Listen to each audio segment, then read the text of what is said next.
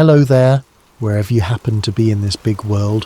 Whatever time it might be for you right now, I'd love to hear about it. Feel free to drop a comment below telling me where you're tuning in from and the local hour on your clock, and if mysterious conspiracies, hidden truths and late-night intrigue get your pulse pounding, you might just want to subscribe to Sleep Theories. Because tonight, I've got a story for you. A story about one doctor's miracle cure and the forces determined to bury it forever. Dr. Adrian Wells never set out to change the world. He only wanted to save lives, one patient at a time. In a modest research wing of the Horizon Medical Institute, his daily routine involved meticulous lab work, scanning tissue samples for irregularities, and administering new trial therapies to patients who'd run out of options. Over time, quietly and almost by accident, he discovered something extraordinary. It happened late one evening, well past the time most staff had gone home. Dr. Wells was hunched over a microscope, eyes strained from hours of observation. One of his colleagues, a brilliant geneticist named Dr. Kara Lynn, had been helping him tinker with gene editing techniques, specifically targeting cancer cells. They'd tried countless permutations. Most had failed or offered minor improvements at best. But that night, the sample before him glowed, as though the malignant cells were being systematically dismantled. He repeated the test, double-checked the data. The results were unmistakable. The therapy effectively targeted and destroyed the cancer cells, leaving healthy tissue untouched. Heart-pounding, Dr. Wells hurried across the hall to share the results with Lynn. She cross-referenced the data, her voice trembling. "If this is right," she said, "we're talking about a universal approach, something that might eradicate multiple forms of cancer." Wells felt a thrill he hadn't experienced since med school, hope in its purest form. Of course, a breakthrough in the lab was only the first step.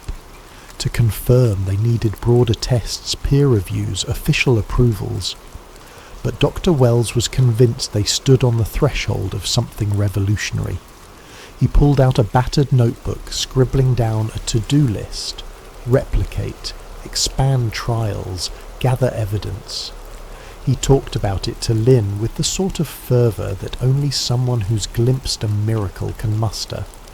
The next morning, Dr. Wells prepared a short paper summarising their findings, intending to present it at the upcoming Horizon Medical Institute meeting. He wanted to gather internal support, begin a formal pilot study. If that went well, the next logical move would be large-scale clinical trials.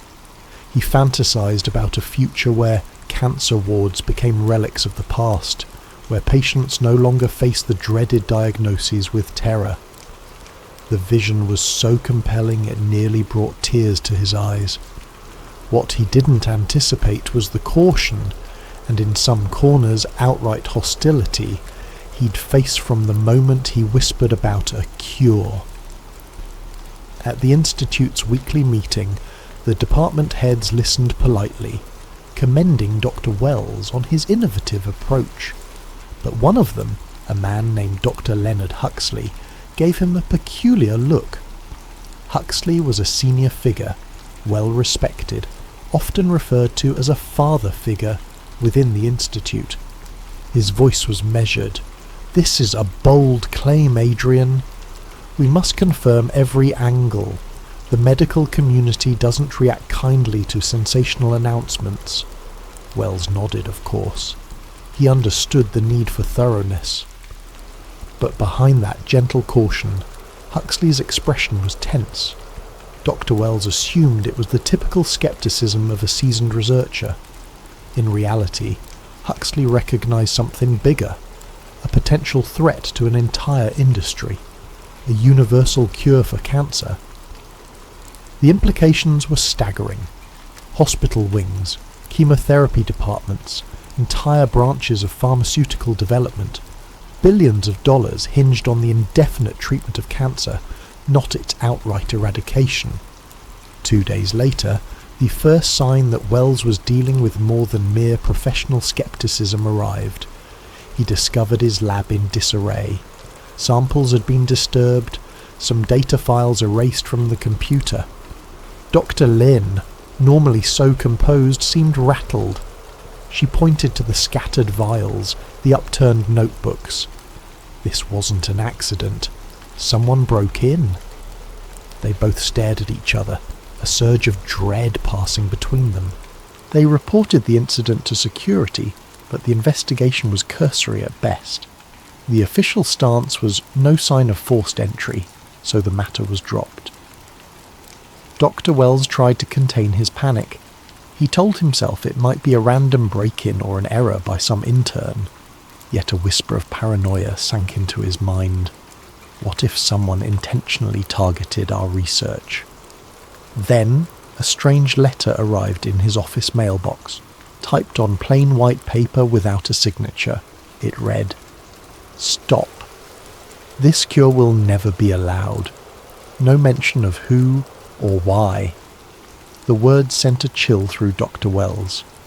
The next day, Dr. Lynn discovered that her desk had also been rifled through. She wanted to go to the police, but Dr. Wells hesitated. "We have no evidence," he pointed out. "They'll just shrug it off." Still, the sense of a dark presence lurking grew stronger. In this swirl of newfound anxiety, Dr. Wells turned to Dr. Huxley for guidance. Huxley gave him a sympathetic ear, cautioning him to keep quiet about the cure until they'd secured more robust data. "We can't risk the entire scientific community laughing if it's not bulletproof. Just keep your head down, replicate your results, and be discreet," Huxley advised. Wells nodded, somewhat reassured. The older man's fatherly tone seemed sincere, yet the lab break-in and the anonymous note cast a shadow. Dr. Wells, once naive about the broader context of medical research, began to see flickers of a bigger reality. Pharmaceutical giants poured billions into drug development. A single, definitive cure for cancer threatened that entire revenue stream. Could it be that these are merely coincidences? Or was there a genuine conspiracy to suppress his findings? The notion felt paranoid, but each day it seemed less far-fetched. He soldiered on, determined to finalize the second phase of lab trials. The results continued to validate the therapy's efficacy across multiple cancer cell types. Lynn and Wells found themselves excited but also fearful, glancing over their shoulders whenever they left the building. Dr. Wells's wife, noticing his late nights and worried frowns, tried to pry details out of him. But he didn't want to alarm her. He wasn't even sure of the threat himself. So he lied, saying the stress was just typical research pressure. As he lay in bed one night, the moonlight filtering through the curtains, Dr. Wells stared at the ceiling. His mind replayed the break-in, the letter, the cautious warnings from Huxley. He kept thinking, all I want is to cure cancer. How can that be a problem? But somewhere, in the quiet of that night, a new realization took root. Maybe the problem isn't the cure, but the threat it poses to those profiting from the status quo. He couldn't shake the feeling that this was bigger than mere departmental politics. Thus Dr. Wells found himself perched on the edge of a dark journey. Though he couldn't yet see how deep the rabbit hole went, he had the cure, at least in embryonic form. But as the old adage goes, sometimes discovering something monumental puts a target on your back. The curtain was rising on a new act, one that would test his resolve, his morality, and possibly his sanity. Dr. Adrian Wells tried to continue his work quietly as doctor. Leonard Huxley had advised. For a few weeks it seemed the tension subsided, but the respite was brief. One afternoon, After a long day in the lab, Dr. Wells stepped outside to find two men in dark suits leaning against a black sedan. They wore no name tags, no badges, but their postures were unmistakably official. One nodded at him in a way that made the hairs on his neck stand up. Dr. Wells hurried to his car, trying to act casual. As he pulled away, the sedan followed, at a distance. He told himself he was imagining it. But the next day, it happened again. Over dinner, he confessed some of his worries to his wife, Elena. She frowned, her gaze flicking nervously. Could it be the press? She asked. Sometimes journalists lurk for a scoop. Dr. Wells wished that were the case, but something about the men's demeanour felt more ominous than your typical reporter. He shrugged, not wanting to alarm her further. In the following days, small but unnerving events added to his paranoia. At the grocery store, a stranger brushed past him and whispered, "Walk away," before disappearing into the crowd. His email account was flooded with spam messages referencing random keywords like cancer cure and dangerous knowledge. Dr. Wells changed his password, but the messages persisted. It felt like a cat-and-mouse game he didn't know how to play. While Dr. Wells tried to maintain normalcy in the lab, Dr. Caroline's absence loomed large. She'd travelled to a conference abroad soon after the break-in. At least that's what the Institute's official statement said. But Dr. Wells found it odd that she'd vanished without discussing it with him. He tried emailing, calling, but got no reply. He approached HR for details about her trip. They said she was on extended research leave, sounding vague. Unease curdled in his stomach. Where is she truly?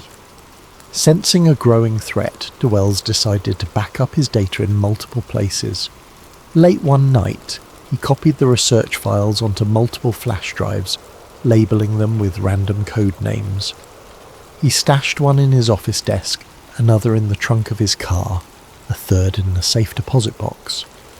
He felt slightly dramatic doing so, but something told him that if the cure was forcibly erased, these backups might be the only chance to resurrect it. Then came the incident that confirmed his worst fears. A freak accident in the lab nearly cost him his life.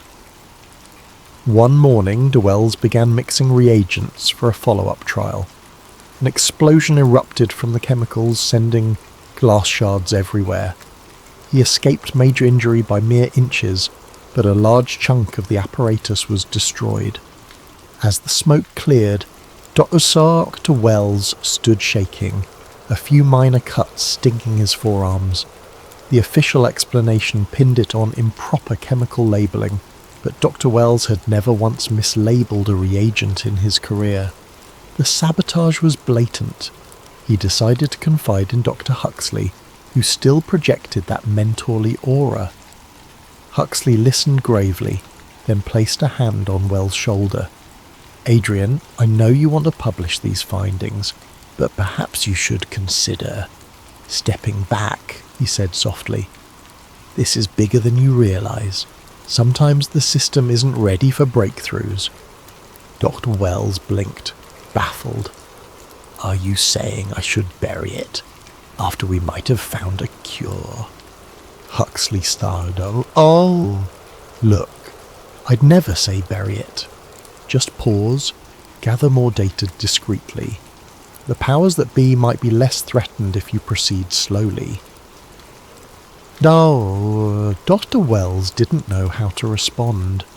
He felt deflated by Huxley's caution. Around this time, an investigative journalist named Sarah Vance entered the picture.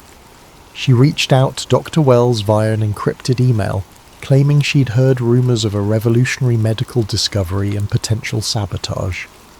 Initially, Dr. Wells was hesitant. He wasn't sure whether to trust a journalist. But the combination of mounting threats and Dr. Lynn's disappearance drove him to meet Vance in a diner on the outskirts of town.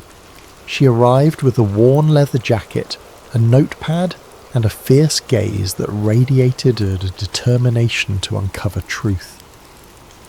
Over an inconspicuous meal, he detailed the break-in, the cryptic threats, the lab explosion. She listened intently, occasionally nodding or scribbling notes. "I've heard whispers about big pharma interests that target anyone who might disrupt their profit streams," she said.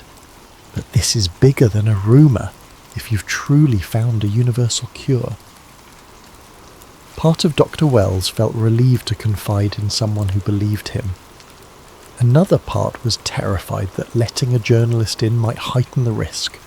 Still, he recognised he needed outside help. The authorities? He doubted the local police could face corporate or government forces. So Sarah Vance became his ally by default. She promised to investigate, gather evidence quietly. "If I can piece together a credible story, the public outcry might protect you," she reasoned. Wells wasn't entirely convinced, but it was something. Shortly after that meeting, Wells received a call from an unidentified number. The voice on the other end was calm, almost mocking. "We know you're working with that journalist. This is your final warning. Drop everything or we will drop you." The call ended before he could speak. Cold sweat drenched him. They clearly had eyes everywhere.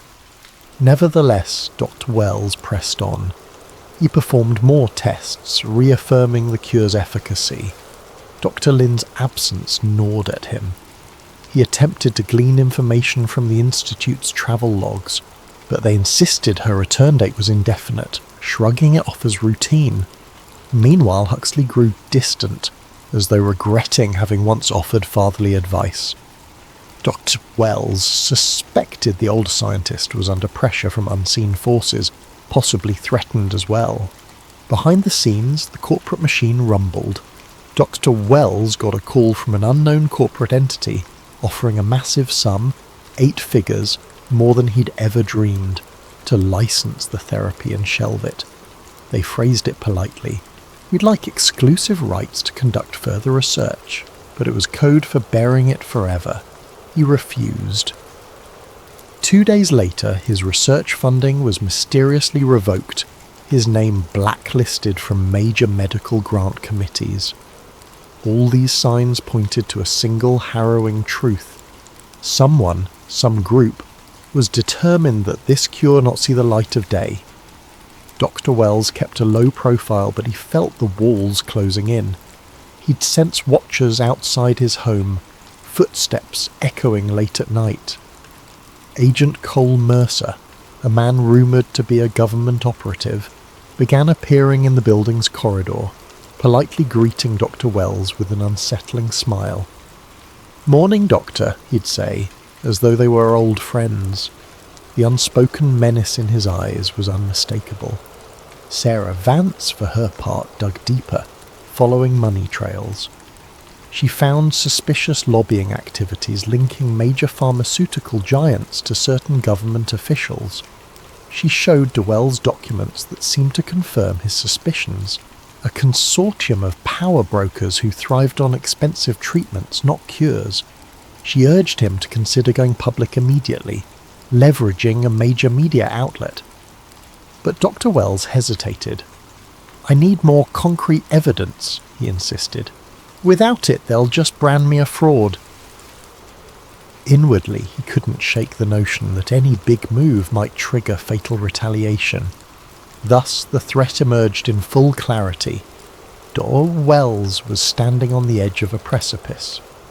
Behind him lay a quiet life of academic obscurity. In front was a terrifying freefall into conspiracy and danger. The cure was real, but so was the corporate muscle determined to keep it hidden. He felt the tug of responsibility. This was humanity's hope, after all. Could he walk away? No, not after glimpsing how many lives could be saved. But each day he felt more certain that continuing might cost him everything. The stage was set for a confrontation that would define his fate, a confrontation he was ill prepared to face. The days after Dr. Adrian Wells refused the corporate buyout blurred into a haze of danger. First came the sabotage attempts, then the direct threats, but everything escalated when he narrowly survived what could only be described as an assassination. It happened at 2 a.m, a time Dr. Wells rarely kept. He had stayed late at the lab analysing yet another set of cell cultures. As he drove home on a deserted highway, another vehicle sped up behind him, headlights glaring. He assumed it was a reckless driver. Then the vehicle rammed his rear bumper, jolting him forward.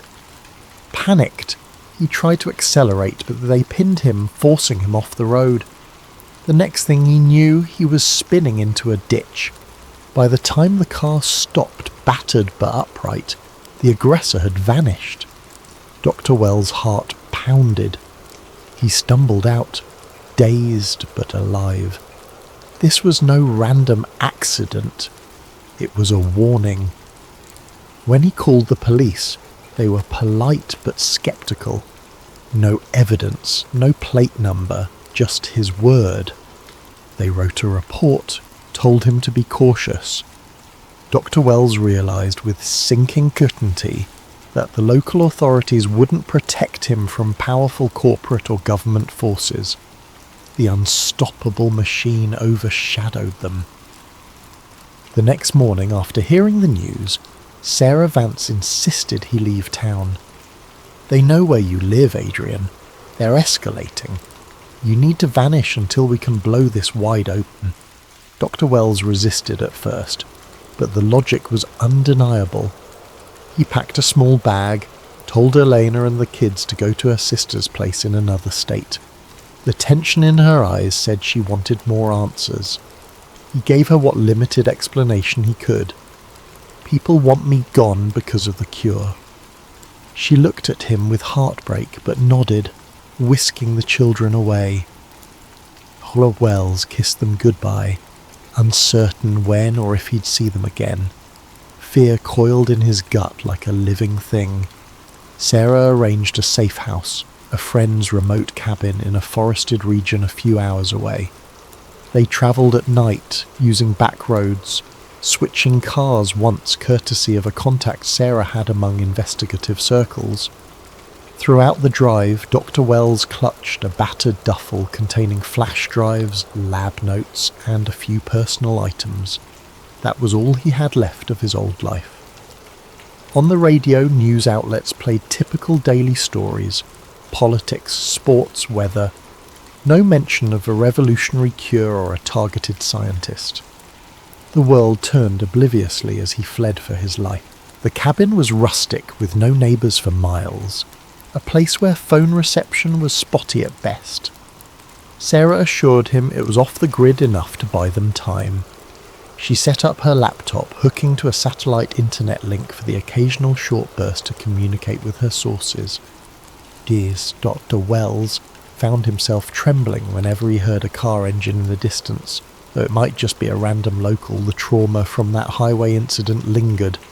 Sleep became elusive, nightmares of masked men chasing him. In these tense conditions, they planned their next move. Sarah believed they needed a big public unveiling the evidence. Once it's out in the open, they can't silence you easily, she argued. Wells worried that the mainstream media could be manipulated or bribed. "We need something unstoppable. Maybe a live broadcast or a major whistleblower event," he said. They mulled over possibilities, scanning their limited networks. Meanwhile, Wells kept refining his cure data, ensuring it was comprehensible by any outside scientist. If something happened to him, others might replicate his work. That thought gave him a shred of comfort. One afternoon, a static-laced phone call brought shocking news.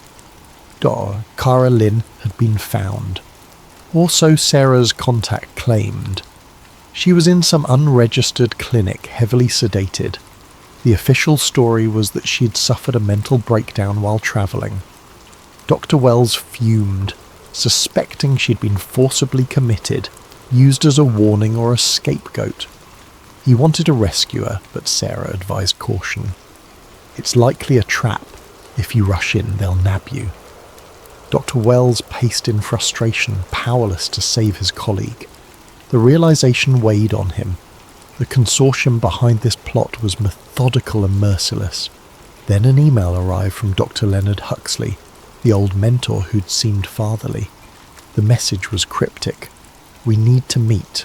I have urgent information. Time is short." No mention of location. Dr. Wells hesitated, uncertain whether Huxley was a friend or a mole. In the end, curiosity and hope drove him to accept. Sarah insisted on coming along, ready with a camera and a recording device to capture any confession or data Huxley might share. They arranged a rendezvous after dark in an abandoned research facility on the outskirts of an industrial zone. The building loomed, a relic from some past corporate venture. They arrived under a clouded sky. Dr. Wells's pulse throbbed as they stepped through the rusted entrance. Dust motes danced in the beam of their flashlights. Sarah kept her phone camera rolling, scanning for hidden watchers. At last, they found Huxley waiting in a long corridor, shoulders slumped, a thick file under his arm. His face bore lines of exhaustion and guilt. He spoke in hushed tones. "I've been part of this system far too long, Adrian. I tried to warn you subtly, but it's gone beyond that now. The consortium sees your cure as a direct threat. They've been silencing breakthroughs for decades." He opened the file, revealing documents that named top executives, government liaisons, all funneling billions to ensure diseases remain chronic conditions, never cured outright. Dr. Wells' stomach churned reading the evidence. Pharmaceutical giants, insurance conglomerates, even certain politicians were all complicit. Huxley's voice quavered. "They threatened me too. I gave them partial info on your project, hoping to buy time. Now they want me to lure you in." His eyes shone with regret. "I couldn't do it. I can't be that man." A tear traced his cheek. Dr. Wells felt a tidal wave of betrayal and pity. This man he once admired was simultaneously a traitor and a victim.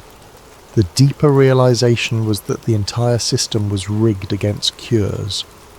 As they talked, Sarah recorded everything. Huxley handed over the file.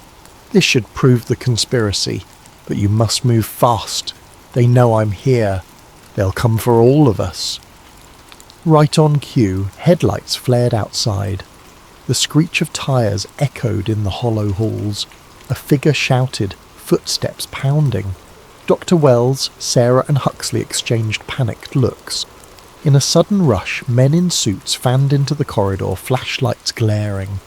Leading them was a man Dr. Wells recognized from outside his lab, cold-eyed, likely working for the consortium. "You should have stayed quiet, Huxley," the man said, voice dripping with contempt. Chaos erupted. Sarah and Dr. Wells scrambled to flee, Huxley hurling the file to them. The men advanced, arms outstretched. A moment of confusion followed, with echoes of scuffling feet. By some miracle, Dr. Wells and Sarah ducked into a side hallway, sprinted for a back exit. Behind them they heard shouts, possibly a scuffle with Huxley. Outside, the nighttime gloom swallowed them. They dashed to their car, hearts hammering. Sarah started the engine and they peeled away, file clutched in Dr. Wells' trembling hands. The memory of Huxley's last expression, resignation, sorrow, burned in Dr. Wells' mind. He feared for the man's life, but they had no means to rescue him now. They drove aimlessly, eventually ditching the vehicle at a rest stop, switching to a stolen sedan Sarah had arranged from a friend. The tension was suffocating, but they had the evidence. As Dr. Wells pored over the file, seeing damning documents that outright confirmed the kill list for cures, the scale of the conspiracy sunk in. "We must go public," Sarah said, teeth clenched. Dr. Wells nodded. time was short. The final standoff with the consortium was inevitable, and if they waited too long they might end up like Cara Lynn or worse. Thus, on the run, they carried the seeds of humanity's liberation from cancer, and the knowledge that every passing second brought them closer to a lethal confrontation with those determined to keep the cure buried. Dr. Wells, once a quiet man of science, now found himself living a nightmare, hunted by the very system that should champion him.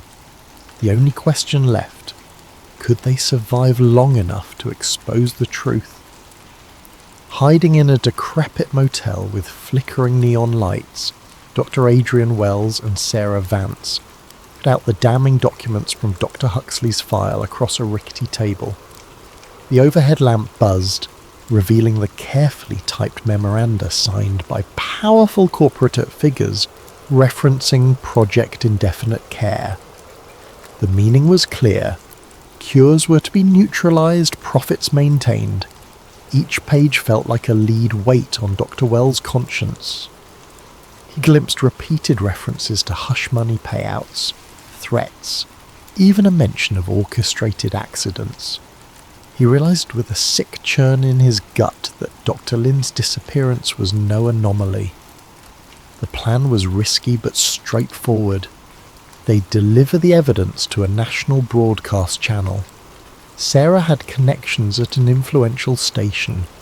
If they managed to air it on a primetime slot, the public outcry could become too big to ignore. They spent the night scanning every page into digital form, uploading backups to multiple encrypted servers. Tension hung in the stale motel air. Dr. Wells typed feverishly, ensuring the lab data for the cure was also included. He prayed it would be enough to spark unstoppable demand.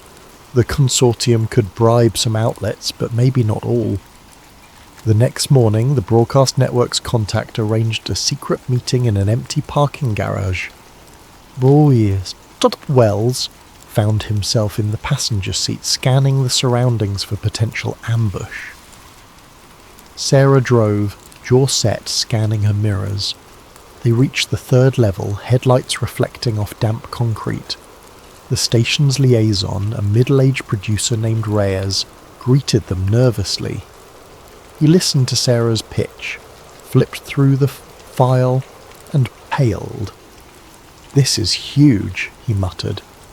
"But the station's owners, they have deep ties to the pharmaceutical sector."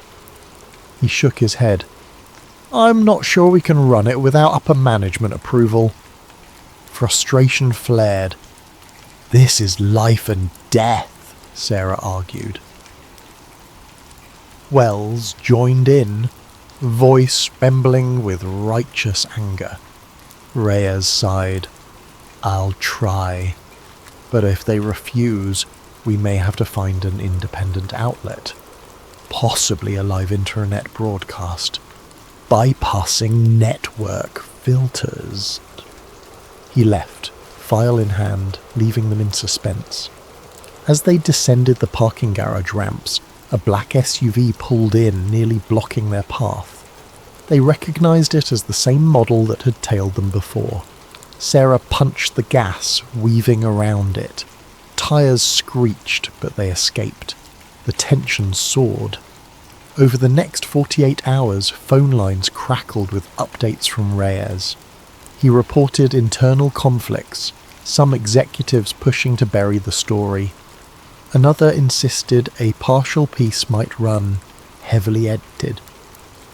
Meanwhile, Wells and Sarah changed motels again, aware that every minute they stayed put was an invitation for a hit squad. Dr. Wells' eyes burned from lack of sleep, his mind swirling with visions of unstoppable corporate assassins. In quiet moments he thought of Elena and the kids, wondering if they were safe. He made cryptic phone calls to ensure they were well, but avoided details that might reveal his location. Finally, Reyes called with partial good news. "We have a green light for a short-lived segment tomorrow night. The anchor is sympathetic, but the station only grants 5 minutes. We can't do a full documentary, but it's something." Sarah clenched her fist, half relieved. They arranged a plan. Dr. Wells would appear in disguise, revealing the cure, the conspiracy, assault, and Huxley's documents. Sarah would provide additional context. If they could ignite public outrage, perhaps other media outlets would follow suit. It was a desperate gamble, but the only shot they had. They arrived at the station in the pre-dawn darkness, sneaking in through a side entrance. Reyes, pale and sweating, guided them to a dimly lit backstage area.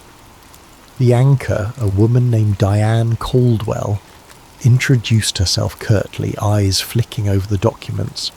Her expression was a mix of shock and fear. "We go live at 8:05, make it count," she said.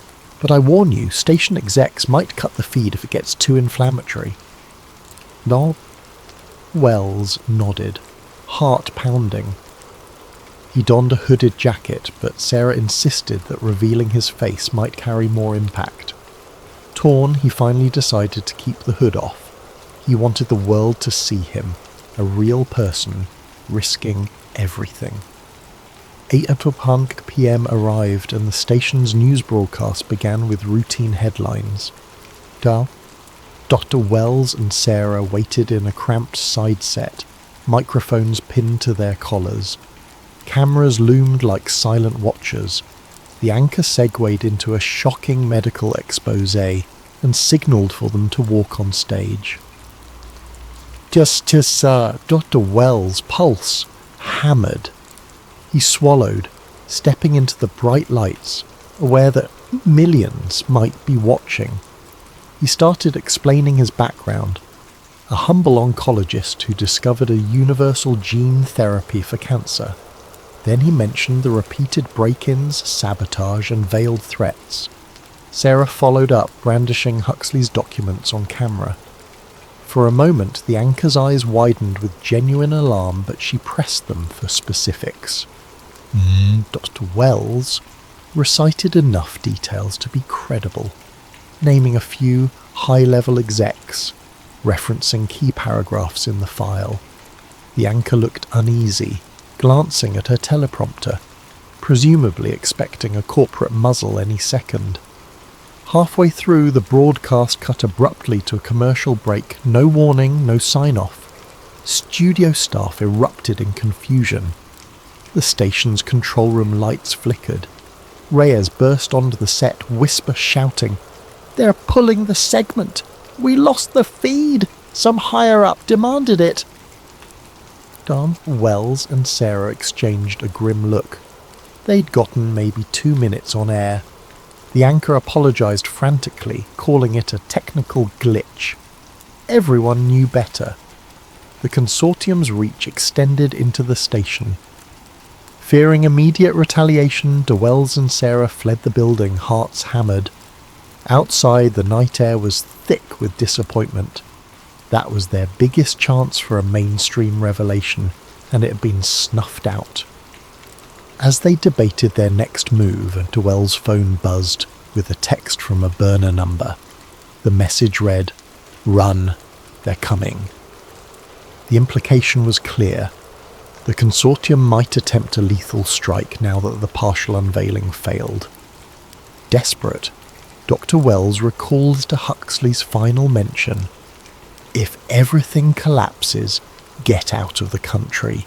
Present the data globally. The UN might help." Sarah was reluctant but recognized the logic. They connected with a pilot friend who could secure a small private plane for an international flight. Geneva, perhaps, where the WHO might accept Dr. Wells' research. Arrangements were made in hushed phone calls. The flight was set for the following evening from a remote airstrip. The next day was a blur of paranoid preparations. Dr. Wells concealed the original documents in a padded envelope, taped to his chest beneath his shirt. Sarah carried digital backups on multiple USB drives. As dusk fell, they drove to the airstrip in a borrowed car, scanning for tails. A lone Cessna awaited, engine humming. The pilot, a taciturn man, waved them aboard. The sky was a muted purple, the first stars glimmering. Dr. Wells exhaled, imagining the planes rise as their final escape from the consortium's clutches. But fate had a different plan. Less than an hour into the flight, radio contact was lost. Controllers on the ground reported garbled static, then a sudden drop in altitude. Radar indicated a catastrophic mechanical failure or sabotage. Witnesses near the coastline claimed to see an explosion. The plane vanished from the screens. By the following morning, local authorities discovered wreckage scattered in the ocean shallows. No survivors found. Dr. Wells, Sarah, the pilot, gone. The news coverage labelled it a tragic accident. Pilot error, technical malfunction, inconclusive. The overshadowing subtext was that Dr. Wells' cure had died with him. Some conspiratorial corners whispered sabotage, but official investigators dismissed such claims. Agent Cole Mercer, rumoured to have orchestrated countless covert ops, publicly expressed condolences, while quietly ensuring all data about Dr. Wells' project was reclassified. And so it was that the cure that might have ended cancer was lost. The final showdown ended not with triumphant revelation, but with a single plane crash that obliterated hope. In the aftermath, the consortium tightened its grip. Dr. Lin remained unaccounted for, Dr. Huxley presumably silenced. For the public, the fiasco became just another footnote in the daily avalanche of news.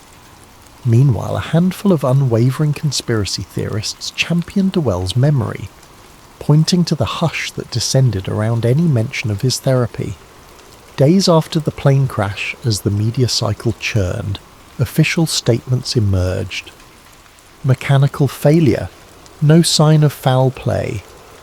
The general public, preoccupied with other headlines, accepted the verdict. The notion that a miraculous cure had died with Dr. Wells barely registered. The consortium exhaled a collective sigh of relief, confident their profits remained unchallenged. Yet rumours circulated in hushed circles. Sarah Vance, the investigative journalist presumed dead in the crash, had told a few allies about a backup plan. A handful of Dr. Wells' colleagues scattered worldwide whispered that he'd distributed enough data to replicate the cure. Some said he'd arranged for trusted foreign scientists to receive encrypted files, but no one stepped forward publicly. The fear of retribution was too strong. A month later, an unlisted video surfaced on a dark web forum. The grainy footage showed Wells sitting in a dimly lit room, hair dishevelled, voice steady despite visible exhaustion.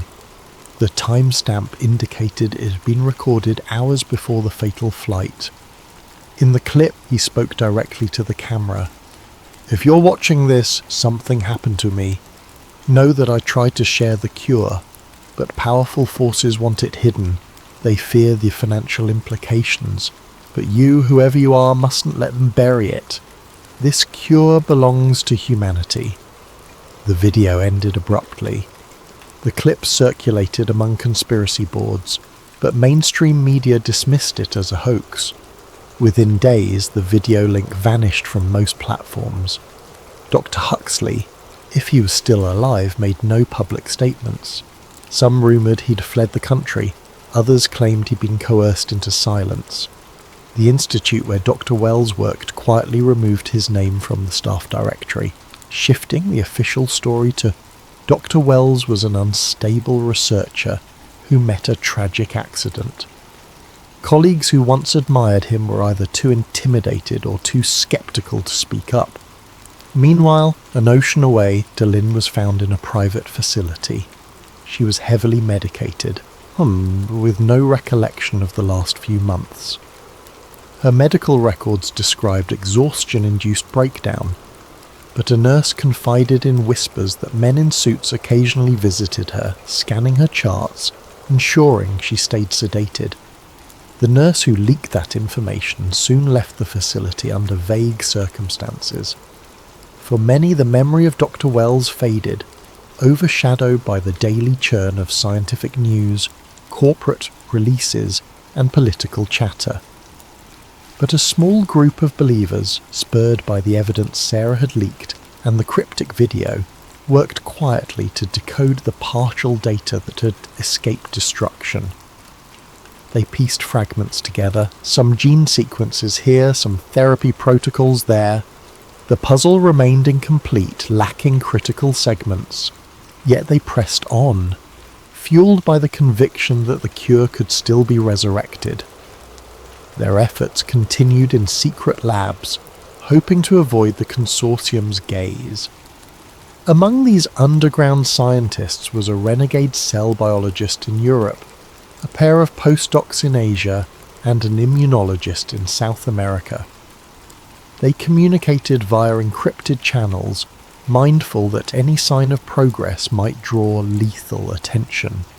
The consortium occasionally caught wind of these hush-hush projects, deploying sabotage. Lab freezers mysteriously failed overnight. Data servers spontaneously crashed.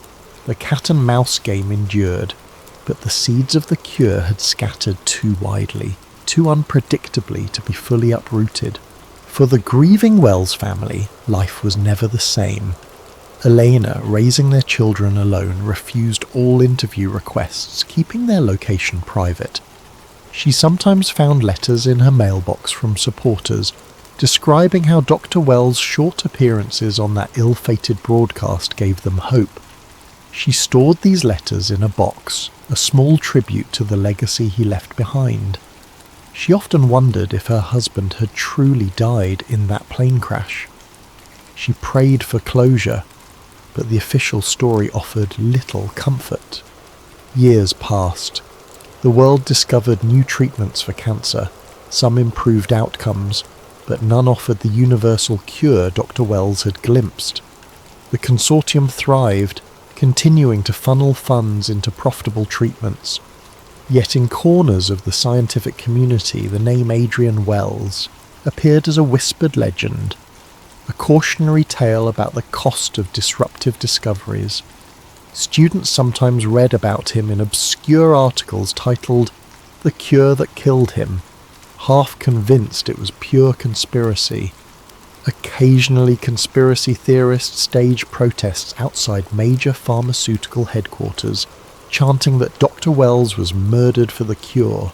The mainstream labelled them fringe, and media coverage was minimal, but the rumour never fully died. It found a small but fervent following online. Every so often a new leak or testimony would reignite the debate. People asked, what if the cure is out there, locked in a vault, tested only by shadowy elites? The theories ran wild, some plausible, others outlandish. The consortium, if it existed in the shadows, remained silent, letting the theories swirl until they burned out. In a quiet epilogue, a battered notebook once belonging to Dr. Wells surfaced at a garage sale in a small Midwestern town. The scribbles inside repeated the gene therapy steps, though incomplete. The buyer, a teenage science enthusiast, recognized the name Adrian Wells. He posted photos online, seeking help deciphering the code. Within hours, the forum thread was swarmed by trolls and mysteriously vanished. The notebook was lost again, or so the story goes. Another piece of the puzzle flitted away into rumour. Thus, the cure that killed him ended as a story without neat resolution. Its aftermath was an uneasy stasis. No definitive public unveiling, no ultimate justice. The powerful forces behind the cover-up carried on with business as usual, treating Dr. Wells' demise as a cautionary footnote. But under the surface, sparks of his discovery persisted. People who believed in his work, in the fundamental decency behind curing a disease that had plagued humanity for centuries, refused to let the idea rest. Some nights, in quiet corners of the internet, you can still find archived files referencing Adrian's protocol. Or you might overhear a scientist at a conference mention Dr. Wells' name with reverence, quickly hush-hushing the topic. The question remains, was there enough data scattered across the globe to eventually replicate the cure? Or had the consortium sealed its fate forever? In the grand scheme, that question lingers. Did de Wells truly die in the ocean's depths, or might he have escaped, living under a new identity, watching from afar as the world continued to wrestle with the same diseases he could have eradicated? The official record says he's gone. The conspiracies say otherwise. Either way, the moral stands. In a world driven by profit, a cure can be seen as a threat. And sometimes the price of truth is a price paid in blood. As for Sarah Vance, she never re-emerged, presumably lost in that plane crash. But a few months after the incident, a snippet of video was posted on a fringe news site showing her hand holding up a USB drive labelled Wells Data v3.0, pause, then cutting to static. Was it old footage? A hoax? No one could confirm. Yet the tantalising possibility left watchers enthralled. The cure might still exist, hidden, waiting for someone brave or foolish enough to try again. Such is the legacy of Dr. Adrian Wells, a brilliant mind who found something too valuable to be allowed and paid the ultimate price. The cure that might have saved millions remains locked behind the steel doors of corporate greed, while the world keeps turning, haunted by the knowledge that one man found a solution and was silenced for it. In the end, the story stands as a testament to the power of secrets, the reach of conspiracies, and the unwavering drive of those who strive to heal humanity despite impossible odds.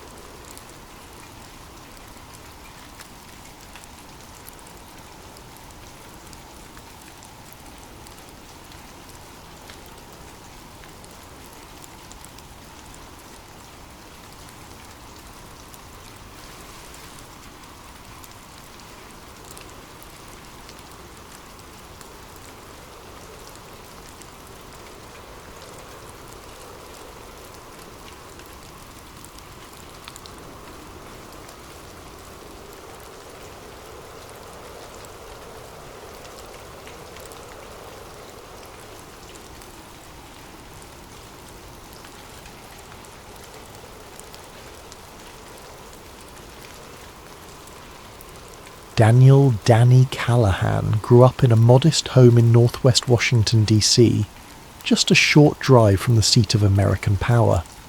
His paternal grandmother was a second cousin, twice removed of JFK, enough of a link to give him a faint brush with the Kennedy legacy. While some children idolize sports heroes or fictional adventurers, Danny's childhood fascination was his distant presidential relative. Family gatherings were often punctuated by half-spoken stories, knowing glances, and the hush that accompanied any mention of Dallas, 1963. Yet it wasn't until Danny turned 13 that his obsession with the assassination truly set in. That was the year his grandfather, once a low-level aide in a government office, fell gravely ill. Sensing his mortality, the old man called Danny to his bedside and pressed a worn leather-bound folder into his hands. "This, I never had the courage to share while I was healthy," he whispered. Inside were cryptic notes and partially redacted documents, including an unfiled CIA memo referencing leverage points in Texas. There were 3 initials scrawled at the bottom, RAD. The meaning was unclear, but the hush in the room was deafening. From that moment on, Danny's life had a purpose, to uncover the truth behind JFK's death. He studied every conspiracy, pored over every publicly released document. Through high school and college, While others partied or navigated typical teenage drama, Danny was in libraries or on internet forums dedicated to the JFK assassination.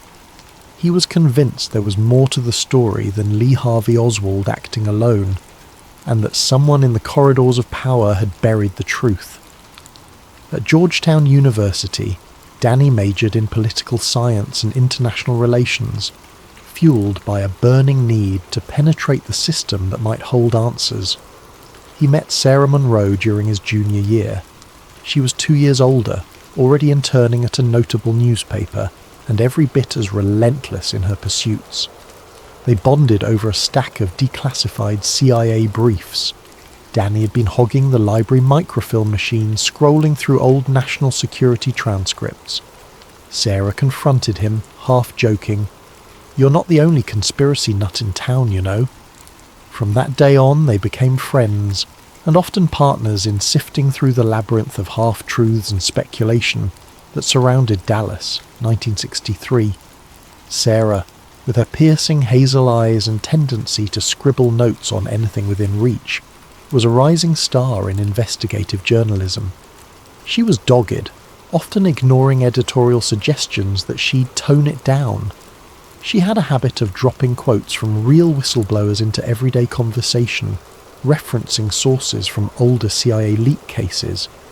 Though her style clashed with many seasoned reporters, it meshed perfectly with Danny's unyielding hunger for secrets. Armed with a shiny new degree and a stack of recommendations, Danny landed an entry-level position at a lesser-known government agency, an obscure division connected to intelligence analysis. It wasn't the CIA or the FBI, but it was a place to start. If he played his cards right, he would glean insight into the halls of the intelligence community, building connections that could eventually grant him access to vaults of classified files. At the same time, Sarah was piecing together a special series on political cover-ups for her paper. She was particularly drawn to the JFK cold case, a colloquial term she coined for her multi-article deep dive into conflicting testimonies and unsealed documents. Danny, though restricted by clearance protocols, often fed her stray leads that he picked up through casual chatter at the office, discussions about old files, or references to managers who'd been around since the 1960s. They became a formidable team, even if they had to operate carefully. Word travelled fast in government circles, and Danny knew he had to keep his personal inquiries discreet. More than once he felt eyes on him in the hallway, or sensed that certain colleagues stopped talking the moment he entered a room. But he chalked it up to nerves. He was a new hire after all. Why should they trust him? One evening, after a day spent combing old microfilm, Danny found a cryptic reference in an ancient budget ledger. Project Gold Crown, authorised expenditures November 1963.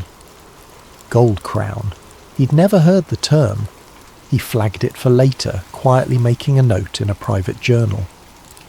When he casually asked a superior about it, the man's face blanched.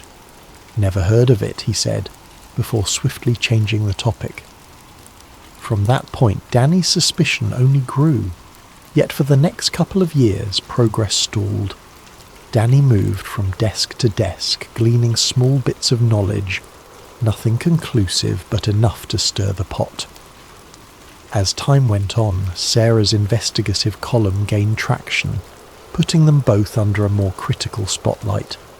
She wrote scathing pieces about how the Warren Commission failed to address key inconsistencies, how the House Select Committee on Assassinations had left critical leads unresolved, and the systematic destruction of evidence. Predictably, this drew some negative heat from certain corners of the intelligence world. Midway through his second year at the agency, Danny was invited to a private lunch by one of his supervisors, a man named Clay Finch, who specialised in document classification. Finch offered a wide smile over a sandwich in the cafeteria. "You've been busy, Danny," he said in a tone that was borderline accusatory. "Interested in historical records, are we?" Just want to learn, Danny replied calmly, aware that each word needed to be measured. Finch leaned closer. History's a funny thing. A lot of it is better left behind. The official record stands for a reason. You wouldn't want to disrupt that, would you? There was an ominous note to Finch's voice, but his eyes were maddeningly unreadable. That moment marked a shift for Danny, a realization that everything he was doing, every digital search, every phone call with Sarah, every request for older files, was being tracked. And behind Finch's sly smile, Danny sensed a message. We know what you're up to. Tread carefully. A week later, Sarah told Danny she'd received an anonymous tip from a caller who claimed to have inside information from the 1960s intelligence community. The caller insisted the truth behind JFK's murder was deeper than any single branch, pointing to a hidden web of power brokers. The call ended abruptly, but not before the voice uttered a phrase that sent chills up Sarah's spine.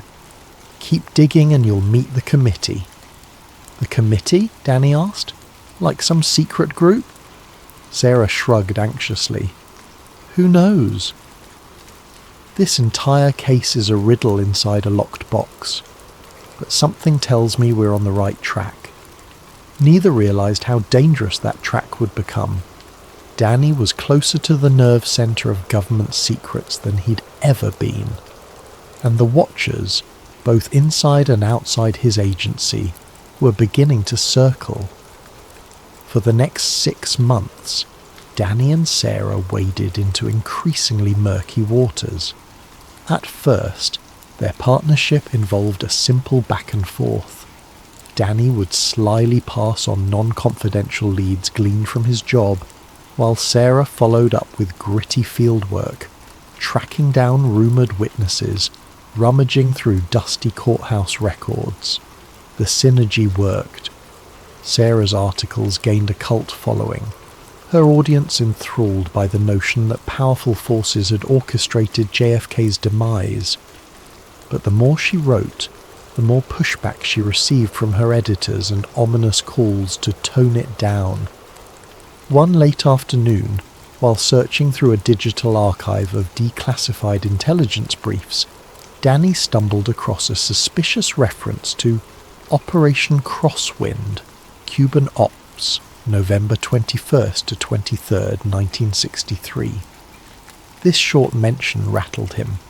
According to official narratives, the CIA's Cuban involvement was well known, but had supposedly wound down after the Bay of Pigs fiasco in 1961.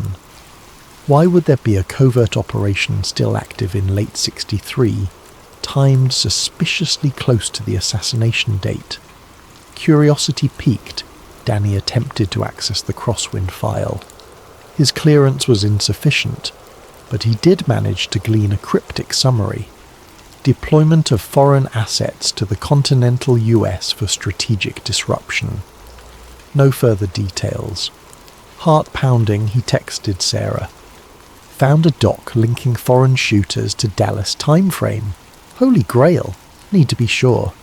They agreed to meet that night at Sarah's apartment in Foggy Bottom.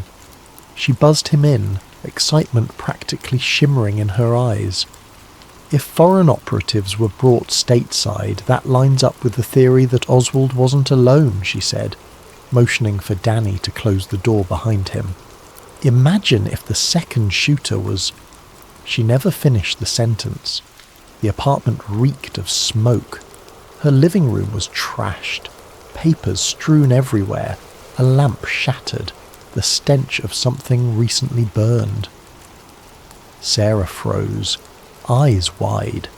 The desk where she kept her notes and laptop was ransacked, its drawers yanked out, contents scattered.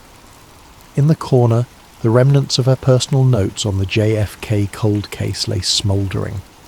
A single envelope rested on top, its edges singed.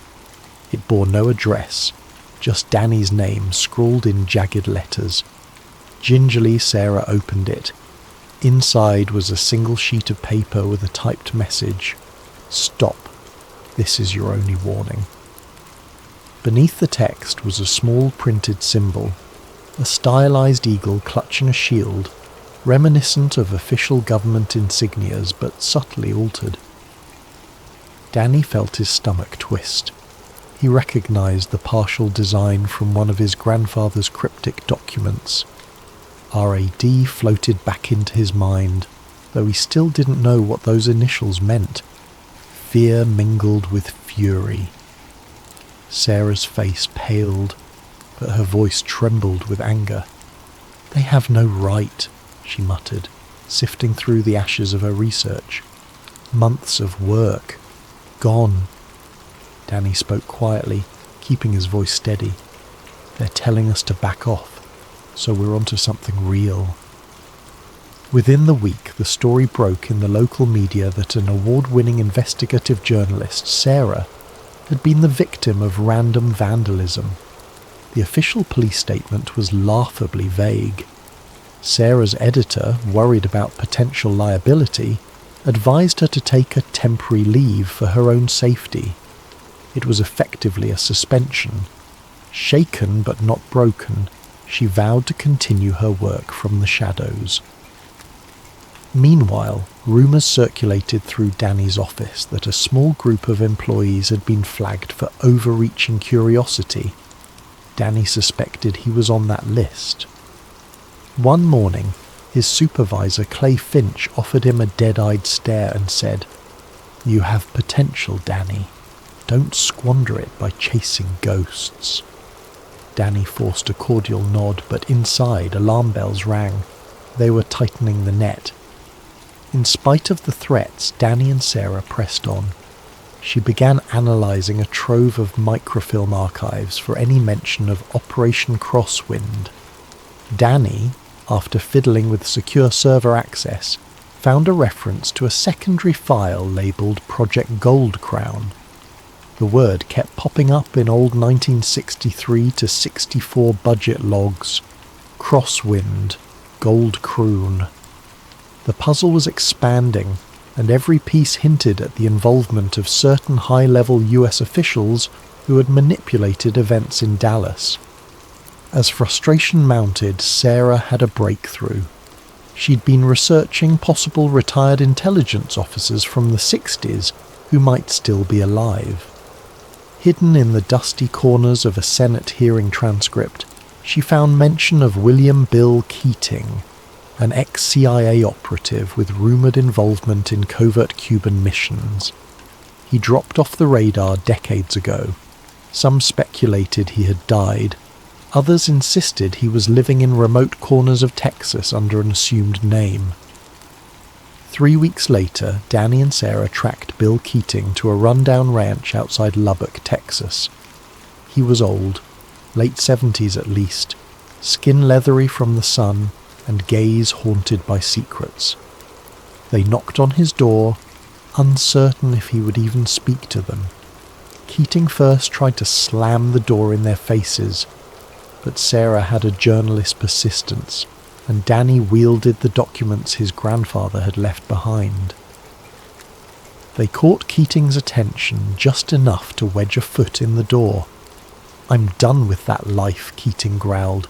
"You have no clue what you're digging into." But his eyes flicked to the unfiled CIA memo that Danny held. In the corner, those same initials, RAD, glinted in faint ink. He exhaled shakily, letting them inside.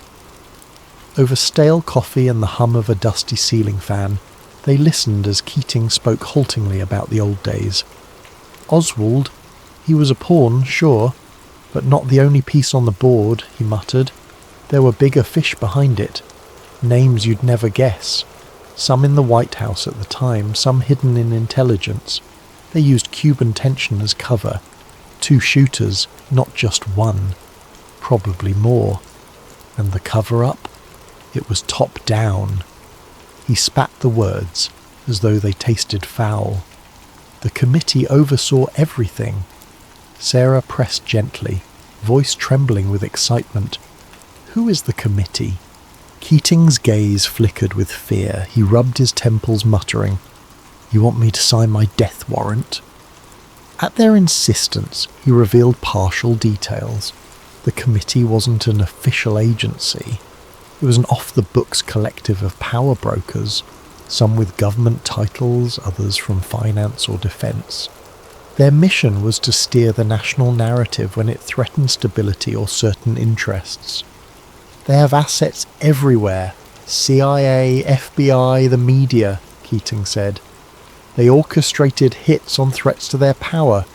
They believed JFK was out of control. When asked for hard evidence, Keating shook his head. I have one piece, a tape of a conversation from November 63, 2 nights before the assassination. It'd blow the doors off everything, but I keep it hidden. No one can protect me if it gets out. I can't just hand it over to 2 strangers. Sarah's frustration was palpable. People need to know! Keating's voice rose sharply. People also need to stay alive. You have no clue how far the committee's reach extends. He exhaled, calmer. If you want to survive, drop this. I'm telling you for your own good. They argued for hours, but Keating wouldn't budge. He offered no location for the tape. Tension thickened. In the end, they left empty-handed, though the conversation itself was a bombshell. Confirmation of 2 shooters, the committee's existence, and an infiltration into key agencies. It was the clearest evidence yet that a hidden group had orchestrated JFK's death, but verifying it would be another matter entirely. Returning to DC, Danny felt a storm brewing. He had a trove of half-baked leads, plus Keating's cryptic confessions. Sarah's articles, though momentarily stalled, had a public following that might amplify their findings. He also realised how precarious his position was. A desk jockey rummaging through restricted files that powerful men would prefer to keep sealed forever. Late one night, Danny pulled the old leather folder out from a locked drawer, rereading his grandfather's cryptic notes, references to shadow patriots, the need to maintain illusions, and repeated scribbles of those same initials, R.A.D. He also found a scribbled phrase in the margin, "Power demands a narrative." It struck him that these words might encapsulate the committee's entire mission. He called Sarah in a hushed voice. It's bigger than we thought. If Keating's telling the truth, the cover-up wasn't just about a second shooter. It was about rewriting the entire story of that day in Dallas. Sarah's reply crackled over the line, steady but tinged with dread. Then we have to tear that story wide open. The days bled into weeks as Danny buried himself further in his government work, using every sliver of downtime to poke at the CIA, FBI, and other labyrinthine intelligence divisions. His relentless curiosity didn't go unnoticed. Yet ironically, it earned him a promotion when a mid-level analyst role opened up. The official explanation was that his efficiency in combing archives and correlating old case files had impressed certain higher-ups. Unofficially, Danny suspected they wanted him closer so they could keep better tabs on him, or possibly groom him into one of their own. With this promotion, Danny found himself with a broader security clearance.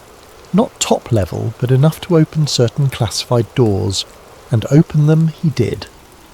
Late nights in a dimly lit government reading room, scanning files stamped with warnings, eyes only, restricted, national security.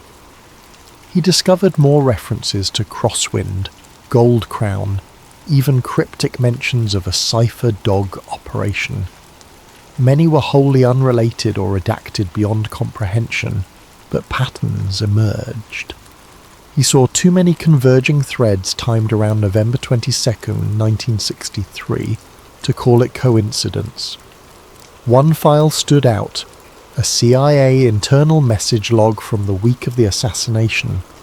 Half of it was blacked out, but on one line Danny read, "Confirming arrival of redacted in Dallas. Rendezvous with local asset. full operational oversight under Gold Crown. The timestamp was November the 20th, 1963, just one day before JFK was shot. His breath caught in his throat. If this was real, it confirmed an active CIA operation in Dallas separate from Oswald, perhaps orchestrating the second shooter. It was the kind of smoking gun conspiracy buffs had speculated about for decades. Rather than rejoice, Danny's stomach knotted with anxiety. He knew these revelations placed him in serious danger. Every keystroke he made in the system could be tracked, but the desire for truth was stronger than fear. He copied the relevant lines onto a small notepad, carefully shielding himself from the security camera overhead. The next morning he found his desk drawer had been rifled through. Someone was searching for evidence that he'd gone rogue. That same afternoon, Bill Keating's name surfaced on local news. The retired CIA officer had been found dead in his Texas ranch, apparently of a self-inflicted gunshot. The reporter framed it as a tragic suicide of an elderly recluse. But Danny's gut turned ice cold. Keating, who had secrets that could topple institutions, gone. It was too neat, too convenient. A phone call to the local sheriff's office revealed minimal details. The last person known to visit was some out-of-towners, presumably Danny and Sarah. The officer on the other line, in a clipped tone, asked if Danny had any involvement. Danny gave a tight-lipped denial and hung up, dread pooling in his stomach. News of Keating's death rocked Sarah. She was convinced the committee, or some arm of it, had tied up a loose end. He told us too much. Now he's gone, she seethed during a tense phone call, her voice shaking with anger. We have to find that tape he mentioned. It could prove everything. But the tape's location remained a mystery. With Keating dead, any trail was likely cold. Late that night, Danny revisited his grandfather's old documents, hoping for some clue to Keating's hidden stash. Nothing. Just cryptic references, repeated phrases about the second gunman, the illusions, and the ominous presence of RAD. That night, Danny slept fitfully, haunted by the notion that he'd inadvertently caused Keating's demise. To make matters worse, Sarah caught word that major players at her old newspaper were pressuring her to abandon the JFK cold case series if she wanted her job back. She refused. Her reputation, however, was taking hits. Online trolls labelled her a crackpot conspiracy theorist, and certain mainstream voices mocked her for refusing to let the 60s rest in peace. She pressed onward, determined to prove them wrong. One quiet morning, Danny arrived at work to find a sealed envelope on his desk. Inside was a single photograph, grainy and obviously old. It showed a man on a grassy area, rifle poised. The vantage point resembled the infamous grassy knoll in Dealey Plaza. A scrawled note on the back read, "2 shooters, 1 official, 1 ghost. Don't trust the watchers." Danny's spine prickled. Was this a threat? A clue? Or both? Over the next week he dug deeper into the agency's older records, but found more locked doors than open ones. Senior colleagues gave him polite smiles paired with veiled warnings. "Young man, you're about to learn how the real world works," one said, as if delivering fatherly advice. Another cornered him by the coffee machine, voice low. "This is bigger than your curiosity, Callahan. Don't let your fascination blind you to consequences." Sarah, working from her makeshift home office, connected another dot. She discovered the name Conrad Hastings, repeated in old intelligence rosters. Hastings had since risen to become an influential director within a hush-hush government branch. If Gold Crown was real, he might have been involved from the start. or inherited guardianship of its secrets. She confronted Danny with the name. He recognized it. Hastings was a powerful figure, rumoured to be second in line for a top intelligence post. If he was part of a cover-up, their adversaries ran very high indeed. Anxiety piled up for Danny. His phone line crackled with interference. Strange cars idled near his apartment at odd hours. He found himself looking over his shoulder, suspecting every shadow, every co-worker. Sarah was equally on edge. Twice, she spotted black SUVs tailing her. They were deep in enemy territory, chasing an explosive truth that could cost them their lives. One evening, when the city's lights shimmered off the Potomac River, Danny took a secret meeting with Sarah in an abandoned parking garage. He showed her the partial logs referencing a covert assassination squad deployed to Dallas. She reciprocated by handing over her own findings on Hastings, plus a newly uncovered piece of archival testimony from a retired FBI agent who had once claimed there was a deep apparatus controlling the official narrative, like a puppet master behind the stage. Their conversation was hushed but urgent. If Hastings is part of this, we're looking at someone with the power to bury us, Sarah said, brow furrowed. We need something definitive, an undeniable piece of evidence that they can't just spin away. Danny nodded, voice tight. We find the final log, the real data behind Gold Crown. There has to be a paper trail in the classified archives. If we get that, maybe we can blow the lid open, but we'll have to do it carefully. Let's not end up like Keating. They parted ways, determined but terrified. Danny realized that all his years of searching had led him here, a precarious dance with a hidden fortress of power. The drive to expose the conspiracy clashed with the grim knowledge that the committee, whoever they truly were, had disposed of threats before. They could do it again, with lethal precision. The next morning, Danny received a summons to Director Conrad Hastings' office. The short note read, "We need to discuss your future with the agency." The sense of dread in Danny's chest was almost suffocating, but he composed himself and prepared for the meeting. If Hastings was indeed an architect of the cover-up, this confrontation could either open doors or slam them shut forever. Director Conrad Hastings' office bore all the hallmarks of power. Mahogany desk, thick carpet, a portrait of a smiling president on the wall. Hastings himself was in his early 60s, with iron grey hair and a practiced, cool demeanour. He greeted Danny with courteous detachment, offering neither handshake nor smile. The door clicked shut behind them.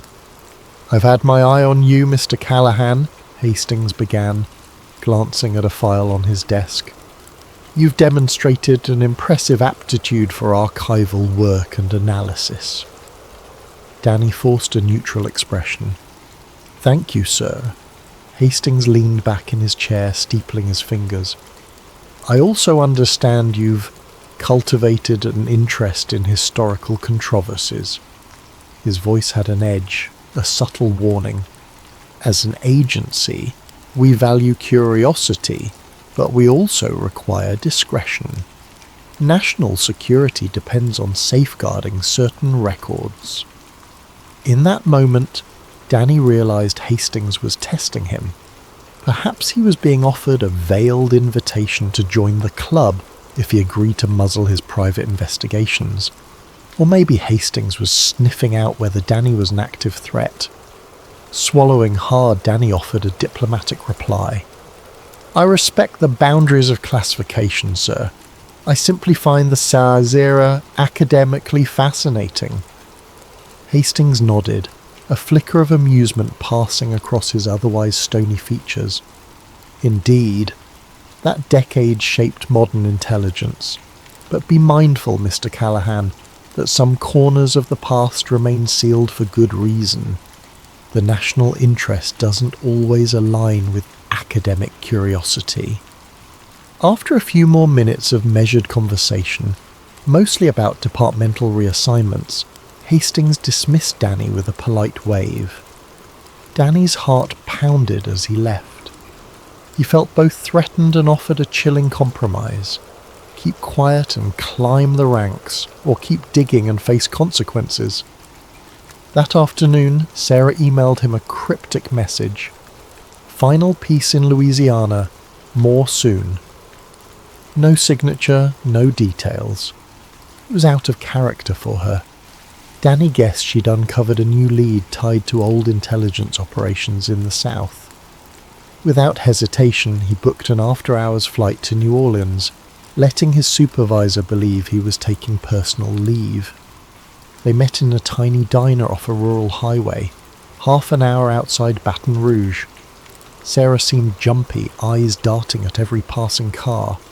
She explained she'd found a reference in an old FBI field report about a hidden satellite office used in the JFK era, possibly to store sensitive records away from prying eyes in DC. The note specifically mentioned Gold Crown. They followed the clue to an abandoned brick building once leased by an FBI informant. Graffiti stained the walls, windows were boarded up, and the property was ringed by a sagging chain-link fence. With crowbars and flashlights in hand, they broke in under the cover of darkness, searching for anything that might still be hidden. Dust coated every surface. Broken furniture lay in heaps. To the untrained eye, it was just another derelict property. In a back room behind a rotting bookshelf, they found a rusted metal door. The old lock took effort to pry open. Inside was a cramped storage area, the ceiling so low they had to crouch. Sarah's flashlight caught a cluster of battered filing cabinets. Most were empty, but one drawer held a locked metal box. Forced open, it revealed a stack of mildewed folders, newspaper clippings, and a reel of old magnetic tape labelled Confidential DK Radio Intercept November 21, 1963. Sarah's pulse quickened. DK Radio Intercept. Could that be connected to Bill Keating's missing tape? Or is this a different intercept? They scanned the brittle documents. References to a phone call allegedly placed from an unidentified intelligence agent to an unknown external asset in Dallas, scheduling a job for November 21. The text was partially redacted, but phrases like all necessary arrangements, trapdoor scenario, and asset will stage defection narrative leapt out. Danny's mouth went dry. This was it. Concrete proof that the official story was a smoke screen. They had no illusions that this single folder would solve the entire puzzle, but it was a massive piece. Sarah gingerly touched the magnetic tape reel. "We need to digitize this, see what's on it." Her eyes glowed with anticipation. Leaving the building, they felt elation and dread warring inside them. If they possessed authentic proof of a covert operation orchestrating JFK's murder, that also meant the committee, or their modern successors, would stop at nothing to silence them. They decided to drive to a safe location, an old friend's place in Lafayette, to examine the tape. On a lonely stretch of highway, they realized they were being followed. A sleek black SUV, headlights pinning them in the rearview mirror. A tense chase ensued. Danny floored the gas, navigating winding rural roads. Their pursuer matched every turn, occasionally drawing close enough that they could feel the pressure of a bumper tap. Sarah frantically called her friend in Lafayette, telling him to be prepared. Finally, after a hair-raising swerve through a side road, they lost the SUV by cutting off their headlights and coasting into a deserted driveway. They waited, hearts pounding, until the SUV roared past, lost in the night. They arrived at Sarah's friend's place.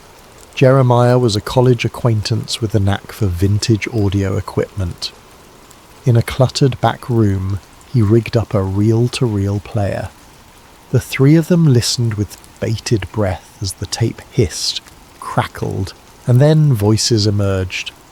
The audio quality was poor but distinct enough. Voice 1. Confirm you are in position. The route is locked. Take the shot. He'll be slowed at the turn. Voice 2. Roger. Our decoy is set. The defector story. You're sure it covers us?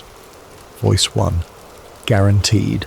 This ties up with Oswald. Remember, the corridor must be clear. No mistakes, or the big man will bury us. Static washed over the reel, then resumed. Voice 2. Understood. Rendezvous at the safe house after the event? Voice 1. Yes. Then proceed with the fallback narrative. Sarah paused the tape, tears in her eyes. Danny felt nauseated. They had just heard direct evidence that a second shooter using a decoy plan pinned on Oswald was orchestrated by some high-level figure. This wasn't vague speculation. These were men calmly planning an assassination. The hair on the back of Danny's neck stood up at the mention of the big man, presumably a reference to someone above them, perhaps a powerful official or the committee itself. Jeremiah, stunned, asked, "This is from the day before JFK was shot?" Sarah nodded numbly. "Sounds like it. This is dynamite. They made duplicates. Digital backups, multiple flash drives, knowing one master copy wouldn't be safe." Sarah stashed a drive in her luggage. Danny hid another in his shoe. They agreed to part ways early next morning. Sarah would drive back to DC with the documents, while Danny would fly. The plan was to release this bombshell simultaneously through Sarah's journalistic channels and Danny's quiet leaks to certain allies in government who still believed in transparency, but they never got the chance to execute that plan smoothly. Before dawn, Jeremiah woke them, voice shaking. "Somebody's banging on the front door." Armed men, likely mercenaries or black ops, poured inside. The ensuing chaos was a blur. Danny and Sarah scrambled out a side window, clutching the stolen evidence. Gunfire erupted behind them, shattering windows and sending the front door splintering off its hinges. With hearts pounding, they sprinted into the night. They were outnumbered, outgunned, but they had what might be the final piece that could prove a conspiracy. All that remained was to survive, and to ensure the truth saw daylight. Adrenaline surged as Danny and Sarah navigated the pre-dawn darkness. The stolen evidence pressed tight against their bodies. The quiet Louisiana air bristled with danger. Their car was parked behind Jeremiah's house, out of sight. With no time to check if Jeremiah made it out safely, they could only pray he'd found cover. Sarah gripped the steering wheel, knuckles white as they sped away. Danny fumbled for his phone, trying to call 911, but the line crackled with static.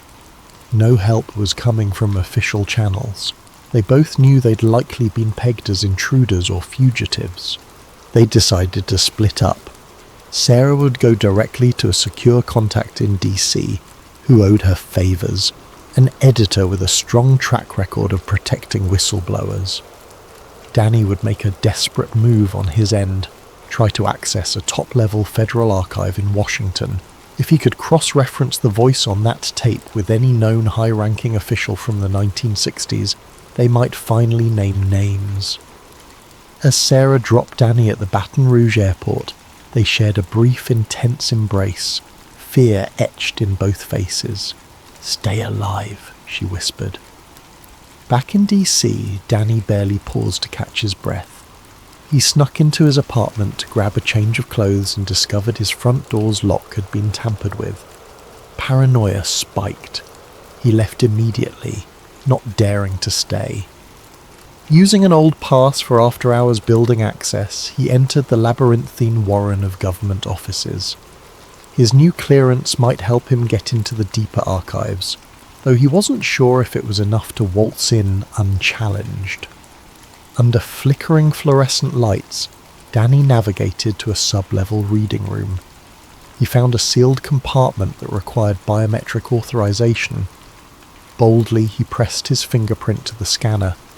Miraculously, it granted access. Perhaps a glitch or an oversight, or maybe Hastings had left the door open to test him. Within the corridor, rows of locked file cabinets stood behind tinted glass.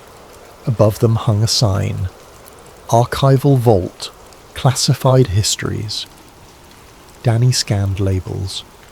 Cuban Ops in 63-65. Domestic Counterintelligence in 60-64. Project Gold Crown. His heart pounded. There it was. Gold Crown. He approached, checking over his shoulder. No security detail in sight, but his nerves screamed. He used a small hacking device that Andrew, a tech-savvy colleague from years back, had once given him, hoping it might override the cabinet's digital lock. A beep, a click, and the cabinet slid open. Inside, manila folders bristled with old memos, cables, and dispatch logs. Many were heavily redacted, entire pages black with marker. But as he flipped through them, a name jumped out repeatedly. Director Conrad Hastings.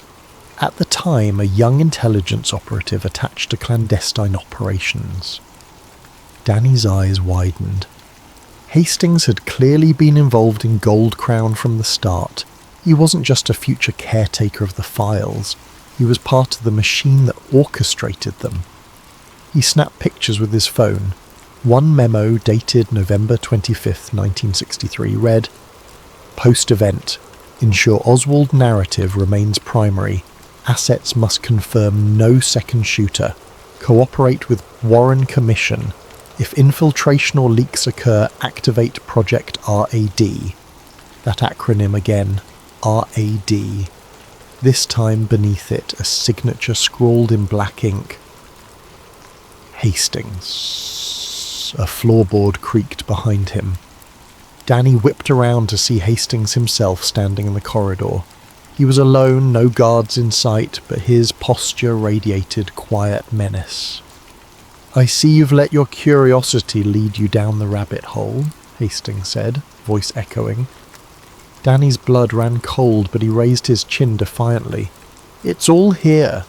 Proof you were complicit in orchestrating the Dallas operation. The memo about controlling the narrative, about Oswald being a scapegoat." Hastings stared at him with an expression of weary condescension. "You think you're the first crusader to come down this hallway, rummaging for the truth? How naive. Even if you make it out of here with those files, the public won't believe you. The system is built to repudiate illusions that threaten its foundation. We've been ensuring that for decades. You murdered a president," Danny hissed. "And you've murdered others. Keating, maybe more." A flicker of annoyance crossed Hastings's face. "I didn't personally pull the trigger, but I was part of safeguarding our nation from a leader we deemed dangerously unpredictable. We did what we had to do. Power is not about justice, Callahan. It's about continuity, about preserving the American project." Danny took a step back, readying himself. "It's not preservation. It's an execution of democracy itself. You're no patriot." Hastings let out a bitter laugh. "Patriotism is a mask we wear for the masses. The deeper truth is that people want to believe their government is stable and just. The committee ensures that narrative remains intact no matter the cost. You can wave that evidence around all you like, but you're one man against an entire apparatus trained to deny, discredit, or destroy whatever you expose." The tension escalated. Danny clutched the folder. Hastings inched closer. A sudden scuffle erupted as Hastings lunged to snatch the documents. Danny struggled to keep hold, adrenaline spiking. They slammed into a row of cabinets, metal rattling. Hastings, older but formidable, pinned Danny's wrist. Danny let out a grunt, managing to slip free just long enough to land a strike at Hastings's side. The older man staggered, wheezing, but refused to yield. He wrested the folder away, scattering pages across the floor. A single spark of opportunity flashed for Danny as he retrieved his phone, still containing pictures of the damning memos. He darted around Hastings, snatching a few loose pages from the ground. Hastings snarled, "You can't escape the reach of the committee. Even if you run, we'll find you.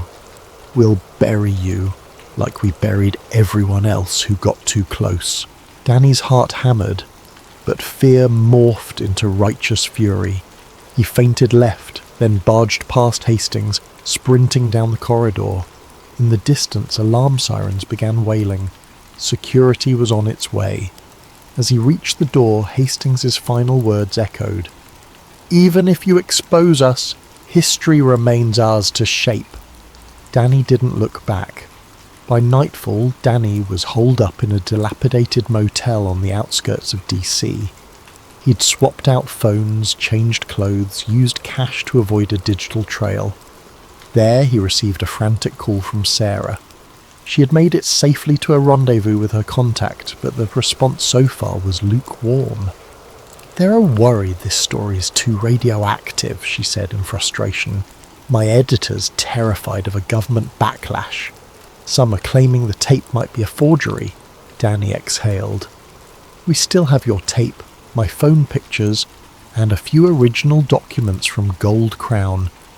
That might be enough to push it over the edge. Let's release it online, wide. Conspiracy sites, independent news, social media, everything at once. They can't shut it all down." So they did. In a single coordinated push, Sarah uploaded the tape's audio across multiple platforms, while Danny shared the scanned documents, some with C. Hastings clearly visible. They also posted partial transcripts from the sub-level archives, referencing Oswald's setup and the second shooter. The avalanche of information ignited the internet. Within hours, thousands of users were dissecting the data, cross-referencing older conspiracies and reposting the files. The mainstream media initially dismissed it as a hoax, deepfake audio, some claimed. Government representatives offered bland statements of denial, refusing to comment on unsubstantiated historical speculation. But a portion of the public was electrified. Forums erupted. Protests formed in front of the Capitol building, demanding a new investigation. Others ridiculed the revelations as more tinfoil hat nonsense. The swirl of disinformation was as thick as the truth. It was exactly as Hastings had predicted. The committee's modern allies unleashed a flood of debunkings, false experts, and contradictory evidence. Confusion reigned. Days turned into weeks. Sarah's life was turned upside down. She was doxxed, her phone bombarded by anonymous threats. Danny found his name blacklisted in government circles, and a quiet rumour circulated that an arrest warrant might be issued for him on charges of espionage or theft of classified property. Realising the noose was tightening, he fled DC, disappearing into a web of sympathetic contacts who believed in his cause. In the months that followed, a swirl of partial truths lived on in the digital sphere. Some believed the revelations wholeheartedly, proclaiming, "We told you so. JFK was taken out by a shadowy cabal." Others scoffed. Director Hastings, named personally in the leaks, retired abruptly, citing health issues. No official inquiry ever gained traction. Politicians and networks pivoted to other headlines. The public's attention span wavered. Sarah soldiered on, giving interviews to alternative media outlets. She championed the authenticity of the tape and the documents, but mainstream acceptance never materialized. Each time a fire of belief spread online, it was quickly doused by the new controversies or distractions. Years passed. Sarah Monroe found some semblance of normalcy, though her career remained stunted by the controversy. One chilly evening, she returned home to her modest apartment, exhausted after a long day chasing another story. A plain brown package awaited her at the doorstep. No return address. Inside, she discovered a single USB flash drive and a note in a handwriting she recognized immediately. Danny's. He had disappeared off the grid, evading the committee's manhunt, if indeed it still actively pursued him. The note read, "Sarah, here's more from 11/22/63. I found it among my grandfather's hidden stash. It's raw footage from an unknown bystander. Second gunman visible. Undeniable. Share with caution. D." Sarah's heart hammered as she plugged the flash drive into her laptop. Grainy black and white footage flickered on screen, capturing Dealey Plaza from an unusual angle.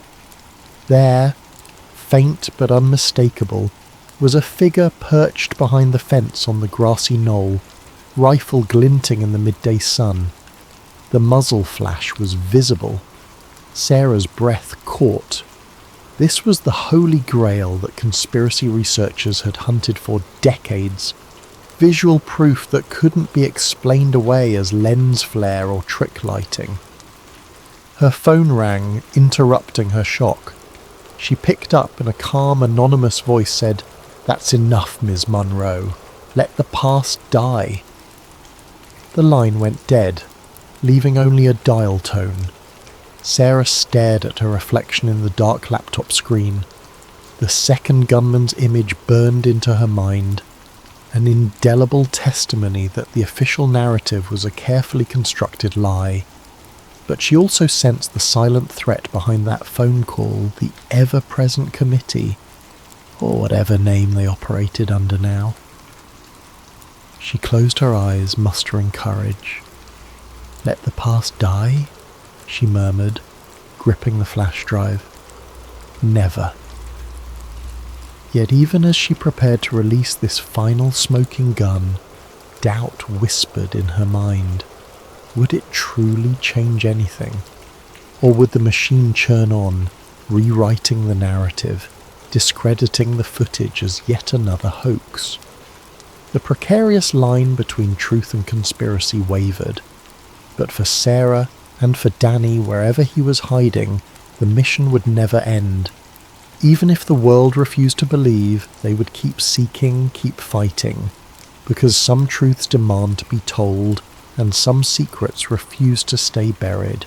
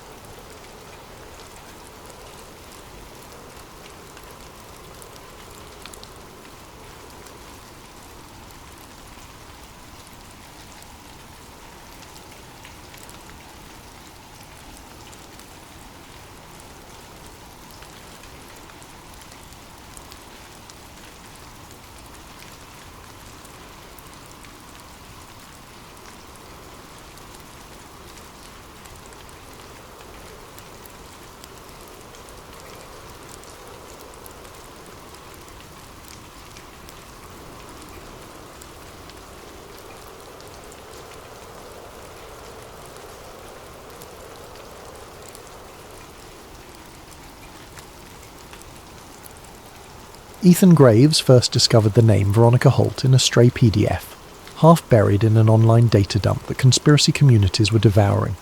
He'd been clicking through thousands of lines of corporate spreadsheets, offshore registrations and meeting transcripts, all leaked from a whistleblower in the finance sector. Officially, these documents were about routine lobbying, but the deeper Ethan dug, the more he saw patterns that didn't add up. Names recurred in odd contexts, referencing hush-hush policy summits that no mainstream coverage ever touched.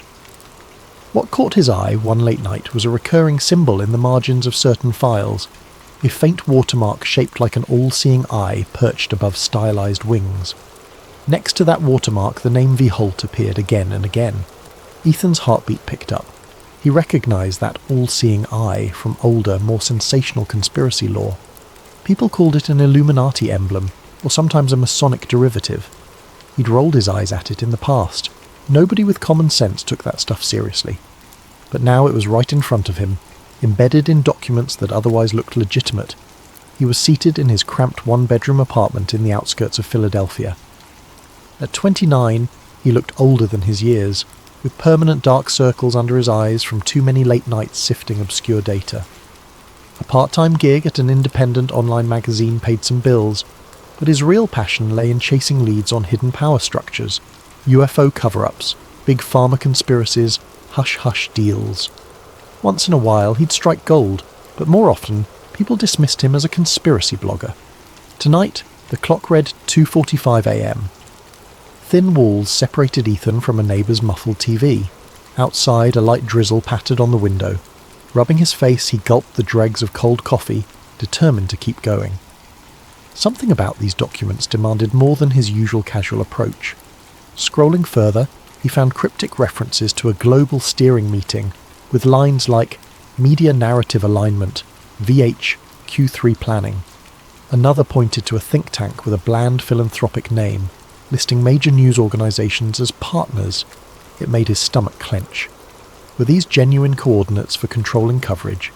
He hammered out a draft blog post tentatively titled, "Are we being led by hidden hands?" But he hesitated to publish. There were too many unknowns. He needed more concrete proof, or at least a credible second opinion. The next day, stiff from lack of sleep, Ethan rode the subway to a local library, where he'd arranged to meet a friend, Dr. Celia Monroe. She was a visiting historian at Temple University, known for her published research on Renaissance-era secret societies in Italy. They'd become acquaintances after Ethan pestered her for background on some papal conspiracy for an older piece. In the library's hushed reading room, Celia gave him a polite, if tired, smile. She was in her early 40s, with curly dark hair pinned back, wearing business casual attire that suggested she'd come straight from teaching. "I hope this is important," she whispered, setting her coffee thermos aside. "I'm behind on grading." Ethan pulled out printouts of the suspicious documents, flipping to pages with the winged eye watermark. "Have you ever seen this symbol in your research?" She squinted at it. "Sure, an eye in a pyramid or an eye in various forms is common in esoteric traditions. The wings add a twist. Doesn't necessarily prove anything by itself." He nodded, leaning in. "What about the name Veronica Holt? Have you encountered references to a V. Holt in context with modern secret societies?" Celia's eyebrows rose. Veronica Holt is a big name in philanthropic circles, CEO of the Holt Foundation. They do public health initiatives, sponsor educational reforms, that sort of thing. Some revere her as a champion of humanitarian work. "Humanitarian or manipulator?" Ethan murmured. "Check out these lines about media narrative alignment. If the Foundation's philanthropic veneer covers deeper agendas..." Celia carefully read the lines, frowning. "This is suspicious, yes. But do you realise how many conspiracies revolve around wealthy foundations? The Illuminati rumour surfaces every time a billionaire invests in global policy."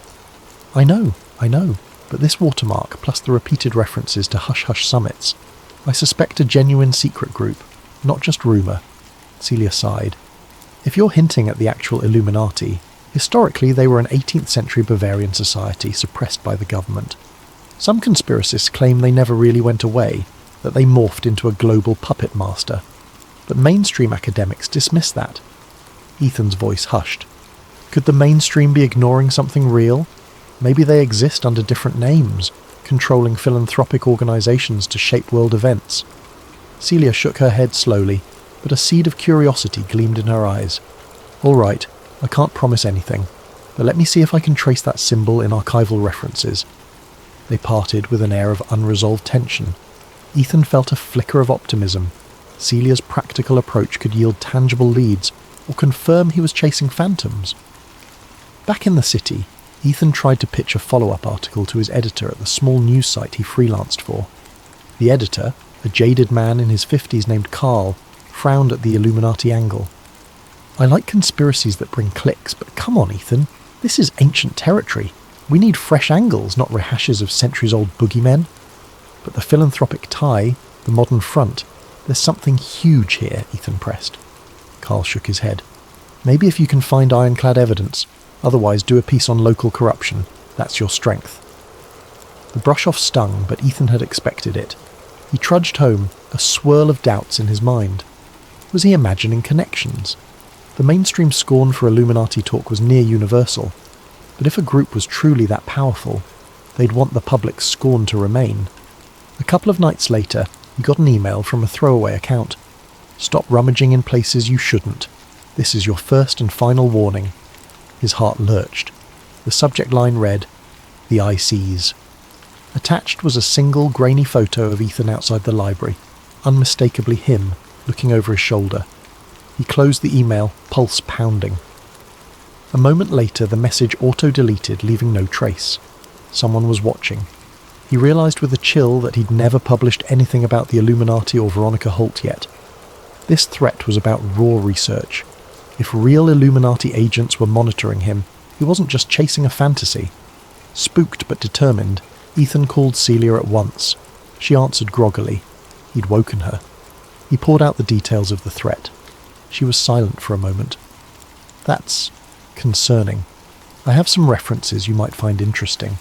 I discovered a mention of a 19th century text, Ordo Occultus Sumerium, rumoured to have instructions for an international power structure. But the text vanished from university archives in Rome decades ago. Some suspect it ended up in private hands. Ethan's heart beat faster. Could that text link directly to the modern group? It might. The Iron Wings motif apparently appears on page 1 as a master emblem. He exhaled, mind racing. We need to find that text. Celia let out a soft, resigned laugh. You make it sound easy. People have tried. It's considered a lost treasure among occult historians. Unless you have resources in black market antiquities, I doubt we can track it. But Ethan was already scribbling notes, ignoring the knot in his stomach from the threat. One clue at a time, Celia. We'll figure it out. Hanging up, he felt a spark of purpose. The fear lingered, but the puzzle beckoned. He'd gleaned from every corner. Old librarians, fringe collectors, who knows? If the real Illuminati existed, they might have left a paper trail once upon a time, and Ordo Occultus Sumerium could confirm it. That same week, Ethan posted a short cryptic teaser on his personal blog. The Eye in the Wing, corruption at the highest levels. He withheld details, but implied a major exposé was coming. The response was mild. His followers were used to big conspiratorial claims, but one email arrived from a new address. I can help. Luke. At first, Ethan assumed spam, but the message read simply, "We share a common interest. I once walked among them. They are real, but you must be cautious. They watch everything." Attaching a phone number, the email vanished from his inbox soon after, as though it self-destructed. Ethan's skin prickled. A self-professed insider? He dialed. A male voice answered, taut with nerves. "So, you're the blogger stirring up illusions about the Illuminati." "Not illusions, evidence," Ethan retorted, a dry chuckle. "Evidence. If only you knew how deep it goes.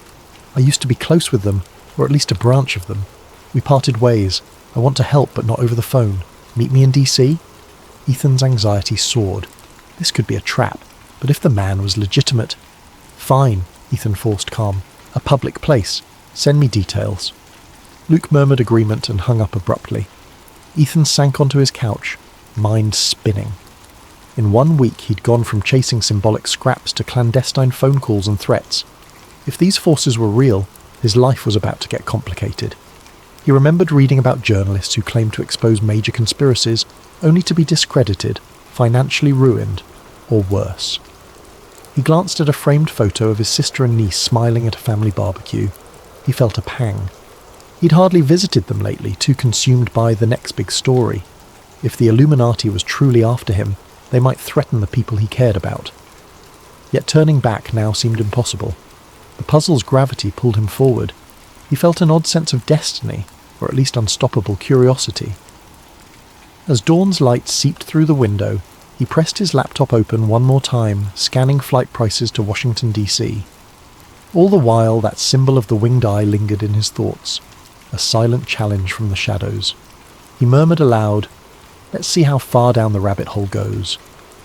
Little did he know, the journey would lead him across continents, into centuries of hidden history, and force him to confront the biggest question of all. Did the world even want the truth, if it might undermine everything they believed? Ethan arrived in Washington, D.C. on a dreary afternoon. The sky brooded with grey clouds that matched the city's austere architecture. He trudged off a budget bus that smelled of stale coffee, shoulders tense. For a moment, he questioned the wisdom of meeting a stranger who claimed, "I once walked among them." But curiosity and the thrill of a potential breakthrough overrode caution. He'd chosen a busy cafe near Capitol Hill for the rendezvous.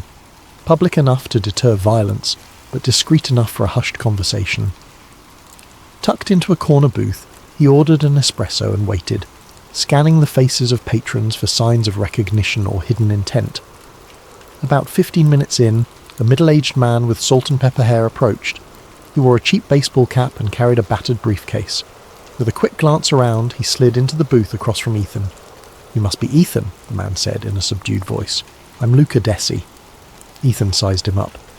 Luke's eyes held a haunted look, like someone who'd known both privilege and betrayal. Fine lines creased his face, and his posture was guarded. "Luke," Ethan began, voice tight. "You said you were close with them." "The Illuminati," Luke grimaced. "They don't call themselves that. Not these days. But yes, it's the same lineage. The group has rebranded, merged with other networks, and infiltrated everything from philanthropic boards to intelligence agencies. I was part of a major think tank.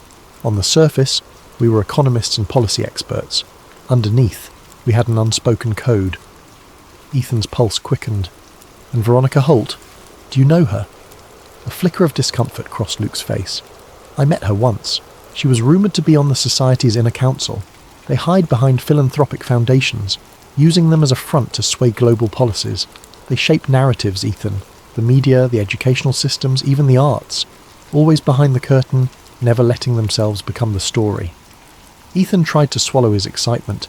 He'd never heard such direct confirmation before, but he needed something tangible, something that would hold up under scrutiny.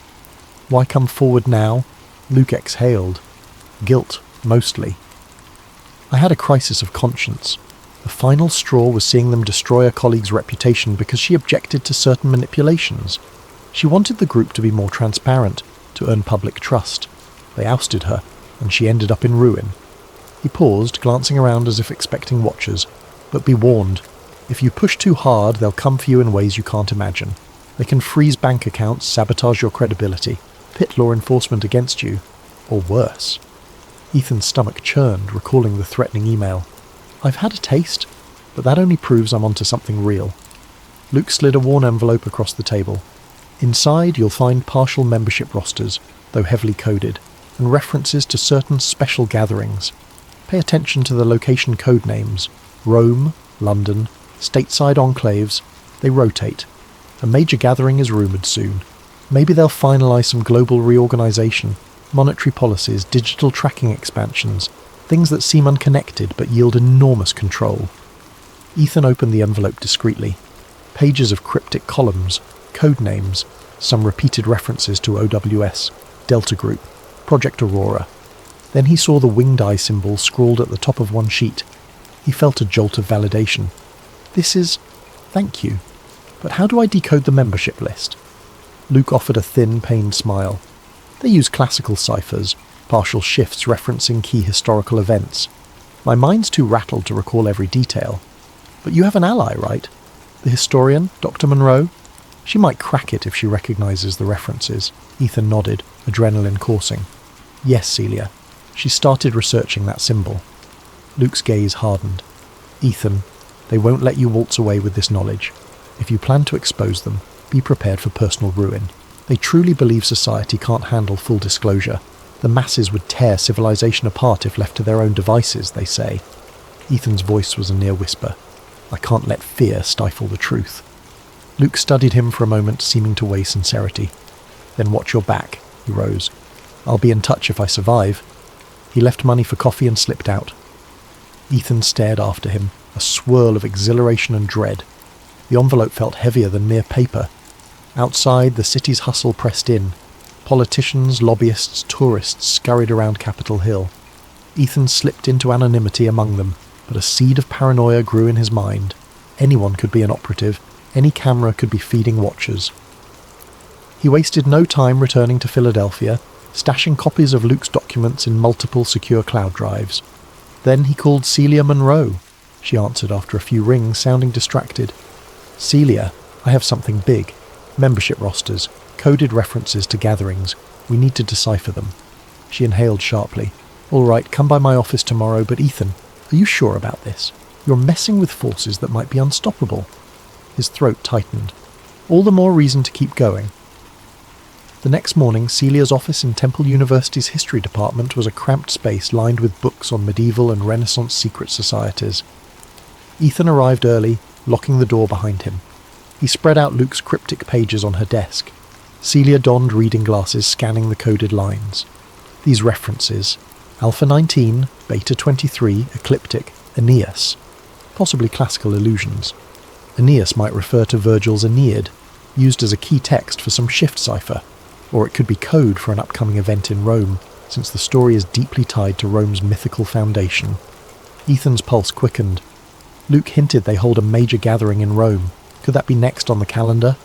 Celia flipped another page. Look here, September 15. Apparatus Mundi initiation, 66.6%. The date is coming up in 2 months. Apparatus Mundi might be a cryptic name for their overarching plan. 66.6% could imply 2/3 completion of something. He scratched his chin. Wait, do you recall any historical references to an apparatus mundi from older texts? Celia typed rapidly on her laptop, cross-referencing digital archives. Yes, there's a 17th century treatise rumoured to describe a method of controlling social frameworks, economics, religion, media. Though of course, 17th century media was more like pamphlets and sermons. Some scholars connected it to a proto-Illuminati group. If these modern conspirators adopted that same name, it could be symbolic. Ethan's mind whirled. So they're 66.6% done with a plan to unify global systems under their apparatus mundi? That's downright apocalyptic. Celia rubbed her temples. If they truly believe in a top-down system for world stability, they might see themselves as benevolent shepherds, or they might just crave total power. He frowned. Luke mentioned a major monetary shift, maybe digital currency infiltration, or a global financial reset. If I can confirm it, maybe I can blow this wide open. But skepticism nagged at him. Were these cryptic lines proof enough, or could they be misinterpretations? Celia noticed his doubt. We need more than code words. We need real names, real events. Ethan nodded. Luke said there's a big meeting soon, possibly in Rome.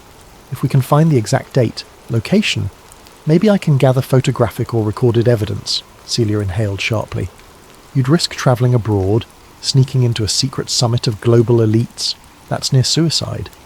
He gave a wry smile. In my line of work, we call it an occupational hazard. Will you help me? She hesitated, conflict in her gaze. I can't ignore the moral imperative.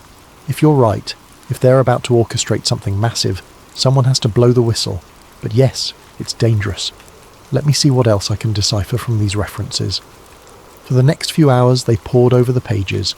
Celia identified classical ciphers referencing Dante's Inferno, linking numeric codes to lines from the text.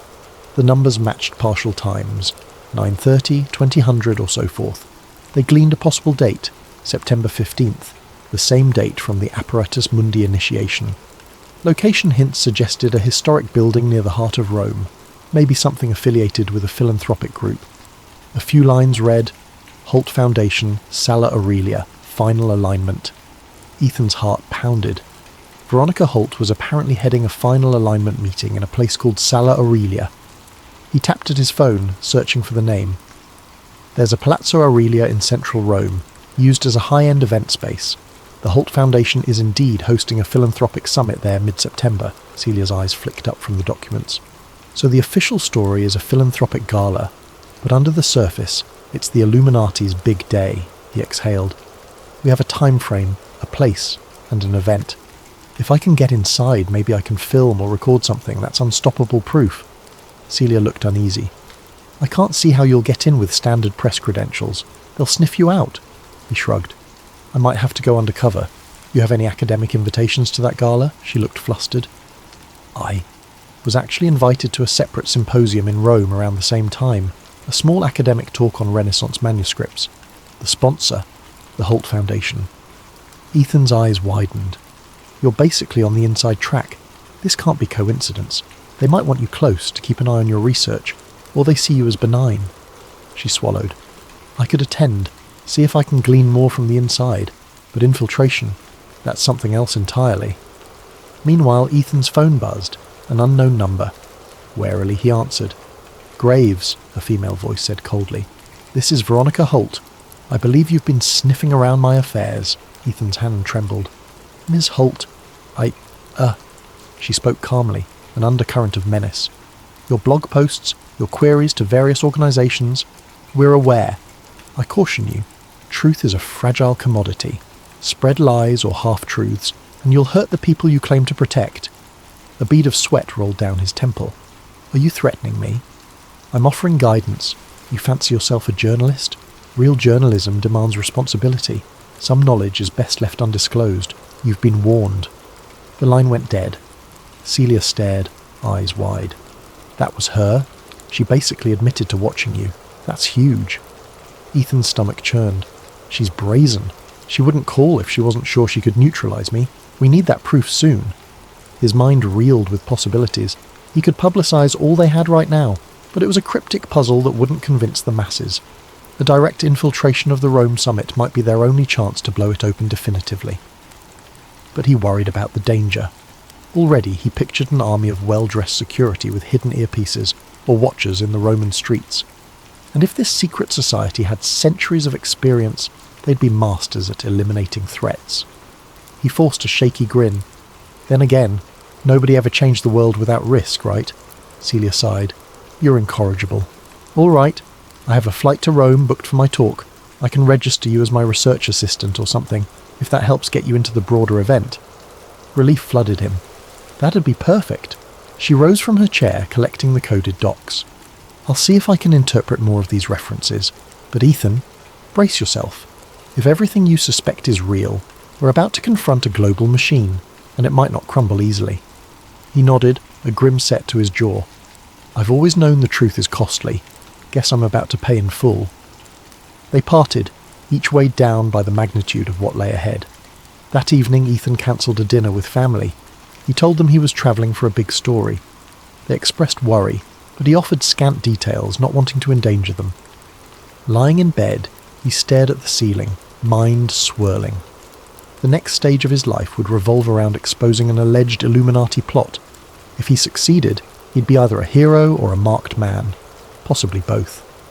He felt the flutter of fear, but also an undercurrent of excitement. After all these years of chasing hints and half-truths, he was about to square off with the most iconic conspiracy in human history. Before sleep claimed him, he checked his phone one last time. Another anonymous text had arrived. Beware false allies. The eye has many watchers. He set the phone aside, heart pounding. False allies, indeed. Could Luke betray him? Could Celia or someone else be compromised? The only certainty was that trust would be a scarce resource in the looming confrontation, and so he drifted off, uncertain whether morning would bring new revelations or fresh threats, or both. One thing was sure, the unstoppable march toward Rome had begun. When Ethan and Celia landed at Rome's Fiumicino airport, the Mediterranean sun greeted them with a warm glow that almost dispelled the tension swirling within. They trudged through the arrivals hall with minimal luggage. Ethan had insisted on travelling light to avoid suspicion. Rome, Celia mused, taking in the bustle of tourists. City of echoes, so many layers of history and secrets. Ethan forced a half-smile, scanning the crowd for any watchers. I have a feeling we're about to discover some of those secrets firsthand. They flagged a taxi to their modest hotel near the city centre. En route, Celia quietly pointed out landmarks. The Colosseum's ancient arches, the grand Vittorio Emanuele monument, winding cobblestone streets brimming with life. Ethan, usually enthralled by such surroundings, felt only a faint stirring of awe. His mind remained fixed on the looming philanthropic gala at Palazzo Aurelia. At the hotel, they were greeted by an envelope at the front desk. Inside, a formal invitation to the Holt Foundation Cultural Preservation Gala, scheduled in 3 days' time, addressed to Dr. Celia Monroe and an unnamed research assistant. Ethan's nerves spiked reading it. This was real. They had a foot in the door. The invitation included instructions for a preliminary orientation the next afternoon at a smaller conference hall. After dumping their bags in their shared suite, a cramped space with a single desk, Celia opened her laptop. I have my academic panel tomorrow, but we can finalise our infiltration plan after that. Maybe we can gather intel during orientation. Ethan nodded, pacing. Right. Let's keep our eyes peeled for any signs of tight security or suspicious individuals. Meanwhile, I'd like to see if we can glean more from local archives. Maybe dig up the Ordo Occultus Summarium or references to it. Celia raised an eyebrow. You realise that text has been lost for decades. But sure, we can try. The National Library or certain church archives might hold clues. He rubbed his hands together. We have 2 or 3 days before the big event. Let's use them. They parted ways the next morning. Celia headed to her academic talk, while Ethan visited the Biblioteca Nazionale. The library's grand halls smelled of old books and polished wood.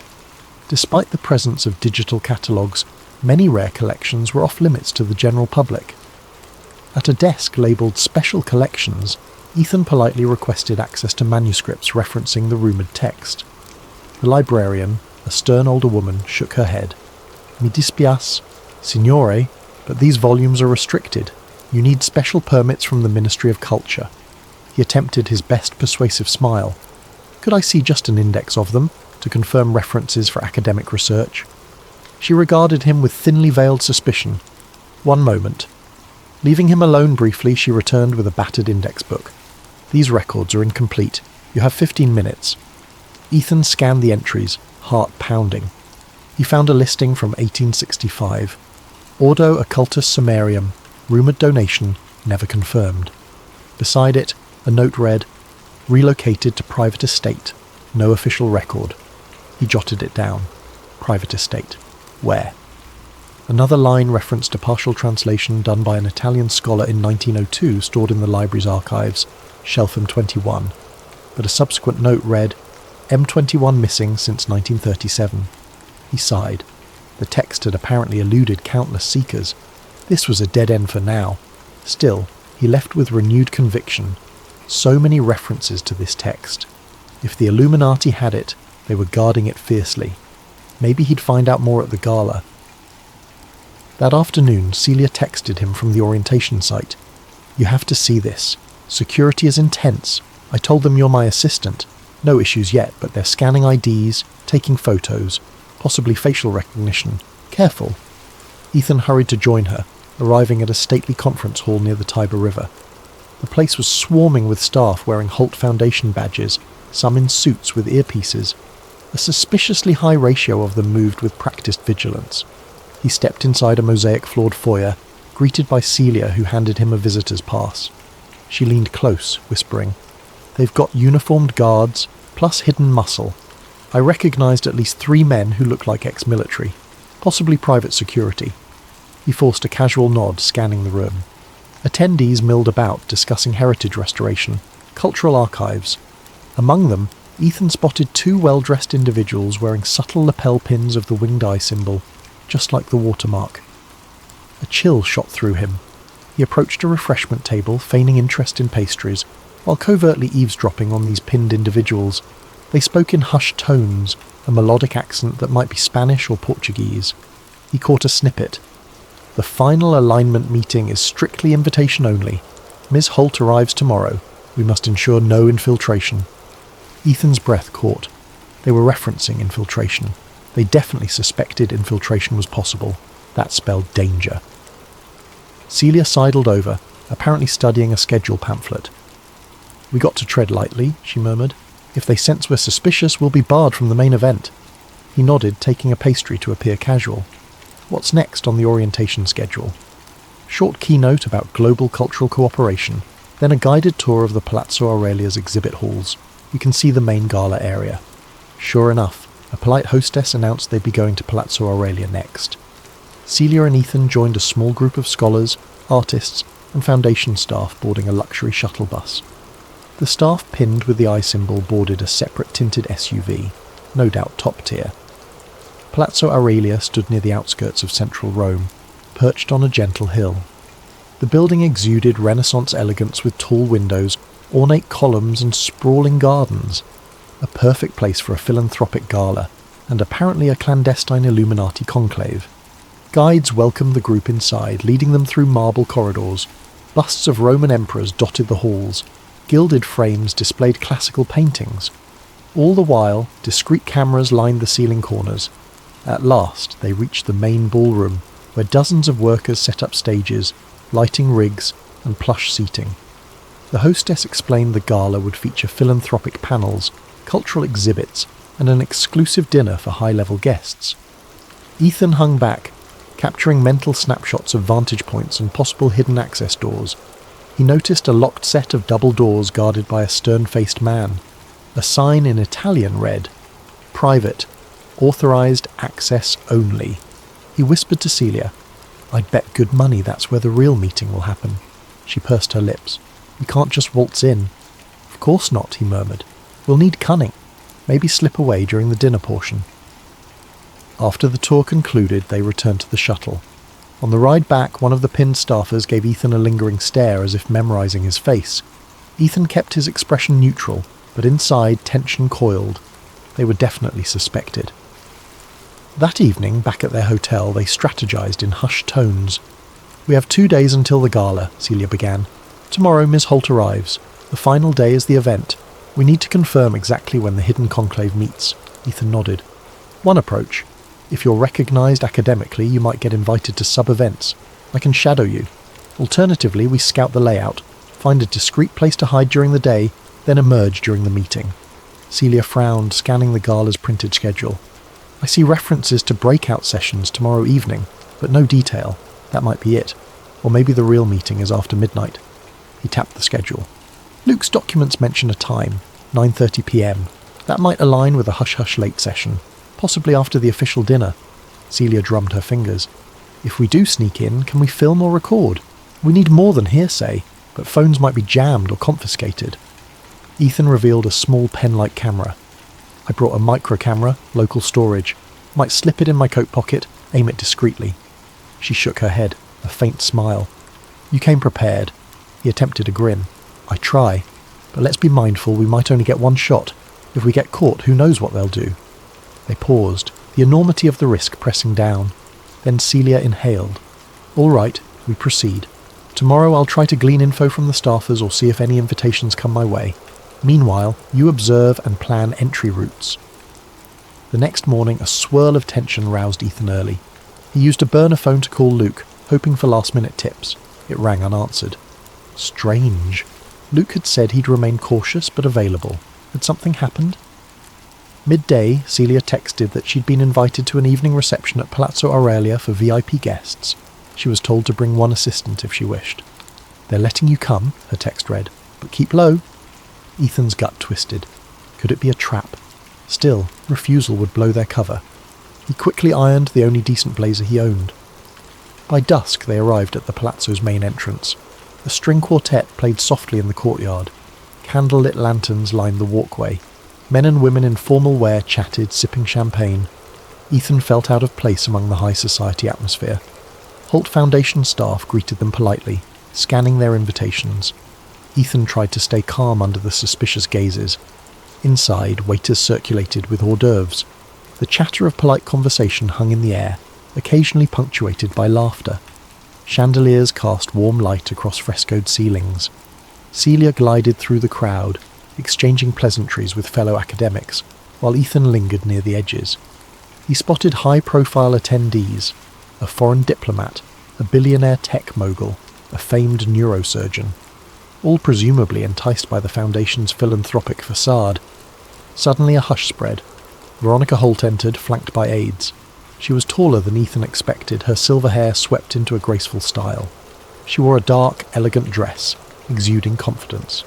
Applause rippled as she greeted the gathering, praising their dedication to cultural heritage and global unity. Ethan's pulse hammered. So there she was, rumoured Illuminati ringmaster. As she approached a group, he sidled closer to overhear. Holt's voice was rich and assured. Tomorrow's main session will address pressing global issues, inequality, climate change. We hope to unify philanthropic strategies for maximum impact. I trust you'll find it enlightening.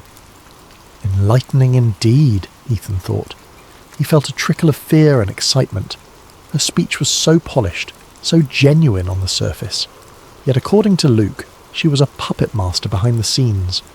He spotted the pinned staffers again, posted at discreet vantage points. One stared at Ethan with open suspicion. He pretended not to notice, turning to snag a flute of champagne from a passing tray. Celia drifted over, whispering, "We should keep a low profile. I sense we're being watched." Ethan sipped the champagne, scanning for an exit route. "I'll slip around, see if I can find that locked corridor. Cover for me if anyone asks." She nodded, voice tight. "Be careful." He ambled away, weaving past cliques of guests engaged in small talk about art and charity. Eventually he edged down a less crowded hallway. Sure enough, he found the same locked double doors from yesterday, now guarded by 2 staffers. No sign of an easy pass. As he feigned interest in a nearby painting, he heard footsteps behind. A voice. "Lost, Mr. Graves?" He turned to see a tall woman, late 30s, with a refined accent. She wore a subtle brooch featuring the winged eye. Ethan forced a calm grin. "Just exploring the palace. So many beautiful halls," her lips quirked. "Some places are off limits. We prefer guests stay in designated areas. Let me show you back to the reception." He recognized a polite threat. "Of course." Reluctantly, he let her guide him away. The hint of intimidation confirmed they weren't messing around. Back in the main hall, Veronica Holt herself was wrapping up a short speech on transformative philanthropy. Applause followed. Then she mingled briefly, drifting within a few feet of Ethan. He felt the hair on the back of his neck stand. She glanced at him, her expression polite but distant. "Dr. Monroe, is this your assistant?" Celia introduced Ethan. Holt's gaze flicked over him, calculating. "I hope you enjoy tomorrow's sessions, Mr. Graves. We're keen to show the world how collaborative effort can truly shape the future." Her handshake was cool, her smile unwavering. Ethan managed a polite nod, hiding the swirl of tension. This was the woman who'd threatened him on the phone. Face to face, she seemed flawlessly charming, but he sensed the steel beneath. Soon after, the event wound down. As the last guests filtered out, Ethan and Celia exchanged glances. Tomorrow would bring the official gala, and presumably the covert final alignment behind closed doors. They had to be ready. Outside, night had fallen over Rome's ancient streets. They caught a taxi, neither speaking much. The magnitude of the next day pressed upon them. Somewhere behind Palazzo Aurelia's locked doors, a centuries-old society would gather to finalise a plan that could reshape global power. Back at the hotel, Ethan tried calling Luke again. No response. Anxiety gnawed at him. Could Luke have been compromised? Celia laid out a battered notebook. "We have to assume tomorrow night is the moment. We'll blend in during the official dinner, then slip away. If we catch them in secret deliberations, we record everything. That's our shot." Ethan exhaled, exhausted yet wired. "Yeah, if we vanish, well, at least we tried." She managed a shaky laugh. Encouraging. They turned in for the night, though sleep was elusive. Ethan replayed the day's events in his mind. Veronica Holt's commanding presence, the pinned staffers, the security. He clutched the pen camera he planned to hide in his jacket. If all went right, soon he'd have footage that could expose a global conspiracy older than modern history.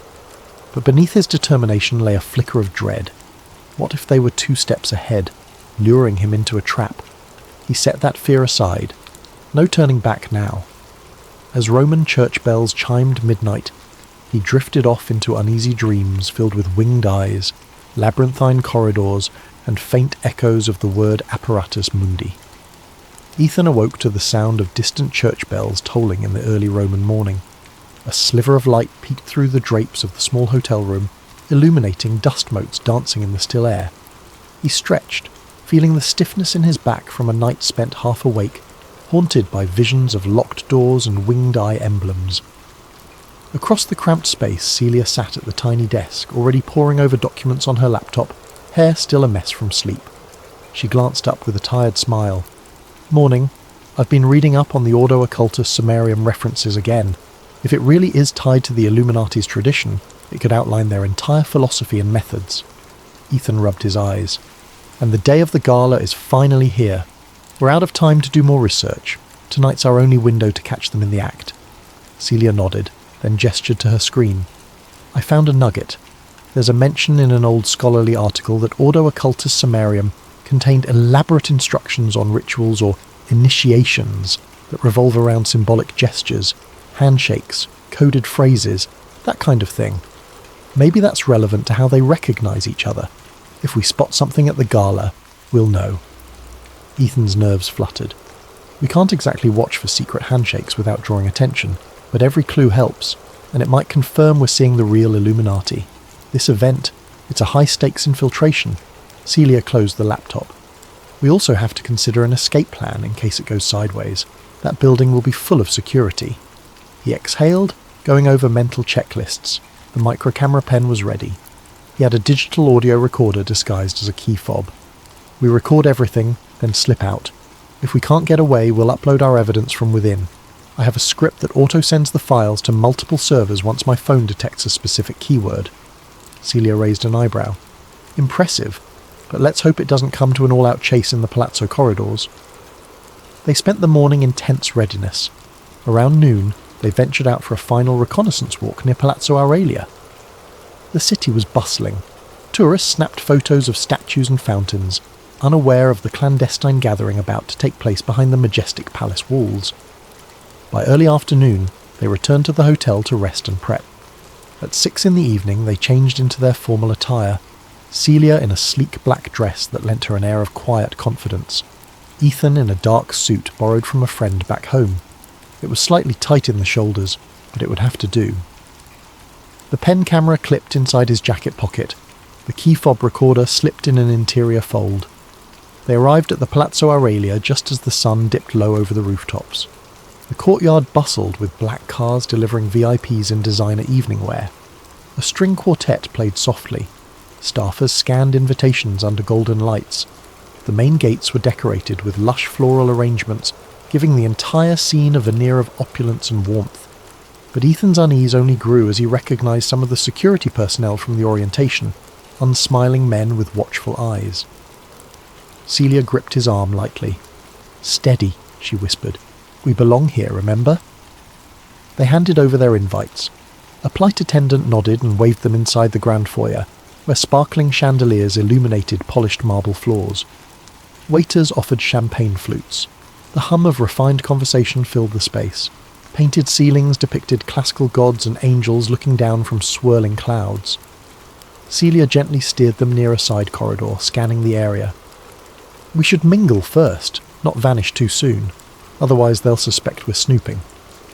Ethan agreed. As they meandered among the crowd, they spotted familiar faces, philanthropic leaders, university deans, ambassadors. Veronica Holt stood near the centre, engaged in lively conversation with a small group of dignitaries.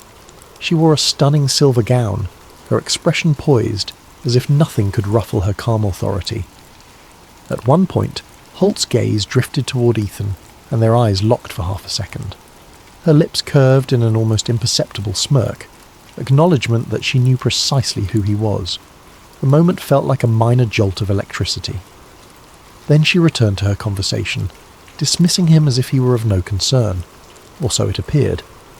Staffers soon ushered attendees to the main ballroom for the official dinner. A sweeping staircase led them to a massive hall decked out with round tables draped in fine linens, ornate centerpieces and flickering candlelight. Soft classical music drifted from an unseen string ensemble. Ethan's stomach churned with anxiety, but he forced a polite smile at the table they were assigned. As the dinner began, course after course of delicate Italian cuisine, Ethan played the part of Celia's mild-mannered assistant. They made small talk with a pair of archaeologists from Spain and a museum director from Berlin. Polite conversation touched on the Foundation's initiatives, but nothing indicated a deep conspiracy. Meanwhile, Ethan discreetly studied the corners of the room, identifying potential side doors and exit routes. Partway through the main course, the hush fell as Veronica Holt took the small stage to address the gathering. She spoke of bridging cultural divides, the power of heritage to inspire unity. The crowd applauded at measured intervals. Ethan had to admit she possessed a persuasive charisma that could sway hearts if not minds. But her polished speech offered no hint of any clandestine plan. Yet he sensed that behind the rhetorical flourishes lay a carefully orchestrated front. The real meeting would come later, once the uninitiated had left for the night. As the dinner wound down, staff began ushering guests to a post-dinner lounge area. Many were excited about the scheduled opera performance or a special unveiling of newly restored Renaissance art. Celia checked her watch, leaning to Ethan. "It's nearly 9:30. That might be the key time from Luke's notes." Ethan pushed away his plate. "We should slip out soon. Let's pretend we're going to admire something in the next hall." They rose from the table. Outside the ballroom, a corridor branched in multiple directions. Soft lighting and discreet signage guided guests toward the lounge, but Ethan steered Celia down an unmarked hallway. At the far end, he spotted the same double doors from earlier, guarded, of course, by a pair of stoic men in suits. "How do we get past them?" Celia whispered. Ethan's mind raced. He'd anticipated a direct guard scenario. Maybe a distraction would help. "Give me a second," he said, scanning the area. There was a side door leading to a service corridor. If they could slip in and circle around, they might find another entrance. They ducked into the service corridor, ignoring the questionable glances from a staff member carrying a tray of dishes. Winding through the back passages, they found an old wooden door that might connect to the restricted area. Locked. Ethan fished out a small pry tool, a relic from his investigative escapades, and worked at the lock, heart hammering. Celia kept watch, hearing the faint echo of footsteps. "Hurry!" she hissed. Finally the lock gave. They slipped inside, emerging into a dimly lit antechamber. The hush was profound here, the air thick with the sense of something clandestine. Faint voices drifted from a corridor to the left. They crept forward, passing ornate wooden panelling and oil paintings that felt more like relics than decor. The corridor curved. At its end, a set of tall double doors stood slightly ajar, no guards in sight from this angle. Voices rose, muffled, as though a meeting were in session. Ethan's pulse thudded. "We found them," he mouthed, pointing at the door. Celia nodded, face tense. Carefully they inched closer. Through the gap they glimpsed a smaller but opulent chamber, a long table flanked by men and women in formal attire. The winged eye symbol was visible on the wall above, rendered in subtle gold relief. Veronica Holt presided at the head of the table. At her side, a man read from typed documents, perhaps a deputy or ally. Ethan activated his pen camera, angling it so it could capture what was happening. Celia pressed an ear to the gap, trying to catch the words. "The final alignment is nearly complete," Veronica Holt was saying in a low, resonant voice. "We have confirmation from key financial institutions that the digital transition can proceed. By next quarter, we'll have enough leverage to nudge public sentiment under the guise of a global stability measure." An older gentleman spoke next, accent vaguely German. "And if the public resists a mandatory digital currency shift?" Veronica smiled coolly. "We'll stage the narrative. Our philanthropic arms, along with allied media, will highlight economic emergencies. People respond to fear, and from fear emerges acquiescence. This is the stepping stone to further integration under Apparatus Mundi." At that phrase, Ethan felt a jolt. Apparatus Mundi. The conspiracy was real, and they were discussing it openly, here, behind a locked door. Another woman spoke. "So the timeline remains. Incremental crises, step-by-step acceptance, all culminating in the announcement by year's end." "Yes," Holt replied. "The Council can reconvene in London afterward to finalise expansions into integrated ID systems. Then we'll address the next phase. Substantial population influence is not an easy goal, but we have centuries of experience in subtle persuasion." Celia's eyes widened, her breathing shallow. They were hearing the literal blueprint for a global manipulation campaign, anchored by false crises and controlling finances. She glanced at Ethan, who was capturing it on video. This was beyond what they'd hoped for, actual undeniable proof that a powerful group, presumably the Illuminati, was orchestrating world events. But then, footsteps in the corridor behind them made them freeze. A security guard, perhaps investigating a noise. They flattened themselves against the wall. An authoritative voice barked softly, "Chicheli!" "Who's there?" A flashlight beam cut across the hall. In a split-second decision, Ethan grabbed Celia's hand and slipped through the door they'd opened behind them, stepping into an even darker side chamber. They pressed themselves behind a heavy curtain. The guard's footsteps approached, paused, then retreated. The hush returned. Heart racing, Ethan motioned for Celia to remain still. They could still hear the meeting inside the chamber. Another male voice complained about certain political leaders being slow to align. Veronica answered, "They'll fall into place, or be replaced. We have no illusions about loyalty, only compliance." Celia's face paled. They were talking about forcibly removing political figures. The entire weight of this operation was monstrous. Ethan carefully nudged the pen camera forward, capturing the full audio and partial visuals through the door gap. They had what they came for, and more. He signalled to Celia that they should leave before the guard returned or the meeting ended. Yet part of him yearned to keep recording. The revelations were staggering. A staged economic crisis, mandatory digital currency, orchestrated fear campaigns. But staying longer might mean capture. With a reluctant heart, he began to pull away, ensuring the pen camera faced the meeting for a last few seconds. As they retreated down the corridor, every step felt like an echoing betrayal of their presence. They found the service door again, slipping back into the staff corridors. The sense of relief at escaping unseen warred with the terror that at any moment an alarm or pursuit might erupt. Only once they'd returned to the main gala area, where lounge music tinkled and guests chattered, did they allow themselves to breathe. The official dinner was ending. People were trickling out, discussing the wonderful philanthropic speeches and upcoming cultural initiatives. None had any clue about the high-level manipulations happening just behind locked doors. Celia clutched Ethan's arm. We got it. You recorded them. We have living proof." Ethan nodded, struggling to keep composure. "It's bigger than I ever imagined. We need to get this out fast before they sense a breach and come after us." But even as the adrenaline surged, a cold fear crept in. Veronica Holt and her cohorts wouldn't let such incriminating evidence slip away easily. The road ahead would be perilous. They had to leave the palazzo discreetly, secure the footage, and brace for the storm that would follow. They made their way to the exit, hearts still pounding. Outside, the Roman night greeted them with a warm breeze. They forced themselves not to hurry or look rattled. Out on the street, they flagged a taxi. As the car pulled away from the palazzo's grand facade, Ethan stared back at the illuminated structure. He'd come to Rome seeking the truth about an ancient conspiracy. Now, he had it. Raw, explosive truth that could shake the world. But unleashing it might bring powerful retaliation. The question was no longer whether the Illuminati existed, but whether he and Celia could survive exposing them. For now, though, he clutched the microcamera pen in his pocket like a talisman of hope. We have them on record. The tide had turned. If they acted quickly, the Illuminati's centuries of secrecy might be one step closer to collapse. They arrived at the hotel after midnight, the adrenaline still coursing through their veins. Ethan practically sprinted to their room, Celia close behind, each scanning the hallway for suspicious figures. Once inside, they locked the door, shoved a chair under the handle and turned on the lone desk lamp. Ethan pulled out the pen camera, carefully ejecting its micro SD card.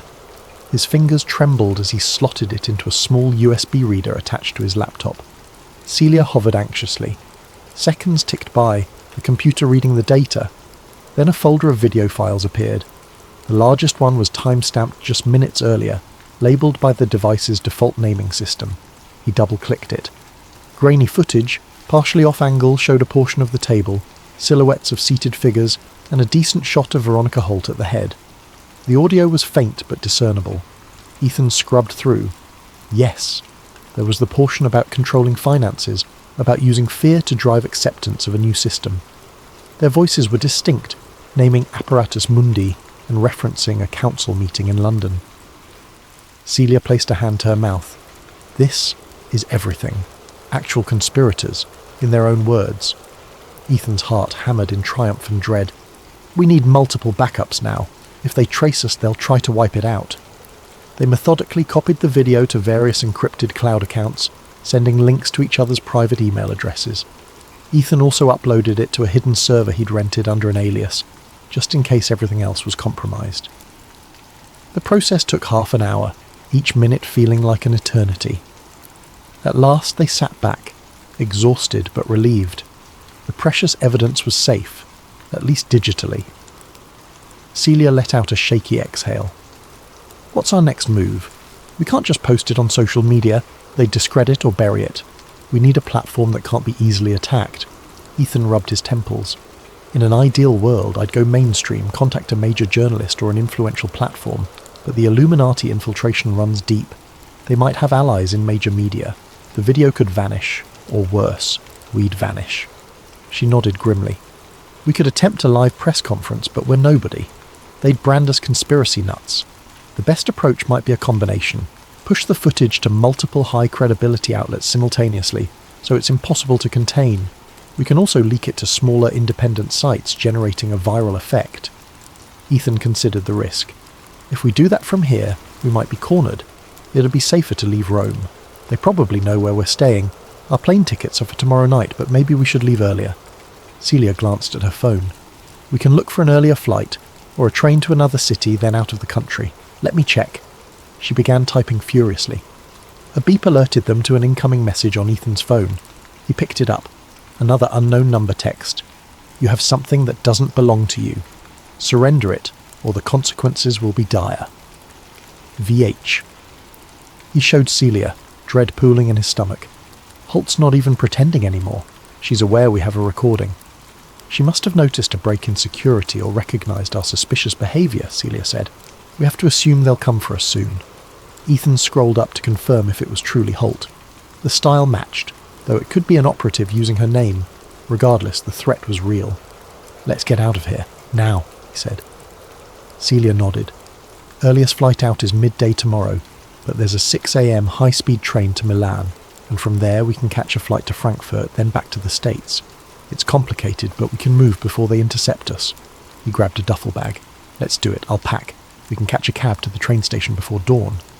They scrambled to gather their belongings, stashing the laptop and ensuring they had all the digital backups safely in cloud storage. Within an hour, they were ready to flee. The tension in the small room felt suffocating. At 3 a.m., they checked out quietly, creeping down the hotel stairs to avoid the elevator and any potential watchers. Outside, the Roman streets were eerily quiet. They dragged their suitcases a few blocks until they found a taxi rank, hopped into the first available cab. Termini station, Celia said softly, glancing around to ensure nobody followed. The taxi ride was uneventful, but Ethan's nerves remained taut. He kept replaying the infiltration in his mind, the locked door, the hush of the conspirators' voices. One slip, and they'd have been caught. Now they possessed the ultimate blackmail or the ultimate weapon, depending on one's perspective. He prayed they could survive long enough to use it. Termini station bustled even in pre-dawn hours, with travellers dozing on benches or rushing for early trains. Celia purchased tickets for the 6 a.m. bullet train to Milan. They found a spot on the platform, tension thrumming. 5 minutes before departure, Ethan spotted a well-dressed man stepping off an incoming train. The man briefly locked eyes with Ethan. Something about his posture screamed security. The man frowned, tapped his phone, and started walking toward them. Ethan's stomach flipped. Celia, I think we're made. Let's go, now. They rushed to the train doors. The man broke into a jog. "Scusy," he called out, voice low but urgent. Ethan and Celia shoved onto the train, weaving through passengers. The overhead announcement signalled departure. Just as the doors slid shut, the man reached the platform, face twisting in anger as he realised he was too late. The train lurched forward. Breathing hard, they found seats, hearts pounding.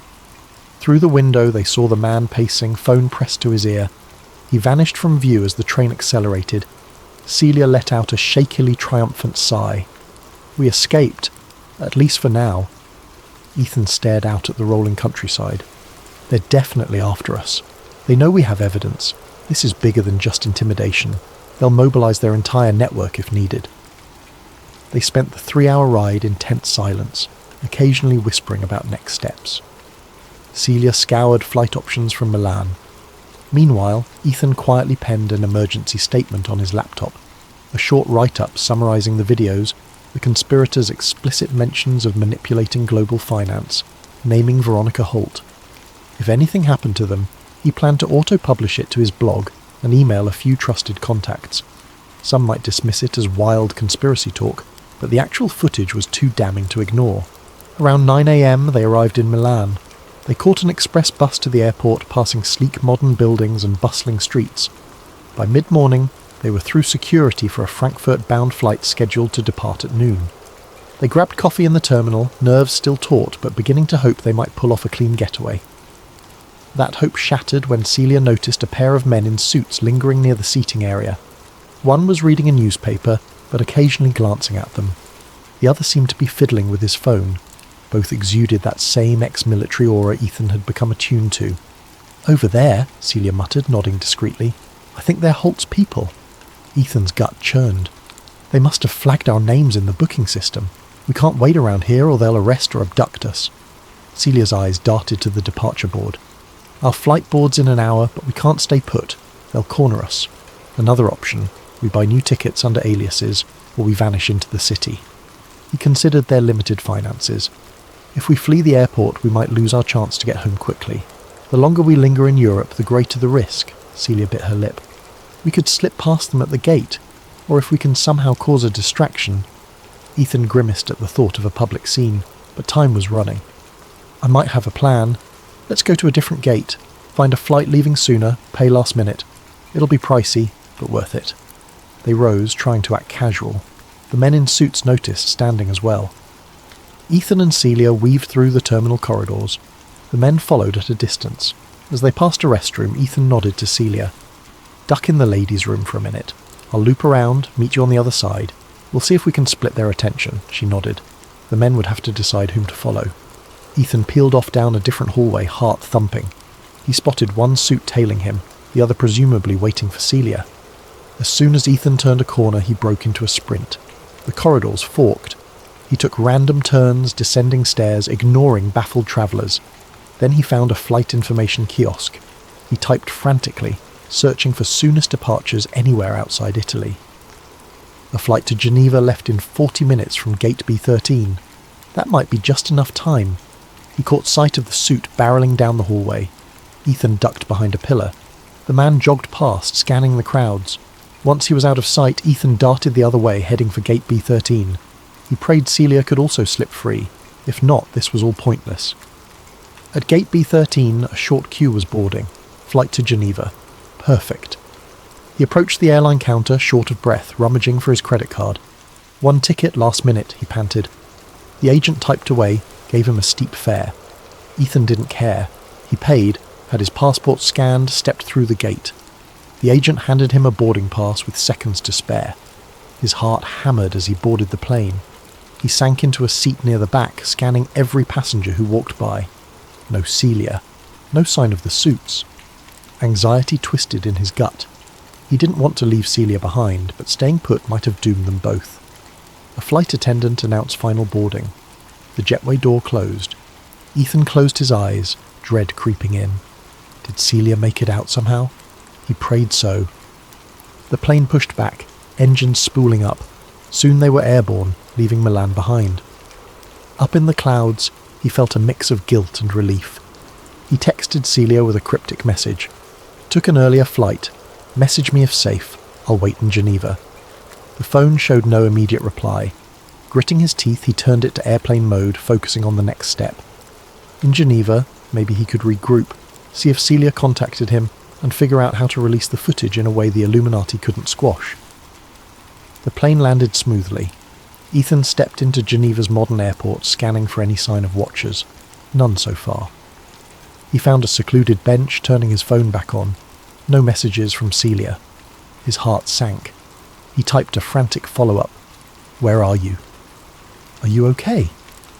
Then he waited in agony, checking news sites to see if any incident had occurred in Milan's airport.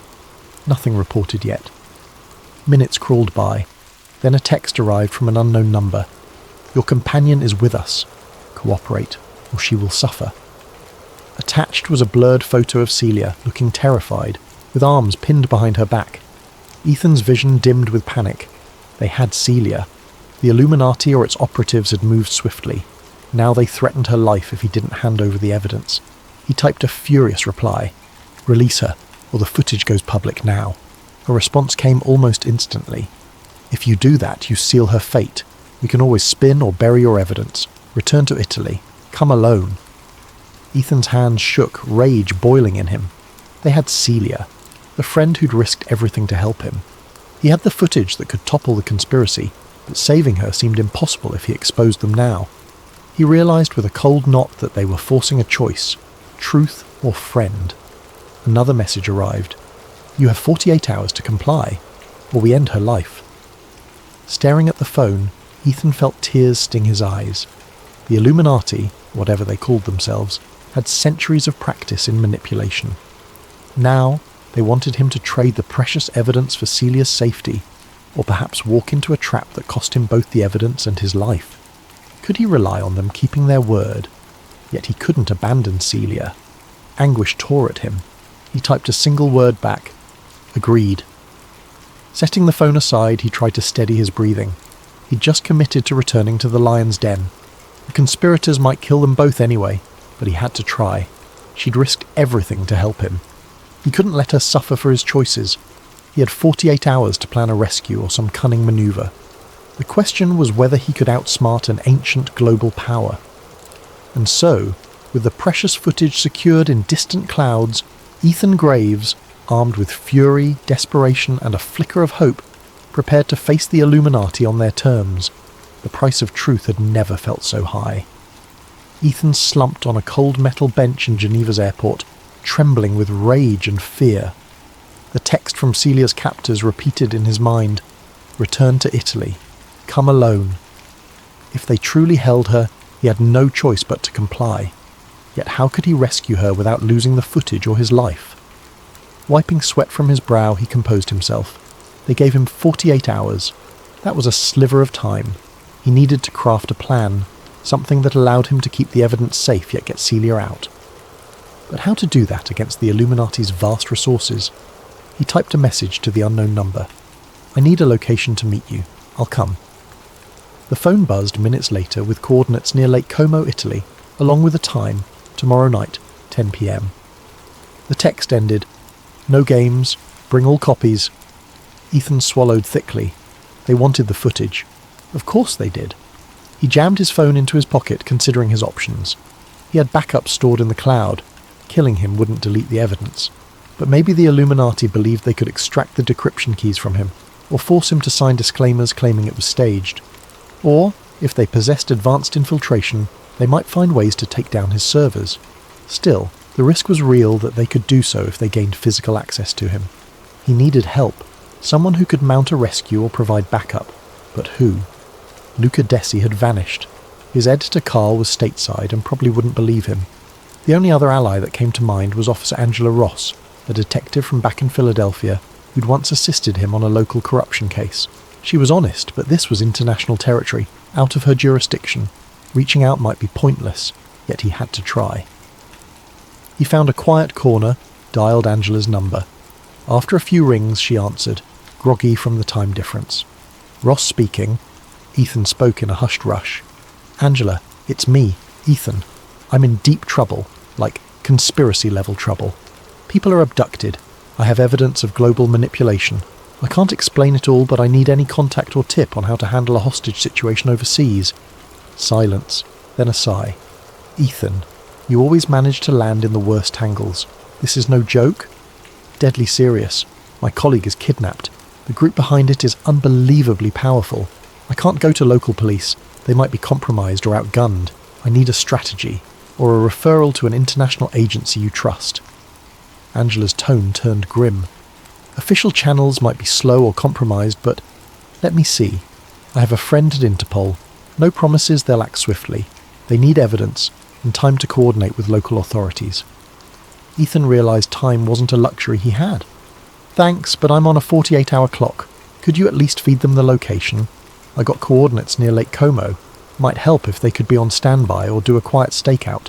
Angela hesitated. "All right, I'll pass it along, off the record. But watch your back. This group, whoever they are, won't hesitate to remove obstacles." He thanked her, heart pounding with a glimmer of hope. Interpol might or might not show up, but it was something. Next, he set up an encrypted message on his laptop. "If I don't check in within 72 hours, auto-send the footage to a curated list of journalists, including some left-leaning, right-leaning, independent and international outlets." That might create unstoppable coverage. The Illuminati thrived in shadows. A worldwide public leak would be catastrophic for them. He typed a last command. "Use location triggers. If my phone remains in the same spot for more than 24 hours, or if it crosses certain borders, push the info out. He hoped that would force the conspirators to keep him alive and moving if they wanted to avoid the doomsday scenario. Finally, he bought a one-way ticket back to Milan that departed early morning. All that done, he found a cheap airport hotel for the night. Sleep eluded him. His mind whirred with rescue fantasies. He pictured Celia locked in some basement, terrified. The guilt pressed like a stone on his chest. She was roped into my mission. I have to get her out. At dawn, he boarded a short flight to Milan, arriving midday. He had nearly 10 hours until the scheduled meet. The day dragged in excruciating tension. He roamed public areas, glancing over his shoulder for watchers.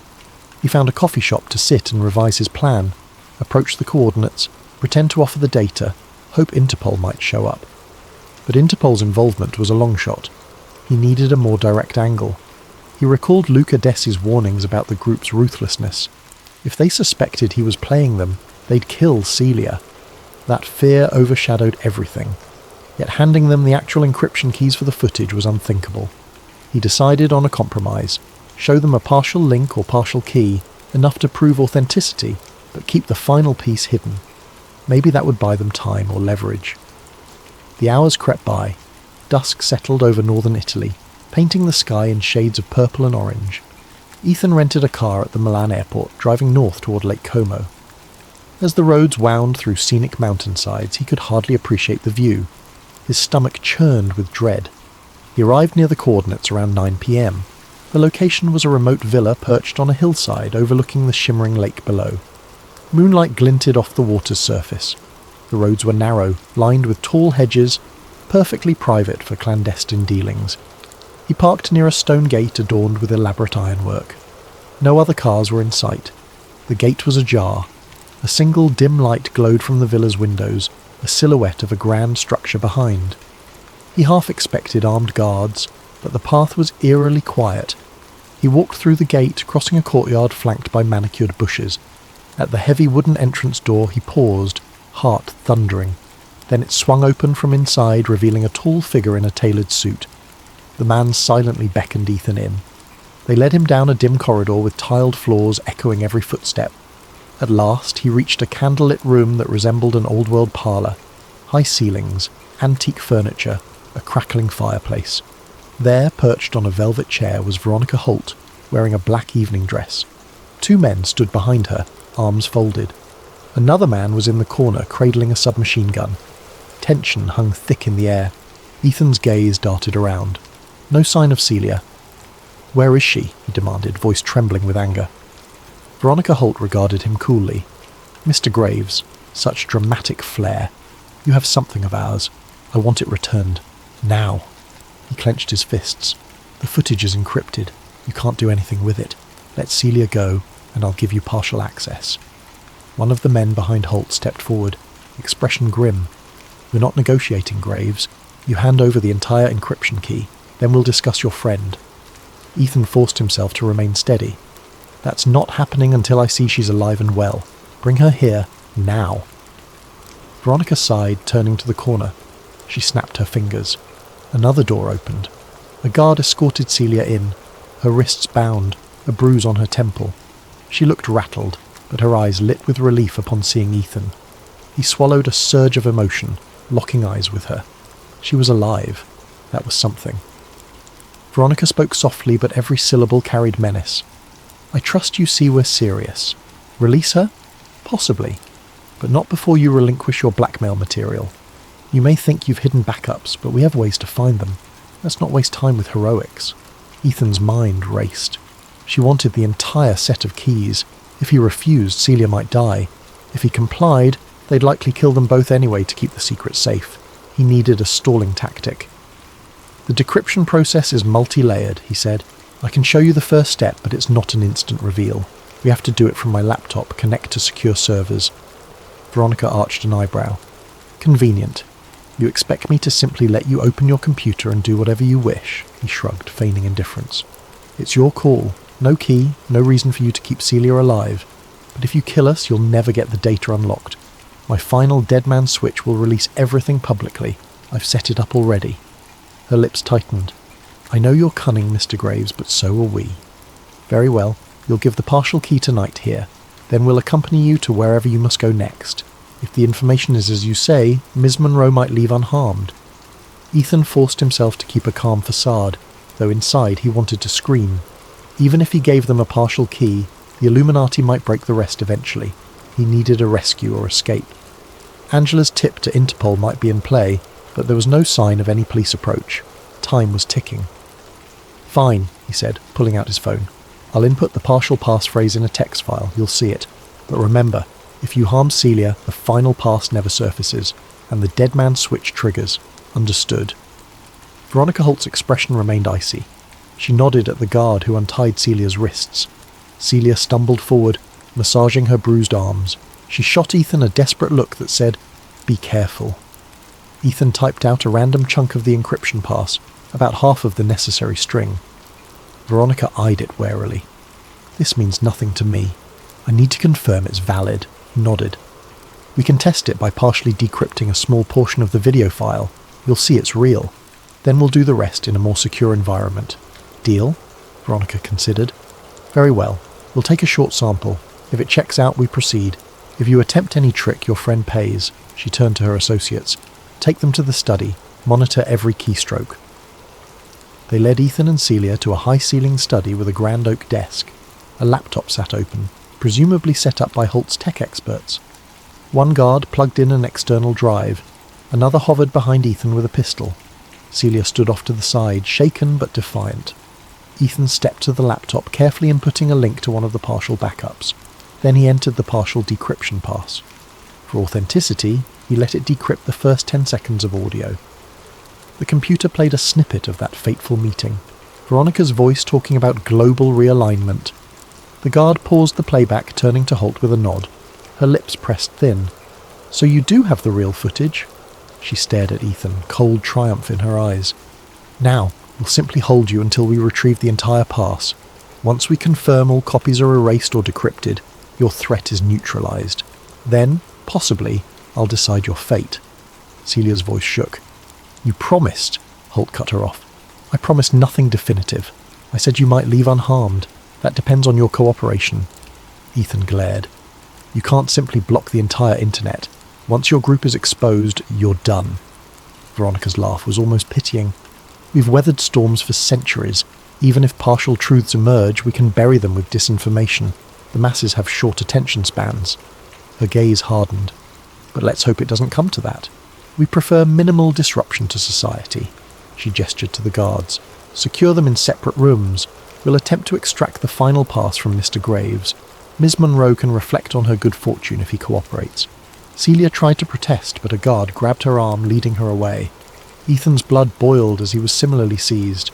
They were whisked through a winding corridor up a flight of stairs, then deposited into separate locked rooms. The heavy doors slammed, leaving Ethan in near darkness with only a single lamp glowing and no windows. He pounded a fist on the door in frustration, trapped in a remote Illuminati stronghold. The so-called apparatus of global power had them at its mercy. If he caved, the Illuminati would likely still kill them. If he resisted, Celia might die, and he had no clue if Interpol or any cavalry was on the way. In the oppressive silence, he sank onto the small cot, breath ragged. He needed a miracle or a cunning ploy to turn the tables. The cost of truth was, indeed, staggering, yet he still clung to a sliver of defiance. They might have cornered him physically, but the unstoppable nature of digital backups gave him leverage, if he could wield it properly. Tomorrow, or the day after, might bring forced interrogation, or an unexpected rescue, or a last-ditch trick. He closed his eyes, recalling everything Luke Adesi had said about the Illuminati's hubris. Perhaps that was their weakness. If I can exploit that. And so, Ethan prepared to gamble with the only currency he had, the truth. Because in a world shaped by illusions, a single, undeniable revelation could topple even the most venerable conspiracies.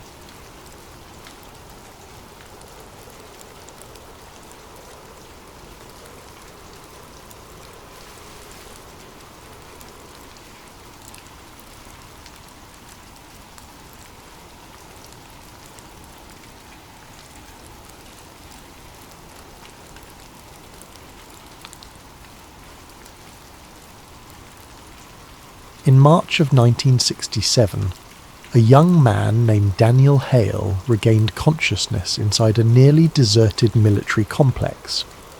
The room where he awoke was lit by a single, flickering overhead light that revealed concrete walls stained with a dark residue. He was strapped to a metal chair, leather bindings at his wrists and ankles. For a moment he felt certain this was some kind of nightmare, until he tried to move and realized the restraints were painfully real. Faint echoes of voices spilled from an intercom in the corridor beyond. Through an open doorway, distant red emergency lights strobed. An alarm wailed, punctuated by sporadic gunfire in hallways somewhere deeper in the complex. The man in the chair was Daniel, though at that moment he could not fully recall his own name or how he had come to be here. Only scattered images swirled in his mind, torturous experiments, needles plunging into his veins, men in suits pressing him to answer questions he couldn't understand.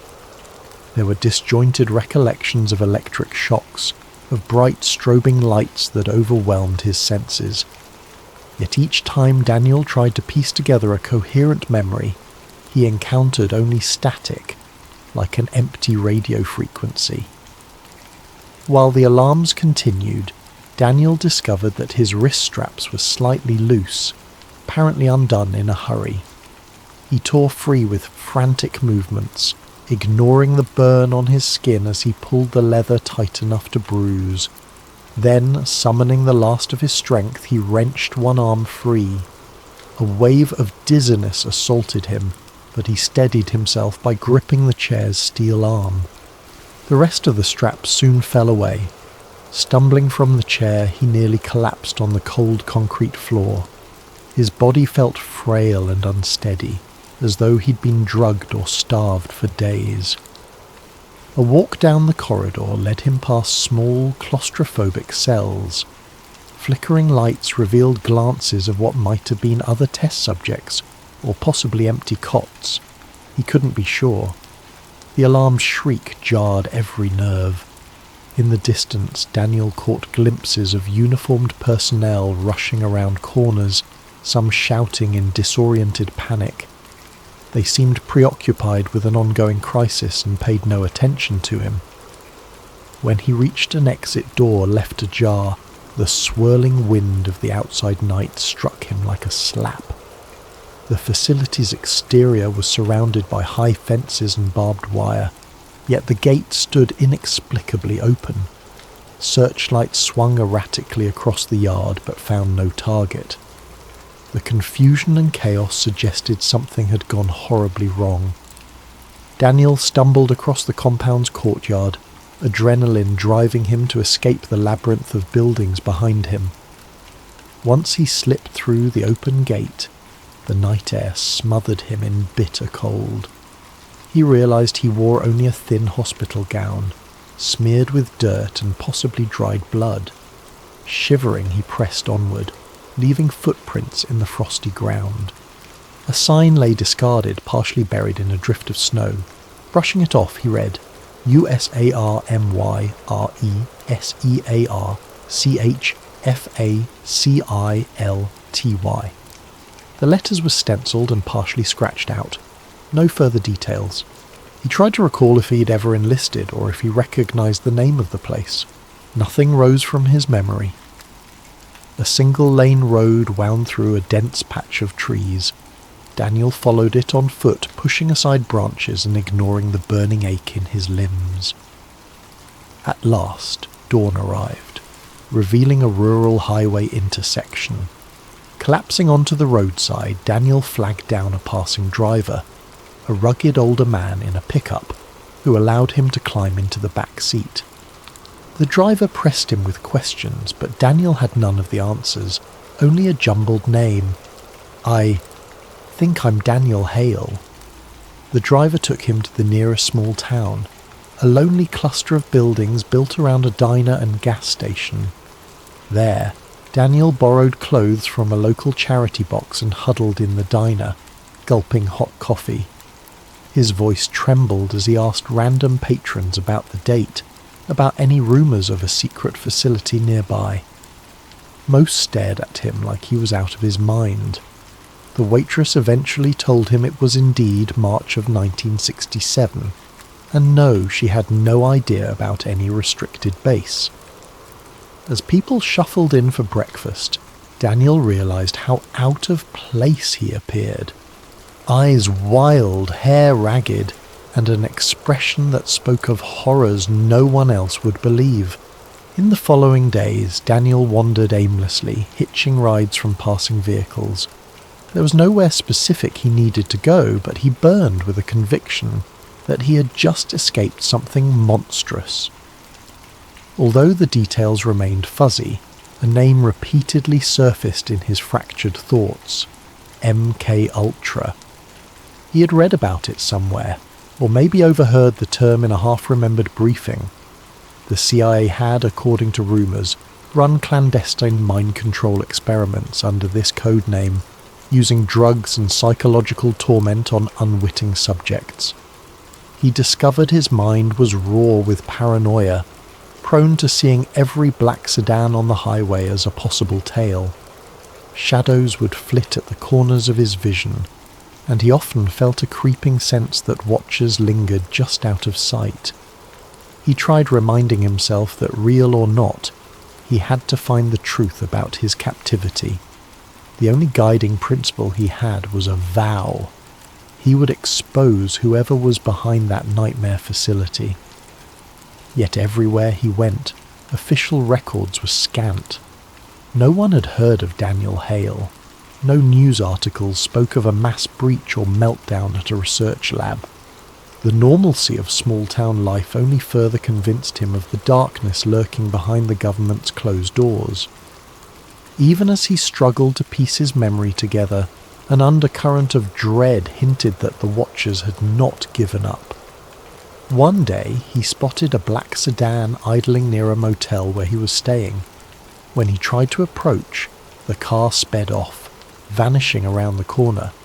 Daniel had no way to prove that was truly suspicious. Possibly his paranoia was conjuring threats at every turn. But he made a crucial decision: find a journalist who might be open to fringe stories, someone who could help him chase down leads on MK Ultra. With that plan, he set his sights on Chicago, carrying a half-remembered reference to a newspaper that once published exposés on government misconduct. As he boarded a bus north, Daniel's heart pounded with a mix of hope and fear. He might be driving himself deeper into peril, but something had to be done. He could not simply forget the place he escaped, the facility's corridors, the voices screaming behind metal doors. No matter the cost, he intended to uncover the truth of what they had done to him. Weeks after Daniel's frantic escape from the unnamed facility, he arrived in Chicago with little more than a borrowed coat and an address scribbled on a diner napkin. That address led him to a small independent newspaper office on a narrow downtown street, the Beacon Press. He had discovered references to it while reading old library archives. The paper was known for publishing investigative pieces and taking chances on stories that bigger outlets dismissed as conspiracy theories. Inside the modest lobby, a single receptionist raised an eyebrow at the sight of Daniel Hale. Thin, slightly dishevelled, eyes glinting with a haunted intensity. He requested a meeting with reporter Sarah Whitman, the journalist who had penned articles challenging CIA tactics abroad. The receptionist told him to wait, so he perched on a cracked vinyl chair, fighting the urge to glance nervously over his shoulder for watchers who might have followed him. Sarah Whitman emerged about an hour later, a slim woman in her late 20s, wearing a no-nonsense expression as she invited Daniel into her cramped cubicle. Newspaper clippings papered the walls behind her, capturing headlines about governmental corruption. She was direct. "I'm told you have a lead on some secret CIA project." Mind explaining? Daniel recounted his story in a tremulous voice, describing the deserted military compound, the odd experiments he vaguely remembered, electroshock, heavy sedation, something about mind control, MK Ultra. Hearing the name, Sarah raised a skeptical brow. Nonetheless, she took notes. Daniel sensed she was humouring him, at least for the moment. Over the next few days, Sarah allowed Daniel to share more details, trusting him enough to see whether any of his claims could be verified. They sifted through library microfilm, searched half-buried references to MK Ultra in old legislative hearings, and discovered official documents that insisted the CIA had shut the program down in the early 1960s. But there were dark hints that the experiments continued under different code names. Even Sarah, who had covered controversial government activities, seemed unsettled by how many records were missing or heavily redacted. In her small Chicago apartment, she set Daniel up on the living room couch. Together, they examined rumoured CIA sub-projects: LSD doping, forced hypnosis, implanting false memories. Daniel's fragmented recollections aligned with the worst accusations.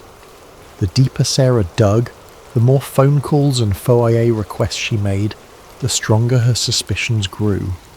Oddly, sources who might have known something refused to speak or disappeared outright. One day, Sarah arranged to meet an ex-nurse from a VA hospital, rumoured to have seen unusual patient files. The nurse never showed at the agreed cafe, and within hours, Sarah found the nurse's phone disconnected. A pattern was emerging. The more obstacles they faced, the more determined Sarah became. She confided in Daniel that bigger newspapers often squashed CIA scandal stories due to fear of retaliation or lack of concrete proof. "The Beacon Press is our best hope," she said. Daniel was grateful, though guilt weighed heavily on him. He felt she was risking her career, and possibly her safety, to help him. Still he pressed on, his nights flooded with nightmares of strapped-down chairs and men in suits whispering orders. Soon they pieced together leads about other alleged MKUltra survivors, but most either had died under mysterious circumstances or had gone underground unreachable. Sarah tried speaking to the families of those who vanished, but doors slammed in her face or calls ended abruptly. It was as if an unseen force systematically erased every trace of those who might expose the program. Then came a chilling development. Sarah's apartment was ransacked while they were out, the only missing items being the notes and a single redacted CIA document they'd retrieved from an old library collection. The police treated it as a routine burglary, ignoring Daniel's insistence that it was a targeted theft. Sarah realised she had stepped onto dangerous ground. She considered dropping the story, but her journalistic instincts overcame her fear. "We're onto something," she told Daniel. "If we back down, they win." Desperation led them to a name whispered by fringe researchers, Dr. Raymond Carter, a former CIA scientist rumoured to have defected from MKUltra with stolen evidence. If anyone could confirm Daniel's experiences, it might be this man. Sarah spent days tracking Carter's last known address. Meanwhile, Daniel felt the watchers tightening their net. On multiple occasions, he spotted the same dark sedan parked outside the Beacon Press or creeping down Sarah's street at odd hours. They once received a late-night phone call that was nothing but heavy breathing. Sarah tried to trace it, but the call ended abruptly. Her editor, worried about potential lawsuits or repercussions, told her to abandon the story. Sarah refused. In a tense confrontation, the editor demanded she drop all mention of the CIA. She threatened to resign, but the editor relented partially, urging her to proceed with caution. That very day, a colleague approached Sarah and confided that odd men in suits had asked about her, wanting to know if she seemed mentally still. Paranoia gnawed at Daniel's mind, but he pressed forward, fueled by the memory of the facility. He had no illusions that the Watchers might abduct him again or simply kill him if he got too close to the truth. Sarah, though outwardly tough, admitted more than once that she was afraid. Both of them recognized how unstoppable the CIA could be if a certain program needed to remain secret. At last, they got a potential lead on Dr. Carter's whereabouts in a rundown part of Baltimore. The final phone call Sarah placed to a contact ended in cryptic instructions on how to find Carter's apartment. Before leaving for Baltimore, they made backup copies of every shred of evidence, storing them in a bank-safe deposit box under a fake name. Neither wanted to risk losing all proof again.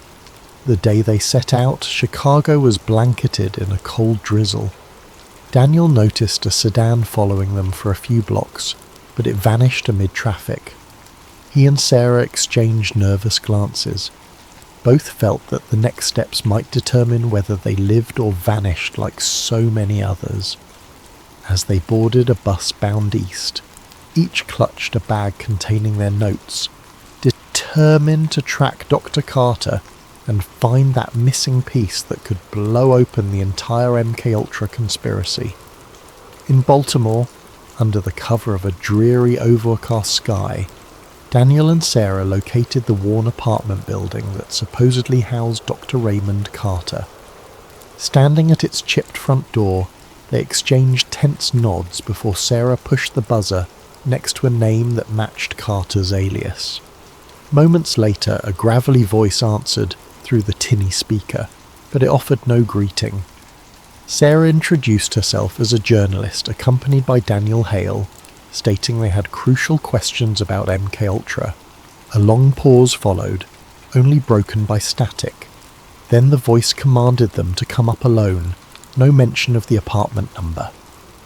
The building's front door clicked open, the lock disengaged. Sarah and Daniel cautiously stepped inside, climbing creaking stairs that smelled of stale cigarettes and damp plaster. On the third floor, a door stood ajar at the end of a dingy hallway. Inside, the scene was as grim as the approach. Newspapers piled on the floor, overflowing ashtrays, and a haze of dust motes drifting in the pale light from a single lamp. Dr. Raymond Carter, thin and haggard, stood near a window that overlooked a narrow alley. He wore a threadbare robe, eyes darting between Daniel and Sarah, as if expecting them to pull a gun at any moment. Dark circles under Carter's eyes hinted at nights spent battling anxiety or guilt. He barely greeted them, simply gesturing for them to close the door. Once the door was locked and bolted from inside, Carter sank into a battered armchair. "You found me," he murmured. "That alone means the agency probably already knows you're here." Her and Daniel exchanged wary glances. Carter exhaled, running a trembling hand across his unshaven face. "I was a junior researcher on MKUltra. I never intended to hurt anyone, but you can't imagine the horrors they authorized. It got out of hand." Sarah kept her voice gentle, determined not to spook this crucial source. "We have partial files, references to sub-projects. Daniel here has first-hand experience. But we need solid proof, official documents that confirm what happened to him."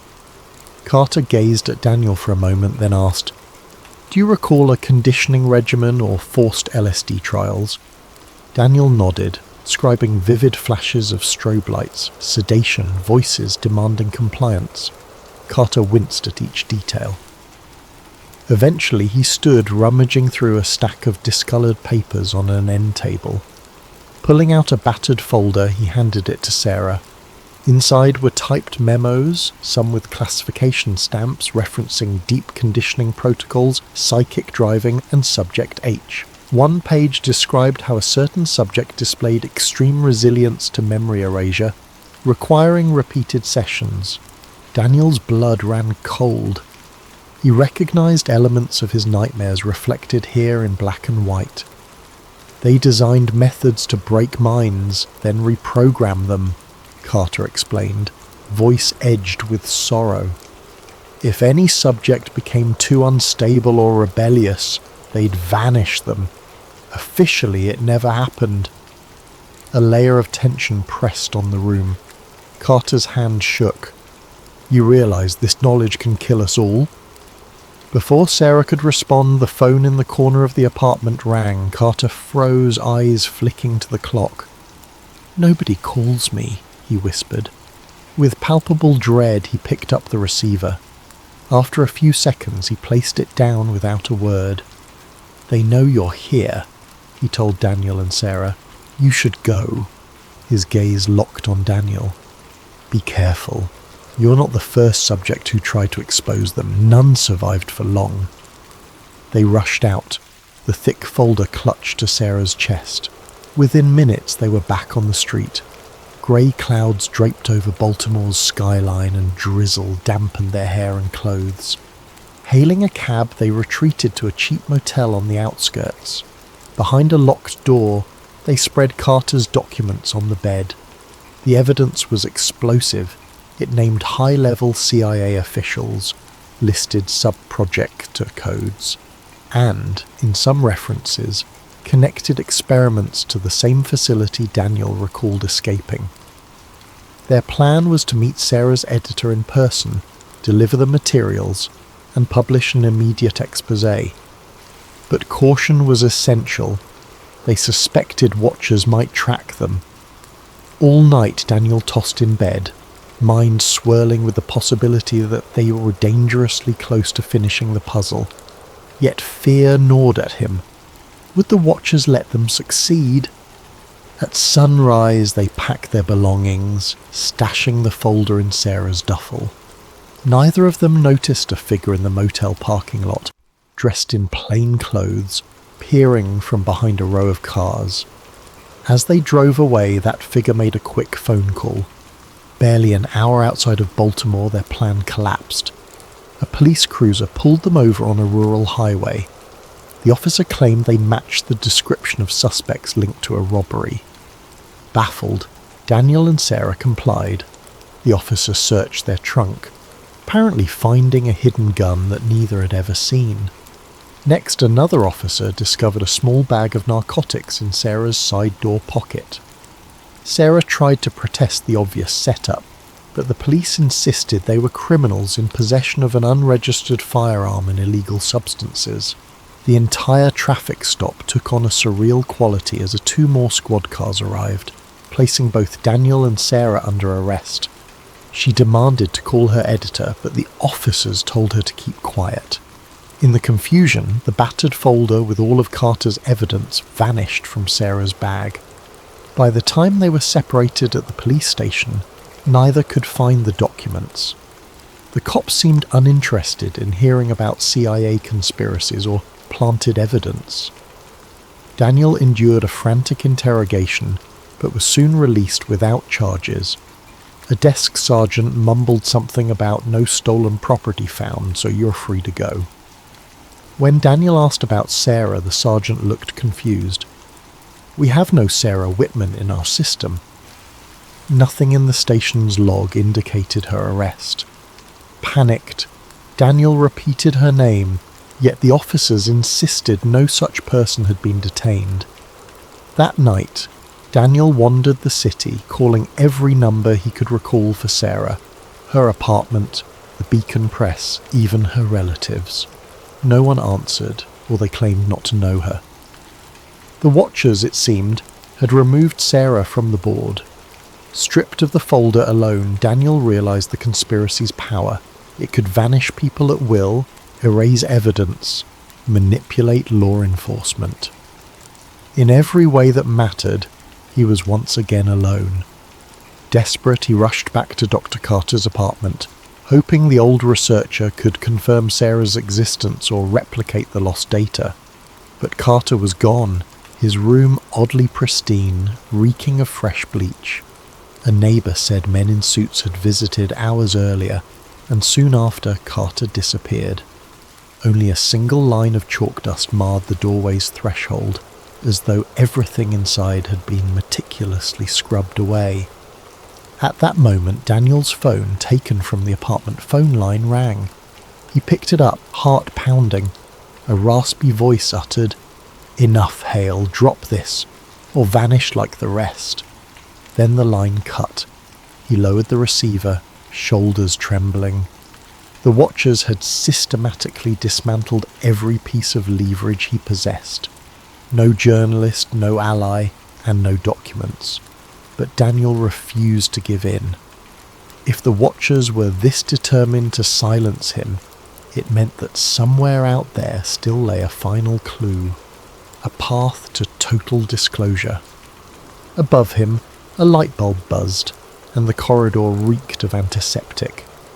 He could almost taste his own fear. Alone at the hallway of a now abandoned building, Daniel reminded himself that he'd escaped once before. He could do it again. He just needed to unravel the last layer, probably the very heart of MKUltra. Director William Ashcroft, the name Carter had hinted at but never fully explained. Summoning what resolve he had left, Daniel resolved to find Ashcroft, no matter the cost. In the aftermath of Sarah's disappearance, Daniel moved like a phantom through city after city. He changed motels frequently, paid in cash, and travelled by bus rather than train, never lingering too long in one place. At times, it felt fruitless.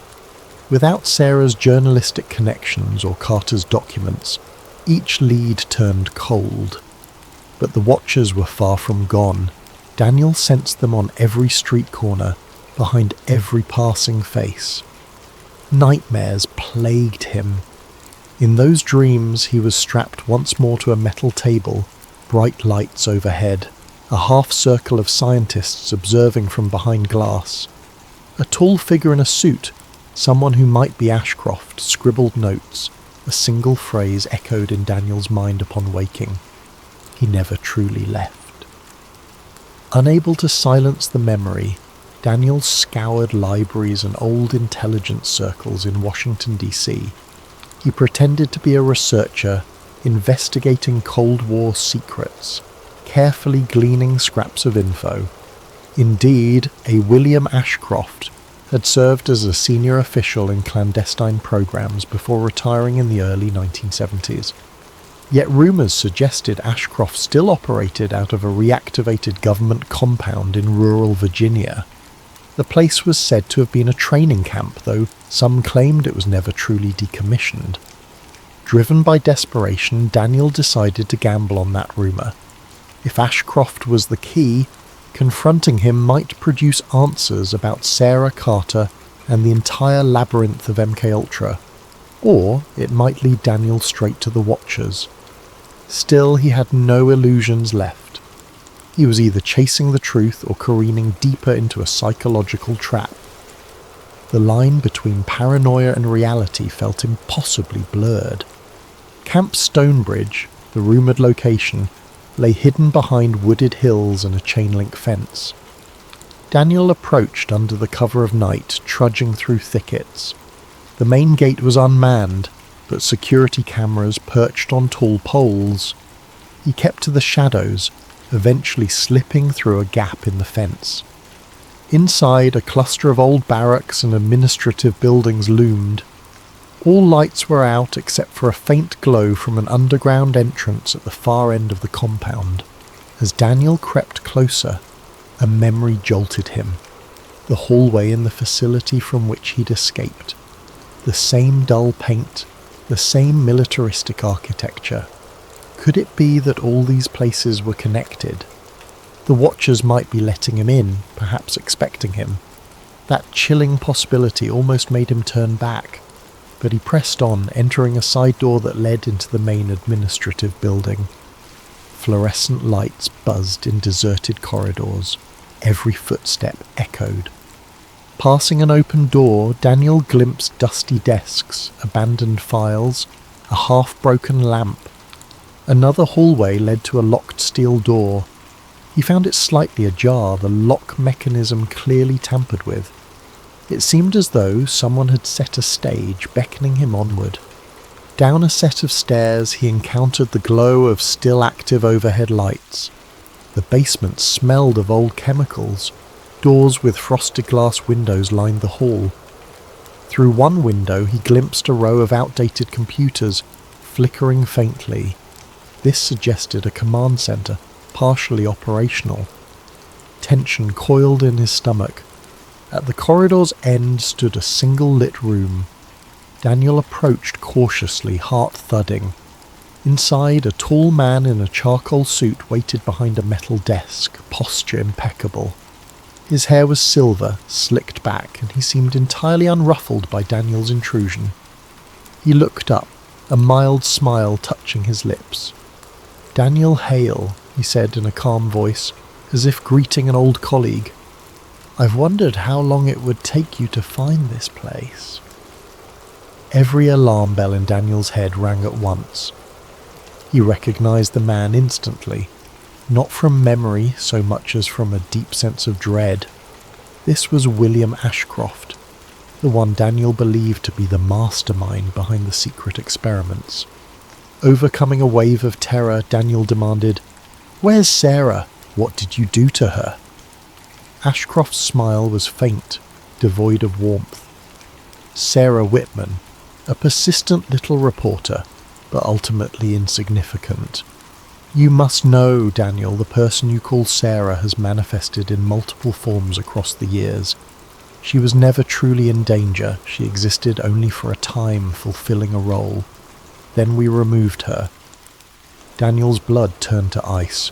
"That's a lie," he spat. "I worked with her. She was real." He brandished no weapon, only his fists clenched in rage. Yet Ashcroft showed no fear, simply crossing the room with measured steps. "MK-Ultra was the public name for something we refined after shutting it down," Ashcroft explained quietly. "We discovered new methods to shape perception, to implant entire narratives. You, Danielle, are our greatest subject, resilient, intelligent, driven by a moral imperative to expose the truth. Each iteration, we let you escape, watch you gather evidence, recruit allies, but always we remain in control." Daniel's vision swam. The basement corridor seemed to tilt, walls flickering at the edges of his sight. "You're lying," he rasped. "I walked out of your facility. Ashcroft slid open a file drawer, revealing a folder labelled with Daniel's name. He tossed photographs across the desk. Daniel recognized himself in each one, though the background shifted. Some bore 1970s decor, others an 80s setting. Still others looked more modern. Always Daniel's face was the same age. "We've repeated this scenario multiple times," Ashcroft said, almost kindly. "You pass through illusions, believing it's the real world, until your cycle ends. Then we reset. Each time your mind frays further, yet we learn. The watchers, the missing allies, the documents you find, they are all orchestrated, leading you here." In that moment, the building's fluorescent lights flickered, revealing glimpses of a bare, windowless lab. Daniel sank to his knees, hands pressed to his temples. The images in the photographs resonated with buried memories. He heard a swirl of voices, Sarah's laugh, Dr. Carter's trembling confession, the nurse from the facility, each voice overlapping like layers in a dream. "None of it was real," he whispered. "Or all of it was."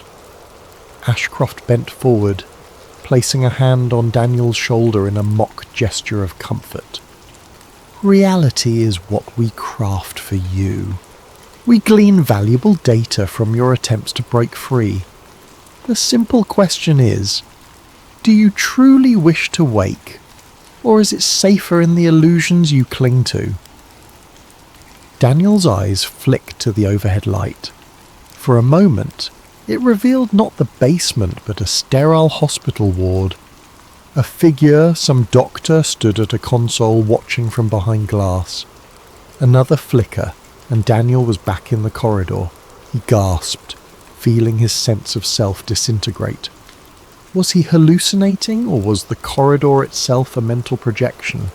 He tried to lunge at Ashcroft, but his limbs felt weighted. The older man stepped aside gracefully. Let the sedation wear off or not. Either way, we'll begin again soon. Perhaps next time it'll be 95, or 2005, or some other era you find yourself in. Daniel dropped to the floor, vision darkening. The last thing he heard was Ashcroft's voice, low and unperturbed. Sleep now, Daniel.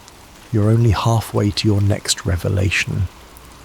Days, or possibly hours later, Daniel woke in a bright hospital-like setting, arms wrapped to a bed. The overhead lighting was painfully vivid, and a steady beeping from a heart monitor pricked at his ears. A nurse approached with the clipboard. She wore a sympathetic smile, though there was a haunting familiarity in her features.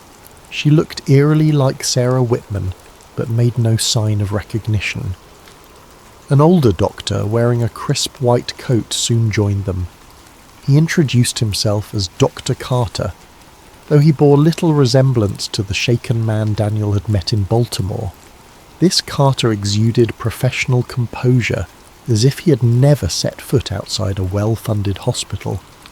He spoke gently, explaining that Daniel Hale was a patient undergoing psychiatric treatment, prone to paranoid delusions about CIA mind control.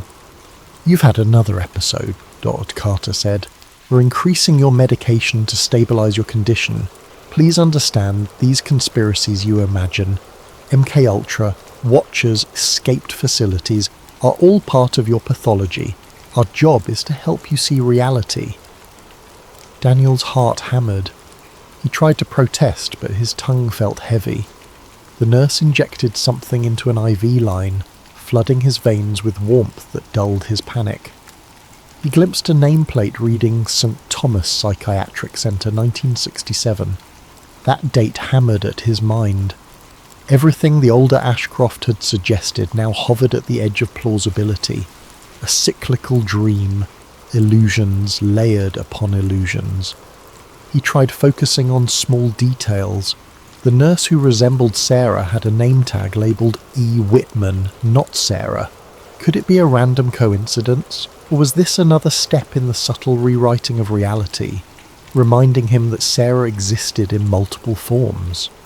Each day in the psychiatric ward followed a numbing routine. Daniel was led to group therapy, where staff gently encouraged him to dismiss conspiracy talk. Some patients listened in awe, others poked fun at him. Occasionally he would spot a staff member glancing at him with a flicker of recognition, as though they were watchers in disguise. At night, strapped in his bed, Daniel felt the confusion swirl. Perhaps he truly was delusional, he told himself. Yet the memories of electric shocks, sedation, and that unearthly conversation with Ashcroft refused to vanish. The staff insisted that these recollections were the product of a fractured mind. Over time, sedation blurred the days. Time lost meaning. At one point, Daniel noticed that the wall calendar read 95, and nobody seemed to find that suspicious. The next day it might revert to 1967. He tried pointing it out to a nurse, but she only patted his shoulder, telling him to rest. One evening, a different nurse slipped into his room. She whispered, "We're moving you tonight," then proceeded to wheel him toward a service elevator. Half conscious, he glimpsed an ambulance waiting outside, its back doors open. The nurse loaded him inside and the vehicle rumbled away from the hospital. Daniel's sedation made everything spin, but he sensed this was either a rescue or another elaborate trick. After some miles, the ambulance jerked to a stop. When the doors opened, there was no sign of the nurse. The vehicle was empty, door wide, revealing city street at night. The sound of passing cars filled the air. Slowly, Daniel managed to climb out. A nearby newspaper stand displayed a headline dated 95. Dazed, Daniel shuffled down the sidewalk wearing hospital scrubs, an ID band on his wrist reading Daniel Hale. Pedestrians shot him wary glances. Within minutes he spotted a black sedan idling at a curb. The watchers, or so he believed, but he felt no immediate threat, only a sense that the watchers allowed him to move forward. He wandered the city in a trance, eventually stumbling upon a reflection in a shop window. He looked the same as ever, mid-20s, no signs of aging, no matter how many times the timeline seemed to jump. The shop window displayed a row of televisions, some showing news from the mid-90s. Part of him realised that once again reality had shifted. Did the watchers reinstall him into a new iteration? At a rundown motel he rented a room with money he found in the ambulance's glove compartment. The desk clerk didn't remark on his odd attire. In that dimly lit space, Daniel tried to gather his thoughts. Every phone call he placed to old numbers led nowhere. Each mention of Sarah Whitman or Dr. Carter brought confusion from those he reached. The watchers had wiped the slate clean once more. Outside the motel window, neon signs flickered in the darkness. Daniel found his reflection in the glass, his expression haunted. If Ashcroft was correct, he was stuck in a never-ending cycle, each attempt to expose MKUltra culminating in a reset. He was the perfect subject for mind control research. The watchers, the illusions, the journalists, they existed to keep him dancing on puppet strings. Yet part of Daniel refused to surrender. Even if his mind was caged, he would keep some searching for cracks in the illusions. Maybe in one iteration he would break free entirely. Maybe he could sabotage their system from within. The watchers might be all-powerful, but Daniel's stubborn hope flickered like a lone candle in the dark. He stepped out into the night, the hum of street lamps overhead. A pair of distant headlights approached. He didn't run or hide. There was no point. The watchers would find him if they wished, or let him continue this labyrinthine chase if it served their purposes. Even so, Daniel would keep pushing. For Sarah, for Carter, for every lost name in the swirl of memory.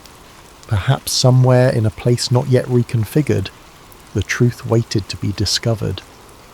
The headlights drew closer, revealing an unmarked sedan with tinted windows.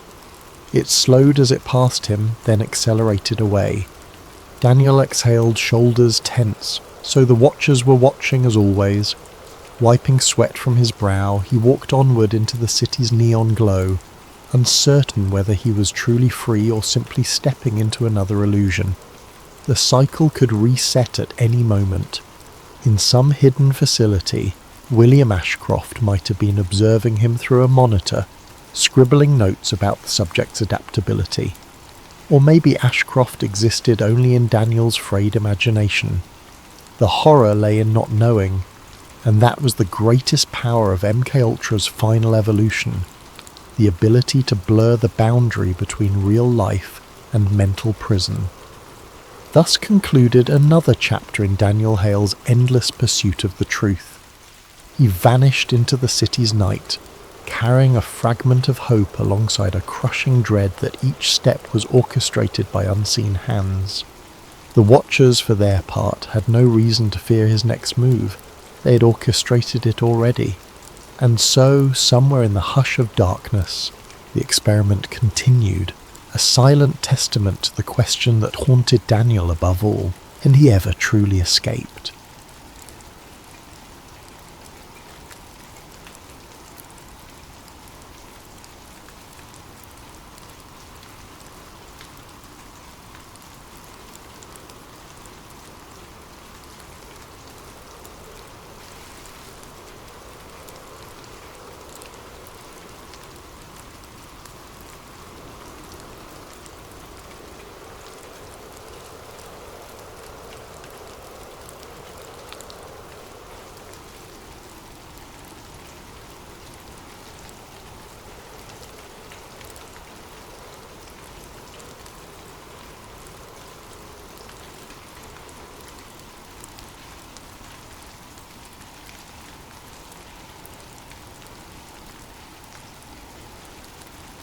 Sam Whitaker felt the day's fatigue deep in his bones.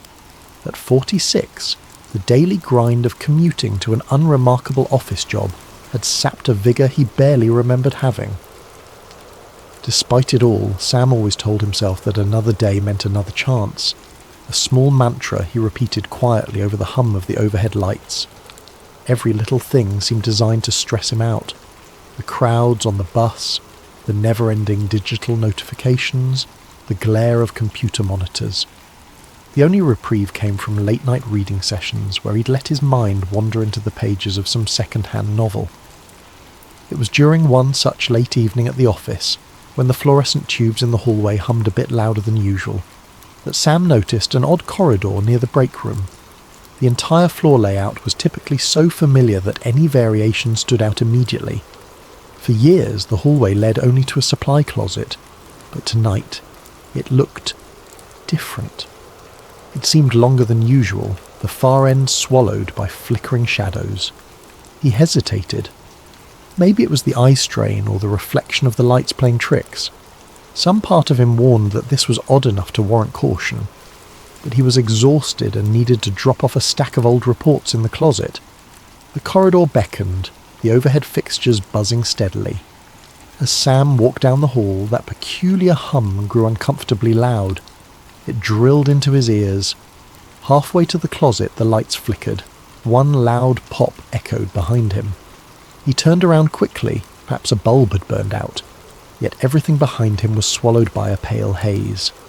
The hallway felt endless now, an expanse of off-yellow wallpaper stretching back the way he'd come. He shook his head, blinked several times, even rubbed his eyes, but the reality refused to snap back. "This can't be right," Sam murmured, squinting at what should have been the door back to the main office. The crisp smell of stale carpet hit his nose, reminiscent of an old motel from decades past. The hum overhead was the only companion in sight. He doubled back, heart thumping.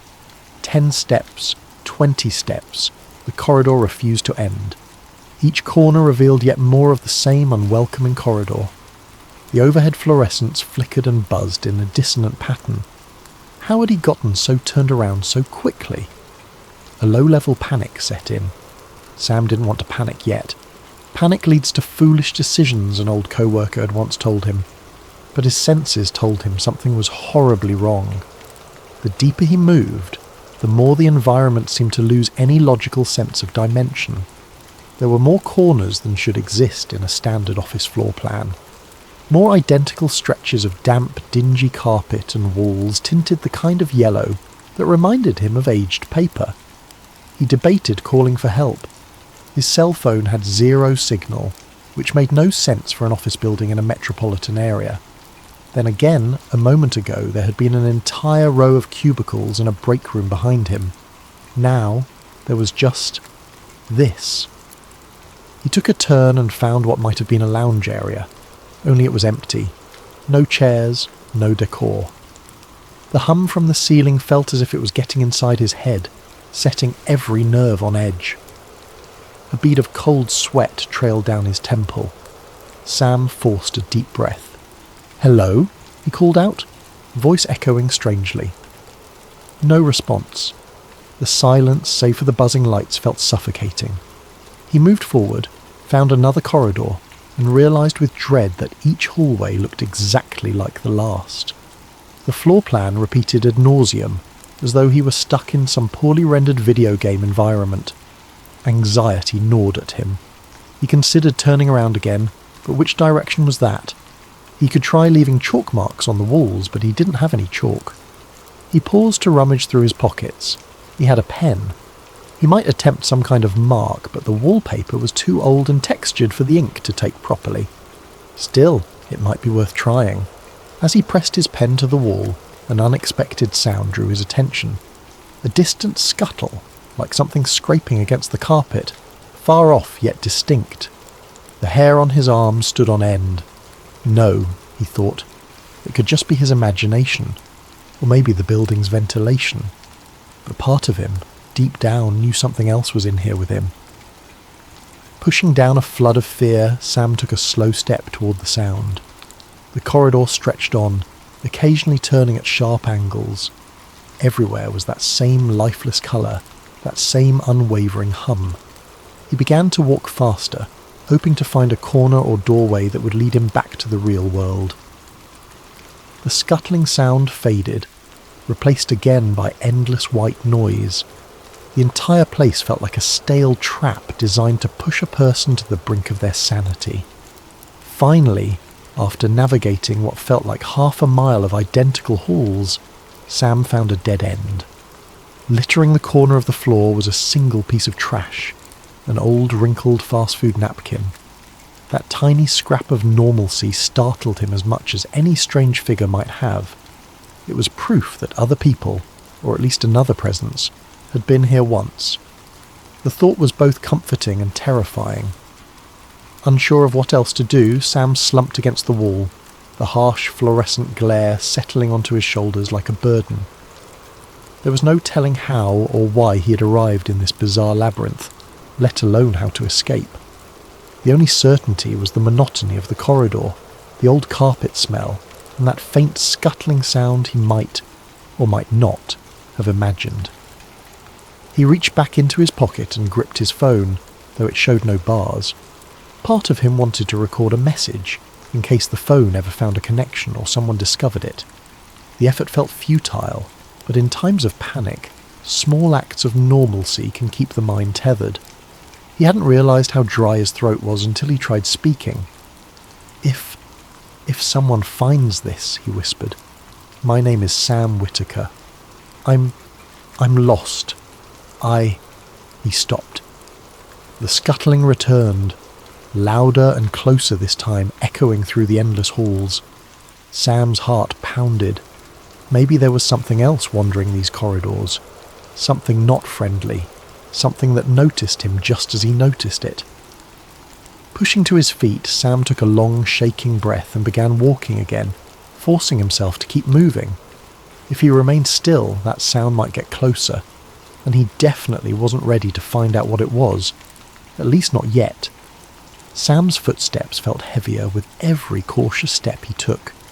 Every corner he turned revealed more of the same. Bleak yellow hallways that offered no relief from the oppressive hum of the lights. Minutes, or hours, felt like they bled into each other. He was no longer certain how long he'd been wandering. Without a clock or even a working phone, time had lost its usual structure. Somewhere in the distance, that scuttling sound still taunted him, an intermittent reminder that he was not alone. He had the creeping sensation that if he let his guard down, that thing, whatever it might be, would close in. So he forced himself onward. Each corridor twisted into another, forming a maddening pattern of identical gloom. Then, as he turned one more sharply angled corner, Sam saw something new. A series of faint marks near the floor's edge. Kneeling down, he squinted at what looked like chalk scribbles. The line was barely visible against the wallpaper. He followed the scrawl and realised it wrapped around the edge of the wall, as though whoever drew it had been in a rush. "Is anyone here?" Sam called out softly, trying not to let his voice echo too loudly. The corridor swallowed his words as though it were a living entity. Anxiety and relief fought for control within him. Chalk markings might mean there was another person wandering these halls, someone who might help him find a way out. Or it could be an ominous sign left by something else. Still, it was the first real clue he'd encountered. As he pressed on, he found more markings, each forming a kind of trail. Sometimes the lines dipped low or streaked higher, as if the chalk holder's hand had been unsteady. After a dozen or so steps, he heard something ahead. A faint shuffle. Maybe footsteps. He held his breath, part of him terrified that the scuttling entity was waiting just around the corner. But then a voice, a human voice, low and tense, whispered, "No, no, don't do this to me again." Sam's heart leapt. He hurried forward, rounding a bend. There stood a woman, around his age, maybe a bit older, her hair pulled back in a messy braid. She held a small chunk of chalk in one trembling hand. She froze when she saw him. Her expression flickered between terror and guarded hope. "Oh God," she breathed. "You're real?" Sam raised both hands, palms out, as if to show he meant no harm. "I think so," he said, voice cracking from dryness and relief. "My name's Sam Whitaker. I'm stuck here. I don't know how I ended up in this place." She nodded, swallowing hard. "Grace Kane." Her voice was strained, as though she had spent days shouting or crying. "I've been here. I don't even know how long, but it feels like forever." The chalk in her hand wavered. Sam saw the raw fear in her eyes. She hesitated, scanning the corridor behind him, as if expecting a monster to come barreling down at any second. "If you're just another hallucination," Grace murmured, "please don't vanish on me again." He carefully stepped closer. "I'm as real as I can be," he assured. The overhead light flickered, making them both jump. Sam tried to steady his breathing. "You've been marking your path?" Grace nodded. "It's my best guess at not going in circles, but the corridors change sometimes. I swear they shift. One day, a hallway will lead to a certain area, but the next, it's a dead end, or a different place entirely." The notion of shifting corridors made Sam's already unsettled stomach twist further. "So there's no set way out?" She shook her head. "Not that I've found, but I keep hoping. It's better than just giving up." They stood there, letting the bleak hum fill the silence. For a moment, the flicker of overhead fluorescence seemed to intensify, painting both of them in a sickly yellow glow. Sam took in her appearance, exhausted eyes, a faint bruise on her forehead, dried lips that spoke of dehydration. She looked half-starved, as though she'd been surviving on scraps. He gestured at the corridor behind him. "I heard something earlier, like a scuttling noise. Have you seen anything?" Grace's eyes darkened. "The entities," she whispered, voice catching. "I've only caught glimpses, shadows or shapes around corners. Sometimes they sound like they're crawling on the walls. Sometimes I think they're behind the lights, flickering them on purpose. Other times they're right there and then gone." Sam felt his pulse quicken. "Can they hurt us?" She swallowed. I believe so. I felt them brush past me in the dark, a hand or limb that shouldn't exist. I've had them chase me for hours. At least it felt like hours. I don't know how to tell time here anymore." Despite the oppressive fear, Sam realised he felt an odd relief. He was not alone. There was someone else who understood this nightmare. "Then we need a plan. Any plan. To escape, or at least stay alive." Grace exhaled, her shoulders sagging in momentary surrender. "There's one idea," she began slowly. "Sometimes, if you can find where this place warps, like a glitch, you might slip back into reality. I've never found it, but I've heard stories, seen references in old notes left behind by others. That's why I carry chalk, to mark where the corridors feel strange. Have you found any especially strange areas?" She nodded, looking up and down the corridor. "A few times. Dim corners that warp your vision, or rooms where you can hear distant voices. They never led me out, but maybe I missed the right moment." She let out a hollow laugh. "It sounds crazy, I know." Sam reached out to lightly touch her shoulder, a tiny gesture of solidarity. "We're past questioning what's crazy. Let's just try." Grace flicked a quick glance down the hall, her eyes brimming with exhaustion and desperation. "All right," she said. "I have a stash of water a few corridors away. Found a cooler in one of the random rooms. Then we can keep searching." They began to walk together, guided by Grace's faded chalk marks. Every so often, Sam would add a small pen scribble, just in case. The idea that the environment itself might shift was horrifying. He found himself glancing at the walls constantly, worried they might move or rearrange in front of his eyes. A part of him still clung to a flicker of hope. If Grace had survived for this long, there must be ways to endure. Maybe the best chance for either of them to escape lay in working together. The only problem was that the corridors seemed infinite, and time felt meaningless. As they turned another identical corner, Grace turned to Sam, voice subdued. Stick close. This place has a way of splitting people up. Even if we're side by side, we could lose each other around a corner, Sam nodded solemnly. I'm not going anywhere without you, he promised. It was only half altruistic. He needed her as much as she needed him. In the dim recesses of these endless halls, the idea of wandering alone was unbearable. So they pressed on, hearts pounding in unison, bracing themselves for the next flicker of the lights or the next scuttling noise in the distance. Neither spoke aloud what haunted them both. If they were going to survive, they would need far more than chalk marks and hope to combat the endless shifting labyrinth, let alone the entities prowling its depths.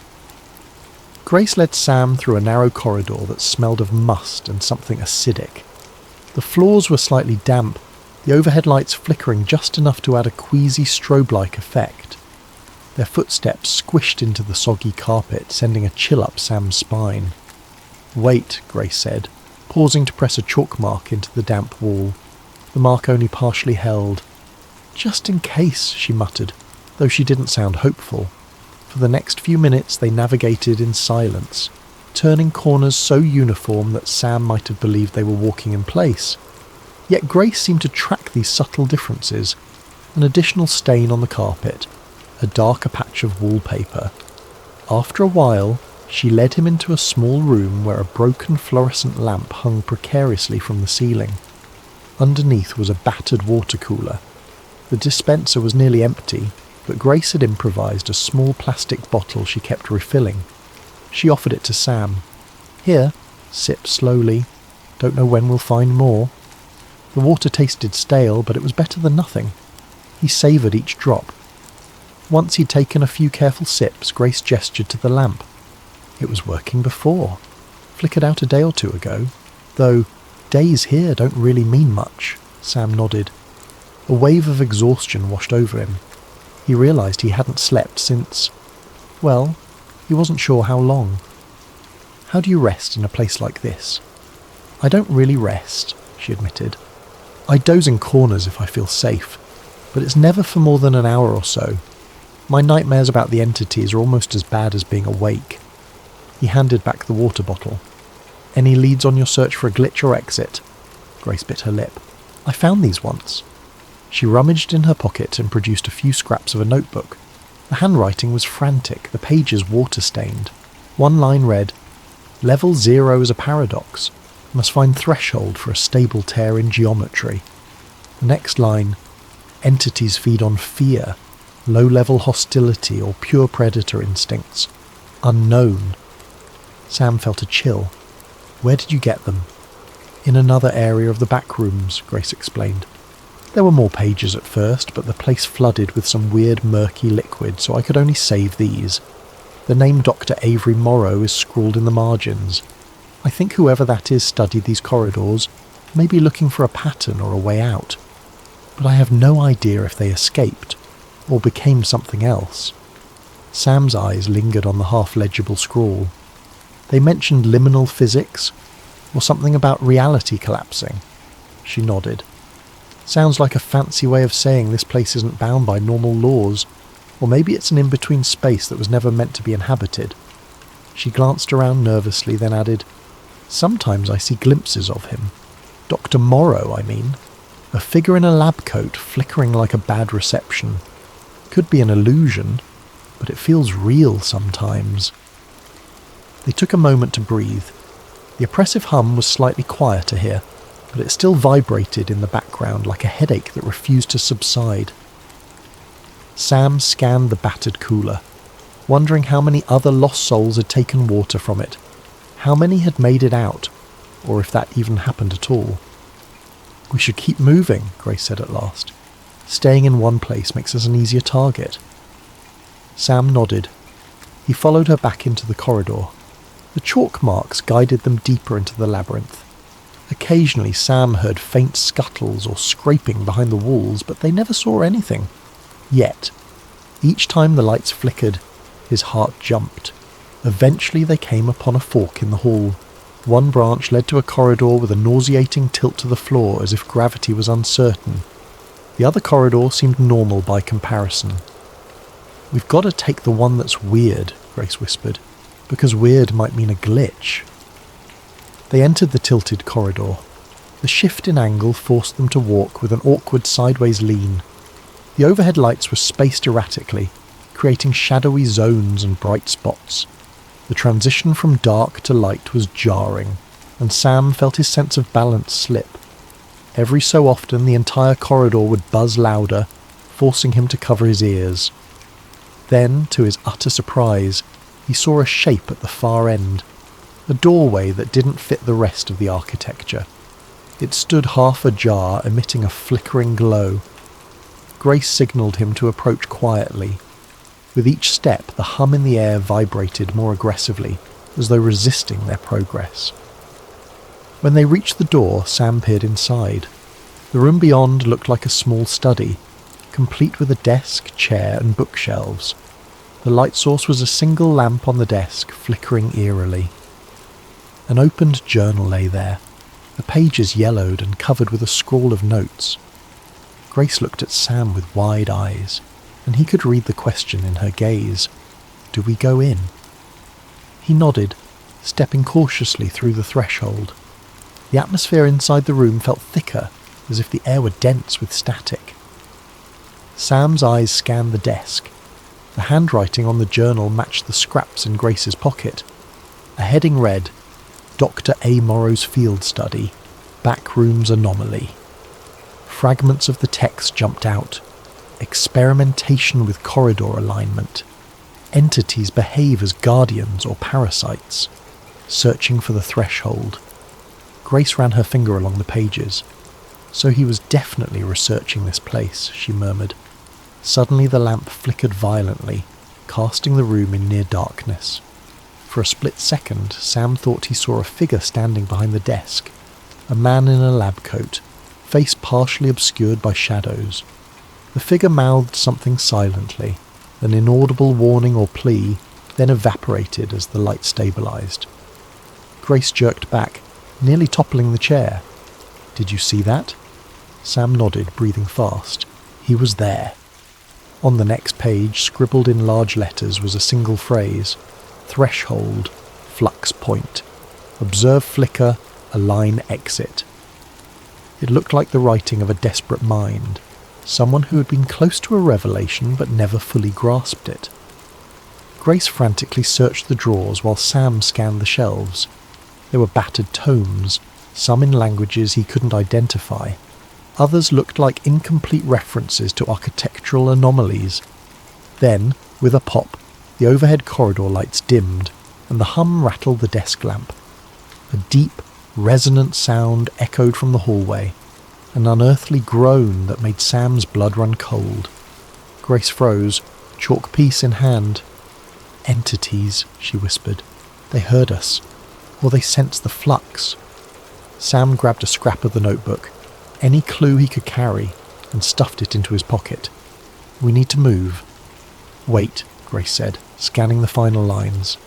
"Level 0 is the simplest plane. Must descend to ascend." She shot Sam a bewildered look. "Descend? That means going deeper, to a lower level." Sam shivered, recollecting the water-stained lines referencing level 0. If this was truly the simplest plane, he dreaded what deeper levels looked like. But Dr. Morrow's cryptic clue seemed to suggest that escaping required going further in, not pulling away. Outside the door, the corridor lights flickered wildly now. A black shape darted across the far end, too quick to identify. Sam's heart hammered as adrenaline surged. "Grace, we have to decide. Do we push deeper, or try to find another route out?" She glanced at the note again. "Descend to ascend." Her voice shook, but a resolve flickered in her eyes. If Dr. Morrow was onto something, we can't just ignore it. Sam swallowed, acutely aware of the stuttering lamp, the buzzing hum, and the sense that something was creeping closer. Another guttural groan echoed, this time from somewhere to the left. It was too late for a calm debate. Any further hesitation could mean a face-to-face encounter with the entities. "Let's go," Sam agreed, voice taut with fear. Grace nodded, and they both bolted back into the corridor, leaving behind the flickering desk lamp and the lonely study. The wedge of knowledge they gained was minimal, but it was better than the total ignorance they'd endured until now.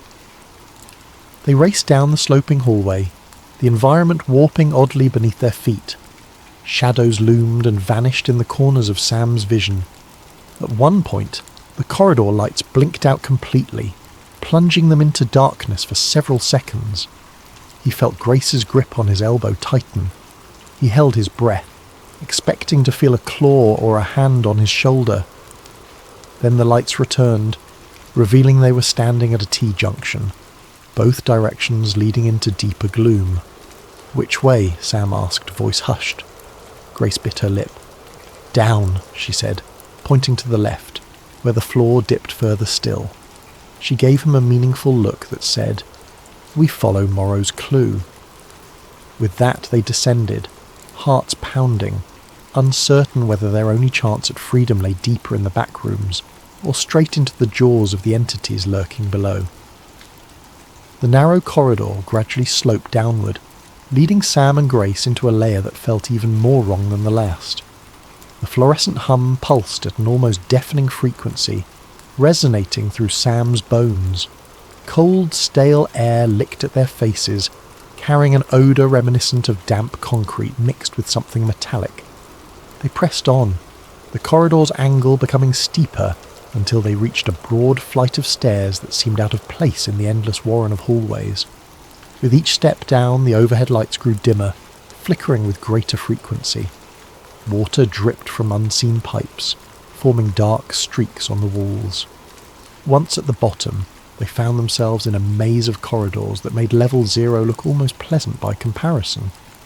The walls were covered in patches of black mould, and the carpeting was soaked, squishing underfoot. Grace gripped her piece of chalk as if it were a lifeline, making quick dashes on the walls every few feet. Sam followed, senses on high alert. Their footsteps seemed to echo louder here, amplifying the anxiety coiling in his gut. He kept imagining a scuttling shape darting out from the shadows. Every so often, a deeper, more resonant groan reverberated through the halls. It was closer now, undeniably so. Grace whispered, "We have to keep moving." They pushed into a corridor that felt elongated, the perspective stretching unnaturally. The overhead lights, spaced irregularly, created pockets of near darkness and sudden bursts of harsh illumination. Sam's mind played tricks on him. The walls looked like they were breathing, expanding and contracting with each flicker of light. Then the chase began. A screech tore through the corridor, freezing Sam in place. Behind them, a silhouette flickered around a distant corner. It looked twisted, a caricature of a human shape with limbs bending at wrong angles. "Run!" Grace's voice cracked. They sprinted. Sam's lungs burned as the corridor around them seemed to shift in real time. Corners led to new corners, forming a labyrinth within a labyrinth, and always behind them, that frantic screech, the unnatural pattering of limbs. The entities were no longer content to stay hidden. They were hunting. The overhead lights began strobing. Each flash froze a moment in Sam's vision. Grace's determined face, the black mould on the wall, the water dripping from the ceiling, and behind them in one flash, a glimpse of the entity, half crawling, half lurching toward them. Its eyes were an inky void, set in a gaunt face that defied anatomy. Then darkness, then light again, and it was closer. "This way!" Grace shouted, yanking Sam's arm and veering into a side hallway. They nearly slipped on the soaked carpet, hearts pounding like war drums. The corridor twisted into a set of steps leading further downward. Through the flickering gloom, Sam saw a sign, a battered metal plate that read, "Maintenance," in rusted letters. Was this place once functional? The idea was terrifying. A basement or sub-level of the backrooms that suggested some attempt at infrastructure. But who built it? And why? They clattered down the steps, Grace panting from exertion. At the bottom lay a corridor of exposed concrete walls devoid of wallpaper, with fluorescent tubes flickering overhead. Water pooled at their feet. Somewhere behind them, A roar echoed, followed by frantic scraping noises that seemed to come from multiple directions. The door to the side caught Sam's attention. It had no label, just a rusted handle. "In here!" he gasped, pulling it open. They tumbled inside and shut the door behind them, pressing their bodies against it. The metal was cold under Sam's palms, trembling with each vibration of the corridor outside. They held their breath, listening. Heavy thumps reverberated beyond the door. The screeching and scuttling intensified for a moment, as if the entities were scouring the area. Then, gradually the noises receded into silence, replaced by the steady drip of water and the nauseating hum of the lights. Grace exhaled, sliding down to the wet floor. "We can't keep running forever," she whispered, voice shaking. Sam nodded, equally breathless. The room they had stumbled into was small, cluttered with broken shelves and scattered tools that looked more like props than anything practical. A single flickering bulb dangled from the ceiling, casting a weak circle of light on the floor. As they caught their breath, Sam noticed a piece of paper pinned to a shelf. He reached over, hands trembling, to pick it up. It was another note, likely from Dr. Morrow. The words were almost illegible, but a few stood out. Mel point. Water infiltration. Next level requires caution. Entities stronger. Below it, scrawled in shaky handwriting, was something about final threshold. Grace stared at it, eyes red. So there's more than one level. This must be level 1? Or deeper? Sam felt the weight of despair. How many levels are there? She shrugged, tears threatening to fall. I don't know. Some say infinite. They sat in silence, letting the dread wash over them. Eventually Grace rubbed her eyes. If Dr. Morrow kept going, maybe he left a better clue somewhere else. We have to keep trying. She glanced at the broken tools on the ground. We should arm ourselves with something. Sam found a rusted wrench under a shelf. It was heavy enough to be swung as a weapon if needed, though he doubted it would do much against the entities. Grace picked up a piece of rebar with a jagged end, testing its weight in her hand. They exchanged grim nods. It wasn't much, but it was something. Cautiously they opened the door and peered outside. The corridor was empty again, though the tension in the air weighed heavily. They moved on, stepping carefully through the shallow water. The corridor seemed to lead deeper into an underground maze. Piping along the walls occasionally hissed, dripping condensation. After an indeterminate amount of time wandering, the overhead flickering lights suddenly stabilized. The clarity was jarring. No more strobing, just one unbroken hum. Ahead they saw a large open space, perhaps a maintenance hub. Sam took point, wrench raised. The area smelled of rust and mould, but no immediate signs of entities. In the middle of the room, water dripped from the ceiling onto a mass of soggy cardboard boxes. The floor sloped toward a dark, open grate. Sam's chest tightened. Water trickled over the edge, disappearing into an inky void beneath. Grace shuddered, stepping around the grate. "No way we're going down there," she muttered. "There must be another path." They found a door labelled "Staff Only" on the far side. Sam tried the handle, but it was jammed. With a swift kick, the door splintered open, revealing a short hallway that ended in a bizarre sight. An office cubicle, half submerged in water, the overhead lights replaced by a small table lamp flickering uncertainly. The contradictory space made Sam's head spin, like a piece of normal reality glitching into the back rooms. "Is this part of the real world?" he asked, voice trembling. Grace frowned. "It might be. Or it's just another section the backrooms absorbed. Let's look." They waded into the half-submerged office, the water reaching mid-calf. The ceiling sagged, leaking from multiple cracks. File cabinets were strewn about, and a mouldy computer sat on a desk. Sam noticed a single piece of paper pinned under a paperweight. Gateway experiment. Corridor realignment. Exit possible. The final lines cut off in a watery smear. Then the flickering table lamp dimmed, and Sam saw another ephemeral silhouette. Dr. Morrow.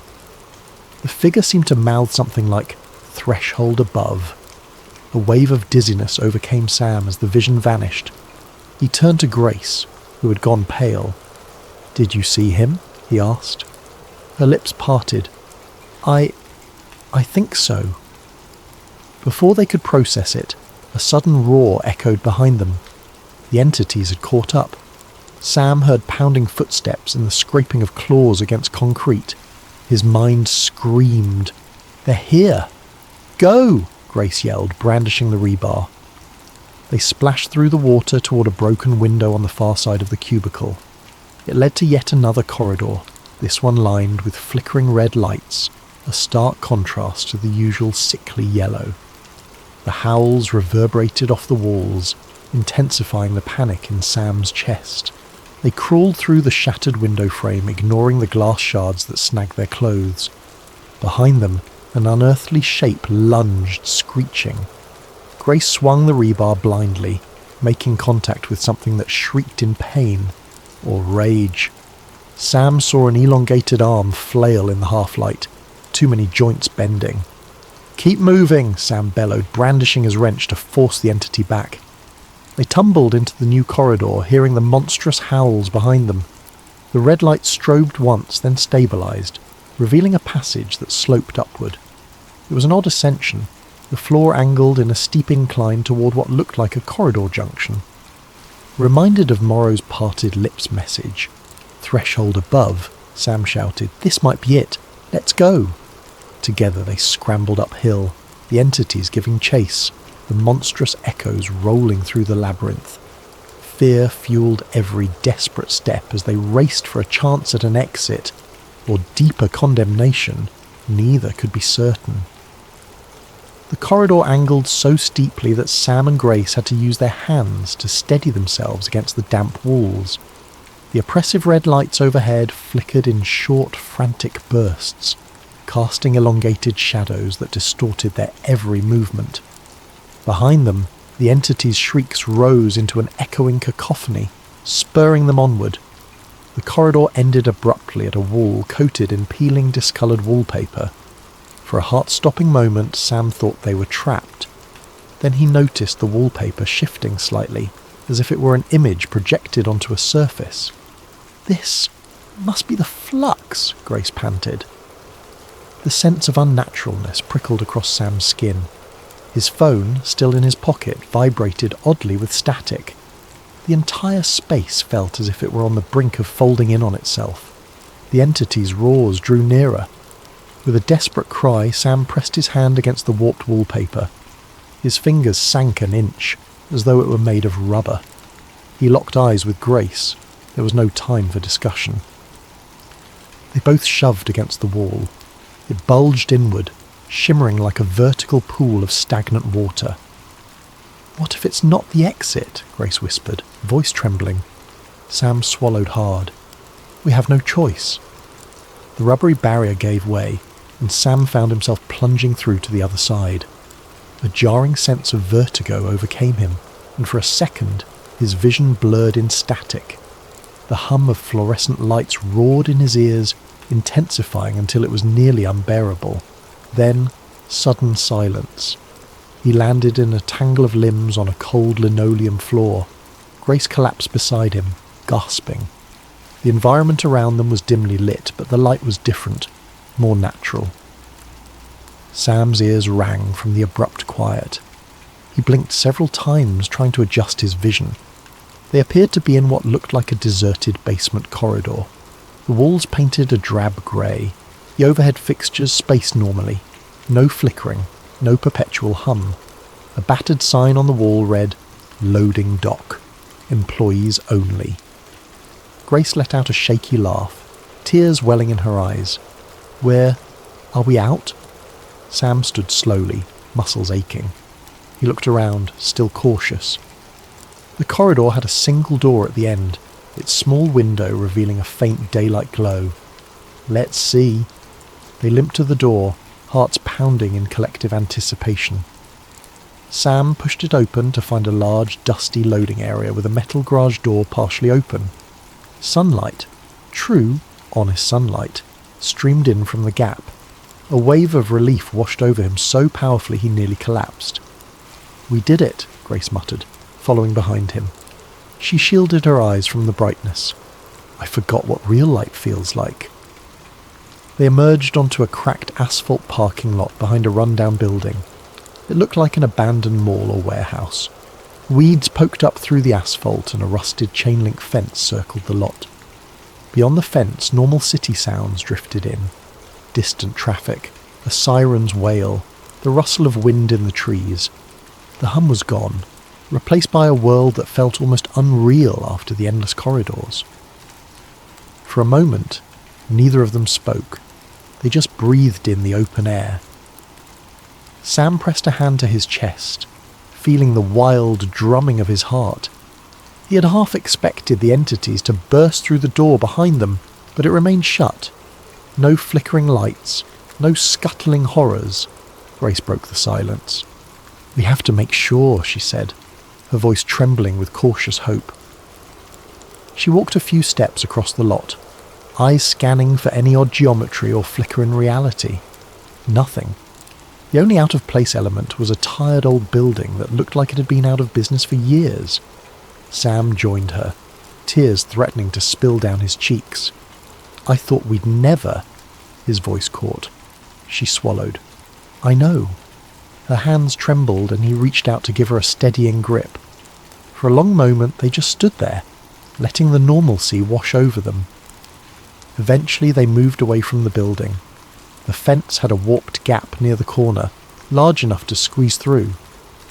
On the other side was an empty street, a few boarded-up storefronts, and beyond that the faint signs of a more active city block.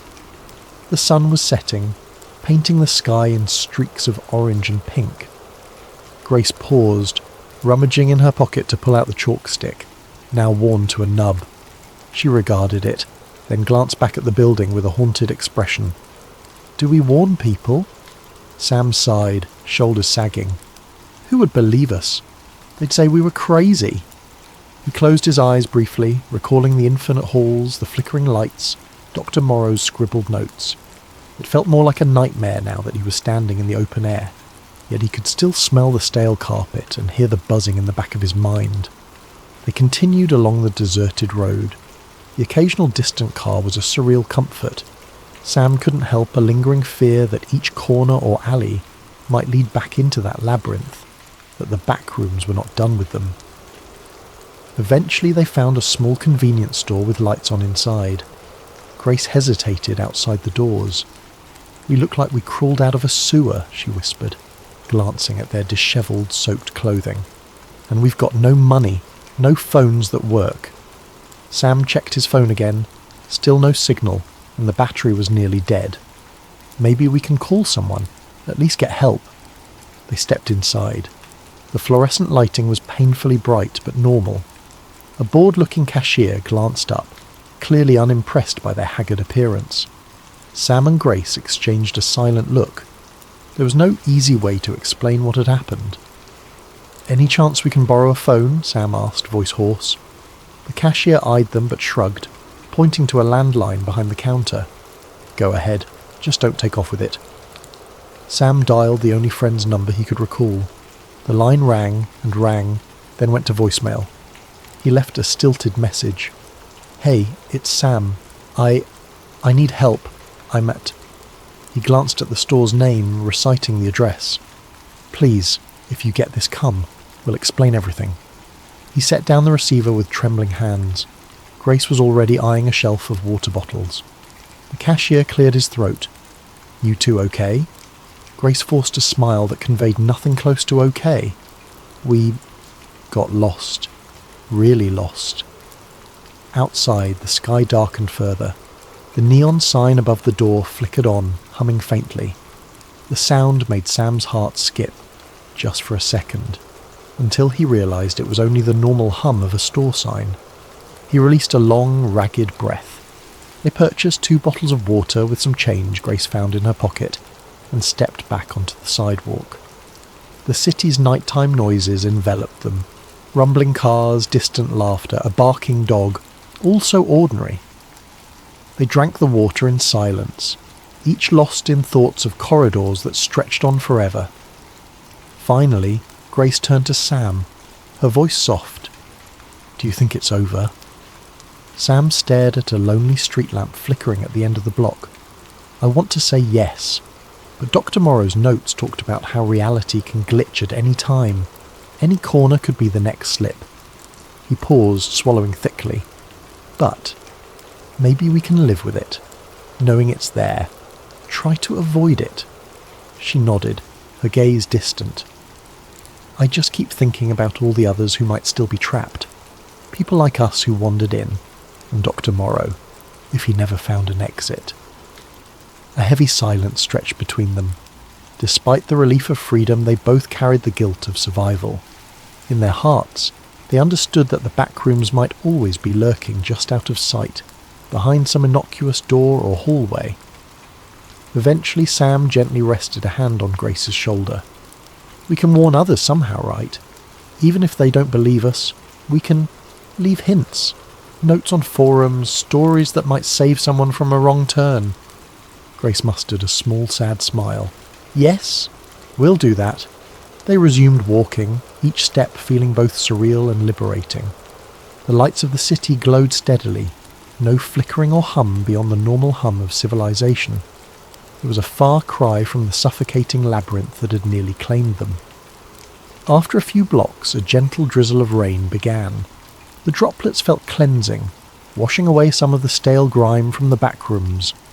Grace raised her face to the sky, letting the rain fall over her. Sam followed suit, heart pounding with gratitude to be under an open sky again.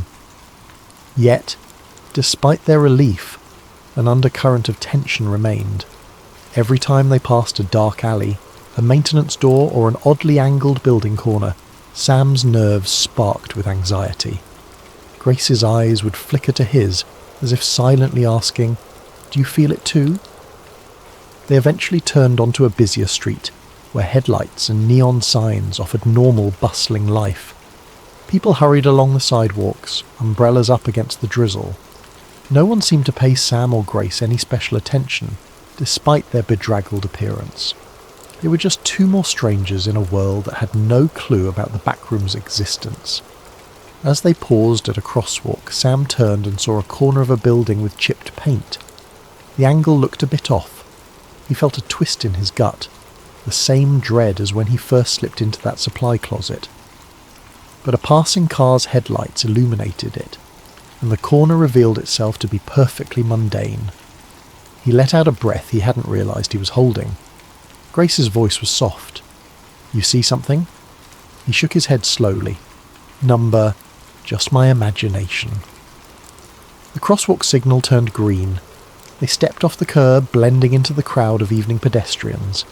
In the distance, thunder rumbled, mingling with the city's ambient noise. Though they escaped, a quiet truth lingered between them. Once you've seen the back rooms, some part of you never fully returns.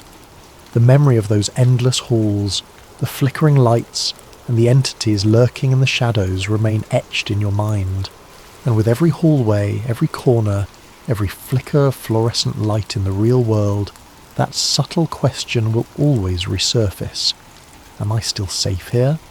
Or is the back rooms just one wrong step away?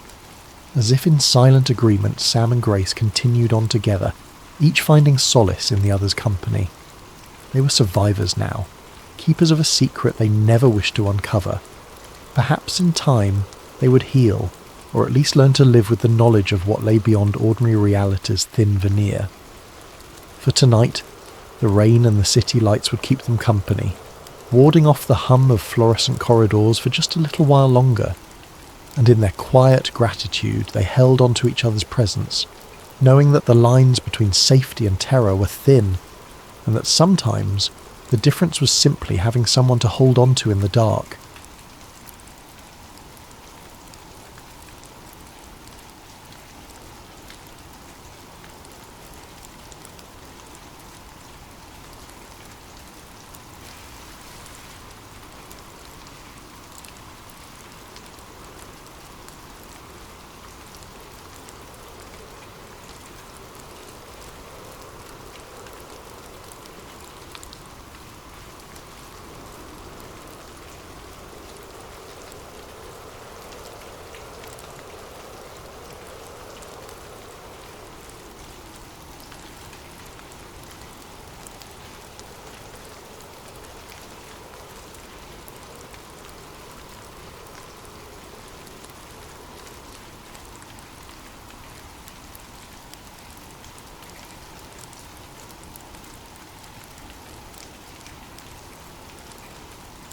her. Prepare for scientific intrigue, covert operations, and a mystery that stretches beyond our world. Now, settle in, dim the lights, and get comfortable for this 10-part adventure that will carry you beyond the edge of the map. Let's begin.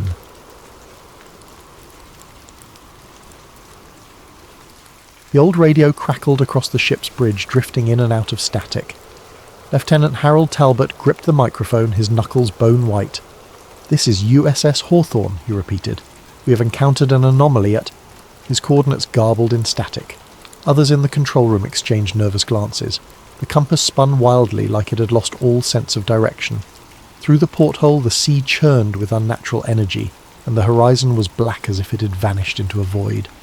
Outside, the whine of the wind built to a roar. Then, cutting through the tumult, a startled voice shouted, "Lights! There, beneath the waves!" A half-dozen crewmen pressed to the windows. Sure enough, ribbons of pale, flickering radiance swirled under the roiling ocean. Some claimed it looked like an underwater craft. Others insisted it had to be exotic marine bioluminescence. Before anyone could gather sense or courage, the lights blazed in brilliant turquoise, illuminating the entire ship's hull from below. Talbot's last recorded words, barely audible over the crackle, were, We're being pulled in? God help." Then the broadcast ended. The USS Hawthorne vanished with eerie finality. When search teams arrived days later, no scrap of debris or shred of evidence floated on that calm expanse of ocean. The official Navy line chalked it up to a catastrophic storm. But whispers persisted of something else, an impossible force dwelling within the Bermuda Triangle. Fast forward decades to present day. The small auditorium at the Miami Oceanographic Summit hummed with polite applause as Dr. Cassie Nolan concluded her presentation. She was in her late 30s, with an air of quiet determination and a streak of stubborn curiosity. Her topic had been Unexplained Oceanic Anomalies, a statistical overview, but the hush in the room suggested it was anything but dull. She'd just shown data on bizarre electromagnetic fluctuations in the Atlantic, specifically in that infamous region called the Bermuda Triangle. A wry smile crossed her lips as the applause died down. Standing behind the podium, she glanced at her notes. And that, ladies and gentlemen, concludes the rational portion of my talk. I realise the Bermuda Triangle has its share of tall tales, but my data strongly indicates repeated anomalies, magnetic distortion, unusual weather bursts, unexplained compass deviations. Perhaps we should keep an open mind. She stepped down, expecting the usual trickle of questions from curious colleagues or the occasional cynic. Instead, she found herself face to face with a wiry man in a fisherman's cap. His eyes were rimmed with exhaustion. "Dr. Nolan," he said urgently, voice trembling, "I need to talk with you." He introduced himself as Luis Ramirez, a local fisherman who'd spent his life working the waters off Florida's coast. After hearing her lecture, he had mustered the courage to approach. "I saw lights," he whispered. "My boat got caught in a freak storm. It appeared out of nowhere near the triangle. I swore I saw something shining under the sea." He handed her crumpled coordinates scribbled on a stained slip of paper. "I've told others. They say I'm crazy. But you might understand." Cassie's eyes flicked to the coordinates. They were suspiciously close to an area known for marine accidents, but rarely acknowledged by official channels. She thanked Louis and promised to look into it, ignoring the cynicism tugging at her mind. After all, she was a scientist who believed in data, but if these claims matched her existing patterns, it could be significant. Later that evening, back at her modest office near the University of Miami, Cassie pored over her mentor's old notebooks. Dr. Rourke, once a respected oceanographer, had vanished under bizarre circumstances years ago while researching the same region. He'd left behind cryptic remarks about a powerful electromagnetic phenomenon. Cassie's own data had begun to echo Rourke's notes, unexplained spikes in an underwater sensor's logs. The next morning, as she compared Rourke's final sketches with Luis's coordinates, a firm knock sounded on her door. She opened it to find two men in suits, flanking a silver-haired woman with a crisp posture. The woman introduced herself as Agent Whitfield of a government bureau Cassie had never heard of. "Dr. Nolan," Whitfield began calmly, "we're aware of your interest in that region of the ocean.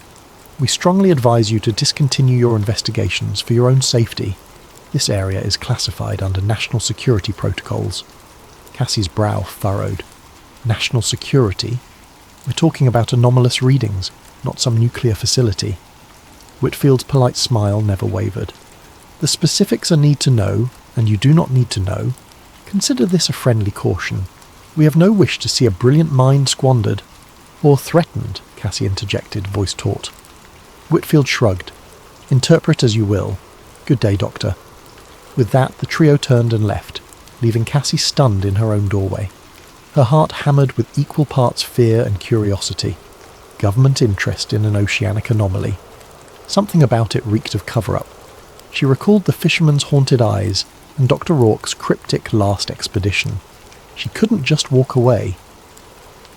Pulling out her phone, Cassie called an old friend, Jake Moreno, a freelance dive instructor with a reputation for fearless, some might say reckless expeditions. If she wanted to collect data from deep underwater, she'd need someone like him, someone who wouldn't balk at the mention of the Bermuda Triangle. Over a scratchy connection, she explained her hunch. There's an anomaly out there, Jake. Government's involved. My mentor disappeared investigating it. I've got to see it myself, or I'll regret it forever. Jake's response came swiftly. Tell me when and where. Cassie realised in that moment she was crossing a line from academic curiosity into something riskier. The tension coiled in her gut. Yet an undercurrent of excitement surged through her, like she was close to unlocking a secret older than the legends themselves. Even as she hung up the phone, however, a sense of foreboding pressed in. She gazed at the scribbled coordinates on her desk, thinking of the vanished fisherman's sightings, the hush-hush warnings from Agent Whitfield, and the shadow of Dr. Rourke's disappearance. The Bermuda Triangle beckoned with its riddles, and Cassie was about to chase them headlong, unaware of just how deep and dangerous those waters could become. The sky brooded over the Florida Keys the day Cassie Nolan and Jake Moreno met at a small marina. Clouds drifted in ominous clumps, and the late afternoon sun shimmered through patches of heavy humidity. The moment Cassie arrived, she spotted Jake by a battered fishing boat, arms folded over a well-worn t-shirt. He was ex-Navy, lean with an easy confidence, though faint worry lines creased his forehead. They exchanged a brief hug. Long time, Jake remarked with a half-smile. I see you're still chasing weird phenomena. Cassie's eyes danced with both eagerness and caution. You know me. Once I get a puzzle in my head, I can't let it go. He gestured toward the boat's deck. Ready to board your new research vessel? He said it teasingly, but Cassie could sense he'd already prepped for a serious outing. The deck was stacked with crates labelled as oceanographic sensors, along with scuba gear and a sealed barrel that presumably contained a remotely operated vehicle, ROV, for underwater exploration. A third person stepped out from below deck, a petite figure with short-cropped hair. Dr. Nolan, she asked, extending a calloused hand. Olivia Park, tech specialist. Jake wrote me in for communication support. Cassie recognised the name from a university networking event. Olivia was rumoured to be brilliant in all things digital, from satellite uplinks to encryption. Great to have you, Cassie said, shaking her hand. We'll need every advantage if we're venturing into the Triangle. They got underway just before twilight. The boat chugged through calm waters, though the gloom in the sky hinted at an incoming storm. Cassie couldn't shake the memory of Agent Whitfield's warning. Why would the government clamp down so hard if this was just maritime folklore? It only served to heighten her suspicion that they were on the cusp of uncovering something major. Anchored some miles out, they commenced the first stage of Cassie's plan, collecting baseline data. She wanted to chart normal ocean conditions before venturing into the specific coordinates from Luis Ramirez. She and Olivia deployed a series of floating buoys equipped with sensors to track temperature, salinity, and electromagnetic variance. If anything was unusual, these devices would pick it up. Jake watched the horizon, arms resting on the wheel. We need to move fast, Cass. Clouds look like trouble. The forecast says a squall might blow through tonight. Time is always short, Cassie replied, glancing up. But storms aside, I worry about, well, you know. Jake nodded grimly. The same unspoken threat weighed on them. Official interference. He tapped the throttle, setting a course for the Triangle's edge. Night fell, turning the water into a black mirror. On the boat's small radar, faint echoes popped up. Tiny fishing vessels, cargo ships in the distance. Then, out of nowhere, a massive shape slid into view on their screen, hugging the same route. A much larger vessel, no transponder ID. Olivia frowned at the radar. Could be Coast Guard or a private ship running dark. They exchanged uneasy glances. "We'll keep an eye on it," Jake said, turning off their own navigational lights. "No sense advertising we're out here." Around midnight, the ocean turned uneasy. A stiff wind ruffled the surface, building to choppy waves. Cassie huddled with Jake and Olivia over a chart in the cabin. "We're about an hour from Ramirez's coordinates," she said. "We'll do a quick pass, launch the ROV, gather data, and get out." Jake nodded. "Works for me. Let's just hope the squall holds off." Outside, the skies grumbled as if in protest. Suddenly a glare of white light blazed across them, accompanied by a droning roar. They rushed to the deck to see a helicopter overhead, searchlights cutting through the darkness. In the swirling beam, a voice boomed through a megaphone.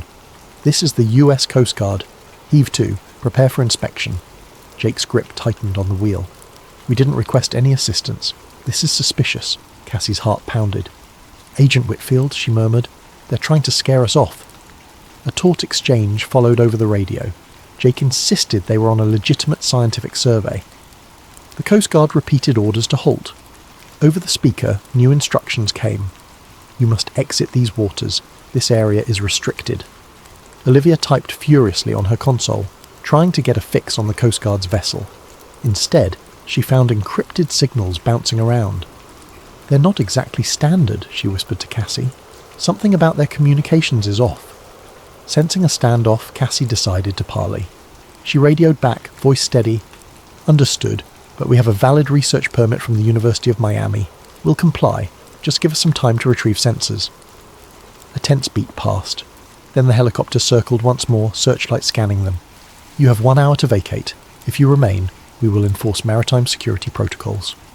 The rotor wash receded as the chopper veered away, presumably to monitor from a distance. Jake exhaled, beads of sweat on his brow. "An hour. That's barely enough time." Cassie clenched her jaw. This had to be intimidation, yet she refused to be turned back so easily. "We do a quick survey, then get out.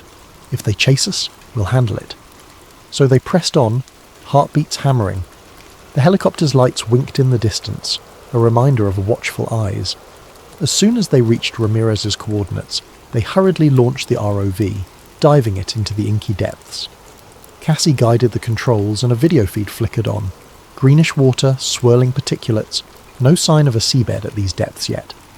Then the ROV sensors pinged, a slight electromagnetic fluctuation. Cassie's excitement soared. "We're picking up something unusual. Jake, keep us steady." Deeper the drone went. Olivia monitored the readings, each spike more pronounced. The feed showed faint glimmers, possibly phosphorescent organisms. Suddenly the ROV camera caught a fleeting sparkle, a swirling pattern of lights, reminiscent of swirling plankton blooms but somehow structured. Cassie's breath caught. "Did you see that?" Switch to high-resolution mode. Before they could, the ROV feed sputtered. A wave of static fuzzed the screen, then it went dark. Simultaneously, the boat's lights flickered. The engine coughed. The entire vessel lurched as if buffeted by an invisible force. Outside, the wind rose to a roar. Jake cursed under his breath, wrestling with the controls. "We're losing power!" "Electromagnetic surge," Olivia shouted over the howling wind. "It's messing with our systems." Panic clawed at Cassie as the boat pitched in a violent wave. This wasn't a normal storm. She could almost feel an unseen presence roiling beneath them. In the swirling chaos, they scrambled to pull the ROV back up, but every instrument was going haywire. Suddenly, searchlights blazed again from above. The helicopter was back, its loudspeaker cracking with urgency. "This is your final warning." Lightning flashed, illuminating the water in a stark white glare.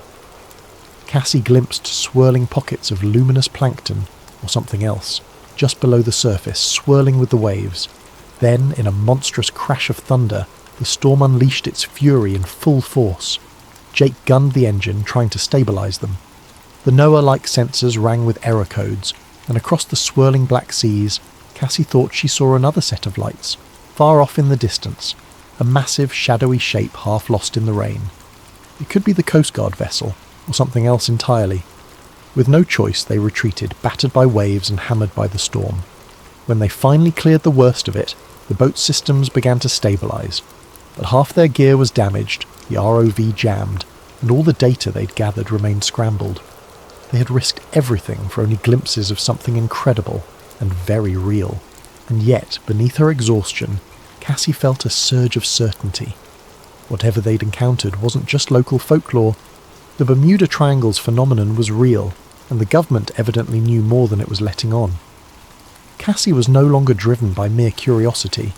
She sensed a bigger truth lurking beneath those waves, something that might rewrite what humanity knew of its own oceans.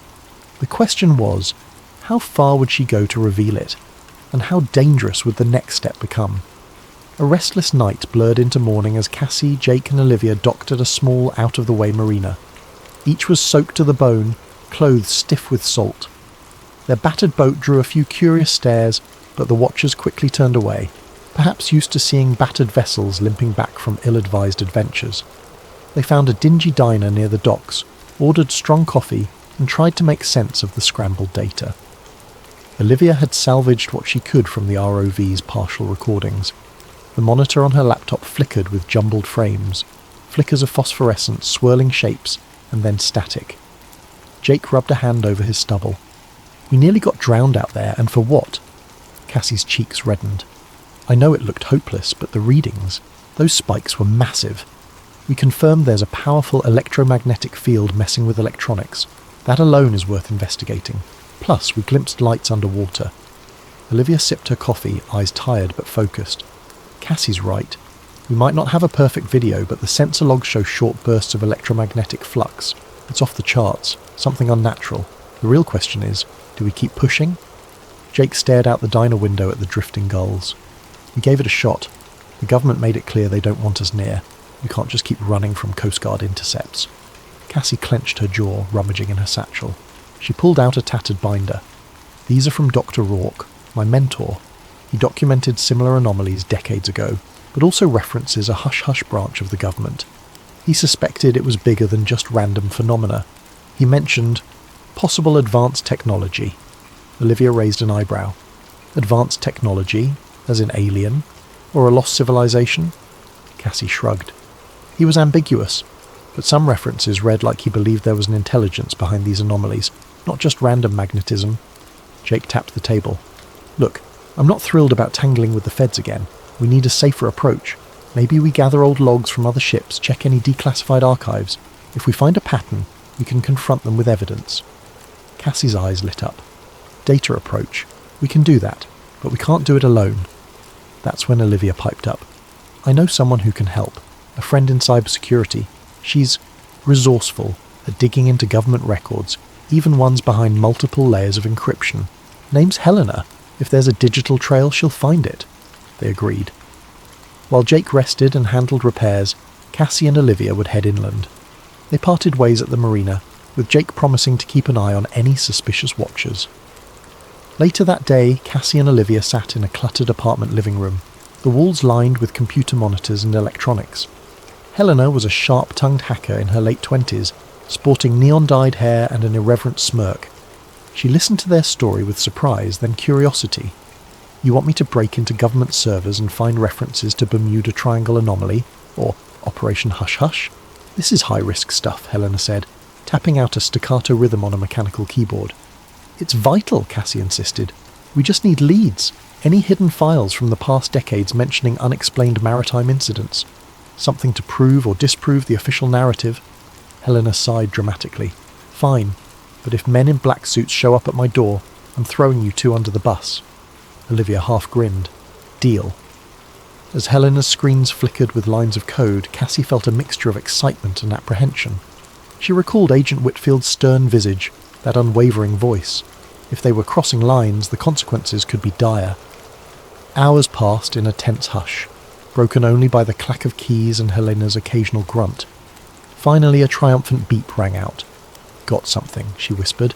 It's partial, redacted, but yeah, we have multiple references to a classified set of missions under codenames like Project Siren and Operation Blue Current.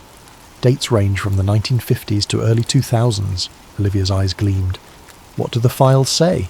Helena scrolled. In summary, the government commissioned specialized vessels to observe anomalous electromagnetic phenomena in the Atlantic, specifically in an area matching the Bermuda Triangle. Mentions of submersible lights, and at least 2 incidents where US naval ships disappeared. Official cause, storms, but the internal memos suggest cover-ups. Cassie's stomach flipped. This validated everything Rourke suspected. Any recent activity? Last reference is from about 7 years ago. Project Hydra Watch, a field station. Could be an island or atoll used as a listening post. Helena turned the monitor around. Coordinates are partially blacked out, but I have a general region. It's about 70 miles from where you folks were last night. Cassie and Olivia exchanged a charged glance. A covert listening station in the Triangle? If it was still operational, that might explain the swift government response. Helena went on. One more interesting tidbit. Repeated mention of non-terrestrial possibility, flagged in these internal notes. The phrasing is vague, but it points to the suspicion of something not of Earth. A hush fell. Cassie's breath caught. The government had considered the possibility that the anomalies were alien in origin. Eager for more detail, they pressed Helena, but many files were heavily redacted. Accessing deeper levels triggers advanced security, she warned. We risk being traced if I push further. Cassie wanted to say, do it anyway, but she recalled Jake's warning about caution. This is enough for a lead, she concluded. We know they had missions to study these anomalies, and they suspect something extraordinary. That island base might hold physical evidence. Olivia nodded. We find it. We find proof.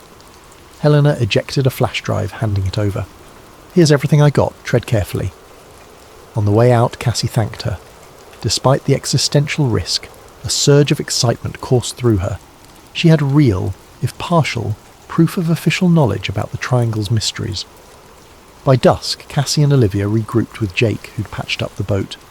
We've got a location, Cassie announced, unfurling a rough chart. She pointed to a region of islets near the Triangle's perimeter. Somewhere in that archipelago is a deserted island used as a listening station. We find it. We find out what's going on. Jake studied the chart, lips pressed into a tight line. This is in the heart of the area. If the government's patrolling, it's going to be guarded. We can approach by night, keep a low profile, Olivia suggested. We're not going to waltz in through the front door, but if the station's abandoned, maybe no one's there. Cassie recognised that this plan danced on the edge of trespassing into what might be a top-secret facility, but the urgency burned in her. The truth could be in those files or equipment. If we confirm the presence of alien tech or advanced submarines, we could blow this wide open. Jake inhaled slowly. Count me in, but we do it smart. No repeating last night's fiasco. Olivia cracked a nervous smile. Let's just hope they don't have guard drones or something. As they finalised their stealth approach, a faint dread pulsed in Cassie's chest. She thought of Doctor, Rourke, of Agent Whitfield, of the vanishing Navy ship from so long ago. The Bermuda Triangle was more than a legend. It was a stage for extraordinary forces, and they were about to step into that stage's backstage where secrets lingered. Outside, the last glow of sunset cast the harbour in bruised purples and oranges. The team loaded gear in silence. Tomorrow they'd sail for the island base. Cassie whispered a silent prayer for luck, or maybe for courage. For once she suspected they'd need more than just data and logic to survive what awaited them. The sea was eerily calm under the moonlight as Cassie, Jake and Olivia steered their small boat toward the cluster of islets rumoured to house the abandoned listening station. In the distance, reefs glimmered faintly, illuminated by streaks of pale lunar light. The hush of the waves seemed unnatural, as if the ocean itself held its breath. They'd set off after midnight to minimise the chance of detection. Radar on minimal power, no running lights. The only guide was a single GPS device that Olivia had rigged to broadcast a scrambled signal. The plan was simple: approach under darkness, anchor off the coast, and slip ashore on a dinghy. Jake took the helm. We're close. According to Helena's partial coordinates, it should be on the eastern side. Let's swing around quietly. Cassie peered through binoculars, scanning the silhouette of the main island. By the faint starlight, she could just make out a rocky shoreline with thick brush beyond. No signs of buildings or lights. It does look deserted, she murmured. Olivia studied a tablet in the glow of a red flashlight. Thermal imaging is inconclusive at this distance. No big heat signatures. We may be in luck. They anchored in a sheltered cove, hidden behind a natural rock formation. Then they lowered the inflatable dinghy, slipping onto the stony beach. The air felt heavy, laced with the brine of seaweed and the promise of storms. Cassie's adrenaline spiked with every crunch of gravel underfoot. Moving inland, they found themselves wading through waist-high grasses. The wind rustled the foliage, creating ghostly whispers in the darkness. At last they crested a small rise, and beneath the moonlight they spotted a row of rusted antenna towers jutting skyward. "There," Olivia whispered, pointing. "Must be the station." A chain-link fence encircled the compound. The gate, corroded and hanging off its hinges, suggested long-term neglect. They slipped inside without difficulty. What greeted them was a cluster of squat concrete buildings with peeling paint. Government seals had once adorned the walls, but now they were mostly faded or defaced by graffiti. Jake took point, scanning with a flashlight. "No signs of recent footprints," he muttered. "Doesn't mean it's truly abandoned, though. Stay sharp." They tried the nearest building. The door stuck, but Jake shouldered it open with a creak. Inside, a musty smell enveloped them. Rows of metal desks and outdated electronics filled the space. An old control centre, perhaps. Loose wires dangled from the ceiling. A row of filing cabinets lined one wall. Cassie's pulse raced. These are the artefacts of a covert station once dedicated to monitoring the Triangle. She flicked on a pocket flashlight, scanning the desk surfaces. Dust coated everything. One nameplate read, Lieutenant Commander R. Harrington. Another bore a partial label of Project Hydra Watch, Phase 3. Her mind roiled with questions. Hydra Watch. Could this have been the final iteration of that hush-hush mission Helen had discovered? While Jake guarded the entrance, Cassie and Olivia rummaged for files. Most were locked in steel cabinets, but rust and time had weakened them. Jake pried one open with a crowbar. Folders tumbled out. The top was labelled Submarine Anomalies, 1978 to 1984. Cassie's hands trembled as she flipped through. Grainy photos of swirling luminescent patches under the sea, typed notes referencing unidentified underwater craft, lights at 300 metres depth, non-US submarine potential. Some paragraphs had entire lines blacked out. She turned more pages, reading about repeated salvage missions that returned with bizarre sensor data. Olivia rummaged in a separate crate, unearthing reel-to-reel tapes labelled with dates. "These must be audio recordings," she whispered. "We should see if there's a playback machine." They carried the tapes to the battered control console in a corner. Miraculously, an old reel-to-reel player stood there. With some fiddling and a portable battery pack, Olivia managed to power it up. The spool began turning, producing a crackling hiss. A voice, faint and distorted, emerged. Base Echo calling HQ encountered strong readings at coordinates, larger than any submarine known. Non-human, repeat, non-hurt. The recording cut into static. Another snippet from a different tape. "We've lost contact with 2 dive teams. The lights are forming patterns, possibly an intelligence behind." Then more static. Cassie felt her throat tighten. This was it. Direct acknowledgement that the station had observed something decidedly not man-made. Agent Whitfield's warnings suddenly had sharper context. Suddenly a metallic clang echoed from outside. All 3 froze, hearts thudding. Jake signalled them to kill the lights. Through the dusty windows they glimpsed faint beams scanning the compound. Footsteps on gravel. Someone was here. They doused their flashlights, hugging the shadows. Cassie's mind raced. They'd been silent on approach. Who discovered them? Government contractors? Another faction? She recalled the fiasco with the Coast Guard helicopter. This time they might not be so polite. A rasping radio voice filtered through the gloom outside. 2 vehicles, east perimeter. Sweep the buildings. Jake gestured for them to move. They crept to the rear door, stepping out onto a narrow catwalk behind the building. The watchers outside fanned out. A quick glance told Cassie these weren't official military in standard uniforms, possibly private security with black ballistic vests armed. Olivia clutched the reel tapes. Cassie stuffed the key documents in her backpack. They had proof, but they also had to escape. The trio ducked behind crates and slunk between a gap in the fence. Each footstep felt like a thunderclap in Cassie's ears. At any moment, floodlights could catch them, and they'd be pinned down. A guard's voice barked, "Check around back!" Flashlights flickered nearer. Cassie squeezed behind an old generator, hardly breathing. The guard's steps clanged past, painfully close, then receded. Jake beckoned them forward. They sprinted through the brush, desperate to reach the dinghy. Shots rang out behind them. Whether warning shots or attempts to disable them, they weren't sure. Heart pounding, Cassie pushed through vines and thorny bushes. By the time they reached the beach, night clouds had drifted across the moon, shrouding them in blackness. They launched the dinghy with trembling hands, adrenaline fueling each motion. In minutes they were rowing out to their boat, tying off lines and firing up the engine. From the island behind them, faint lights bobbed along the shore. The security team was searching, but the sea was now Cassie's ally, swallowing their silhouette. They sped away into the darkness, hearts rattling. Once at a safe distance, they allowed themselves to breathe. Cassie slumped on a bench, cradling the battered file in her arms. They had risked so much, but they'd found more than they'd hoped. The tapes, the documents, references to non-human signals, proof that the Triangle's reputation wasn't merely superstition. As they turned for open water, thunder rumbled in the distance. Cassie stared at the horizon, half expecting monstrous lights to rise from the depths. The island's outlines faded into night, but the sense of being hunted never left. She rubbed the raw edge of her neck. "They nearly caught us," she said, voice trembling with a mix of fear and excitement. Jake answered quietly, "We'd better watch our backs. They won't stop here." And in Cassie's mind, the puzzle pieces kept shifting. Government secrets, possible alien craft, and that unstoppable pull of the unknown. She clenched the file, vowing to see this through. If there was more to uncover, if Dr. Rourke had guessed about an intelligence beneath the waves, she intended to bring it all to light, no matter the cost. They regrouped at a modest motel far from the main tourist strip, a place with threadbare carpets and flickering exterior lights that no one gave a second glance.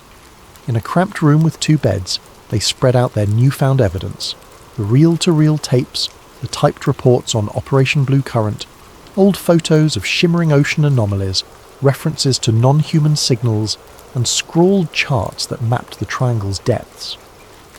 Jake paced in front of the door, seemingly restless, while Cassie and Olivia huddled around a battered tape recorder that Olivia had salvaged from the island.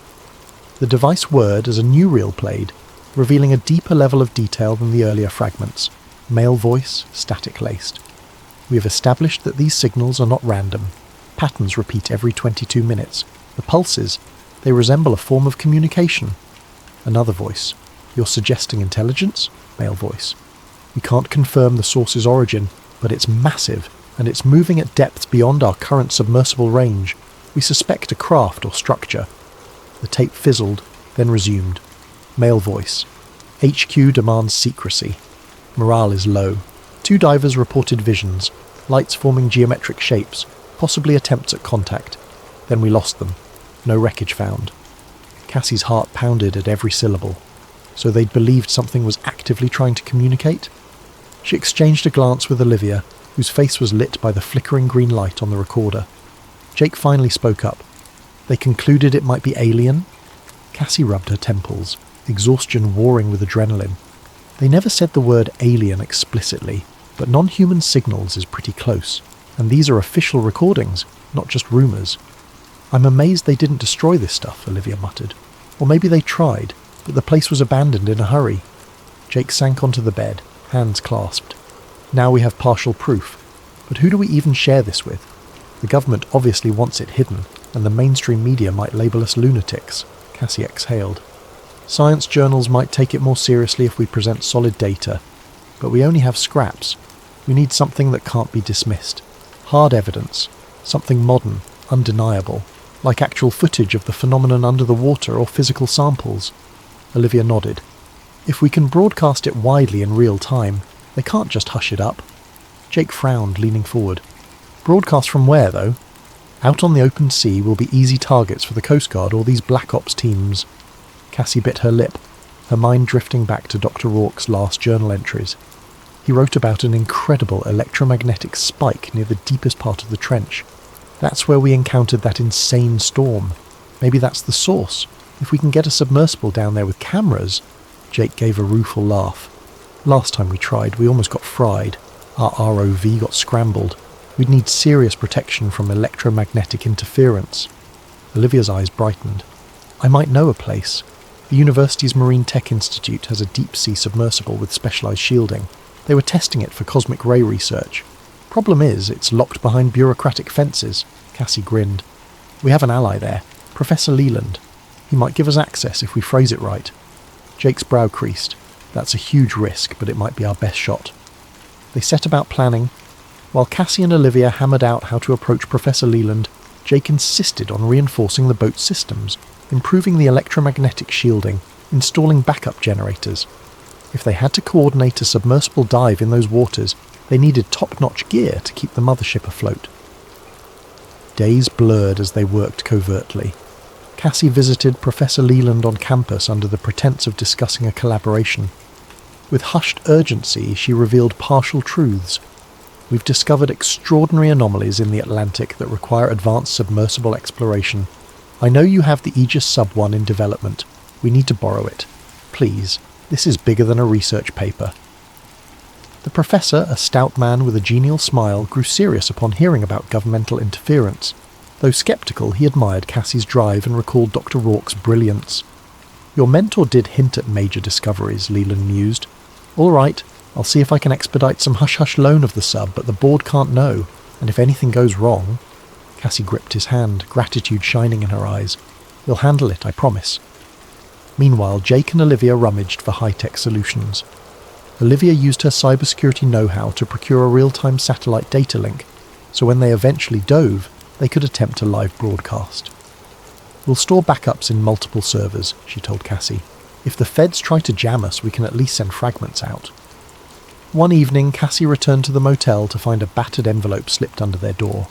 Inside was a single photograph, a blurred snapshot of her meeting with Professor Leland on campus. No note, just the unmistakable threat that they were being watched. She felt a cold dread coil in her gut. They're on to us, she murmured to Jake. He cursed under his breath. We might not get another chance if they clamp down. Let's act soon. When the submersible was finally delivered to a secluded dock, thanks to a few discreet staffers loyal to Leland, Cassie stood in awe before the Aegis Sub-1. It was shaped like a sleek pod, gleaming with reinforced plating, designed to handle deep trench pressures and shield-sensitive instruments from cosmic radiation. They'd repurposed that for the Triangle's electromagnetic onslaught. A day of frantic modifications followed. Jake integrated an extra battery bank. Olivia installed custom software to patch the sub's cameras directly to her mobile command unit on the boat. Cassie triple-checked every sensor, magnetometers, sonar, thermal imaging. Time was running short, though. Agent Whitfield and her shadowy cohorts could swoop in at any moment. Even the weather forecast predicted intensifying storms near the Triangle. Cassie had no illusions about the danger, and yet, the deeper the secrecy, the more determined she became. On a rainy afternoon, they loaded the last crate onto their boat, securing the submersible to the deck with heavy straps. As lightning flickered on the horizon, Cassie gazed at the surging waves. She thought about the tapes referencing alien signals, the old ship vanishings, Dr. Rourke's unyielding quest. Are we absolutely sure about this? Jake asked quietly, stepping up beside her. We might be unleashing something we can't handle. Cassie took a moment to answer, remembering the terror of the storms and the hush in the tape recordings. If it's something beyond Earth, or even if it's just advanced tech from who knows where, the world deserves to know. Rourke believed that. So do I. Jake nodded, resolved. Then let's do it. They planned to depart at dawn for one final approach into the Triangle. The storms had battered them once, but this time they'd be prepared, with a submersible that could theoretically withstand the electromagnetic chaos. Their objective was simple yet monumental: descend to the depths, capture definitive evidence, and broadcast it to the world before forces of secrecy could clamp down. In the motel that last night, Cassie barely slept. She lay awake imagining what might lurk beneath the ocean's surface, an alien craft slumbering in a watery tomb, or perhaps a living intelligence swirling in those hidden trenches. When slumber finally came, her dreams churned with phosphorescent shapes, ghostly transmissions, and the distant echo of voices trapped underwater. By morning, the horizon still seethed with storm clouds. It felt like an omen. Yet they set off, hearts pounding into the swirling seas, armed with technology, determination, and the unwavering belief that truth, even the strangest truth, must eventually surface. Grey clouds hung low over the Atlantic, the wind carrying a briny chill as Cassie's expedition boat cut through the waves. The Aegis Sub-1 sat on deck, lashed down, its sleek hull glistening under intermittent drizzles. Jake steered into open water, while Olivia double-checked the communications rig in a sheltered corner of the deck. Cassie stood near the bow, scanning the horizon. This region was the heart of the Bermuda Triangle, an area that had frustrated explorers and enthralled storytellers for generations. She felt a jolt of nerves recalling her near-disastrous attempt just days ago. But now they had more robust technology, and an unwavering purpose. Once they reached the approximate coordinates gleaned from Dr. Rourke's notes and the old Project Hydra references, Cassie signalled for them to hold position. The boat's sensors beeped with an uneasy rhythm. Olivia's console showed subtle electromagnetic fluctuations, well above normal ocean background. Jake cut the engine, letting them drift. Wind's picking up, but not too bad yet, he observed, scanning the sky. Indeed, dark clouds scudded overhead, though the storm front seemed miles off. They wasted no time. Together they manoeuvred the submersible crane, lowering the Aegis Sub-1 into the water. The sub bobbed, tethered by a thick cable that connected to the boat's power lines and data. Once Cassie and Jake climbed inside its cramped cockpit, they sealed the hatch. Through a small viewport, the watery expanse beckoned, dark and infinite. Olivia's voice crackled through an earpiece. "I'm reading you loud and clear. Try to keep communication short so the link doesn't overload if the electromagnetic surges spike." Jake ran through final checks. Oxygen levels, thruster controls, lighting systems. "All good. Let's submerge." A mechanical hum vibrated through the hull as the sub began descending. Water streamed past the acrylic dome windows, transitioning from bright surface blues to a dim green twilight. Cassie's heart pounded in time with the pressure gauge climbing. She glanced at the instrument panel, specifically the magnetometer. Already it was dancing. They sank deeper, the temperature dropping. At 100 meters, fish flitted by in shimmering schools. At 200, the sunlight faded to near black, replaced by the sub's floodlights. Cassie scanned for any sign of unusual objects or luminous phenomena. "Nothing yet," she murmured, keeping the tension from her voice. Jake advanced the thrusters, guiding them farther into the trench. A cloud of sediment drifted up, swirling around them. The sub's sonar pinged, revealing the seafloor dropping sharply ahead. Cassie felt a jolt of adrenaline. "We're nearing the major drop-off. Let's keep a steady rate of descent." Back on the boat, Olivia's console beeped with an urgent tone. "Cassie, Jake, picking up a spiking electromagnetic field. Watch your instruments." Inside the sub, the lights flickered momentarily. Jake cursed, adjusting a dial. "Shielding's active, but the surge is strong." Then, out of the gloom, they glimpsed a faint glow far below. Cassie pressed her face to the viewport. "Do you see that?" she whispered. A pale, bluish luminescence shimmered at the edge of visibility.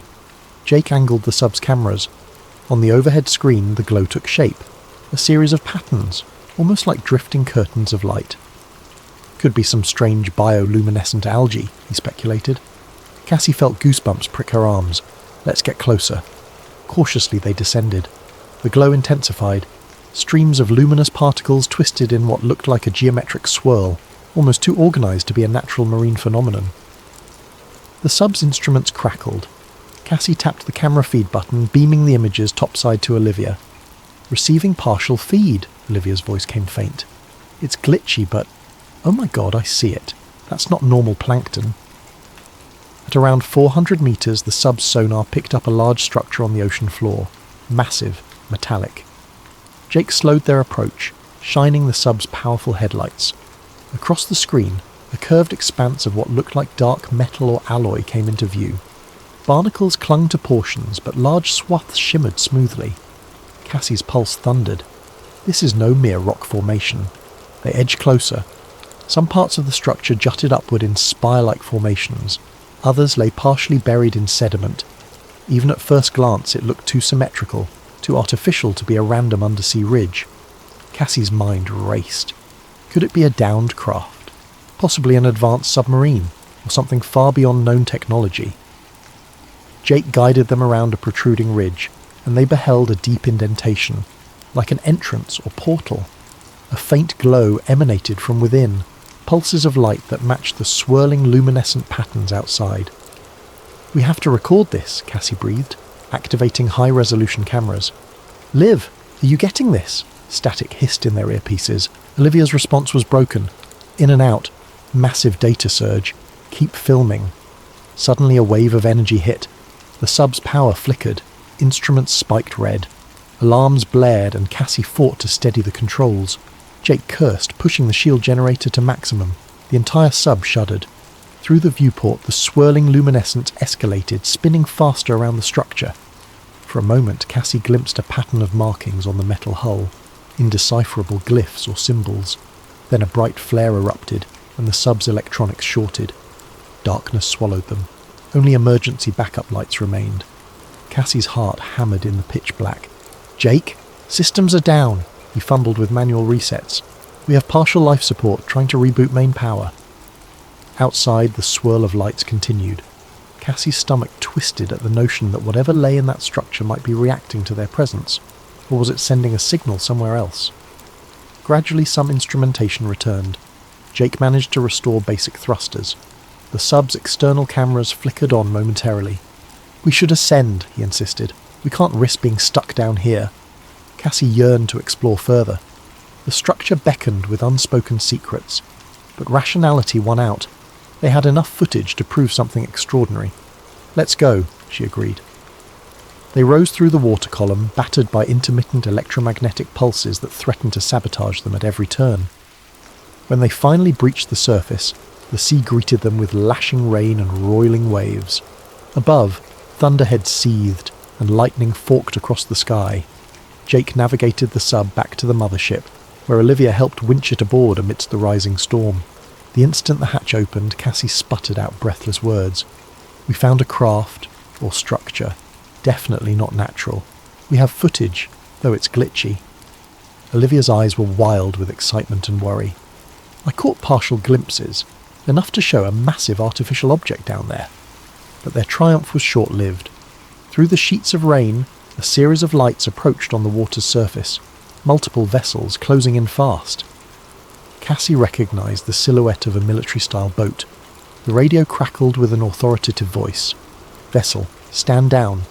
You're ordered to surrender your submersible and any collected data." Jake's knuckles whitened on the boat's throttle. "We've got company!" Lightning illuminated the menacing outlines. Cassie's mind reeled. They had the evidence of a lifetime, but the government wasn't about to let them broadcast it freely. The ocean pitched violently, as if echoing the tension. "We have to protect the footage," Olivia shouted over the gale. "I'll start uploading right now."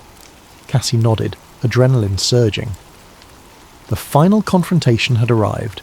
Whether they escaped or not, the truth could still get out, unless these forces managed to silence them first. Rain pounded the deck in relentless sheets as the ominous vessels drew nearer. Cassie, Jake and Olivia braced themselves against the howling wind. The searchlight sweeping across the waves reminded Cassie of the earlier run-ins, but this time it felt more final, like a net closing around them. Olivia hunched over her console under a tarp, fingers flying over the keyboard. "I'm initiating the data dump to multiple secure servers," she hollered. "If they jam us, we lose the real-time broadcast. We still have local copies on drives, but that's risky." Jake exhaled sharply, scanning the boat's limited arsenal. They had no real weapons, just a few flares and a handheld emergency kit. "We can't outrun a naval vessel in this storm," he gritted, "but maybe we can stall them long enough for the upload." Cassie felt a swirl of dread and determination. She clutched the submersible's camera module, which contained the crucial raw footage. If all else failed, they needed to protect that hardware. Leaning into the wind, she keyed the radio. "Unidentified vessel. This is a civilian research craft. We are in distress from the storm. We have no contraband or..." A harsh voice interrupted. "Cease transmissions. Power down your equipment. Prepare to be boarded." A surge of panic struck her. They were going to confiscate everything. Cassie's eyes snapped to Olivia. "Keep the data flowing, no matter what." A spotlight swept across their deck, and they saw the outlines of armed men in black tactical gear on the approaching boat. The staccato bark of a loudspeaker. "Shut down communications or face immediate action." Jake revved the engine in a desperate attempt to shift the boat's position, but a massive wave rocked them, nearly capsizing. The storm had grown furious, waves cresting at 8 or 10 feet. Salt spray stung Cassie's eyes as she scrambled to hold onto the railing.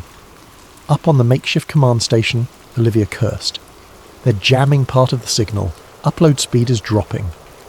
Lightning flashed. In that momentary glare, Cassie glimpsed something else stirring in the distance. A swirl of luminescence beneath the surface, reminiscent of what they saw deeper down. Could it be that the submerged structure was activating again, fueling the storm or intensifying it? Suddenly a smaller speedboat peeled off from the main vessel, cutting through the waves toward them. Gunmen stood at the bow. Cassie's stomach lurched. She heard a crack. Gunfire. Or was it the thunder? Jake spun the wheel, but the surging sea left them at the mercy of the storm. The speedboat drew alongside, lines thrown, grappling hooks clattering against the deck. Within seconds, armed figures began hauling themselves aboard. Lightning illuminated one figure stepping forward, gun raised. Even through the rain, Cassie recognised a face. Agent Whitfield.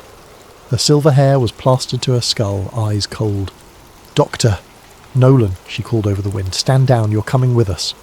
Cassie's rage flared. "You have no right. We're in international waters, investigating a natural phenomenon." Whitfield's expression hardened. "This is beyond your pay grade. Hand over all data and equipment immediately." Jake moved to intervene, but two other agents trained their rifles on him. Olivia, trembling, hovered near her console. "We've already transmitted some of it," she spat. "You're too late." Whitfield's gaze flicked to the overhead radio mast. With a curt nod, she signalled her men, who slashed cables, yanking out modules. Sparks flew as the boat's primary radio and data link severed. Olivia let out a cry, yanking the laptop from the surge protector just before an agent seized it. With guns pointed, Cassie and Jake were herded toward the stern. Whitfield advanced on Olivia, wrenched the laptop away. "No more transmissions," she hissed. "And the submersible data, where is it?" Cassie's mind raced. She had the camera's raw storage in a waterproof case strapped inside the sub's cockpit. If they discovered that, everything was lost. She prayed it remained hidden amidst the chaos. She decided to confront Whitfield directly. "You saw our recordings, didn't you? The storm, the structure below. Why hide it? The world deserves to know." Whitfield's jaw clenched. "Doctor, Nolan, this is about preventing mass panic and safeguarding national security. If you understood the stakes, you'd realise we're protecting you from forces you cannot fathom." A colossal wave slammed the boat, nearly sending everyone sprawling.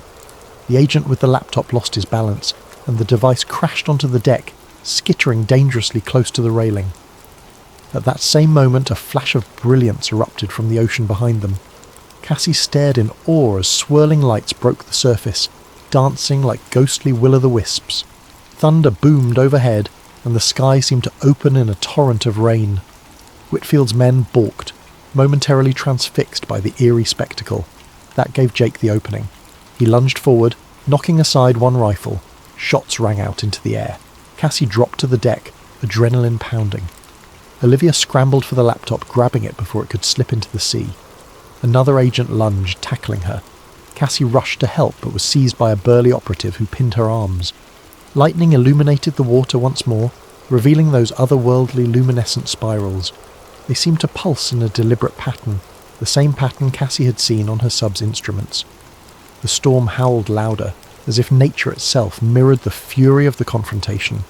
Suddenly a deep, thrumming vibration coursed through the hull, nearly toppling everyone. The boat's metal fittings rattled. Whitfield's eyes widened in alarm, and she shouted orders. "Retreat to our vessel! Everyone, we're pulling out!"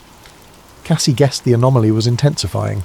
Agent Whitfield's men grabbed her and Jake forcibly. They motioned to Olivia, but she clung to the boat's railing, refusing to budge. That's when the ocean near the stern erupted in a colossal whirlpool. The swirling lights coalesced in an eerie ring. Another pulse hammered the boat, disabling electronics. The lights on the deck flickered out. Whitfield's expression finally cracked with genuine fear. She stared at the mesmerising vortex. "No, not now," she muttered, as if she had suspected something like this but prayed it wouldn't happen.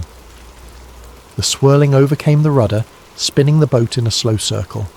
Cassie felt the agent restraining her lose his grip, staggering. She seized the moment, broke free and lunged to help Olivia, who was pinned by an operative. Jake slammed a guard with an elbow, sending the rifle clattering. The sea pitched the deck violently. Another swirl of lights rose, forming a halo around the boat. Cassie's hair stood on end from the static charge in the air. She looked up at the roiling sky, pulses of lightning dancing overhead. Shots rang out again. Whitfield's voice, "Hold your fire! We need them alive!" But it was too late. A monstrous wave crashed over the rail, sweeping gear and men alike. Cassie felt herself lifted by the wave. tumbling in cold chaos. She flailed, grasping at the slick deck as water rushed past. She glimpsed Jake clinging to a stanchion, Olivia lost in the swirl, Whitfield's men being tossed by the wave. The boat rolled precariously, half submerged in the watery madness. In a final deafening crescendo of thunder, the swirling lights flared. Cassie could only watch in breathless terror as an impossibly bright glow engulfed them. For a heartbeat, it felt like the ocean floor yawned open, pulling them into some other realm. Then darkness. Warmth on Cassie's cheek pulled her from unconsciousness. She opened her eyes to see pale sunlight filtering through tattered clouds. Pain throbbed through her limbs. She tasted salt on her cracked lips. She lay sprawled on a deck strewn with debris and seaweed. The boat seemed battered but afloat, listing slightly. A groan from nearby. Jake lay under a broken crate, bruised and coughing. Slowly she crawled over to help lift it. "You alive?" she whispered. He grimaced, pressing a hand to his ribs. Alive enough.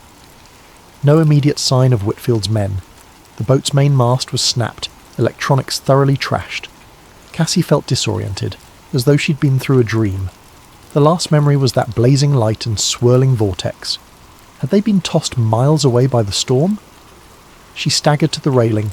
The ocean was unnaturally calm, turquoise blue under a watery sun. Far off she glimpsed an unfamiliar shoreline. Not the Florida coast, though. This place had black rocks arching in jagged spires, the terrain dotted with lush green. Jake joined her, wincing at each step. "That's not any key I recognise. Where are we?" Cassie could only shake her head. The compass was worthless, spinning aimlessly as before. The GPS was dead. She turned to check for the submersible. Miraculously, the Aegis Sub-1 still clung to the deck, albeit battered. The crane rig was half bent, but the sub's hull looked mostly intact. Sudden panic seized her. "Olivia!" She frantically searched the deck. They found her near the stern, tangled in rope, drenched and unconscious, but her pulse beat faintly. Cassie and Jake carefully freed her. After a few nerve-wracking minutes, Olivia coughed up seawater, blinking in confusion. "What happened?" Relief rushed through Cassie. "We survived somehow." All around them, the boat's wooden railings were splintered, gear scattered, but it floated. There was no sign of Agent Whitfield or her men, possibly washed overboard or retreated in another vessel. "Any working electronics?" Jake asked. Olivia tried the portable devices, all fried. The only hope might be the sub's internal system, which had its own shielding. "I'll see if the sub's battery or comlink remains," she said, though her eyes held doubt. Cassie, gazing again at the distant shoreline, felt an eerie sense that they weren't simply off the Florida coast. The environment, the colour of the water, the shape of the land, it looked different, almost otherworldly. "Could we have drifted to an uncharted island?" she asked softly. Jake frowned. An uncharted island in these latitudes. Hard to believe in 2023, but the Triangle is known for messing with navigation. They spent the next hour mending themselves and rummaging for supplies. The fresh water stores survived. Some rations were soggy but edible. Cassie discovered a waterproof case lodged in a corner, inside the sub's camera memory unit. She hugged it to her chest, a flash of triumph. Our evidence, it's still here. But that joy was tempered by the new crisis. They were stranded. The boat's engine was swamped, the radio dead. Unless they fixed something or found external rescue, they'd remain adrift. By midday, they rigged a makeshift sail from the torn mast and spare canvas. The breeze nudged them toward the mysterious island, which loomed nearer, a rugged coastline of black volcanic rock and thick rainforest beyond. Jagged cliffs rose, casting shifting shadows on the water. As they approached, the atmosphere felt oddly charged. The ocean remained glass calm near the shore, and the sky had an unsettling haze, as if a permanent storm lurked on the horizon but never quite arrived. They spotted a narrow inlet. With careful manoeuvring, they guided the battered boat into calmer waters, eventually mooring at a small natural harbour. Cassie hopped onto a rocky ledge, wincing at the bruises on her legs. The air smelled of moss and brine. Birds cried overhead. No sign of human habitation. Jake tested a chunk of black rock with a pocket knife. Volcanic. Must be a small remote atoll. But the question is, how did we end up here so suddenly? Olivia joined them, scanning with a handheld sensor that had minimal function. Magnetic field's still weird. low-level interference, could be pockets of the same anomaly we saw at sea. They ventured cautiously along a shoreline path. Strange, twisted trees grew from cracks in the basalt, their roots glistening with moisture. Cassie noticed patches of luminous algae clinging to tide pools, a faint echo of the undersea lights they'd witnessed. A short hike led them to a broader cove. There, in a clearing, they discovered something extraordinary. The wreckage of multiple old boats, some rusted hulks half buried in sand, others mere splinters. Painted on one corroded hull, Cassie recognised the letters H-A-W-T.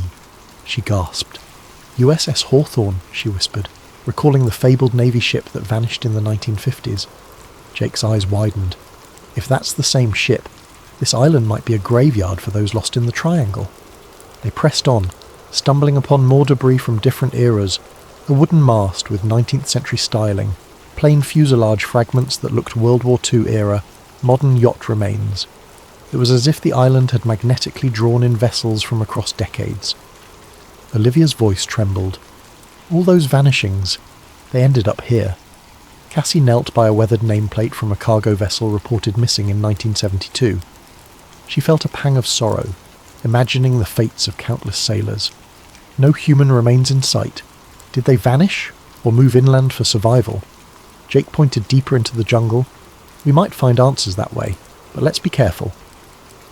They ventured further inland, forging a path through ferns and twisted vines.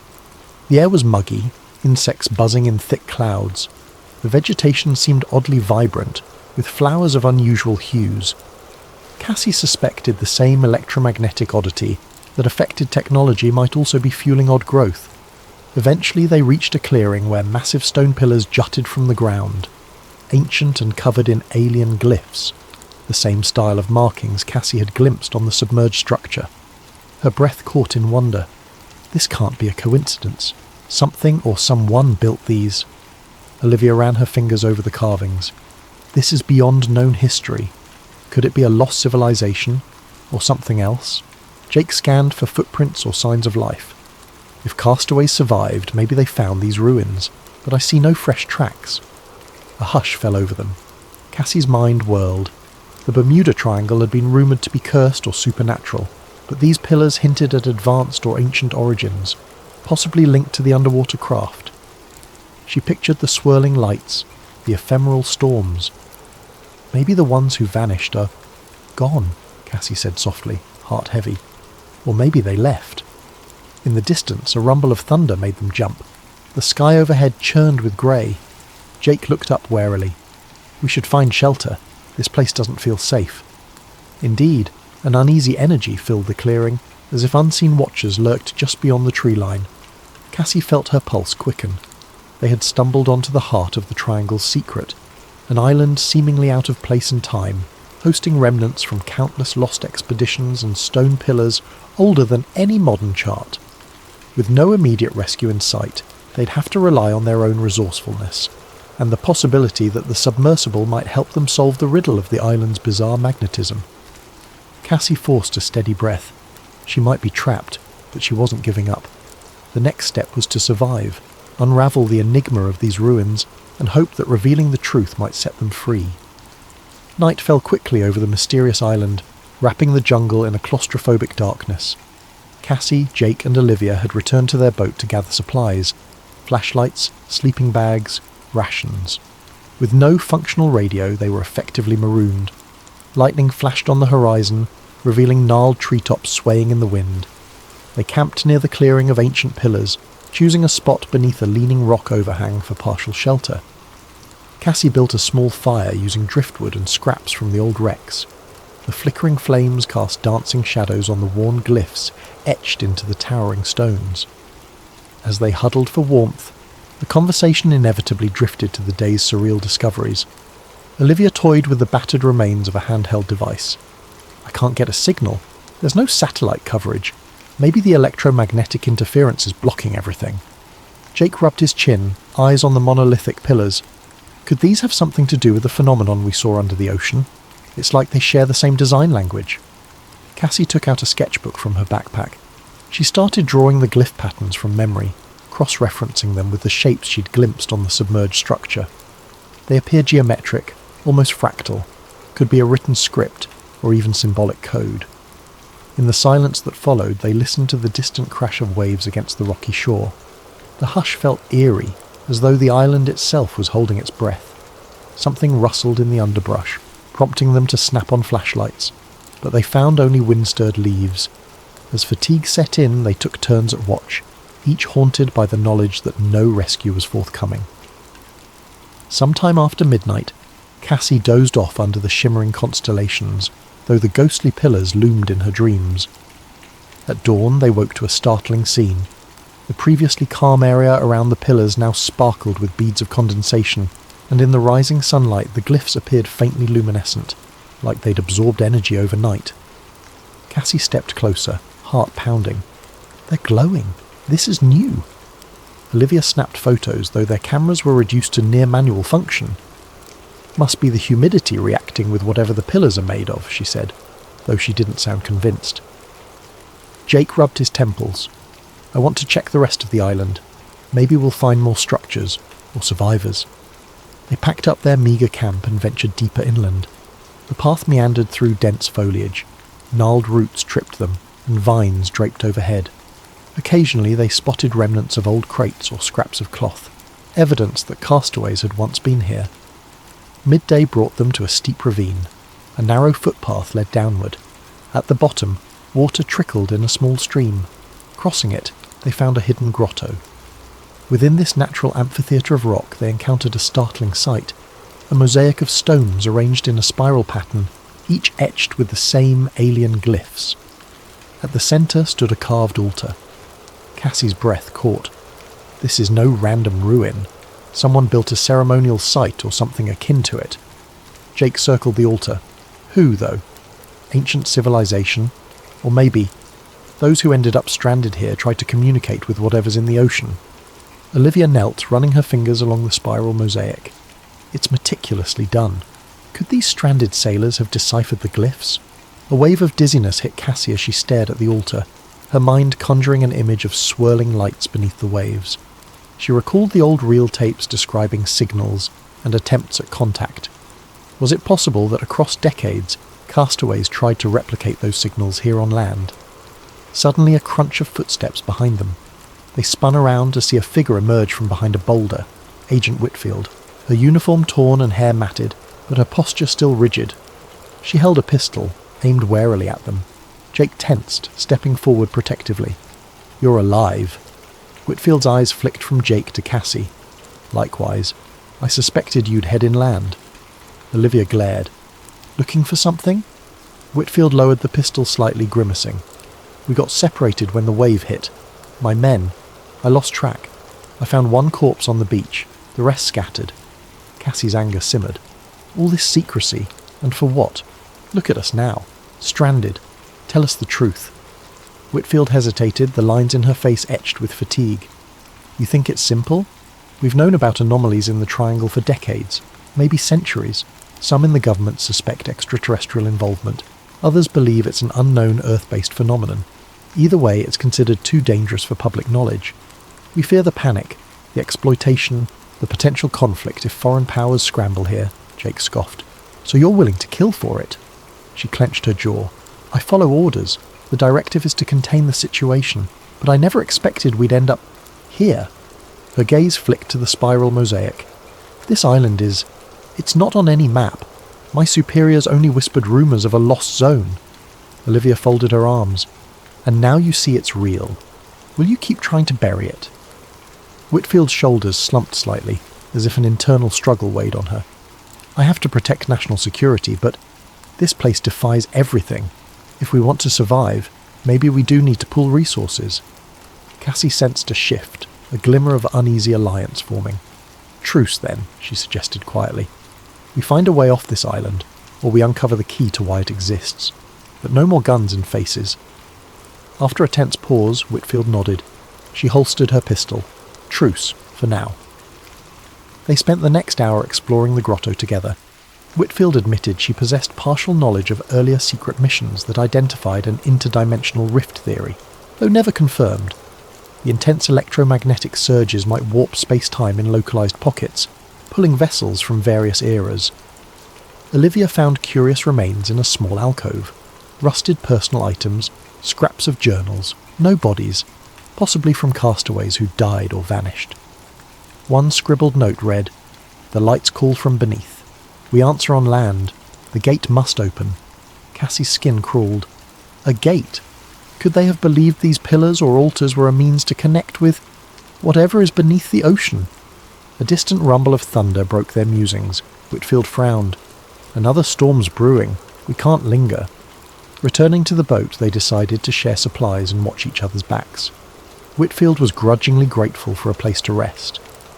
Under the watchful eye of the looming pillars, the odd alliance took shape. That evening the wind rose again, rattling the battered hull. As they huddled in the glow of a lantern, Cassie studied the camera unit from the submarine. The footage they captured might be the only real proof of that underwater structure. She glanced at Whitfield, who stared into the darkness with haunted eyes, likely torn between her duty and the unsettling reality they all faced. In her mind, Cassie kept returning to that cryptic note. The gate must open. Could the island's ruins serve as a beacon or a key? If so, a key to what? She recalled the swirling lights, the sense of intelligence behind them. Perhaps the next step lay not in merely escaping, but in comprehending the phenomenon, why it brought them here, and how it might let them go. Storm-laden clouds churned overhead at dawn, casting the island in shades of grey. Cassie, Jake, Olivia, and the reluctant, ally-turned-adversary agent Whitfield gathered near the ancient pillars. Despite the tension in the group, they'd agreed on a plan. Explore the possibility that these ruins interacted with the electromagnetic anomalies, perhaps opening a way to escape. Using sketches from the mosaic in the grotto and the glyph patterns on the pillars, Cassie attempted to piece together a cohesive design. The spiral in the grotto and the arrangement of these pillars, it might be some sort of symbolic representation of the ocean floor structure, she hypothesized. If the castaways tried to replicate signals from underwater, maybe they believed these pillars could resonate. Jake rubbed his sore shoulder. Resonate how? Like a giant antenna? Olivia nodded, following Cassie's logic. Yes, maybe. The electromagnetic surges might be triggered by a certain arrangement or activation.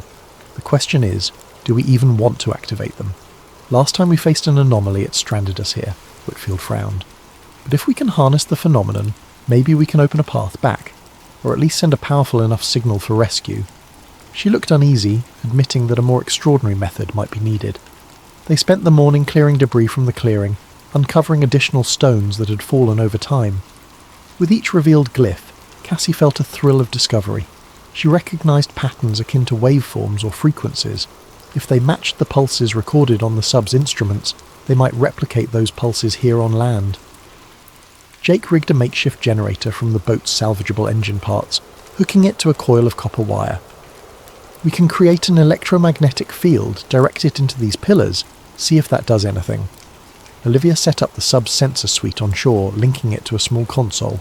I'll monitor real-time feedback. If we get a spike like we did out at sea, we'll know. Whitfield kept watch, pistol at her side.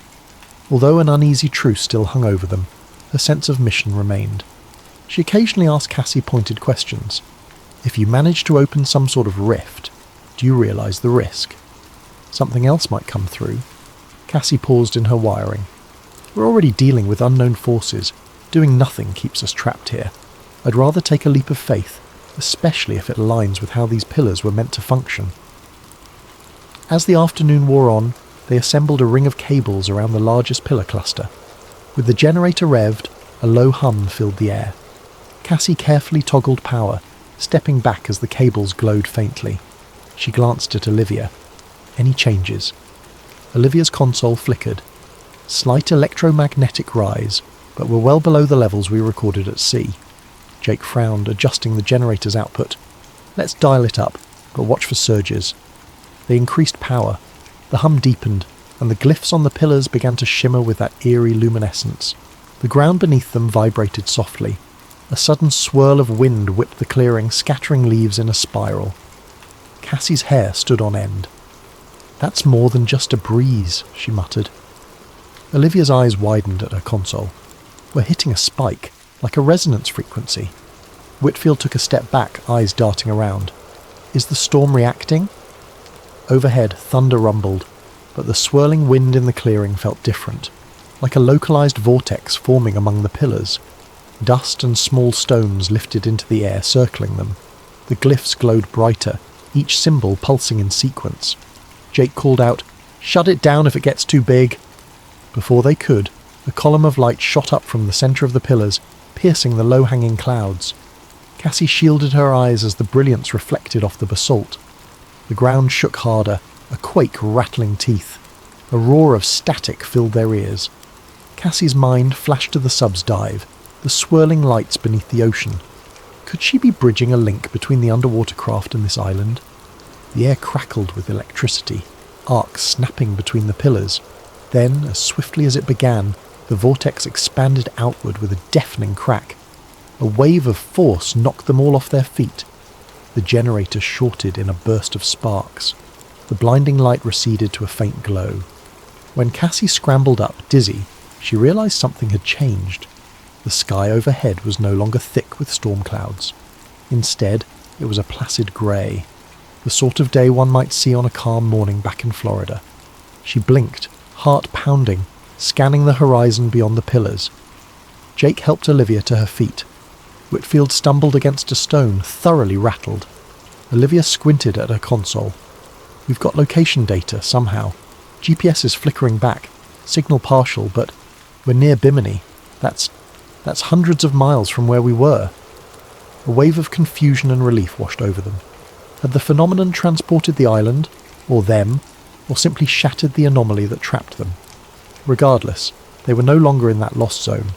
The environment around them looked subtly different, the flora slightly more familiar. They rushed back toward the shore, hoping to see if the battered boat had also jumped. Sure enough, anchored in calmer waters, the boat remained, bobbing gently. But the black volcanic coastline was gone, replaced by coral sand typical of the Bahamas. The island they were on now seemed smaller, more in line with known geography.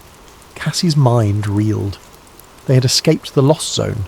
The swirling, ephemeral realm that had captured so many vessels was behind them.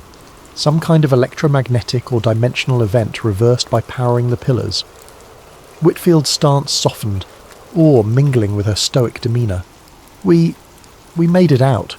Jake breathed a shaky laugh. "Never thought I'd be happy to see normal water." Olivia tapped her console. "We can attempt radio contact. The interference is minimal now. I might be able to hail local channels." Cassie gazed across the waves, imagining how close they'd come to permanent entrapment. They still had the submersible's footage, plus real-time accounts of the phenomenon. And the final turn of events suggested that these ancient constructs and the underwater craft were linked in ways that defied conventional science. Whitfield exhaled, setting her pistol aside. "The best we can do now is orchestrate a controlled disclosure. If we just let the news break recklessly, it could spark chaos." Cassie met her gaze. "People deserve to know, but yes, we must do it responsibly, step by step with facts, not sensationalism." Jake stepped in, resting a hand on Cassie's shoulder. "First, let's get off this new island, fix that boat, and get medical care. Then we can worry about changing the world." A slight smile tugged at Cassie's lips. She nodded, though deep down she recognised they stood at the threshold of an enormous shift. The Bermuda Triangle mystery might never be fully solved, yet they had glimpsed enough to reshape humanity's understanding of what lurked in the ocean's depths. As they gathered themselves, Olivia managed to get a faint radio signal. A crackling voice responded in English. Cassie felt tears well in her eyes. They were truly back within a known reality, carrying knowledge of an unknown one. Whitfield, listening quietly, seemed oddly humbled. "I'll contact my superiors. Perhaps for once we can do the right thing." Cassie left the pillars behind, stepping onto the sand with an unsteady but resolute stride. The camera module pressed to her chest, the cryptic glyphs etched in her memory. An unspoken vow formed. She would devote her life to responsibly unveiling this truth, whatever it meant for science, for humanity, for the grand tapestry of the ocean's secrets. In the distance, the low hum of an approaching plane or helicopter carried across the wind. Rescue? Military? Perhaps both. The final chapter of their wild journey was about to begin, but the greater story, how the world would react to the revelation of ancient, possibly alien influences in the Bermuda Triangle, was only at its dawn. Thank you so much for joining us on this journey into the Bermuda Triangle's hidden depths. If you enjoyed this conspiracy-laced adventure, let us know where you're watching from in the comments below and what time it is for you right now. Don't forget to subscribe to Sleep Theories to ensure you never miss a story like this, one that pushes the boundaries of the unknown and encourages us to keep questioning the secrets of our extraordinary world. Sleep well and stay curious.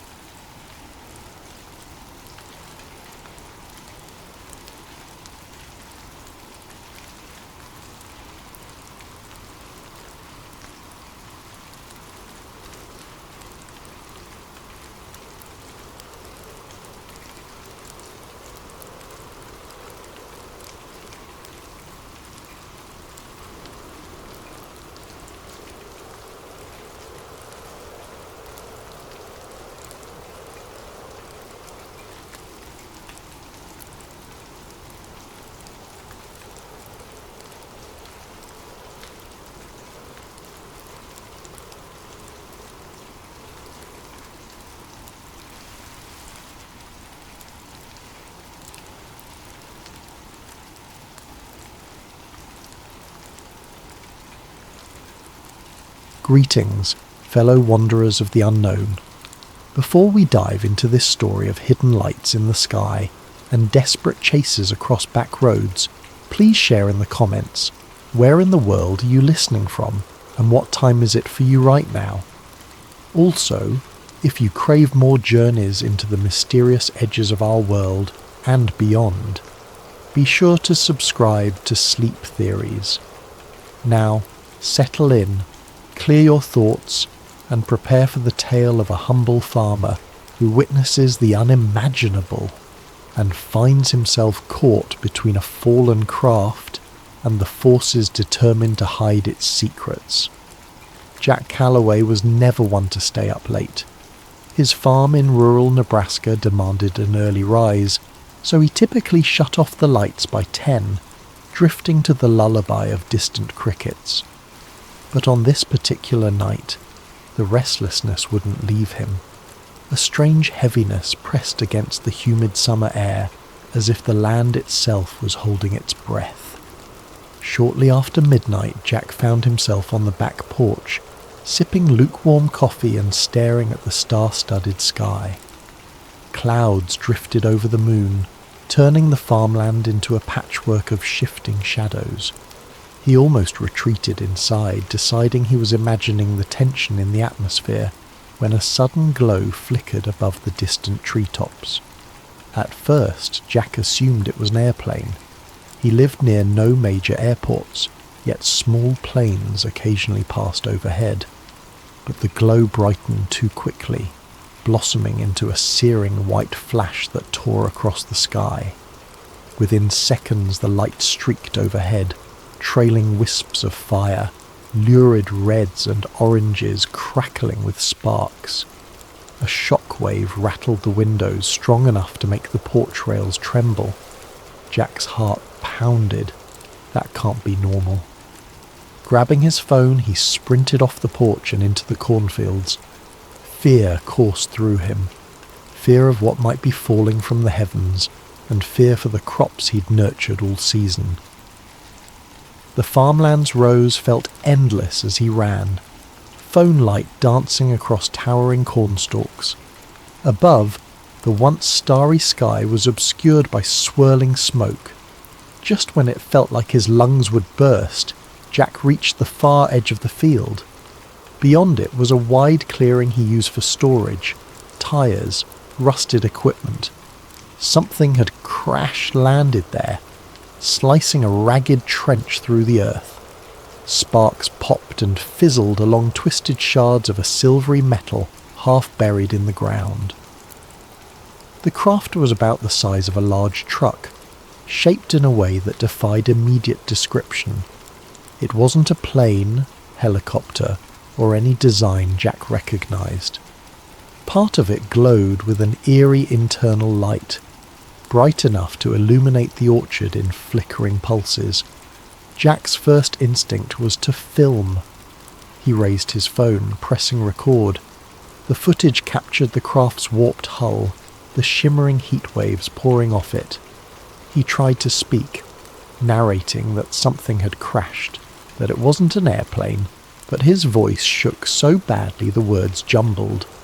Then, from within the shattered metal, a sliver of movement caught his eye. He inched closer, phone at arm's length. Steam hissed.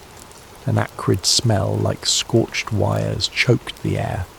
Something was definitely inside, a shape contorting behind the half-melted panels.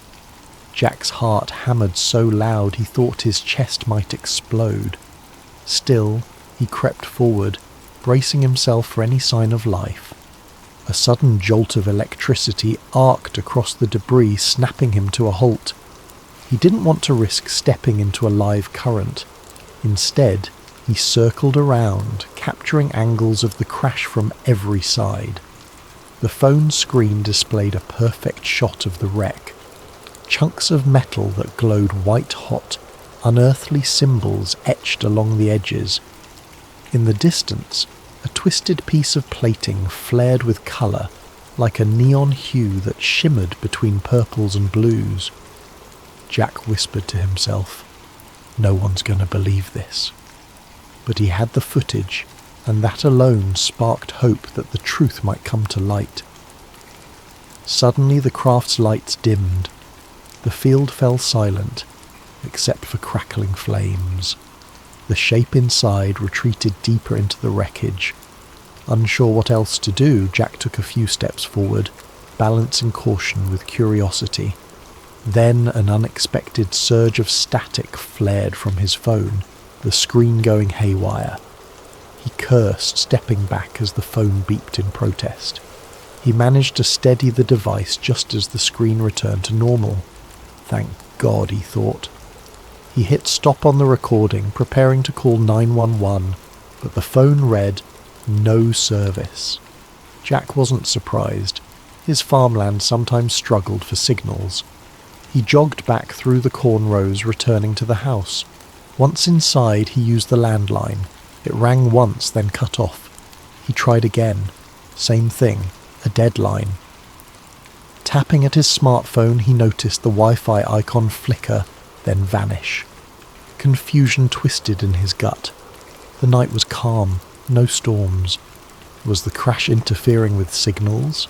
Possibly. He rummaged for his laptop, fired it up and attempted to connect. Nothing.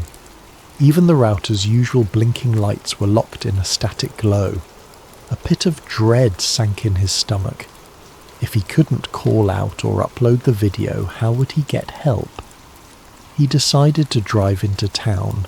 Maybe from there he could call authorities. But as he stepped onto the front porch, headlights appeared at the far end of his dirt driveway. 2 black SUVs rolling up with their beams off. They advanced silently, an ominous presence cutting through the dark. Jack's pulse raced. Normally, unannounced visitors after midnight might be drunks or lost travellers, but these vehicles looked official. Tinted windows, standard government plates. He took a step back, adrenaline spiking. The feeling of being trapped rose in his chest. The SUVs stopped, engines humming. Doors opened and figures in dark suits spilled out. They carried flashlights that cut across the yard. One man, tall with a military-like bearing, stepped forward. "Mr. Calloway," he called, voice calm but unnervingly authoritative.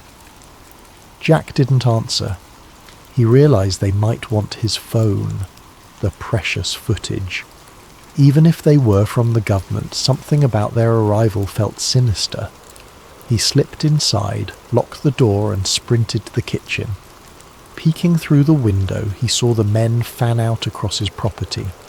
Another SUV arrived from the other direction, sealing any easy escape. The man in charge barked orders in a low tone. Despite the distance, Jack caught snippets. Secure the perimeter, search the barn, find the subject. Subject.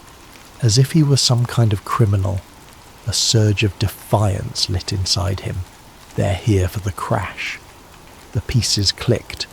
They must know about the fallen object. They wanted to contain it, hide it from public knowledge. Jack clutched his phone tight, sinking into a corner. Think, Jack. Don't let them seize that video. The file was his only proof that something extraordinary had landed in his fields. If these agents got it, the truth might vanish forever. He peered out again, noticing more men stepping around the side of the house. In that moment, Jack made a choice. He would not surrender the footage. Summoning courage he never knew he had, he pocketed the phone, grabbed a flashlight and hurried toward the back door. They hadn't reached the house's rear yet. Maybe he could slip away. The world beyond was ablaze with tension. He sensed it wasn't just about a crashed craft. It was about a revelation bigger than anything he'd ever imagined. Now, forced to stand alone against these black-suited strangers, Jack felt a spark of determination. He was a simple farmer, but he'd stumbled upon something that defied reason. And come what may, he would not let it be buried. Jack Calloway's heart hammered as he ducked out the back door, creeping into the shadows behind his farmhouse. The night air clung to him, heavy with the echo of distant engines idling. He had no illusions about outrunning a team of trained agents, but desperation fueled him. Keeping low, he skirted along the fence. The farmland behind him was vast, miles of cornfields broken by a scattering of outbuildings. If he could disappear into the rows, maybe he'd have a chance to slip past these intruders. He peered back at the house. 2 men in suits hammered on the front door, demanding Jack open up.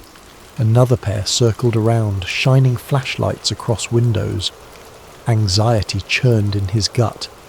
They'll figure out soon enough he's not inside. With shaking hands, he pulled out his phone. He swiped to open the video he'd recorded earlier in the field. For a moment, relief. The video thumbnail appeared, showing the glowing metal debris. He tapped play. The screen flickered, a swirl of static. Then an error message. File corrupted.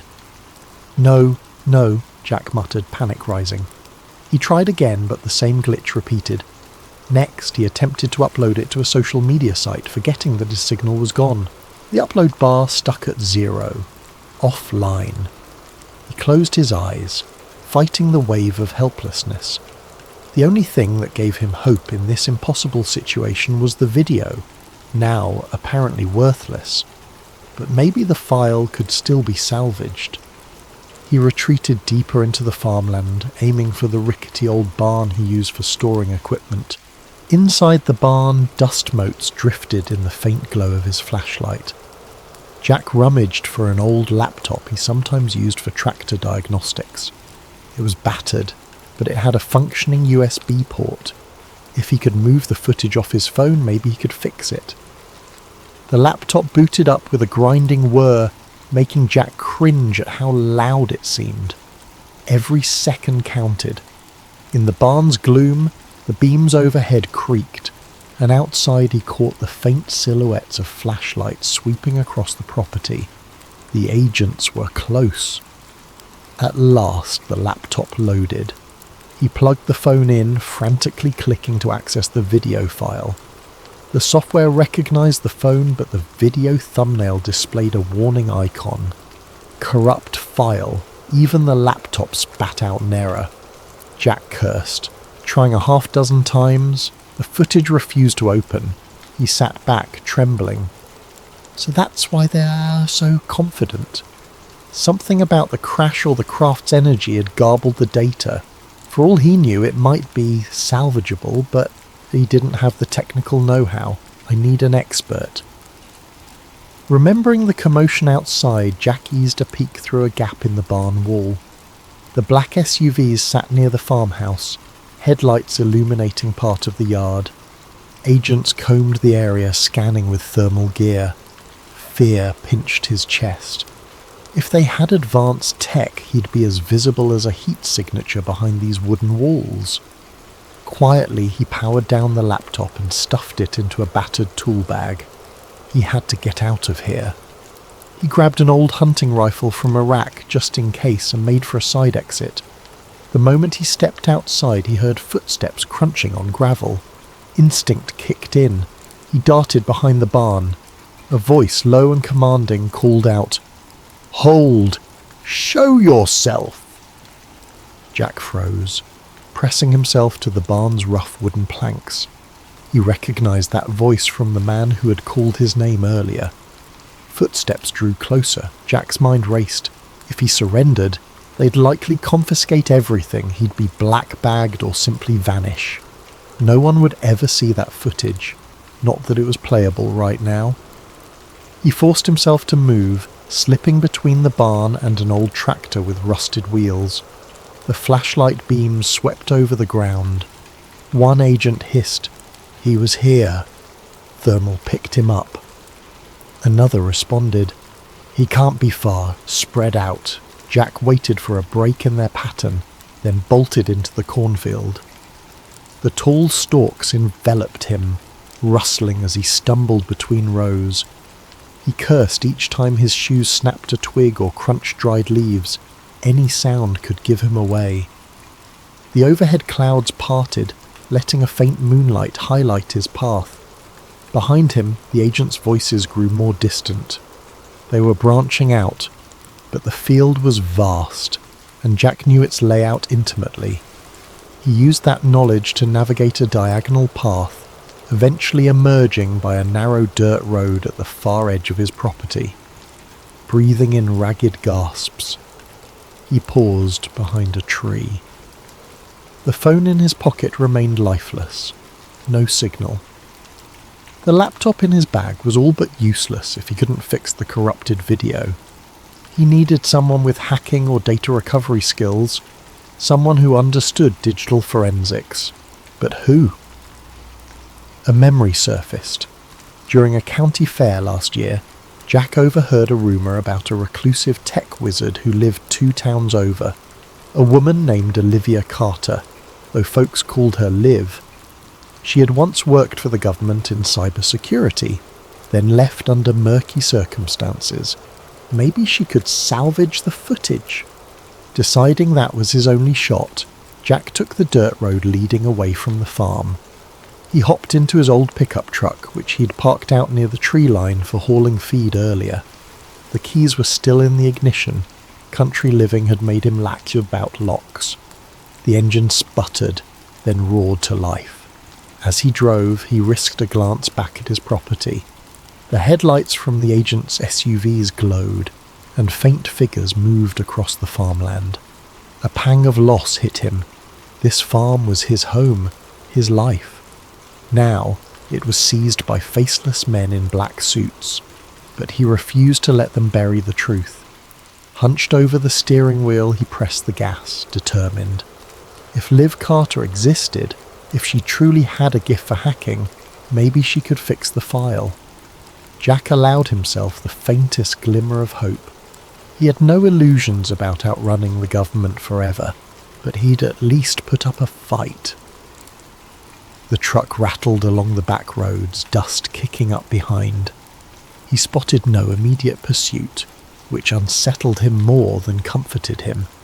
The entire fiasco felt unreal. Aliens in his field, men in black SUVs. His phone's footage turned useless, yet the memory of that smouldering, unearthly craft lingered. As he turned onto the highway, Jack thought about the object's occupant. Something inside that craft had moved. Was it alive, injured, already contained by those agents? The questions multiplied in his mind. He clenched the steering wheel, jaw set. One thing at a time, he told himself. If the video was truly salvageable, it might blow open everything, if they didn't get to him first.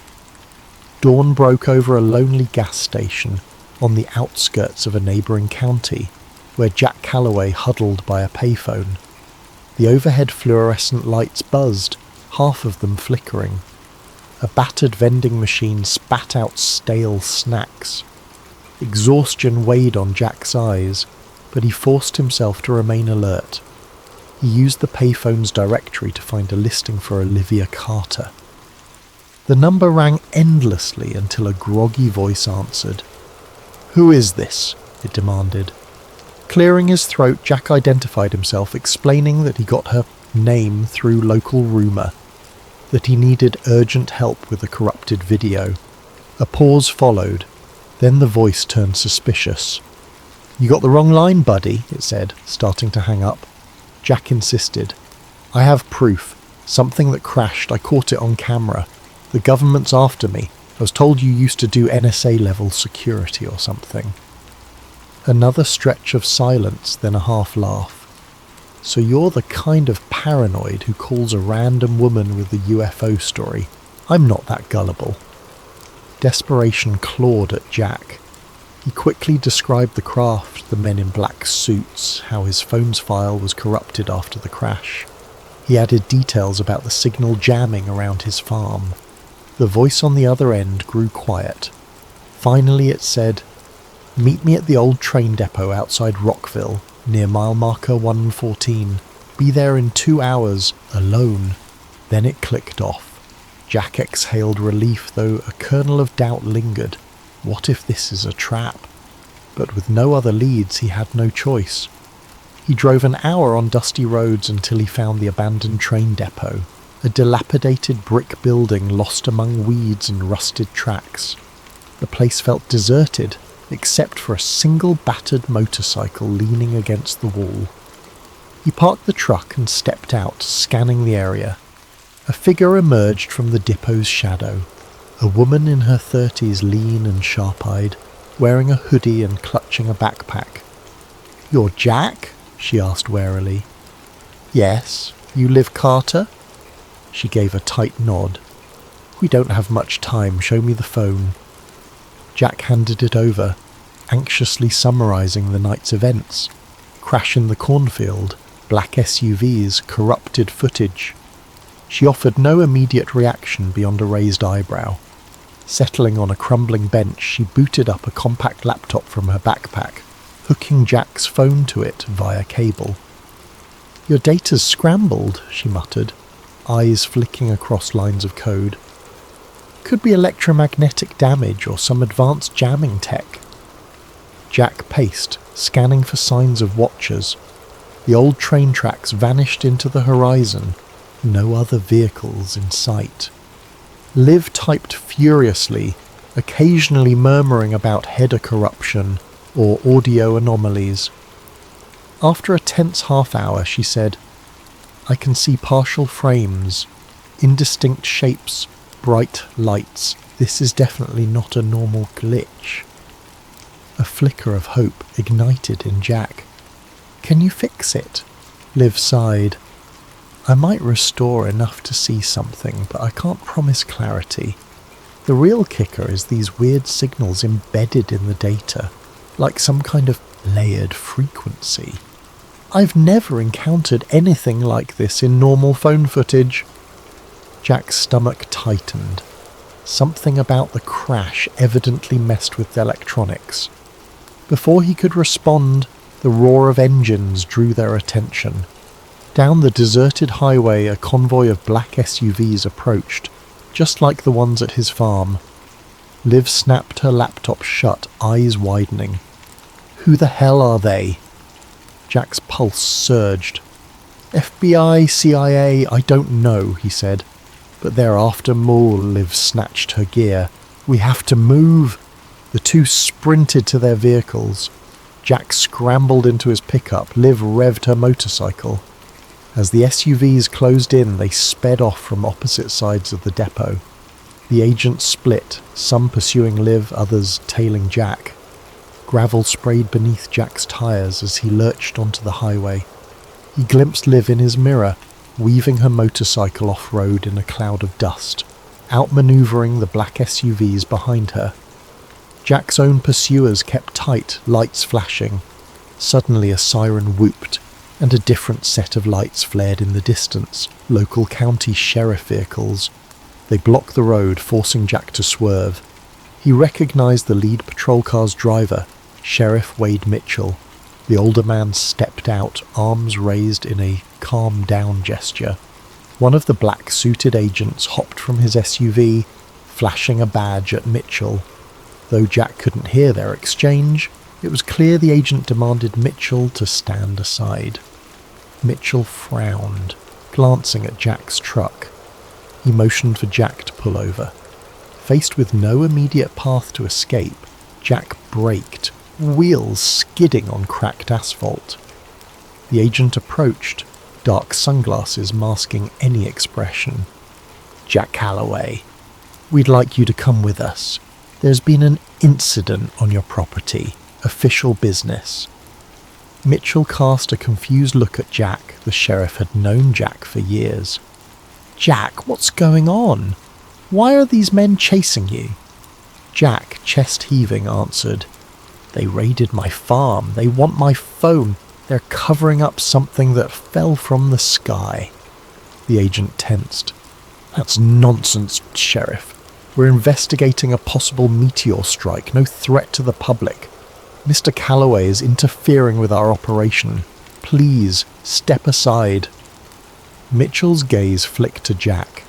He saw the fear, the sincerity in the farmer's eyes. Something about the agent's calm, clipped tone felt off. "I'd like to hear more from Jack," the sheriff said, folding his arms.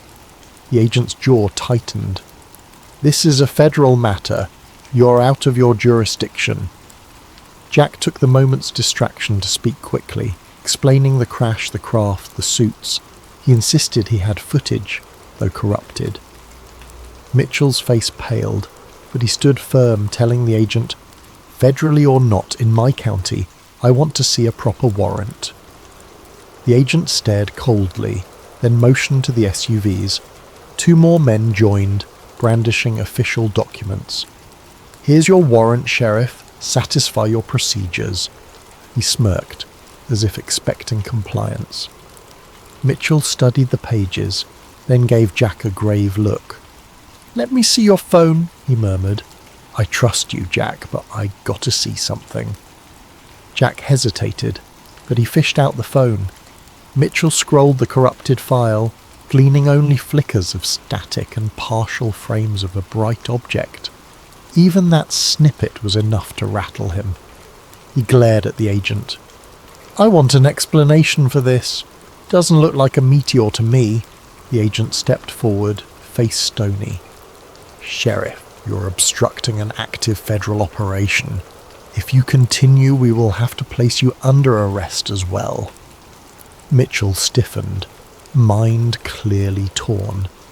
He faced Jack, voice hushed.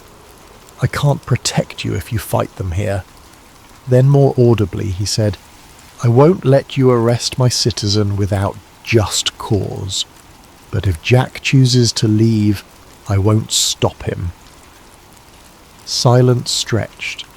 The agent's eyes narrowed behind tinted lenses. In that heartbeat, Jack understood the sheriff was giving him a window, a fleeting chance to flee. Not wanting to waste it, he gunned the truck's engine. The agent barked an order, but Mitchell positioned himself in the agent's path, forcing him to sidestep. Jack roared past the police cruiser, rubber squealing. The black SUVs swarmed, but Mitchell's deputies manoeuvred to block them, even if just for a few seconds. Those precious moments let Jack speed onto the open road. In his rearview mirror, he saw the convoy eventually break free, resuming pursuit. His chest pounded with gratitude toward the sheriff. Though uncertain how long that little defiance would protect him, he pressed on, scanning for any sign of Liv. She'd vanished on her motorcycle, presumably escaping the other cluster of agents. He prayed she'd regroup with him soon. The battered phone on his passenger seat was his lifeline, and also his greatest curse. If the FBI, or whoever these suits truly were, got their hands on it, the crash evidence might be erased forever. Jack gritted his teeth. "I won't let them bury it." Pressing the pedal harder, he raced into the horizon, unsure where he was going, only that stopping meant capture. The morning sun climbed higher, lighting fields that had once seemed peaceful. Now they were a battleground of secrets and unstoppable pursuers. Jack had become a fugitive, all because he had witnessed the impossible. Dust trailed behind Jack's pickup as he careened down a rural highway, adrenaline surging with every mile. The black SUVs were relentless, their distant headlights a grim reminder that he was hunted. His mind spun with possibilities. Find Liv, fix the footage, and broadcast it somehow. But how could they outrun a government that seemingly controlled everything? He tried calling Liv's number again, still no service. The phone's reception flickered in and out as if jammed. Approaching a fork in the road, he decided on a route that led toward deserted farmland, hoping the pursuers might lose track. Half an hour later, he spotted a single motorcycle parked off to the side near an abandoned diner. Jack pulled up, heart lifting at the sight. Sure enough, Liv Carter emerged from behind the crumbling building, scanning the horizon. She raised a hand in a signal. Jack hopped out, forcing a smile. "You okay?" Liv brushed dirt from her jacket. "Ellie, they nearly boxed me in, but I took a side route through a field, dumped my phone's SIM card, hopefully it slowed their tracking." She eyed Jack's truck. "And you?" Jack exhaled. "Sheriff Mitchell gave me a chance to escape. Now I'm out here." Liv nodded, a flicker of regret crossing her face. "The government doesn't mess around. If they want to bury this, they will." She gestured to her laptop bag. "Let me see your phone again quickly. I made some progress at the depot but had to bail." They ducked behind the diner's weathered walls. Liv opened her laptop and typed commands with practiced speed. Jack hovered anxiously, trying to keep watch for approaching vehicles. Liv's expression grew focused, eyes flicking between lines of code. "I've recovered partial frames," she murmured. "If I can reconstruct them. There. This is definitely not a normal aircraft. Maybe a chunk of the footage is salvageable." Jack saw glimpses on her screen. A bright metallic curve, swirling smoke, and a distortion that might be an alien symbol etched in hull plating. Even half-broken images were enough to confirm it was no meteor. His pulse quickened. Proof. Liv frowned. "There's an embedded data pattern. Could be encryption or some weird frequency. If we had better equipment, I might decode it." Before Jack could respond, a roar of engines made them jump. 2 black SUVs roared into view on the diner's main road, dust clouds rising. Liv slammed her laptop shut. "We need to move! Like now!" Jack sprinted to his truck, Liv to her motorcycle, but as they revved engines, another SUV blocked the diner's exit. Doors flew open, men in suits rushing out with firearms drawn. Jack's hands tightened on the wheel. They were pinned. Then unexpectedly, a brown pickup truck barreled in from the side, smashing into the blocking SUV. Metal crunched, sending the black vehicle spinning. Jack recognized the driver. Sheriff Wade Mitchell. The sheriff yelled, "Go! Get out of here!" Seizing the moment Jack floored his truck, Liv roared off on her motorcycle. The sheriff's daring intervention had scattered the agents, giving them enough of a gap. They didn't waste it. Within seconds, they were back on the highway, engine screaming. Jack's phone buzzed with an incoming call. Somehow he had a signal. He put it on speaker. "Hello?" Mitchell's voice crackled. The line faint. "Jack, I can't hold them off for long. Look, I don't trust them. They've got federal muscle behind them, but you can't keep running forever." Jack's throat tightened. "Sheriff, I'm sorry I dragged you into this." The sheriff snorted. "You didn't drag me. Listen, I saw enough on that phone to know you're not crazy. If this is real, the public deserves to know. Keep that footage safe. I'll do what I can. but they might come after me next. Suddenly gunshots rang out over the phone, followed by a crash. Mitchell cursed. There, the line cut abruptly. Jack's gut twisted with guilt and fear. The sheriff might pay dearly for helping him. Beside him, dust parted as Liv's motorcycle matched speed. She waved him down, indicating a turn-off. He followed her to a narrow road that cut through a wooded area. They rumbled along until they reached a concealed path leading down into a ravine. There, half hidden by vegetation, lay an old hunting cabin. Liv parked, gesturing for Jack to do the same. A friend of mine used to use this place. Should be off-grid enough to avoid trackers. Inside the cabin, the air was stale, but the walls were sturdy. Jack slammed the door behind them, adrenaline surging. Liv pulled out her laptop and a portable router from her bag. I can try to connect here, maybe upload what we have, but the speeds might be abysmal. As she set up, Jack's nerves kept him pacing. Every shadow outside felt like an approaching agent. We have to get the truth out somehow, publicly, he said. If we just run, they'll catch us eventually. But if the entire world sees the crash footage... Liv nodded. That's the idea, but we need a robust channel or a known platform, and the moment they sense us uploading, they might jam it. She typed away, establishing a signal. The portable router's lights blinked green. Surprisingly, they had a minimal data connection. A hush fell as Liv attempted to upload the partially repaired video. The progress bar crawled painfully. Then the entire window froze. A wave of curses spilled from Liv's mouth. She hammered keys, only to find the connection forcibly dropped. "They're jamming it," she hissed. "They have insane coverage." Jack glowered. "We can't do this pieceways. Maybe we physically bring the data to a big news station." Liv considered that, scanning the glitching laptop. Possibly, but who can we trust? The men chasing us might have infiltration in major networks. They'll kill the story. Before Jack could reply, the door rattled. Both froze. Jack snatched up an old shotgun that hung on the cabin wall. Liv pulled a small sidearm from her bag, eyes wide. Another knock, louder. Jack crept to a window. He saw a single figure outside wearing the uniform of local law enforcement. "Sheriff Mitchell," he whispered, relief flooding him. He unlatched the door.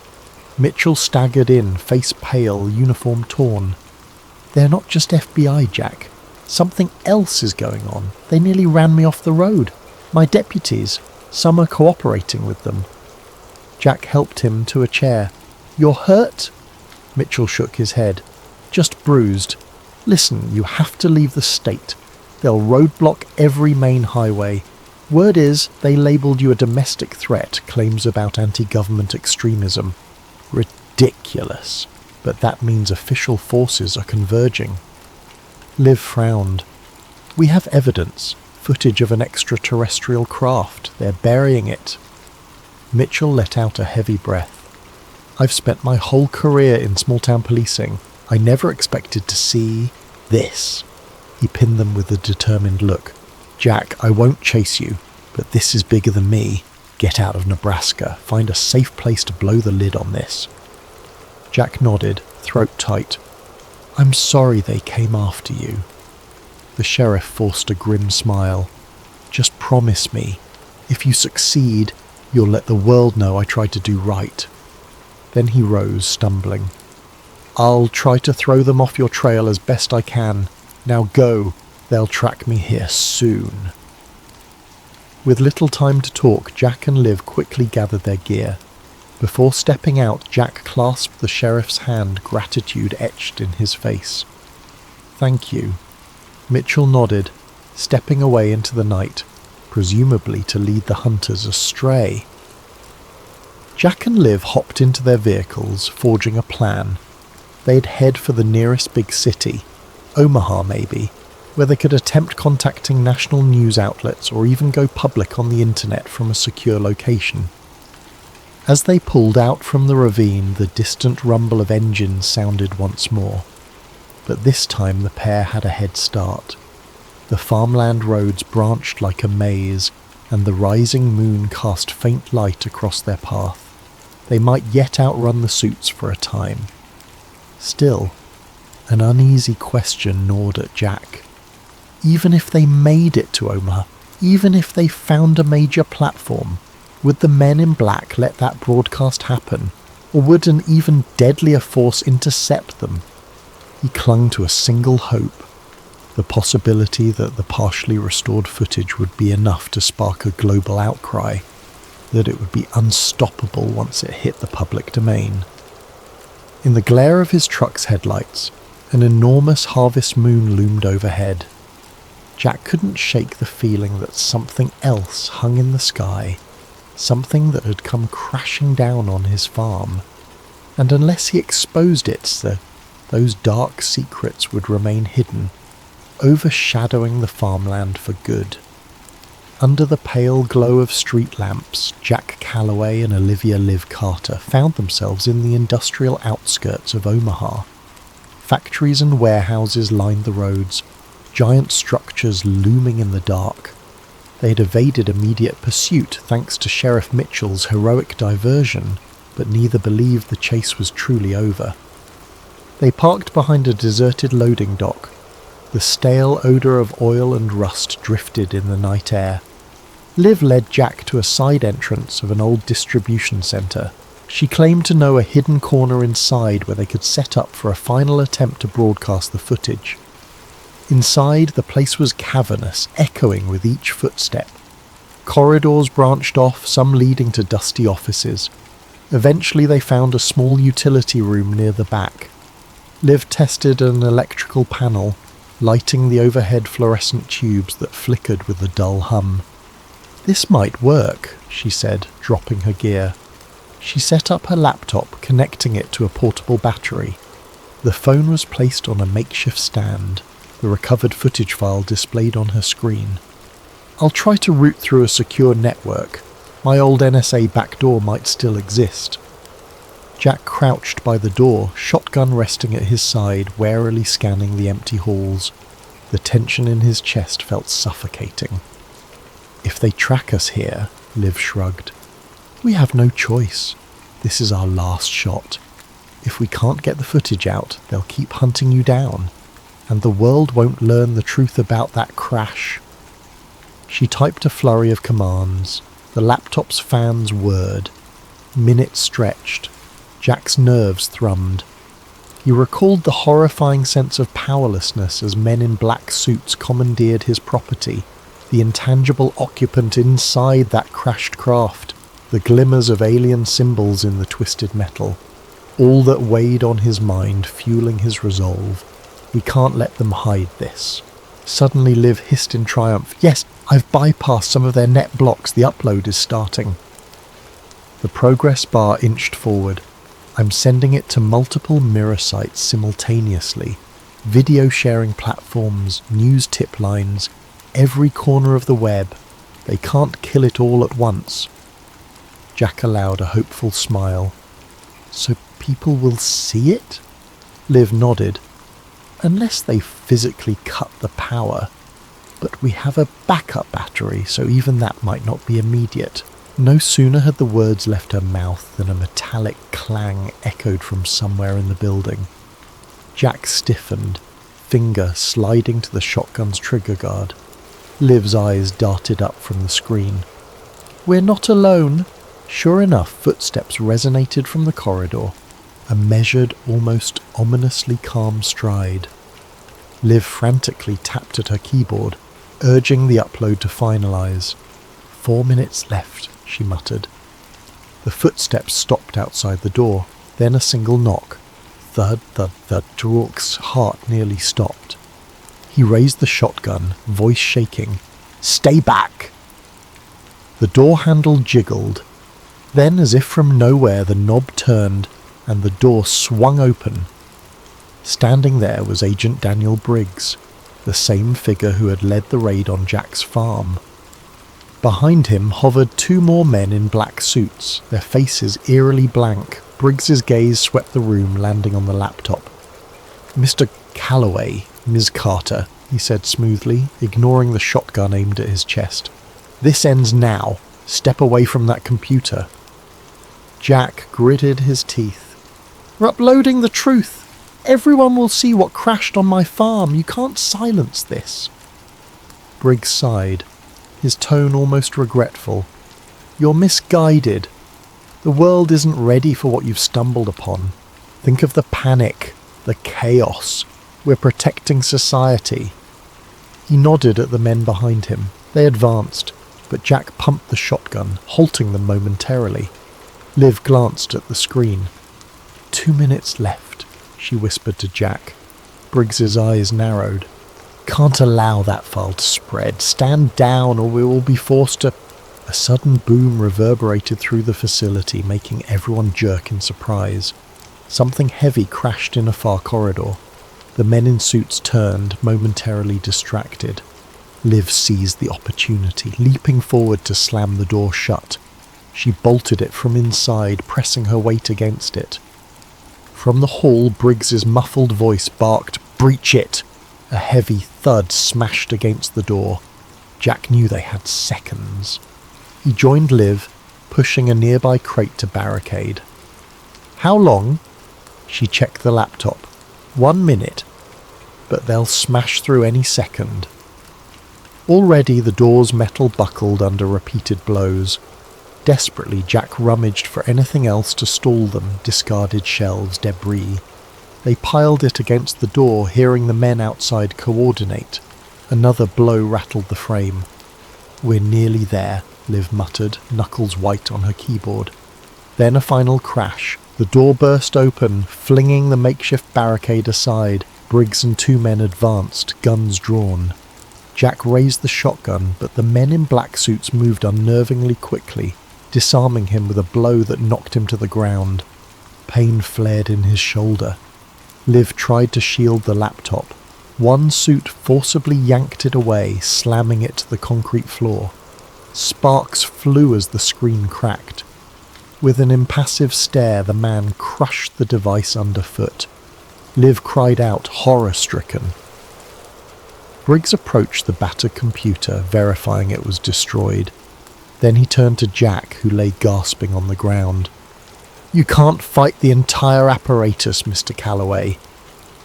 A flicker of pity, or was it scorn, crossed his features. "You were never supposed to see that crash." Jack coughed, agony shooting through his ribs. The upload, it might have finished. Briggs knelt, retrieving Jack's phone. He tapped it. Somehow it was still connected, though a fractal of static danced on the screen. "We'll see." With a swift motion, he pressed something on the device. The phone screen went black. "Get them out of here," Briggs ordered. The men in black suits dragged Jack upright. Another grabbed Liv, forcing her arms behind her back. She spat curses, tears of frustration in her eyes. The upload might have been seconds from completion, but had it finished or not, neither could be certain. As they were led away, stepping through the corridor, Jack glimpsed open warehouse doors. Rows of black SUVs were parked outside, red and blue lights flickering. A helicopter circled overhead. Any thought of escaping again felt impossible. Once outside, the men in black parted to let Briggs pass. He gestured for them to deposit Jack and Liv into separate vehicles. Jack fought weakly, shoulders screaming in pain, but there was no breaking free from these silent, relentless operatives. In the hush of the SUV's interior, the door slammed shut. Jack was alone, the windows tinted so dark he couldn't see out. A cold dread enveloped him. He realized they'd likely vanish him, just as they might do with Liv. The knowledge weighed heavily, but a flicker of uncertain hope remained. What if the upload had reached the internet in time? Could the truth slip out somewhere, unstoppable? But deep down, he feared the men in black might still find a way to erase everything. The SUV's engine rumbled to life. Jack sat pinned between two stiff-suited men, neither speaking. The vehicle sped off, disappearing into the night. Days later, the farmland of Jack Calloway lay silent, owned by a newly arrived family who claimed no knowledge of any Jack. The local records listed the property transfer as routine, with no mention of seized assets. Neighbours who once greeted Jack at the feed store shrugged, uncertain if they even recalled his face. Sheriff Wade Mitchell was suspended following allegations of misconduct. He refused to discuss the events publicly, haunted by glimpses of the footage that flickered on Jack's phone. Rumours circulated that Mitchell faced an internal investigation by federal authorities. Some claimed he was forced into early retirement. And Olivia Liv Carter vanished without a trace, her last known address found empty. Official statements offered no explanation. Some rumoured she fled the country. Others swore they saw her in a black car with tinted windows flanked by men in suits. Her online presence vanished, as if wiped clean. Yet in distant corners of the internet, obscure forums buzzed with rumours. Some users claimed to have seen a video snippet, a blur of silver wreckage, a swirling haze, and strange markings. The clip was incomplete, riddled with corruption. Each time it surfaced, it disappeared again. Accounts banned, threads deleted. But occasionally a screenshot survived, fueling endless speculation. One day, a user named FarmTruth4 posted, "I am Jack Calloway. I'm alive. Keep digging. Look to the sky." The post vanished within an hour, replaced by an error page. No one could verify its authenticity. Still, a handful believed. They whispered among themselves that somewhere, the truth about that fallen craft was out there, possibly slumbering on a server in some forgotten corner of the web, waiting to be rediscovered. And so the question lingered. Did the final transmission slip through the net of secrecy? Or did the Watchers quietly crush every trace? For those who glimpsed the evidence, the answer was obvious. The sky had indeed fallen that night in Nebraska. But for the rest of the world, life carried on in blissful ignorance, never suspecting that on one quiet farm, the biggest secret in history had touched down and then been swept away.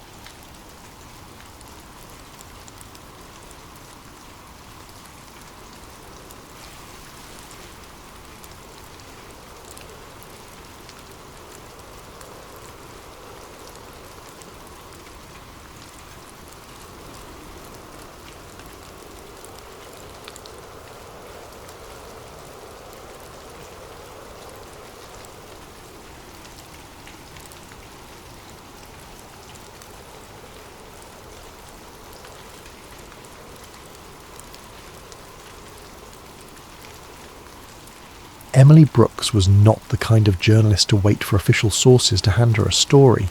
She was the type who, at 12 years old, camped in her parents' backyard hoping to catch a glimpse of extraterrestrial lights. And if you asked her colleagues, they'd say she never outgrew that fascination. The perpetual night owl, Emily had recently started a small podcast called Midnight Frequencies, uploaded under the umbrella theme of sleep theories to reach an audience equally fascinated by the weird, the unexplained and the downright bizarre. Sure, some called her a conspiracy nut, but in a small, quiet town on the outskirts of suburban America, she was one of the few people with enough curiosity, or audacity, to go chasing after lights in the sky. That very sky had erupted in rumours over the last few weeks, rumours of bright, sudden flashes at odd hours, flickering across farmland and forest. So, Emily decided to do what any dedicated, starry-eyed investigator would. She grabbed a camera, a high-powered microphone, her beloved night vision binoculars, and headed out into the fields just before midnight. There, the tall grass swayed under a thin moon. Emily had done her usual check. Fresh batteries, backup memory cards, all set. She was talking into her phone's microphone, live streaming to about a dozen dedicated watchers. Her voice was hushed but electric. It's about 11:47 p.m. local time, folks. We've had an upswing in UFO sighting reports over the past 6 nights. I'm out here in, well, I'll keep the exact location to myself for now. But suffice it to say, the conditions are perfect. Let's see what we can capture. She waded deeper into the field, scanning the horizon. Occasional crickets broke the silence. Suddenly a brilliant white flash lit the sky, so bright it momentarily drowned out the moon. Emily gasped, fumbling with the camera to pivot it upward. Her phone's feed blurred with static as something zipped across the darkness, leaving a faint phosphorescent trail. Then, just as abruptly as it appeared, the light vanished. Silence. Emily's phone screen flickered, the connection faltering, and for a moment all she heard was the rapid thud of her own heart. That was unusual. Even if a plane or meteor had streaked by, it wouldn't usually cut her camera feed and cause the phone to glitch. When the feed came back online, Emily's chat was going wild. Viewers claiming they saw a streak of silver and blue, or a silent explosion. Adrenaline coursed through her veins. "Did you guys catch that?" she whispered into the phone. "We might have just stumbled onto something big." Unbeknownst to her, another event was unfolding just a few miles away in the cosy cul-de-sac where Hannah Gray lived. A beloved elementary school teacher, Hannah had the kind of life that rarely courted drama. That night, however, something extraordinary happened. Around the same time Emily witnessed the sky flash, Hannah Gray disappeared from her locked home. Her front door was still bolted from the inside, and there was no sign of forced entry. Her car keys were left on the kitchen counter, half a mug of tea growing cold next to them. By morning, the entire small town hummed with whispers. No one knew where Hannah could have gone. The local police, unused to serious crime, were at a total loss. Emily caught wind of the story while scrolling social media in a diner, bleary-eyed from her late-night stakeout. She recognised Hannah's name. Everyone in town did, at least a little. A wave of excitement and dread rolled over Emily.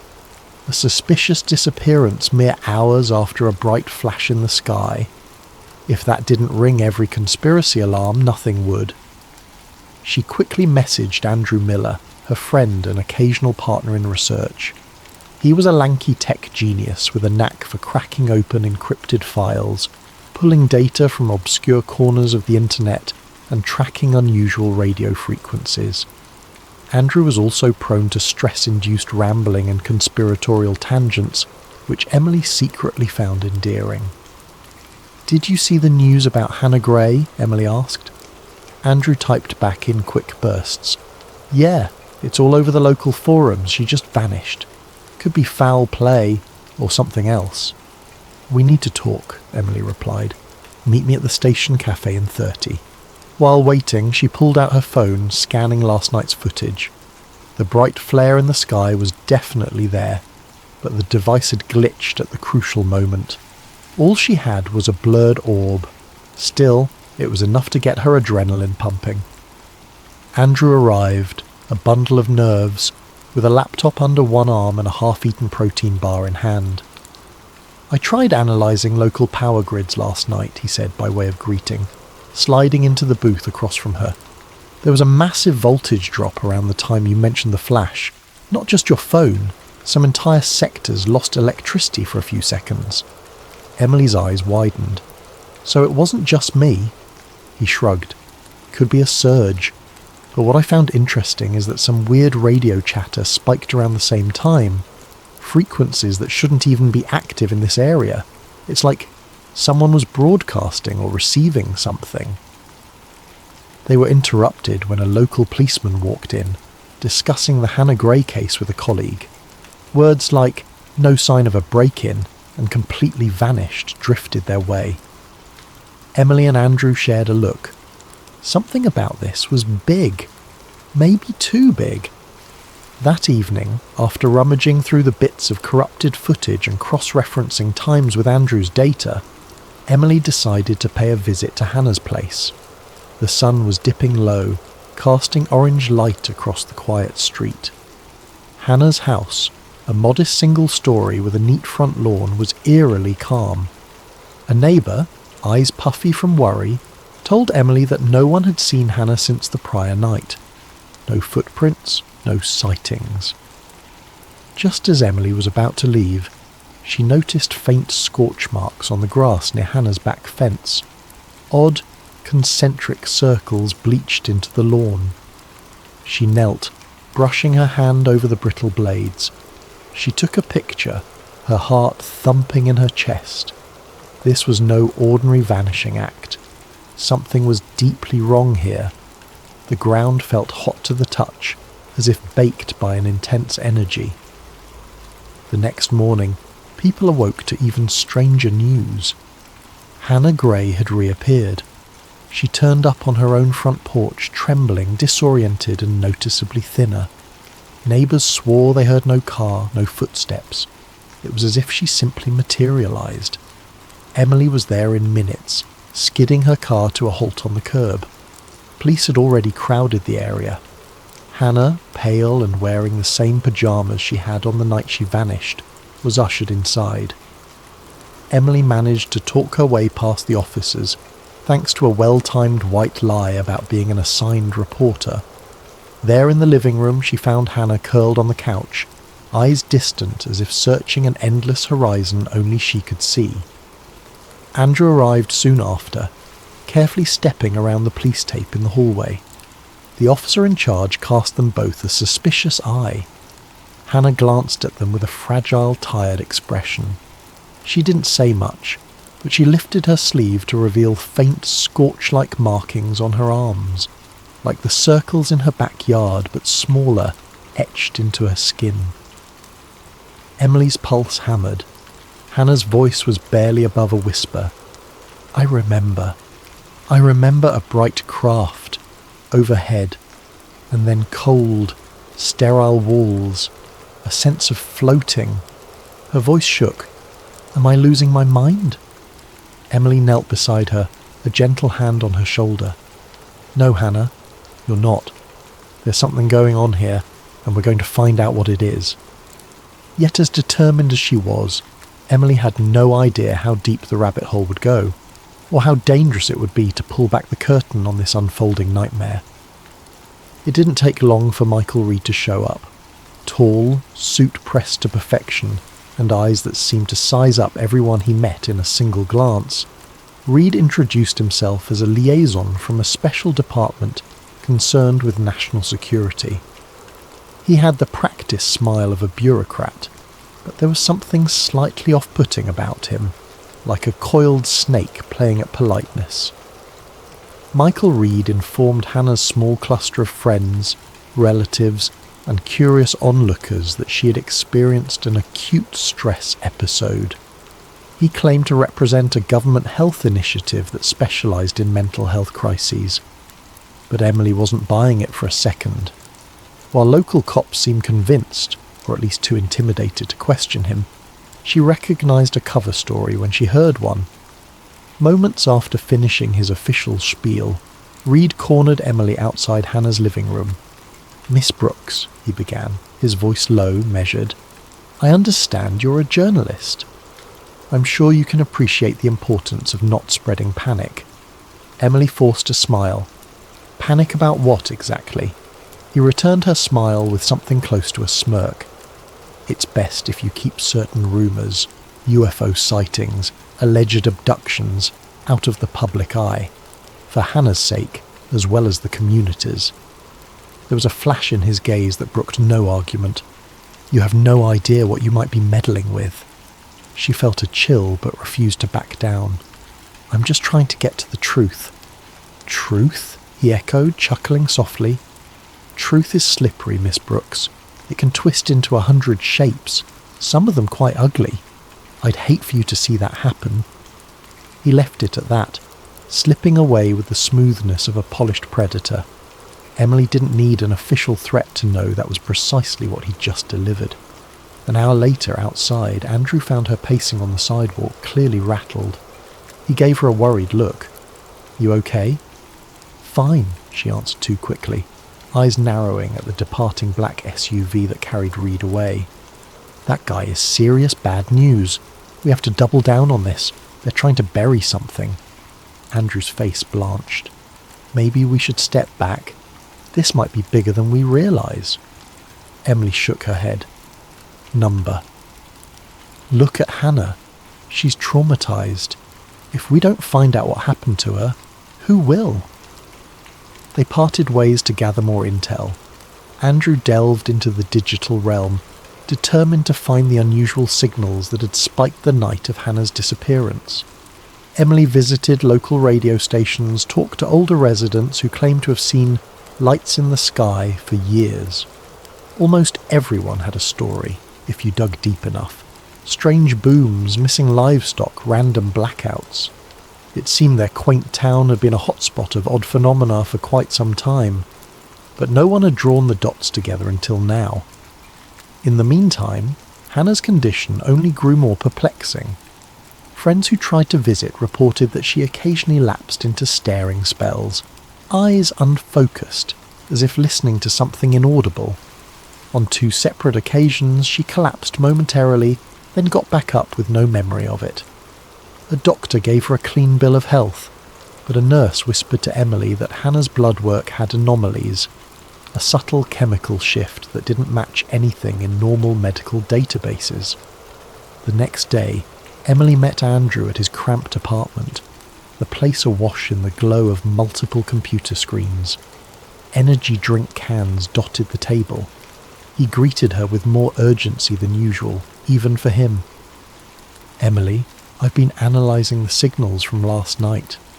He tapped on a keyboard, bringing up a screen full of waveforms. There are encrypted bursts, faint but repeating.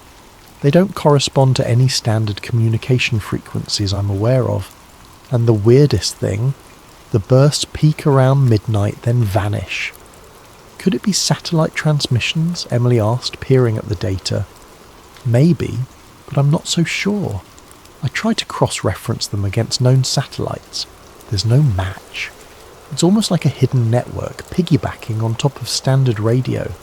If you didn't specifically know where to look, you'd never see it. He hit another key, and the times line up with local sightings of weird lights, including the night Hannah vanished. Emily felt a surge of excitement. So we have potential proof of something, some clandestine broadcast that syncs with abductions, or at least with sightings. Andrew hesitated, chewing his lower lip. It's only partial. I mean, we don't know who or what is sending it. Could be the government, could be... He swallowed. Could be something not from around here. Exactly. We need more data, more on-the-ground evidence. We can't rely on official channels because apparently they're keen on shutting this down. Together they planned an impromptu excursion. Armed with Andrew's equipment, a portable frequency scanner, a parabolic mic for capturing distant noises, a thermal camera, and Emily's never-ending resolve, they set out into the countryside that night.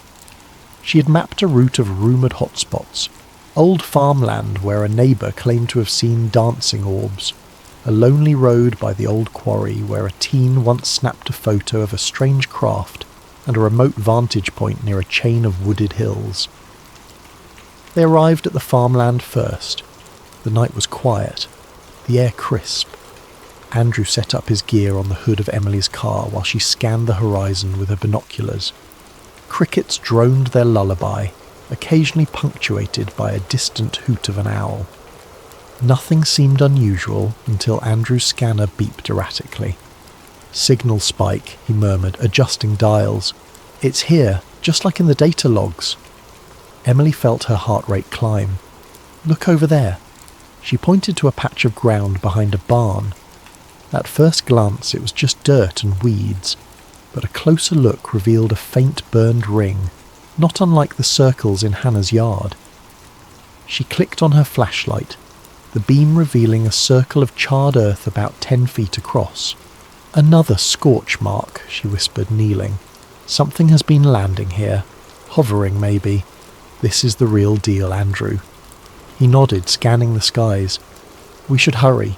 There's a black SUV parked down the road, engine off. Could be them again. Emily's pulse quickened. We've got to keep moving. She snapped pictures and quickly gathered soil samples in small plastic bags. Andrew shut off the gear.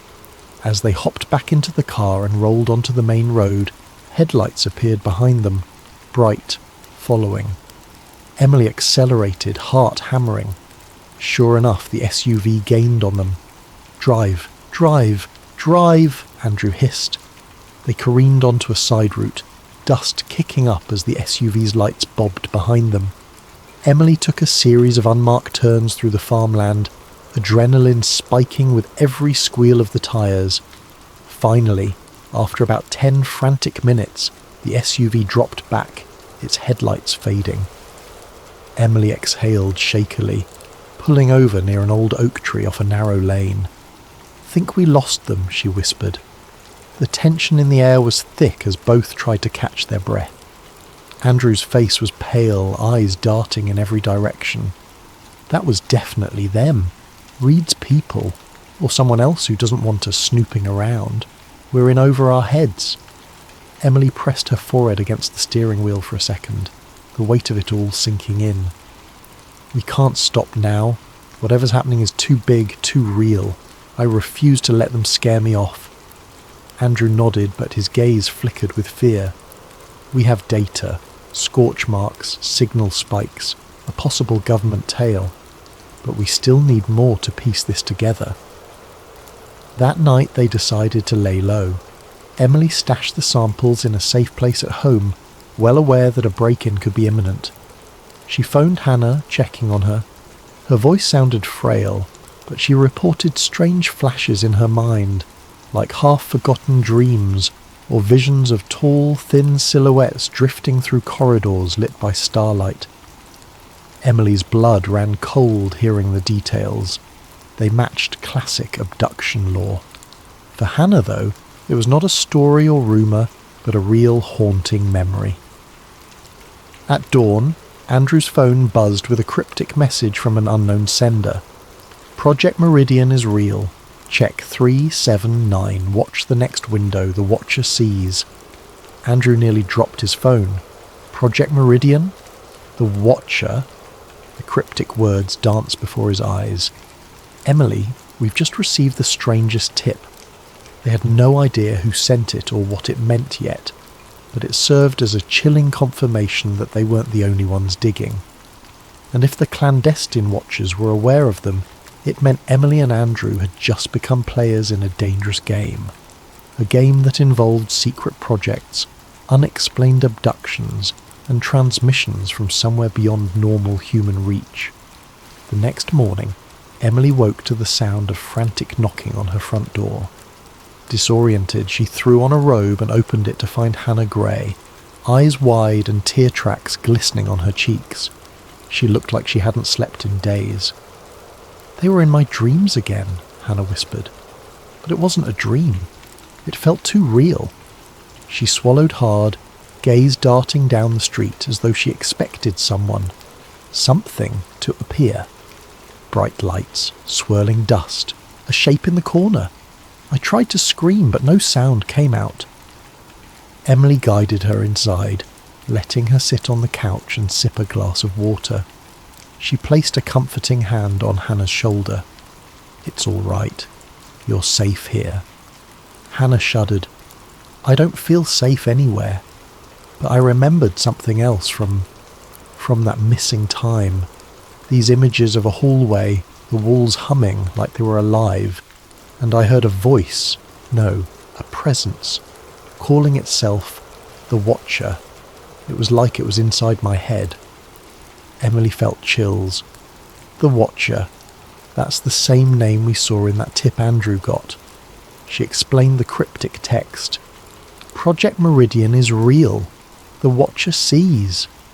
Hannah's eyes brimmed with tears. Emily, I can't live like this, wondering if they'll come again. Emily gently squeezed her hand. We're going to figure this out. I promise. When Andrew arrived, bleary-eyed and overloaded with files, he didn't flinch at Hannah's presence. He'd been expecting this meltdown. He wasted no time showing them both his latest discovery. Partial documents referencing Project Meridian, gleaned from an obscure data cache that likely belonged to Reed's agency. It contained lines like scheduled harvest windows and targeted abductee list. Next to Hannah's name, along with a handful of others, was a cryptic note. Stage 2. This is insane, Emily breathed. It's proof that there's some government or quasi-government group tracking abductees, and it's calling it a harvest? That's horrifying, Hannah's voice trembled. Harvest for what? Andrew scrolled further. It's incomplete. Someone's systematically removing sections, but I see references to potential extraterrestrial liaison and a codename The Watcher. It reads like the government is either cooperating with or studying an alien presence. They even mentioned sedation chemicals for transport. The weight of it sank in. They had partial proof of something big, a program that likely spanned beyond their little town. Emily's heart pounded. We have to go public, or at least gather enough that no one can deny it. Andrew's face paled. We can get ourselves disappeared. We can't just fling it online. Reed's goons might have it pulled before it gains traction. He looked at Hannah. Or worse, they could come for you again, for all of us. Hannah closed her eyes, steadying her breath. If it stops more people from going through this, we have to try something. Later that day, Emily convinced Hannah to let her do a recorded interview for Midnight Frequencies. The interview was short but chilling. Hannah described the missing time, the marks on her arms, and the silent spaces in her mind filled by an echoing presence.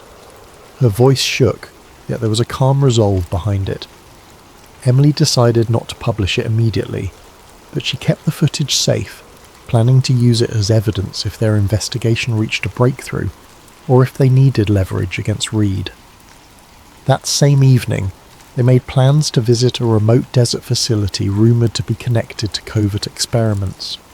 Andrew's data scraping had turned up references to an outpost near the state line, a place with extremely high security, no public records of its purpose, and rumoured ties to advanced research. It might be a wild goose chase, Andrew said, scanning the route on a laptop, but we have to try.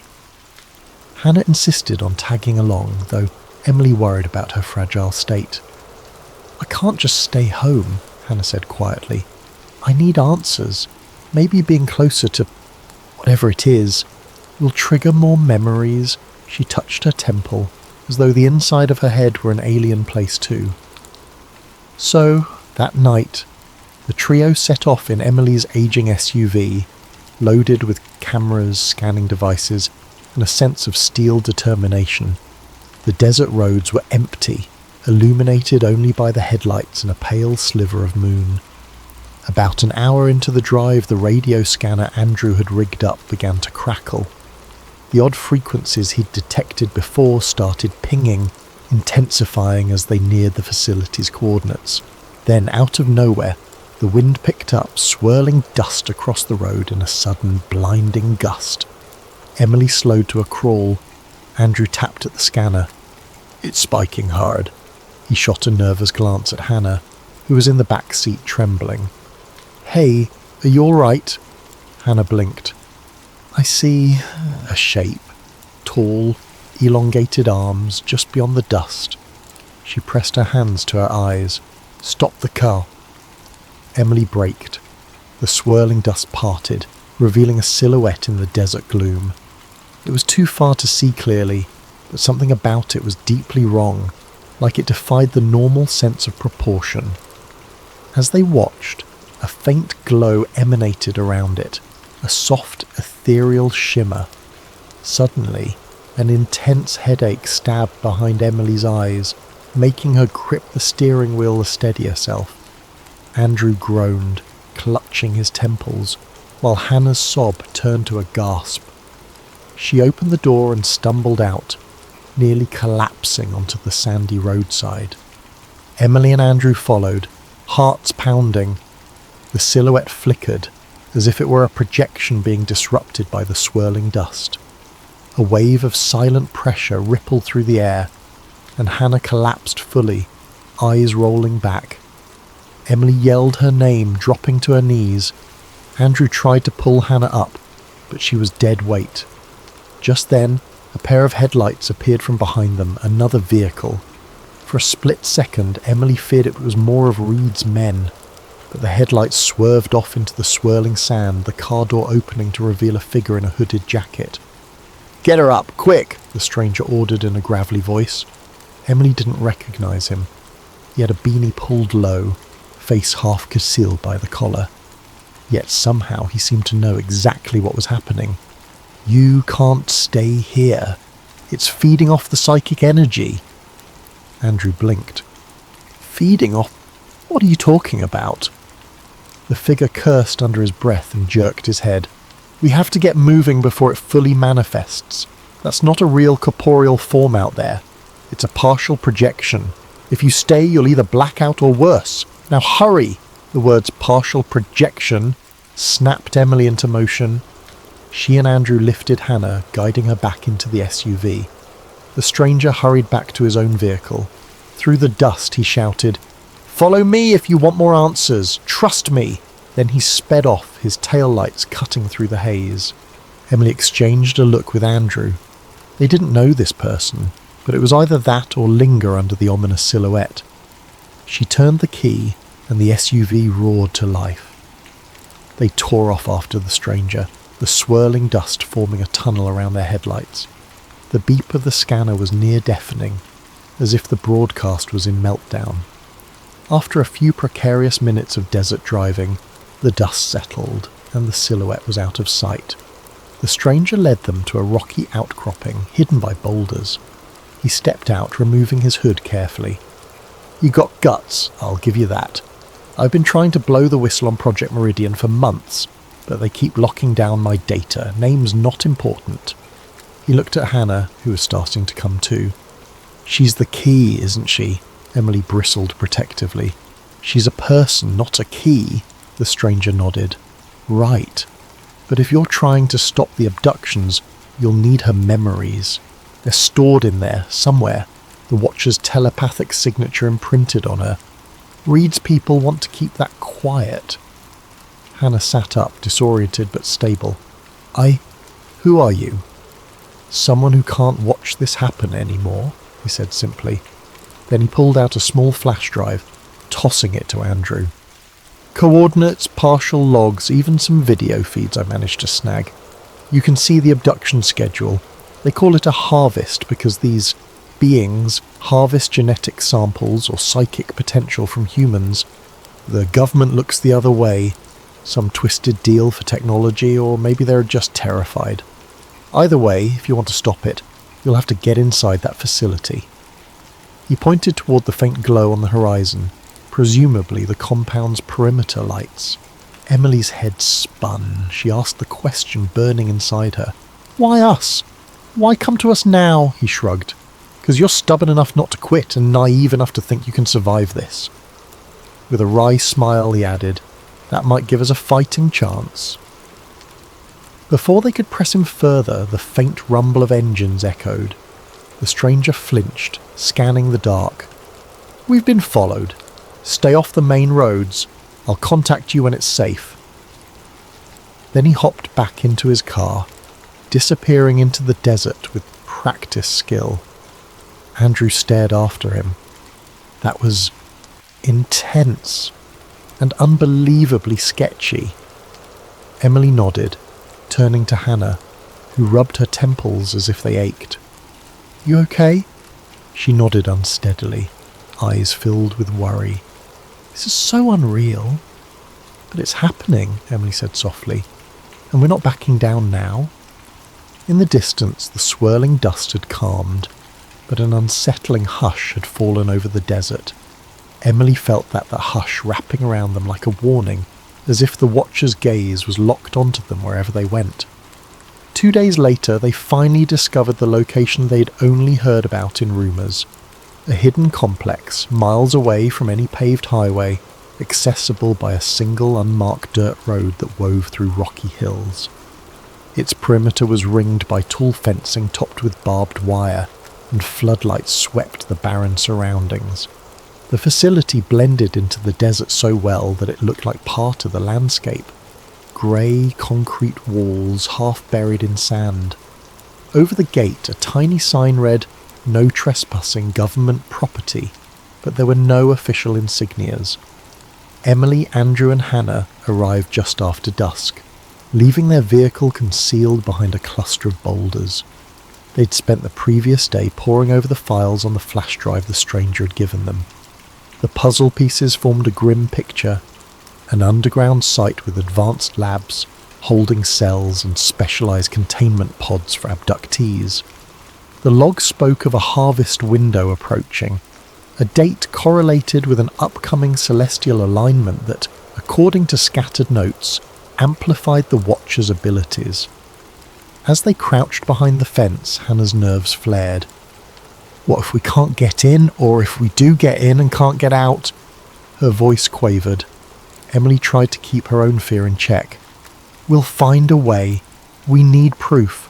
Real, indefutable proof. Andrew fiddled with a small hacking device he'd cobbled together. There should be a side maintenance gate with an electronic lock. If I can patch into it, I might override the system. Quick in and out. Easier said than done. As they sneaked around to the far side, the desert wind kicked up dust. Andrew located the small console for the electronic gate and hooked his device to it. Tense minutes passed, each second elongated by the pounding of their hearts. Finally, with a muted click, the gate's lock hissed open. They slipped inside, scurrying along the side of a concrete wall. The place loomed in silent menace. No sign of guards patrolling, but bright floodlights and security cameras dotted the perimeter. Andrew led them to a narrow door. Another hack, another beep, and they were in. A stark hallway stretched before them. Steel panels lined the walls, with overhead fluorescents casting an anemic glow. Each step felt like an echo of dread. Emily's phone was rolling video as they went, determined to capture every detail. Moments later, they heard footsteps echoing. The trio ducked into a side nook.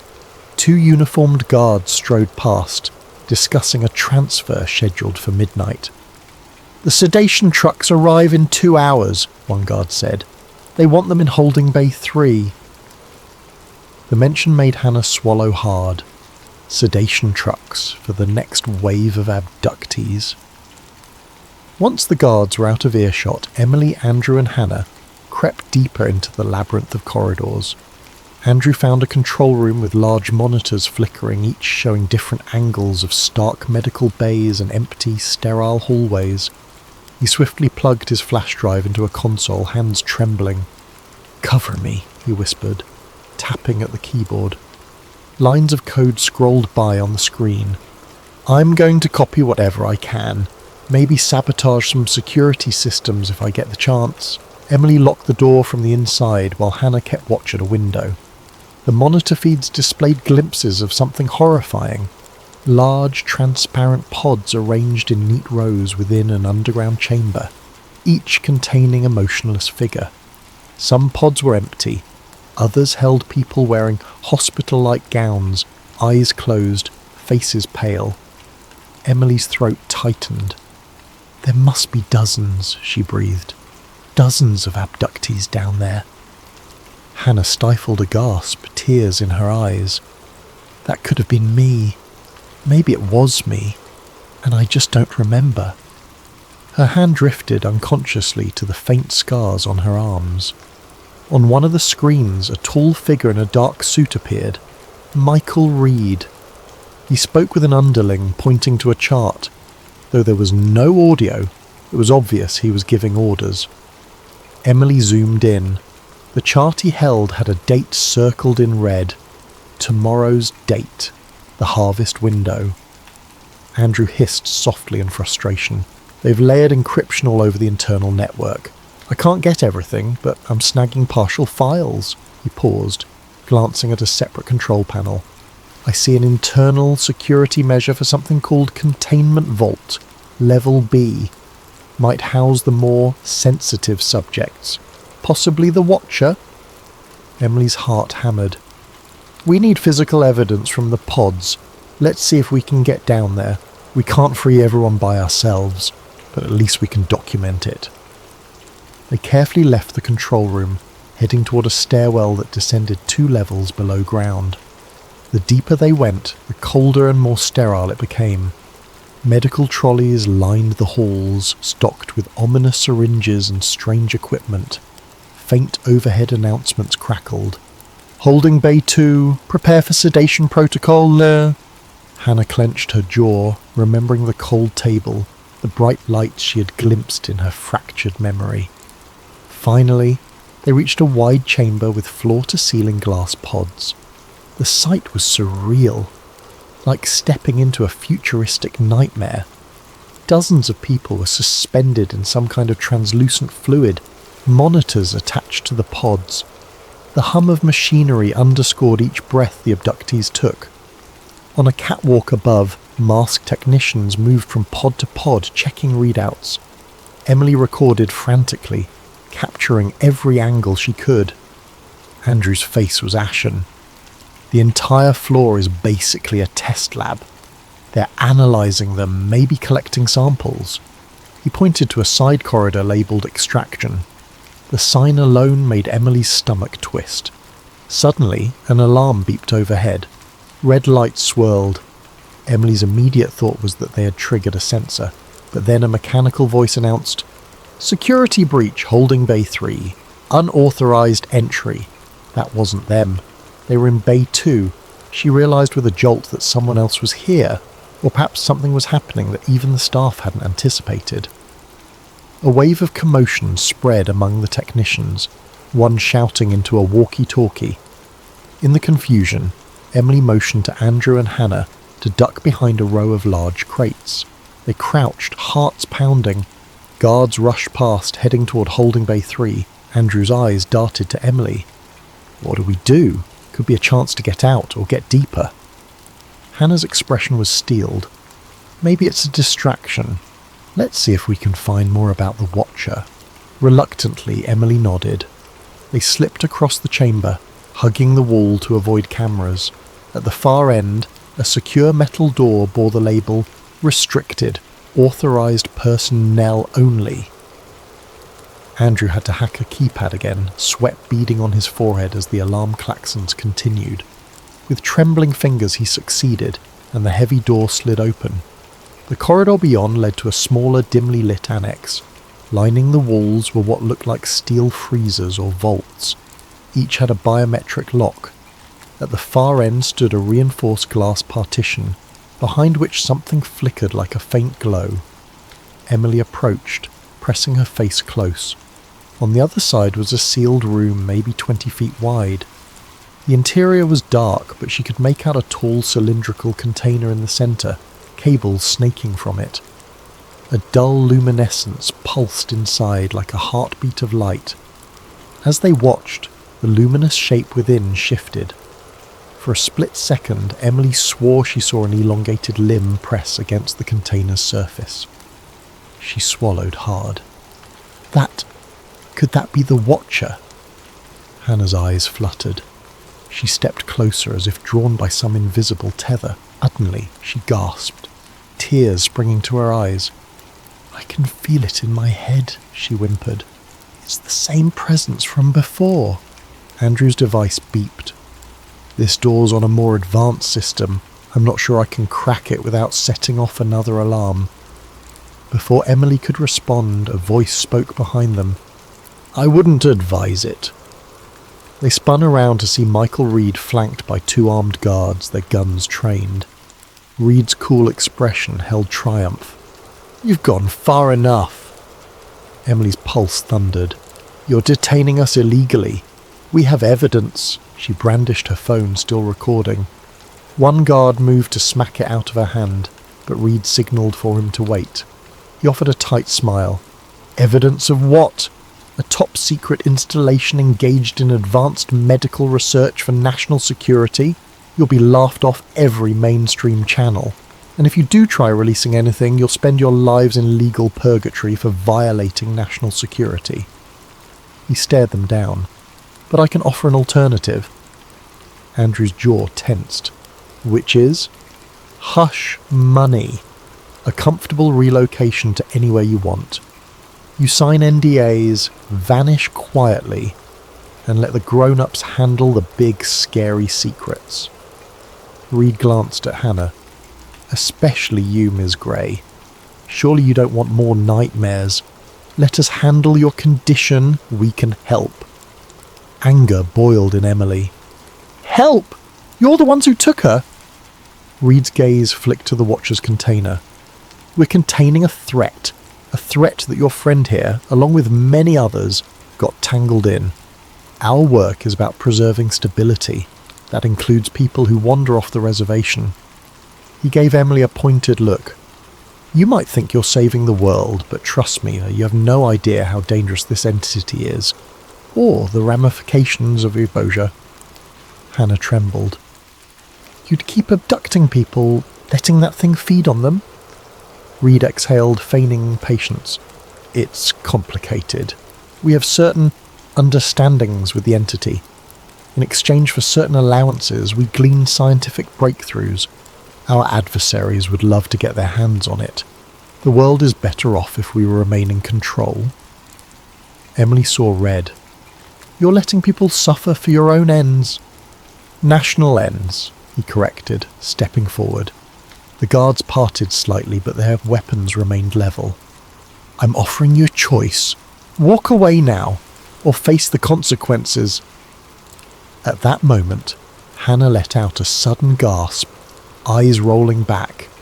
The air grew electric. The lights in the corridor flickered. Within the sealed containment, the luminescence surged. A shape pressed forcefully against the glass. Alarms blared anew, mixing with the tension in the air. The Watcher, it seemed, was reacting to Hannah's proximity, or to her emotional state. One of the guards stepped back, rattled. "Sir, containment is destabilizing." The glass partition shook. A hairline crack appeared. Reed's confidence wavered. Panic edged his features. Emily saw her chance. She pushed Andrew behind some equipment crates. Hannah, eyes glazed, stumbled after them. The guards turned to secure the containment vault, momentarily distracted. Reed cursed and yelled, "Don't let them get away!" But the trio darted down a side corridor. Behind them, the Watcher's prison groaned ominously, a splintering shriek that echoed. Pandemonium erupted. They sprinted, hearts hammering. Andrew led them toward an exit sign. "You have to get out before the Watcher breaks free, or they seal the place shut." They had the proof they'd come for, but also a terrifying new realization. If the Watcher escaped, it might not only be the facility that paid the price, it could be the entire surrounding town or beyond. Intervals sealing sections of the facility.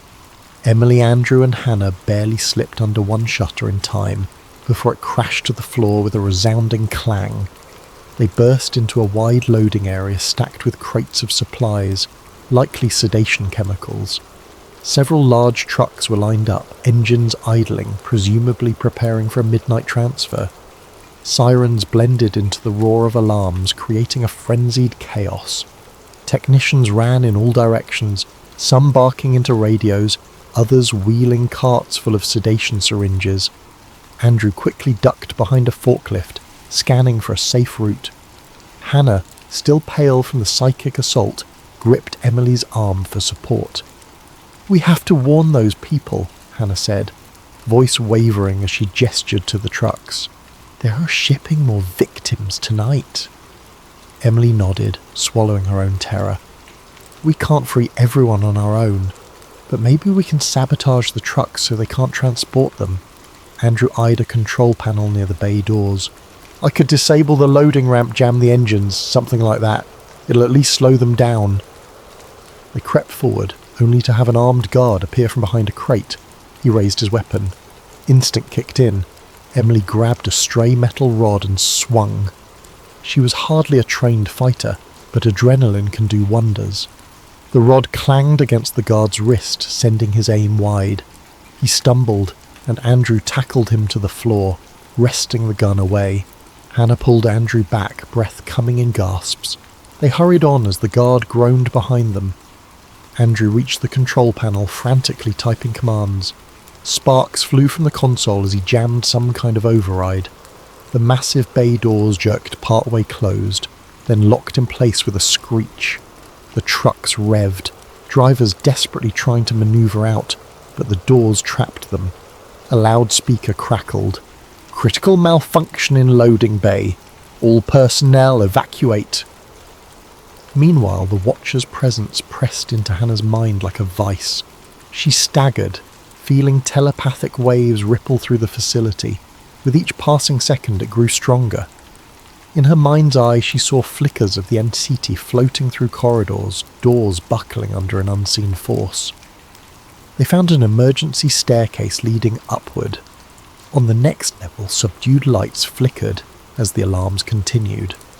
Bodies lay strewn in the hallway, some unconscious guards, possibly overwhelmed by the Watcher's telepathic field.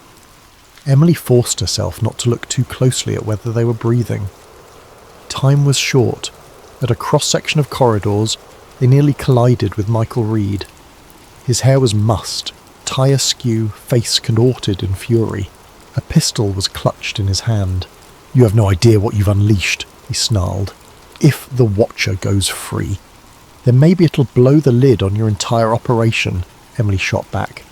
He pointed the gun at Andrew, who flinched, hands up. "Hand over that flash drive with all the data, now!" Andrew trembled, fumbling in his pocket.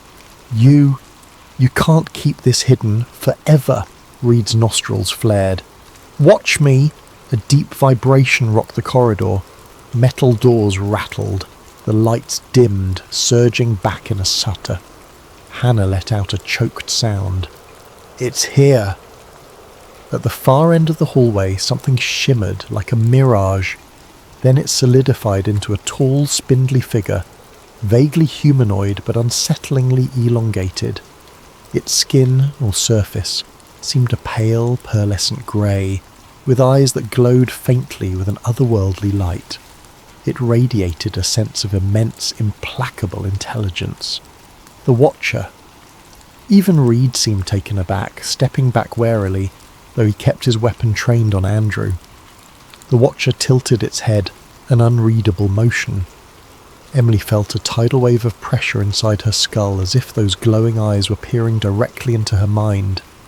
She sensed a mix of curiosity and cold detachment, as though humans were mere specimens. Hannah doubled over, hands on her temples. The Watcher took a step closer, and doors in the corridor swung open as though willed by a telekinetic push. Reed fired a shot at the alien, but the bullet pinged off the wall, deflected by some unseen force. The Watcher's gaze pinned Reed in place, a wave of telepathic energy knocking him back. He slammed into a wall, the pistol skittering across the floor. Emily inched forward, phone still recording. Fear warred with her journalistic instinct, but the camera was her only weapon to expose the truth. The Watcher's attention shifted to Hannah. It reached out. Physically or psychically, she couldn't tell. Hannah let out a strangled cry. A chaotic swirl of images flooded Hannah's mind. A cosmos teeming with swirling lights, bizarre structures floating in the void, and a sense of some grand experiment. She saw other humans in pods, glimpses of entire networks of ships orbiting Earth in secret. The Watcher's voice resonated without words, yet it communicated volumes. It was collecting data, studying them, a cosmic anthropologist or perhaps a collector. Emily picked up faint echoes of the same images, as though the link extended to her through Hannah. Reed, battered but furious, grabbed the pistol again, aiming at the back of the Watcher. Emily found herself torn. Should she let him shoot the creature that might enslave them all? Or was that a worse risk? But before he could pull the trigger, the Watcher turned. With a single psychic thrust, it sent him flying down the corridor, crashing into unconsciousness. Suddenly, alarm sirens pitched into an unearthly wail, and the building's overhead lights began strobing. The Watcher turned its luminous eyes upward, as if sensing the source of the disruption. Andrew pointed to a side door. "We should get out of here," he hissed. But Hannah was transfixed, locked in telepathic communion. Emily and Andrew pulled at her, and finally she stumbled away, breaking the connection. The trio sprinted, hearing the echo of the Watcher's presence behind them. It didn't chase in a conventional sense. It seemed more concerned with clearing a path to escape the facility entirely. They found an auxiliary exit, locked from the inside. Andrew managed to pry it open using a crowbar from a nearby maintenance closet. Fresh night air rushed in. Outside, floodlights swiveled madly, but the area was chaotic. Vehicles ablaze, staff fleeing, and an unearthly hum throbbing in the air. In the distance, a shimmering vortex of light flickered across the desert sky. It looked like a tear in the night, swirling with the same colour as the Watcher's glow. Hannah clutched Emily's sleeve, panting. "That's how it's leaving. We're calling in reinforcements." Andrew scanned frantically for their own SUV. It was still hidden behind the boulders. They dashed across open ground, hearts pounding. Over their shoulders, the complex erupted with scenes and sporadic gunfire. Inside that swirling vortex, they glimpsed the Watcher's silhouette rising, drifting upward in defiance of gravity. Bolts of energy danced around it. Suddenly, Hannah cried out, doubling over. Emily skidded to a stop. "Hannah!" She was experiencing a final psychic barrage. Disjointed images of Earth from orbit. Hundreds, maybe thousands of other Watchers, each assigned to different regions of the planet. Some alliance with governments worldwide. The horrifying scale of it slammed into Hannah's consciousness, a revelation she could scarcely handle. A surge of raw mental force burst from her, a reflexive scream that tore through the night. It was as though she'd formed a telepathic feedback loop with the Watcher. For a brief moment, the Watcher wavered in mid-air, its body convulsing. The vortex crackled with unstable energy. Emily shielded her eyes from the blinding flashes. Andrew grabbed Hannah to steady her. Then, with a thunderous hush, like the air had been vacuumed out, the Watcher disappeared into the vortex, which collapsed in on itself, leaving only a shimmering after-image in the sky. The desert fell silent but for the crackle of flames around the facility. The abduction operation was in ruins. At least for now. They found their SUV and sped away. Once a safe distance from the complex, Andrew pulled over, and all three sat in stunned silence, the glow of the facility a distant memory. Emily's phone still had partial battery and a stack of recorded footage. She could barely process it. She had filmed the Watcher, the pods, the weird telekinetic standoff. Now she held evidence that could unravel a global conspiracy, or be dismissed as a hoax, depending on the audience. "Are you okay?" Emily asked Hannah, gently placing a hand on her shoulder. Hannah trembled. I feel empty, like it took something from me when it left. Or I took something from it. I'm not sure which." Andrew exhaled a shaky breath.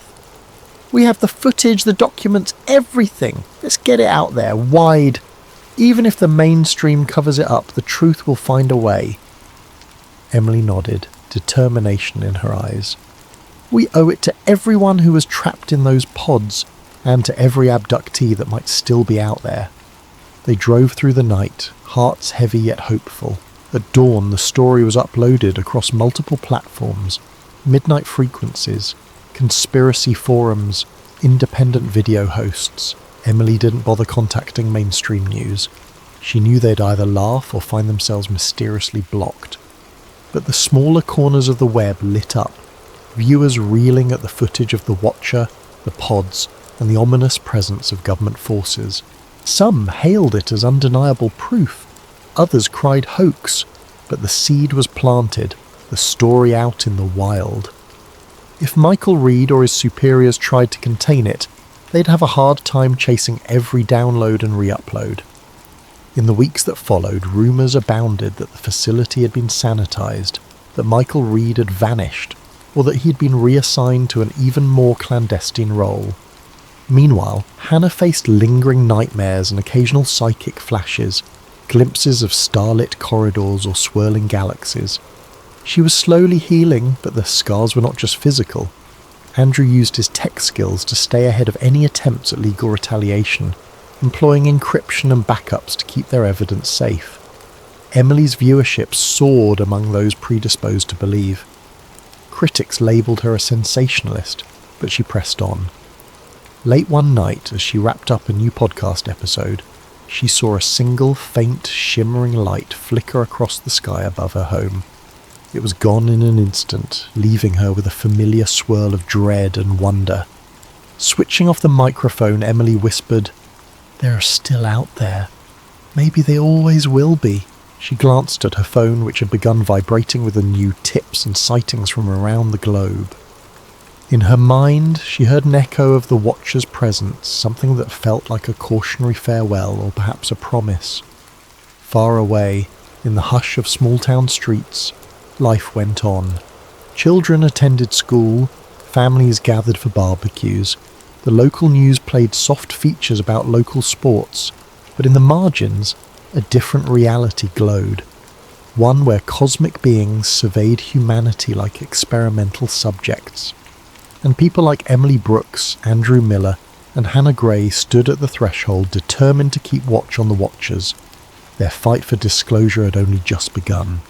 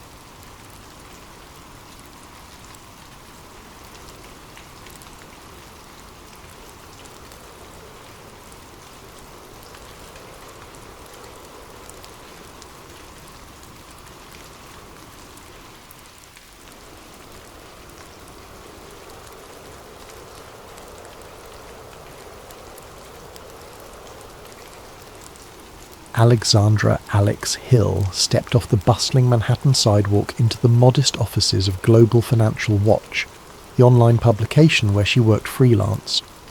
The day's assignment seemed straightforward. Investigate odd currency fluctuations and rumours of a manipulated market crash. Nothing unusual in a world where financial markets soared or dipped daily. Alex, in her late 20s, had cut her journalistic teeth exposing minor corporate fraud, never imagining she might stumble on something with implications beyond a few shady execs. She settled into a cramped corner desk, flipping through reports about last week's currency swings. The data was dry, short-selling, suspicious spikes in commodity trades. Something about the pattern nagged her. She'd handled mundane finance stories before, but a random tipster had emailed a cryptic note. These trades aren't random. The puppet strings lead to bigger hands. The sender's address was scrambled. No clue who it might be. She considered ignoring it. Anonymous tips often proved baseless. Yet a voice inside her itched to dig deeper. At day's end, she found herself in the building's cafeteria with her laptop, cross-referencing data. She noticed certain corporations had made fortunes from the abrupt currency slump. Behind them lay shell companies traced back to holding firms in places like Luxembourg and the Cayman Islands. Typical corporate secrecy. But the speed and precision of their trade suggested foreknowledge. She typed frantic notes. Inside info. Coordinated manipulation. Late that evening, her phone buzzed with a withheld number. She hesitated, then answered. Static hissed before a distorted voice said, "Look up Phoenix Council or New Dawn Initiative. These are not random. If you want proof, check the leaked doc I sent." Alex's eyes widened. "Who are you?" she demanded, but the line went dead.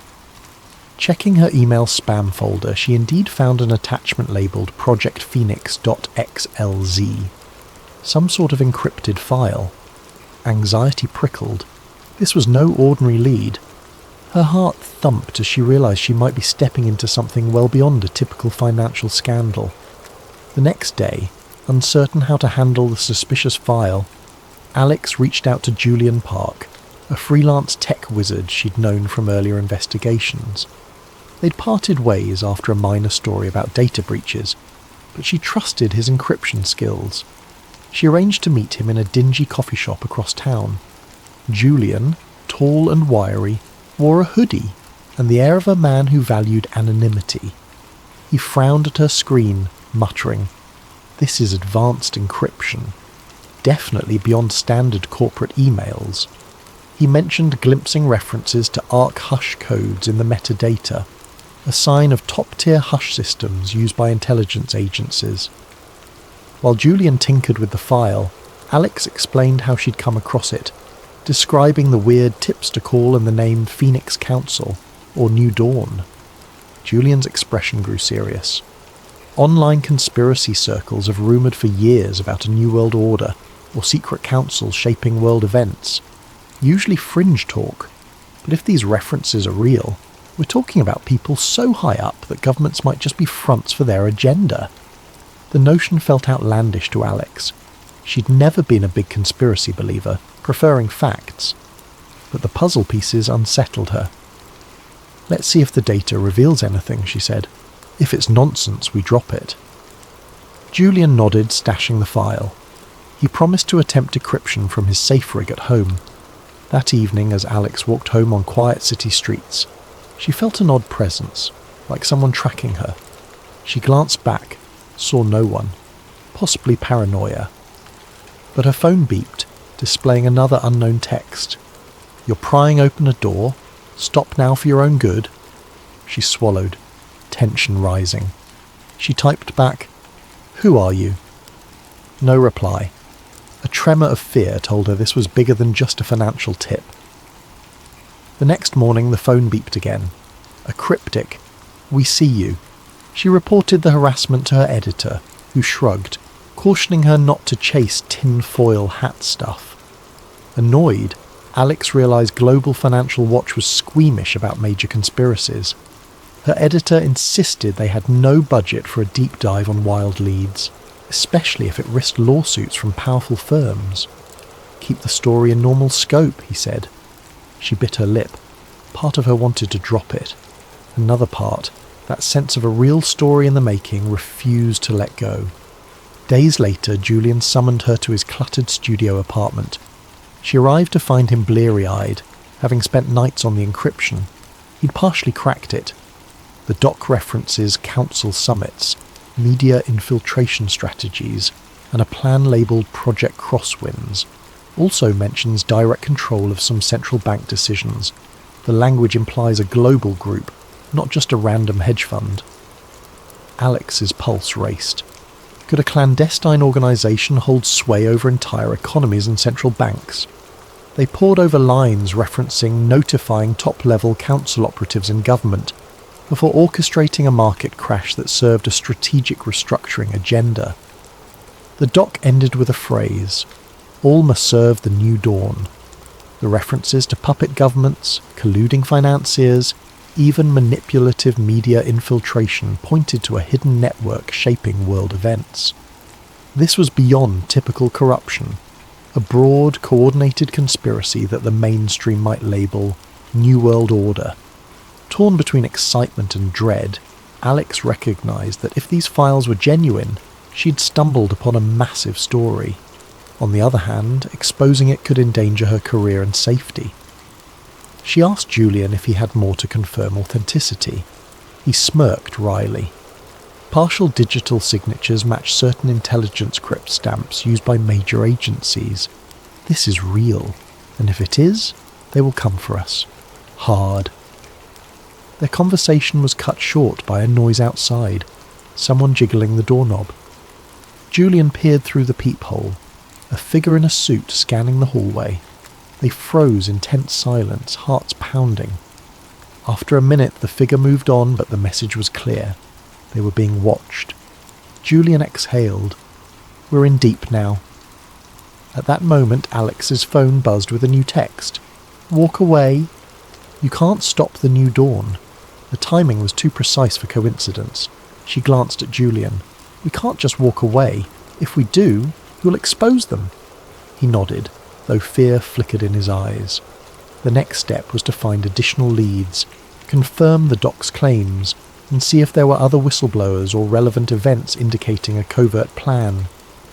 They had no illusions this would be easy or safe. But something about the scale of the conspiracy steeled their resolve.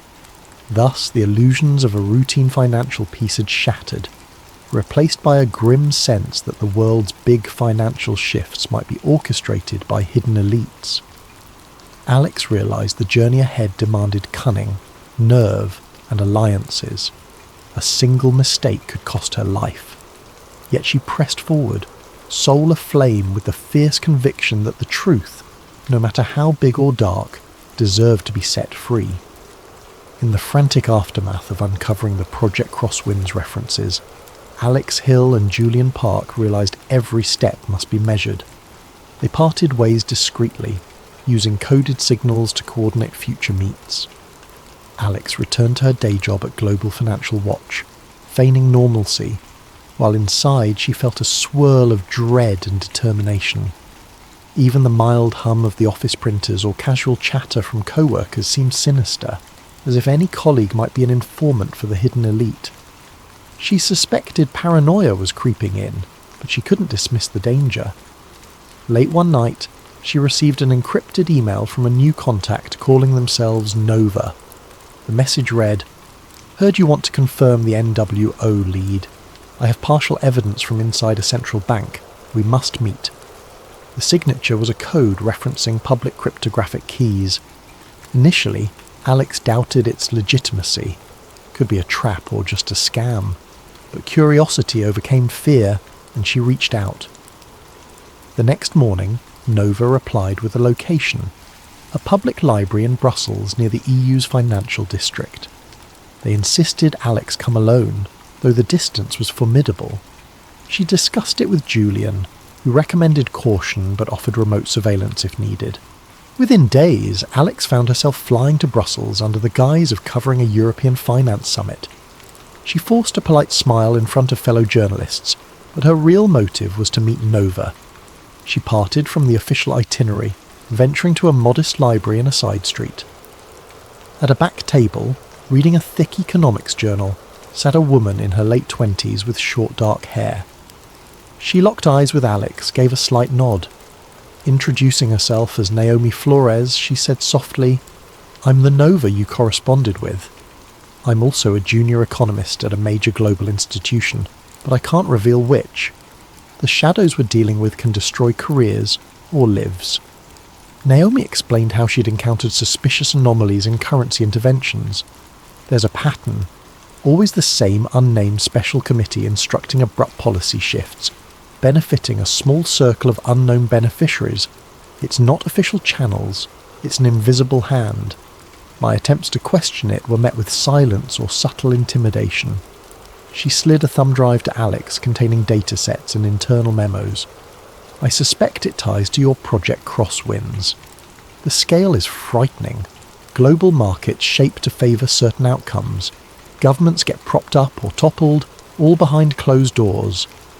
Alex's heart pounded. The puzzle was growing. If these manipulations extended to central banks and global institutions, then the rumoured New Dawn or Phoenix Council might truly be an orchestrated coalition.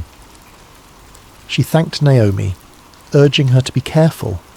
Naomi, eyes brimming with worry, whispered, "I might vanish if they sense I leaked. Keep my identity hidden at all costs." She walked away quickly, leaving Alex alone with the thumb drive under her notebook. Meanwhile, across the Atlantic, Julian dug deeper into Project Crosswinds, cross-referencing leaks from earlier whistleblowers. He found chatter on dark web forums about a powerful group known as the NWO, New World Order, which mainstream media ridiculed as a conspiratorial catch-all. But the forum users claim the NWO was more than rumour, referencing control of major economies, infiltration of top-tier media, and rigging of elections. Some posts mention names like Vivienne Renault, pegging her as an old-money financial magnate with untraceable influence across continents. Julian flagged it for Alex. This might be the key figure behind your NWO lead. In Brussels, Alex used her press badge to attend a small finance panel where Vivienne Renault was rumoured to appear. Renault, a poised woman in her early 50s, exuded quiet power. She spoke of stabilising global markets and the synergy of public-private partnerships, words that sounded innocuous yet rang in Alex's ears as coded references to the manipulations. Observing from the back row, Alex felt a chill. Renault's polished confidence radiated the aura of someone used to shaping events from behind a polished veneer. After the panel, Alex approached Renault with a question about extreme currency interventions rumoured in emerging markets. Renault responded with a mild, dismissive smile, pivoting to broad, non-committal statements. But the fleeting tension in Renault's eyes told Alex she was on the right track. A passing aide quickly ushered Renault away. Alex left the venue certain Renault recognised her face. That night her phone beeped with a new threat text. "Back off, Ms. Hill. Ms. Renault's agenda is beyond your domain. This is your last warning." Pressure mounted. Alex emailed Julian the data from Naomi's thumb drive. He confirmed it, validated the structural manipulations, referencing code words identical to the Project Crosswinds doc. The data even pointed to a future pivot in interest rates that would crash certain developing nations, forcing them to accept debt packages under harsh conditions. If the New Dawn emerges, Julian typed, they effectively gain partial control of entire governments. Alarm blossomed in Alex. The scale was monstrous. She was just a freelance journalist with limited resources, confronting forces that dwarfed her. Could she realistically expose them? She realised she needed allies. She confided in Manny, a reluctant editor at Global Financial Watch, but Manny was panicked. "We can't publish unverified conspiracy talk. You'd ruin us. We'd face lawsuits from half the world's top banks, unless you have bulletproof evidence." She insisted the data was real. Manny demanded official confirmations or named sources, catch-22, given that naming Naomi might endanger her. Manny apologised, unwilling to risk the publication. Undeterred, Alex weighed an alternative, leaking it to bigger outlets or open-source sites, but that too might invite immediate retaliation. Soon after, a wave of sabotage hit. Alex's apartment was ransacked, her notes scattered, laptop stolen. She discovered a small black SUV parked near her building, its occupants eyeing her window. She suspected Raphael Bishop, the rumoured security enforcer for the NWO, was behind it. She recognised the name from glimpses in Project Crosswinds, describing a Bishop's security. Realising her personal safety was at stake, she relocated to a friend's spare room, keeping her location quiet. In a hidden online conversation, Julian pressed her to keep going. He wrote, "We can't let them scare us silent. If you have verifiable evidence and Naomi's data, we might unravel a global conspiracy. We just need to do it carefully. maybe a bombshell release, widely shared in real time. Alex nodded at the screen, adrenaline spiking. The plan: gather enough to corner a top conspirator, forcing them to reveal the NWO scheme publicly, or secure a massive leak that evidence alone would confirm. But the conspirators wouldn't remain idle. As if to confirm that, a cryptic phone call reached Alex's temporary phone, a distorted voice, calm yet menacing. "We advised you to drop this. You're meddling in affairs that steer the world's destiny. Turn away, or you vanish." The call ended, leaving her shaking. She was resolute, though fear coursed in her veins. If the NWO truly manipulated entire economies for their shadowy vision, she couldn't simply walk away. Something in her moral compass demanded she press forward, no matter the cost. Thus, the net tightened. The next step was to find the hidden summits or boardrooms where Renault, Bishop and others hashed out strategies for their global reshaping. If Alex could record direct confessions, or show footage of them planning an orchestrated crisis, the world might be forced to confront the truth. Or so she hoped. As she closed her eyes that night, the swirl of dread and excitement lulled her into fitful sleep, overshadowed by the knowledge that soon she would challenge powerful elites who treated entire nations like chess pieces in their grand design for a new dawn. Despite the rising tension, Alex Hill found fleeting hope in the quiet support of a small network of rogue activists and journalists. Through a recommendation from Julian Park, she contacted a group calling themselves Underground Horizon, a loose collective that had whispered about global conspiracies for years, though rarely with tangible proof. Their circle was wary but intrigued by Alex's partial evidence. Project Crosswinds, references to New Dawn, and Naomi's financial data from the central bank. The group's base operated from a rundown loft in an industrial district, all hush-hush. When Alex arrived, a stern-faced middle-aged man named Leon greeted her. Around a makeshift table sat half a dozen individuals, each with distinct backgrounds: ex-soldiers, whistleblowers, fringe reporters. They grilled Alex for an hour. "How do we know you're not a plant?" "We've seen infiltration attempts." She recounted her story from the start, showing them the remnants of the leaked docs, explaining the suspicious phone threats. Finally, a stocky woman named Sasha eased up, saying, "All right, you're either genuine or a very good actress. We believe you." With that, they shared their own tales. Over the years, they'd heard rumours of a NWO pulling strings behind the scenes, but never pinned down direct leads. Now, Alex's intel might be the key to exposing them. Meanwhile, across the city, Julian's hacking efforts uncovered a startling find: an upcoming private forum in a luxurious resort outside Brussels, featuring major corporate and political figures. The forum was nominally a global finance retreat, but private emails indicated it was a front for top-tier power brokers. Possibly the place where Vivienne Renault and her associates would discuss the next phase of their New Dawn plan. This might be the best chance to capture them in the act. Yet infiltration would be risky. Security would be tight, potentially run by Raphael Bishop's firm. Naomi Flores, still trembling from the weight of her involvement, debated fleeing the continent. She confided in Alex via a secure call, voice shaking. "I see men tailing me near my office. My superiors are asking about missing files. If they discover I leaked anything, I'm done." Alex pleaded with her to hold on a bit longer, insisting the upcoming infiltration could break everything wide open.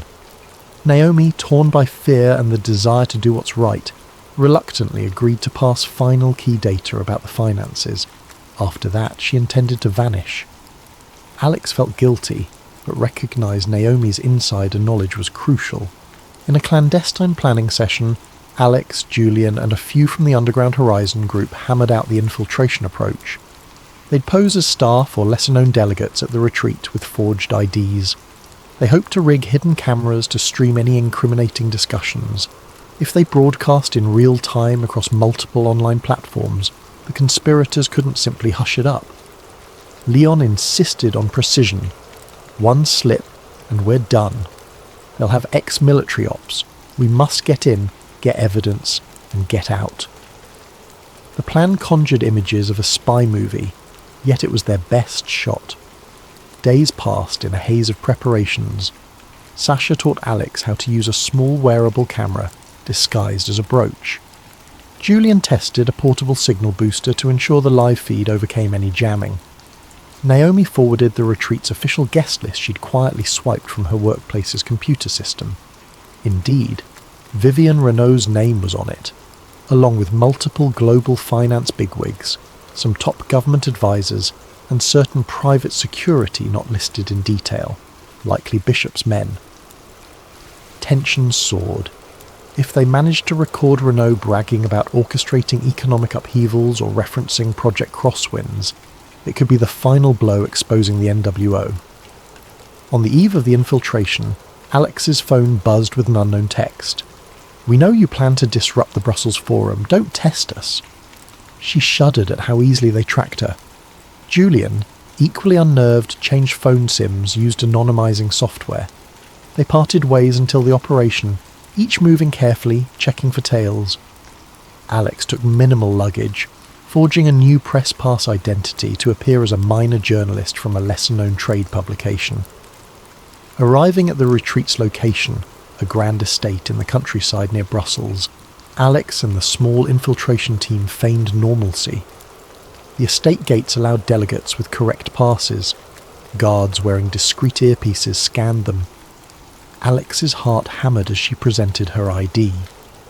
The guard gave a polite nod, letting her pass. That small success was their first hurdle cleared. Inside the foyer, a swirl of luxurious decor and hushed networking encompassed them. The official schedule mentioned panel discussions on global economic resilience, but Alex suspected the real meetings would be behind closed doors. Julian had found a vantage point in a back server room, hooking into the estate's private Wi-Fi. He was masked as an IT consultant. If all went well, once Alex activated her hidden camera, he'd broadcast the feed to multiple secure streaming sites. The rest of the infiltration group spaced themselves around the estate, some as waitstaff, others as low-level PR reps, ready to spring into action if needed. Eventually Alex spied Vivian Renault ascending a stairway toward a restricted conference room. Renault moved with poised confidence, flanked by men in sharp suits. Alex quietly followed at a distance. On the second floor she caught a glimpse of name plaques outside a closed door. Council Roundtable, private. 2 imposing guards stood watch. She needed a different approach. She ducked into an adjacent hallway that seemed to lead behind the conference area. In the corridor's hush, she overheard faint voices from the next room, someone referencing the final stage of Crosswinds, compliance from certain heads of state, and how a unified front would ensure the new dawn overcame political friction.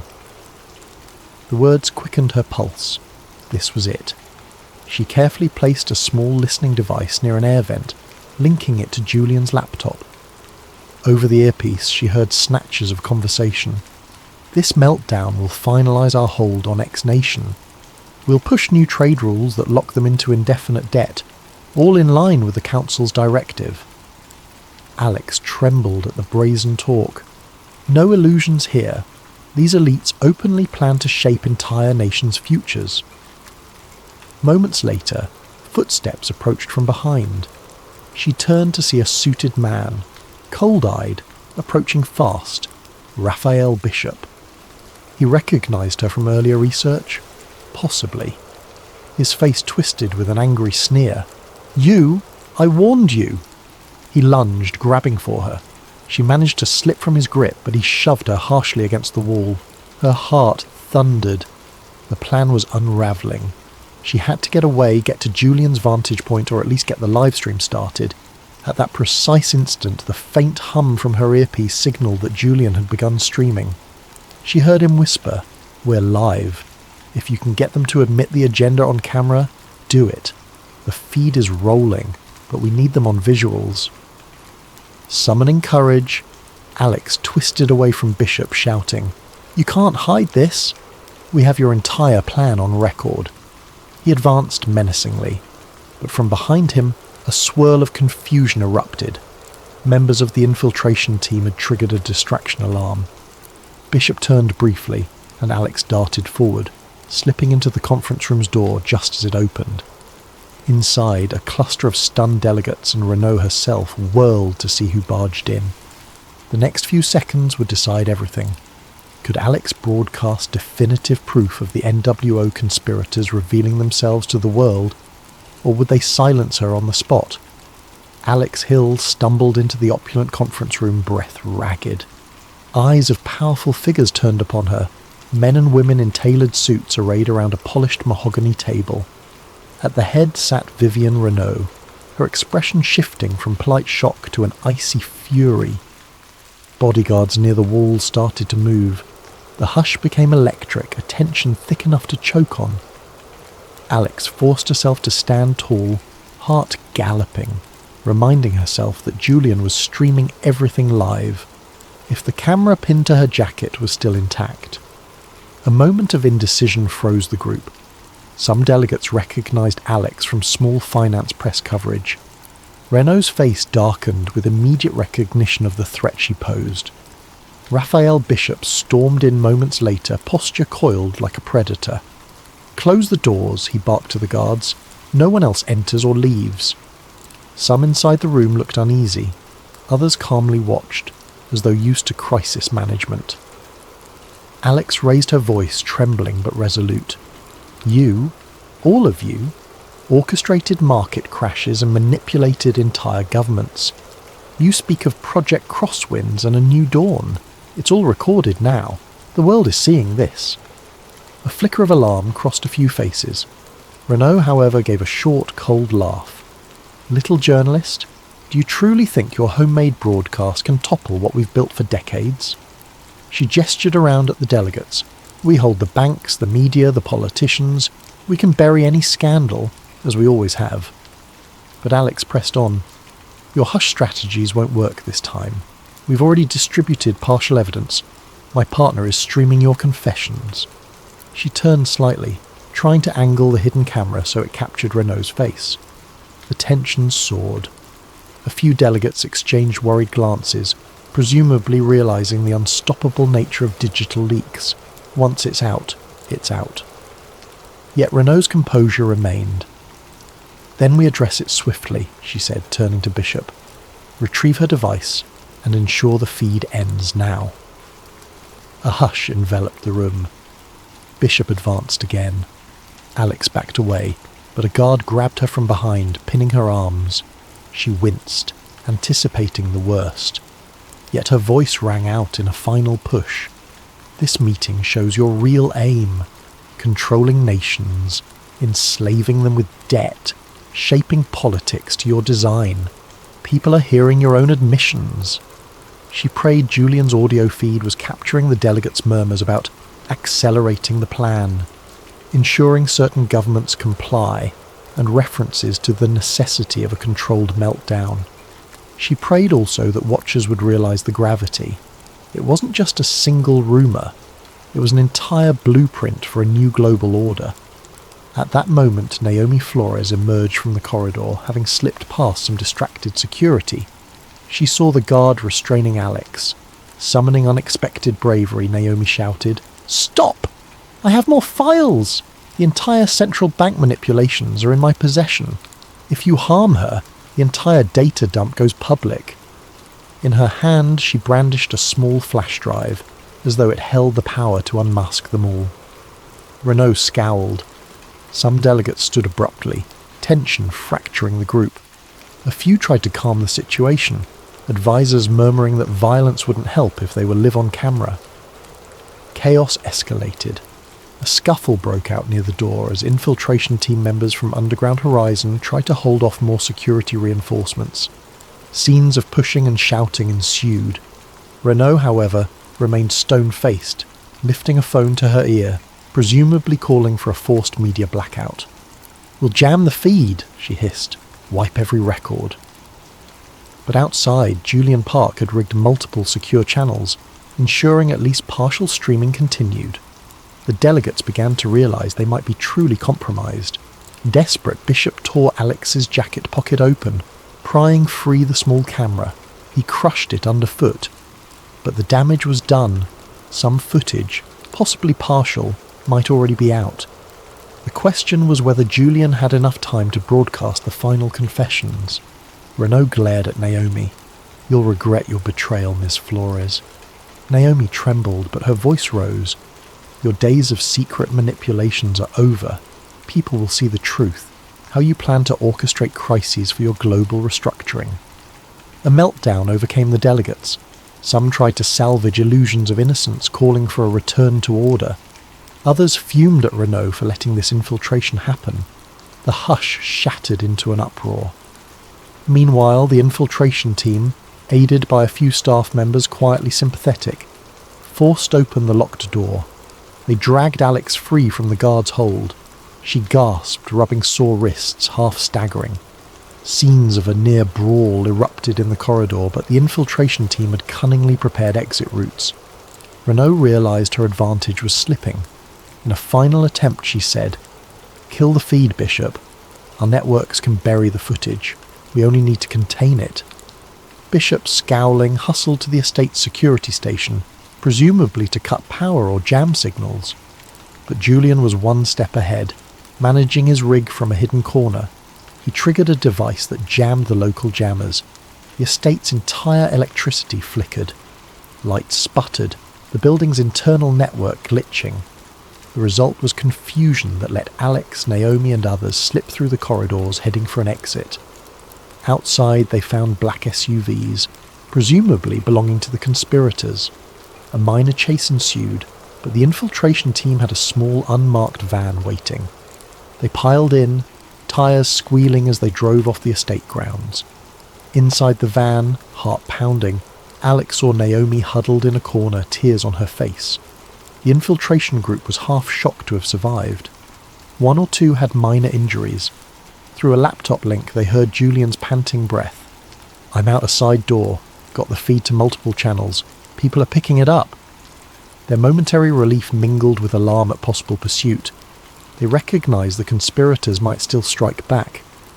In the wake of the infiltration, the group regrouped in a safe house on the outskirts. They confirmed some portion of the meeting's audio-visual evidence had indeed been broadcast, or at least uploaded to multiple secure servers. If the public seized upon it and the mainstream media covered it, it could blow the conspirators' cover. But they needed watchers to believe. Some might dismiss it as another wild conspiracy video. The presence of high-profile voices naming crosswinds and talking about controlling entire economies might shift public opinion. Yet the fight was not over. The NWO had deep media infiltration. Renault's spin doctors would soon declare the footage doctored or claim it was a private philanthropic discussion. They might orchestrate a smear campaign labelling Alex and Naomi as criminals who illegally recorded a private philanthropic summit. Governments already in the NWO's pocket might back that narrative. Despite everything, the infiltration group felt a measure of triumph. They'd forced an admission. At least partial truths would light the flames of inquiry worldwide.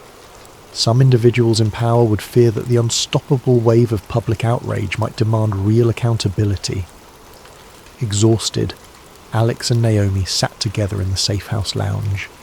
Naomi whispered, "Do we truly stand a chance?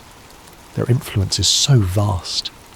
Alex, eyes still burning with adrenaline, responded, "We stand a chance because the truth is out there now. We just have to keep it from being buried." She reflected on the day's chaos, near capture by Bishop, the confrontation with Renaud, the break from illusions that the world was neatly ordered. They tried to shape a new dawn by stealth. Now, at least, we shine a light on them. Her words hung in the hush. She hoped the public would rally behind the revelations, but an undercurrent of uncertainty lingered, for the conspirators wouldn't simply vanish. As she closed her eyes for a moment, exhaustion weighed on her, but so did a steely resolve. Tomorrow, they'd finalise the data release and push it to global outlets, hoping enough voices would unite to dethrone the self-anointed puppet masters behind this so-called new dawn. In the grey light of dawn, the safe house was a swirl of activity. Alex typed furiously at a laptop, uploading final recordings to multiple alternative news platforms, open-source leak sites, and high-profile investigative journalists she somewhat trusted. Meanwhile, Julian coded new encryption layers to ensure the files remained accessible, even if some sites were forced offline. Naomi read through final datasets, verifying authenticity, her last contribution before she planned to slip away into hiding. Others from the infiltration group prepared statements summarising the summit infiltration, naming Vivian Renault and referencing Project Crosswinds. The plan was to bury the conspirators in a tide of evidence, making it impossible for them to contain the story. Within hours, the global reaction ignited. First, smaller online news sources ran with the story. Secret summits exposed, elite council plotting market crashes. Social media lit up with clips from the infiltration's hidden camera, capturing Renault and others speaking about our final steps to ensure compliance. Hashtags soared, outraged commentators demanding answers. At the same time, more established outlets hesitated, uncertain whether the footage was genuine. Some anchors declared it an elaborate hoax, yet the raw data and partial confessions from known corporate heads carried weight. The conspirators' crisis response flickered across live feeds, official statements calling the infiltration illegal espionage, labelling the group dangerous agitators. Tension soared. Naomi watched the headlines swirl, fear battling relief. "It's out. I just hope people believe it," she murmured. Alex assured her that the material was too detailed, too specific for easy dismissal. The public was already seeing mention of real code words matching financial anomalies. Even certain mid-level officials began stepping forward, acknowledging strange top-down directives in the last year. A few brave whistleblowers confirmed changes forced upon their agencies. Slowly but steadily, a mosaic formed.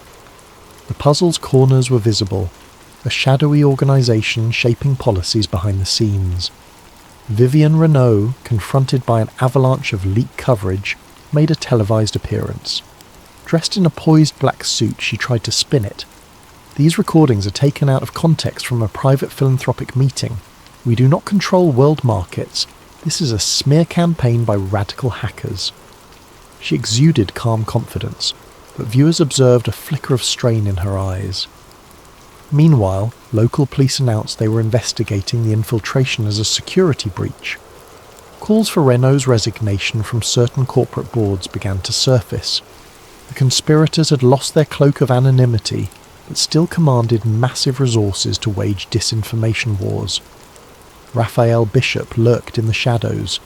Rumours placed him near corporate offices in London, coordinating heavy-handed damage control. Some claimed he orchestrated blackmail or bribery to muzzle major media outlets. Others insisted he deployed private squads to silence key witnesses.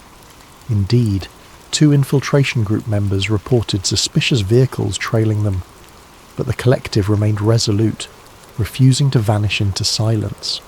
They shared their testimonies widely, ensuring no single removal could undo the leak. Amid the swirling uproar, Global Financial Watch, Alex's employer, issued a statement disclaiming involvement in the infiltration, calling Alex's actions freelance and not endorsed. Manny, the editor, privately apologised to Alex, saying the publication's funders forced them to distance themselves. Despite that blow, Alex pressed on, not shocked by the mainstream's timid stance. She'd expected the conspirators' powerful influence to shape the immediate narrative. Freed from institutional constraints, she joined the infiltration group's online streams, giving multiple interviews to alternative journalists, describing every detail of the infiltration, the hush-hush meeting, Renault's references to controlling entire countries, the jarring cameo of New Dawn ideology. Public sentiment split widely. Many regular citizens, jaded by years of lesser conspiracies, seized this moment, demanding political upheaval. Protests erupted outside financial districts in New York, London, Brussels, demanding transparency, investigating the named officials. Yet a portion of the population labelled it fake news, unwilling to believe a single infiltration video. Governments of various stripes scrambled. Some officials used the crisis to distance themselves from possibly compromised superiors. Others tried to downplay or disclaim. Tensions ran high, with talk of extraordinary parliamentary sessions or congressional hearings. Naomi parted from the group soon after, an emotional farewell. She carried a new identity provided by underground contacts. Before leaving, she told Alex, "I never thought I'd be a whistleblower, but if it sparks real change, maybe it's worth the fear." Alex embraced her, wishing her safety. She realised how many personal costs accompanied revealing the truth. In the weeks that followed, multiple investigations launched. Some agencies in certain countries uncovered suspicious ties, froze accounts linked to shell companies. A few bankers were arrested or forced to testify about covert summits. The unstoppable swirl of events threatened the entire power structure of those who had quietly pulled strings for decades. Meanwhile, the conspirators mounted a fierce defence, claiming any wrongdoing was taken out of context. Yet the seeds were planted. For the first time, the public had a tangible impetus to question the illusions of free markets and democratic processes. As for Alex and Julian, they remained vigilant. The infiltration group still received sporadic harassment, troll campaigns online, sporadic physical intimidation. But the window of secrecy had slammed shut. The conspirators' hidden advantage was eroding under the glare of mass attention. Alex, holed up in a safe location, found time to reflect. She was no hero in her own eyes, just a journalist who refused to bury the truth. The meltdown forced upon the conspirators might not mean immediate dissolution of the NWO or their New Dawn plan, but it severely damaged them. They could no longer operate in pure shadows. One day, Alex joined a small press conference where, for once, mainstream outlets hesitantly covered the story. She took the mic, presenting conclusive references from the leaked data, ignoring the hostile questions from corporate-friendly reporters. She declared, "We've glimpsed how an elite circle manipulates markets, media, and governance. Even if some dismiss it, enough citizens have seen the evidence to demand accountability. The era of secret councils must end." Her words carried a measured conviction, overshadowed by the knowledge that fights for real reforms would follow. A few watchers clapped softly, a glimmer of public support.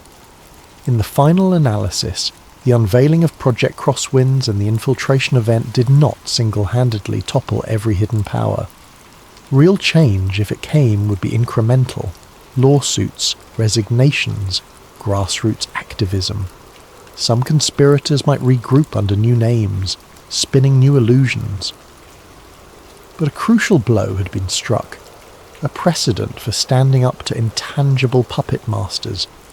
People worldwide, or at least a significant portion, awakened to the possibility that lines on a ledger could be orchestrated by a dark handful pulling puppet strings. Alex ended her days in a swirl of cautious optimism. She still looked over her shoulder, mindful that men like Bishop lurked, but she pressed forward, forging alliances with honest reporters and reformed institutions. Even Manny came around, quietly praising her courage. Julian, largely behind the scenes, continued releasing periodic data dumps to keep momentum alive. The ephemeral dream of a new dawn that Renault championed had been partially exposed for what it was, a quest for centralised power cloaked in talk of stability. The public narrative might shift, inch by inch, toward genuine transparency. In a reflective final moment, Alex stood on a city balcony at dusk, gazing at the skyline lights. Despite the swirling controversies, the world carried on. She felt the gravity of what had been risked, her safety, Naomi's freedom, the infiltration group's well-being. Yet she also felt renewed purpose. The conspirators could no longer hide so easily, and that alone was a victory. She whispered to herself, "One day at a time, the truth finds its way." The city lights twinkled in the dark, a reminder that behind every grand facade shadows can be cast, and it only takes a beam of light to unveil them.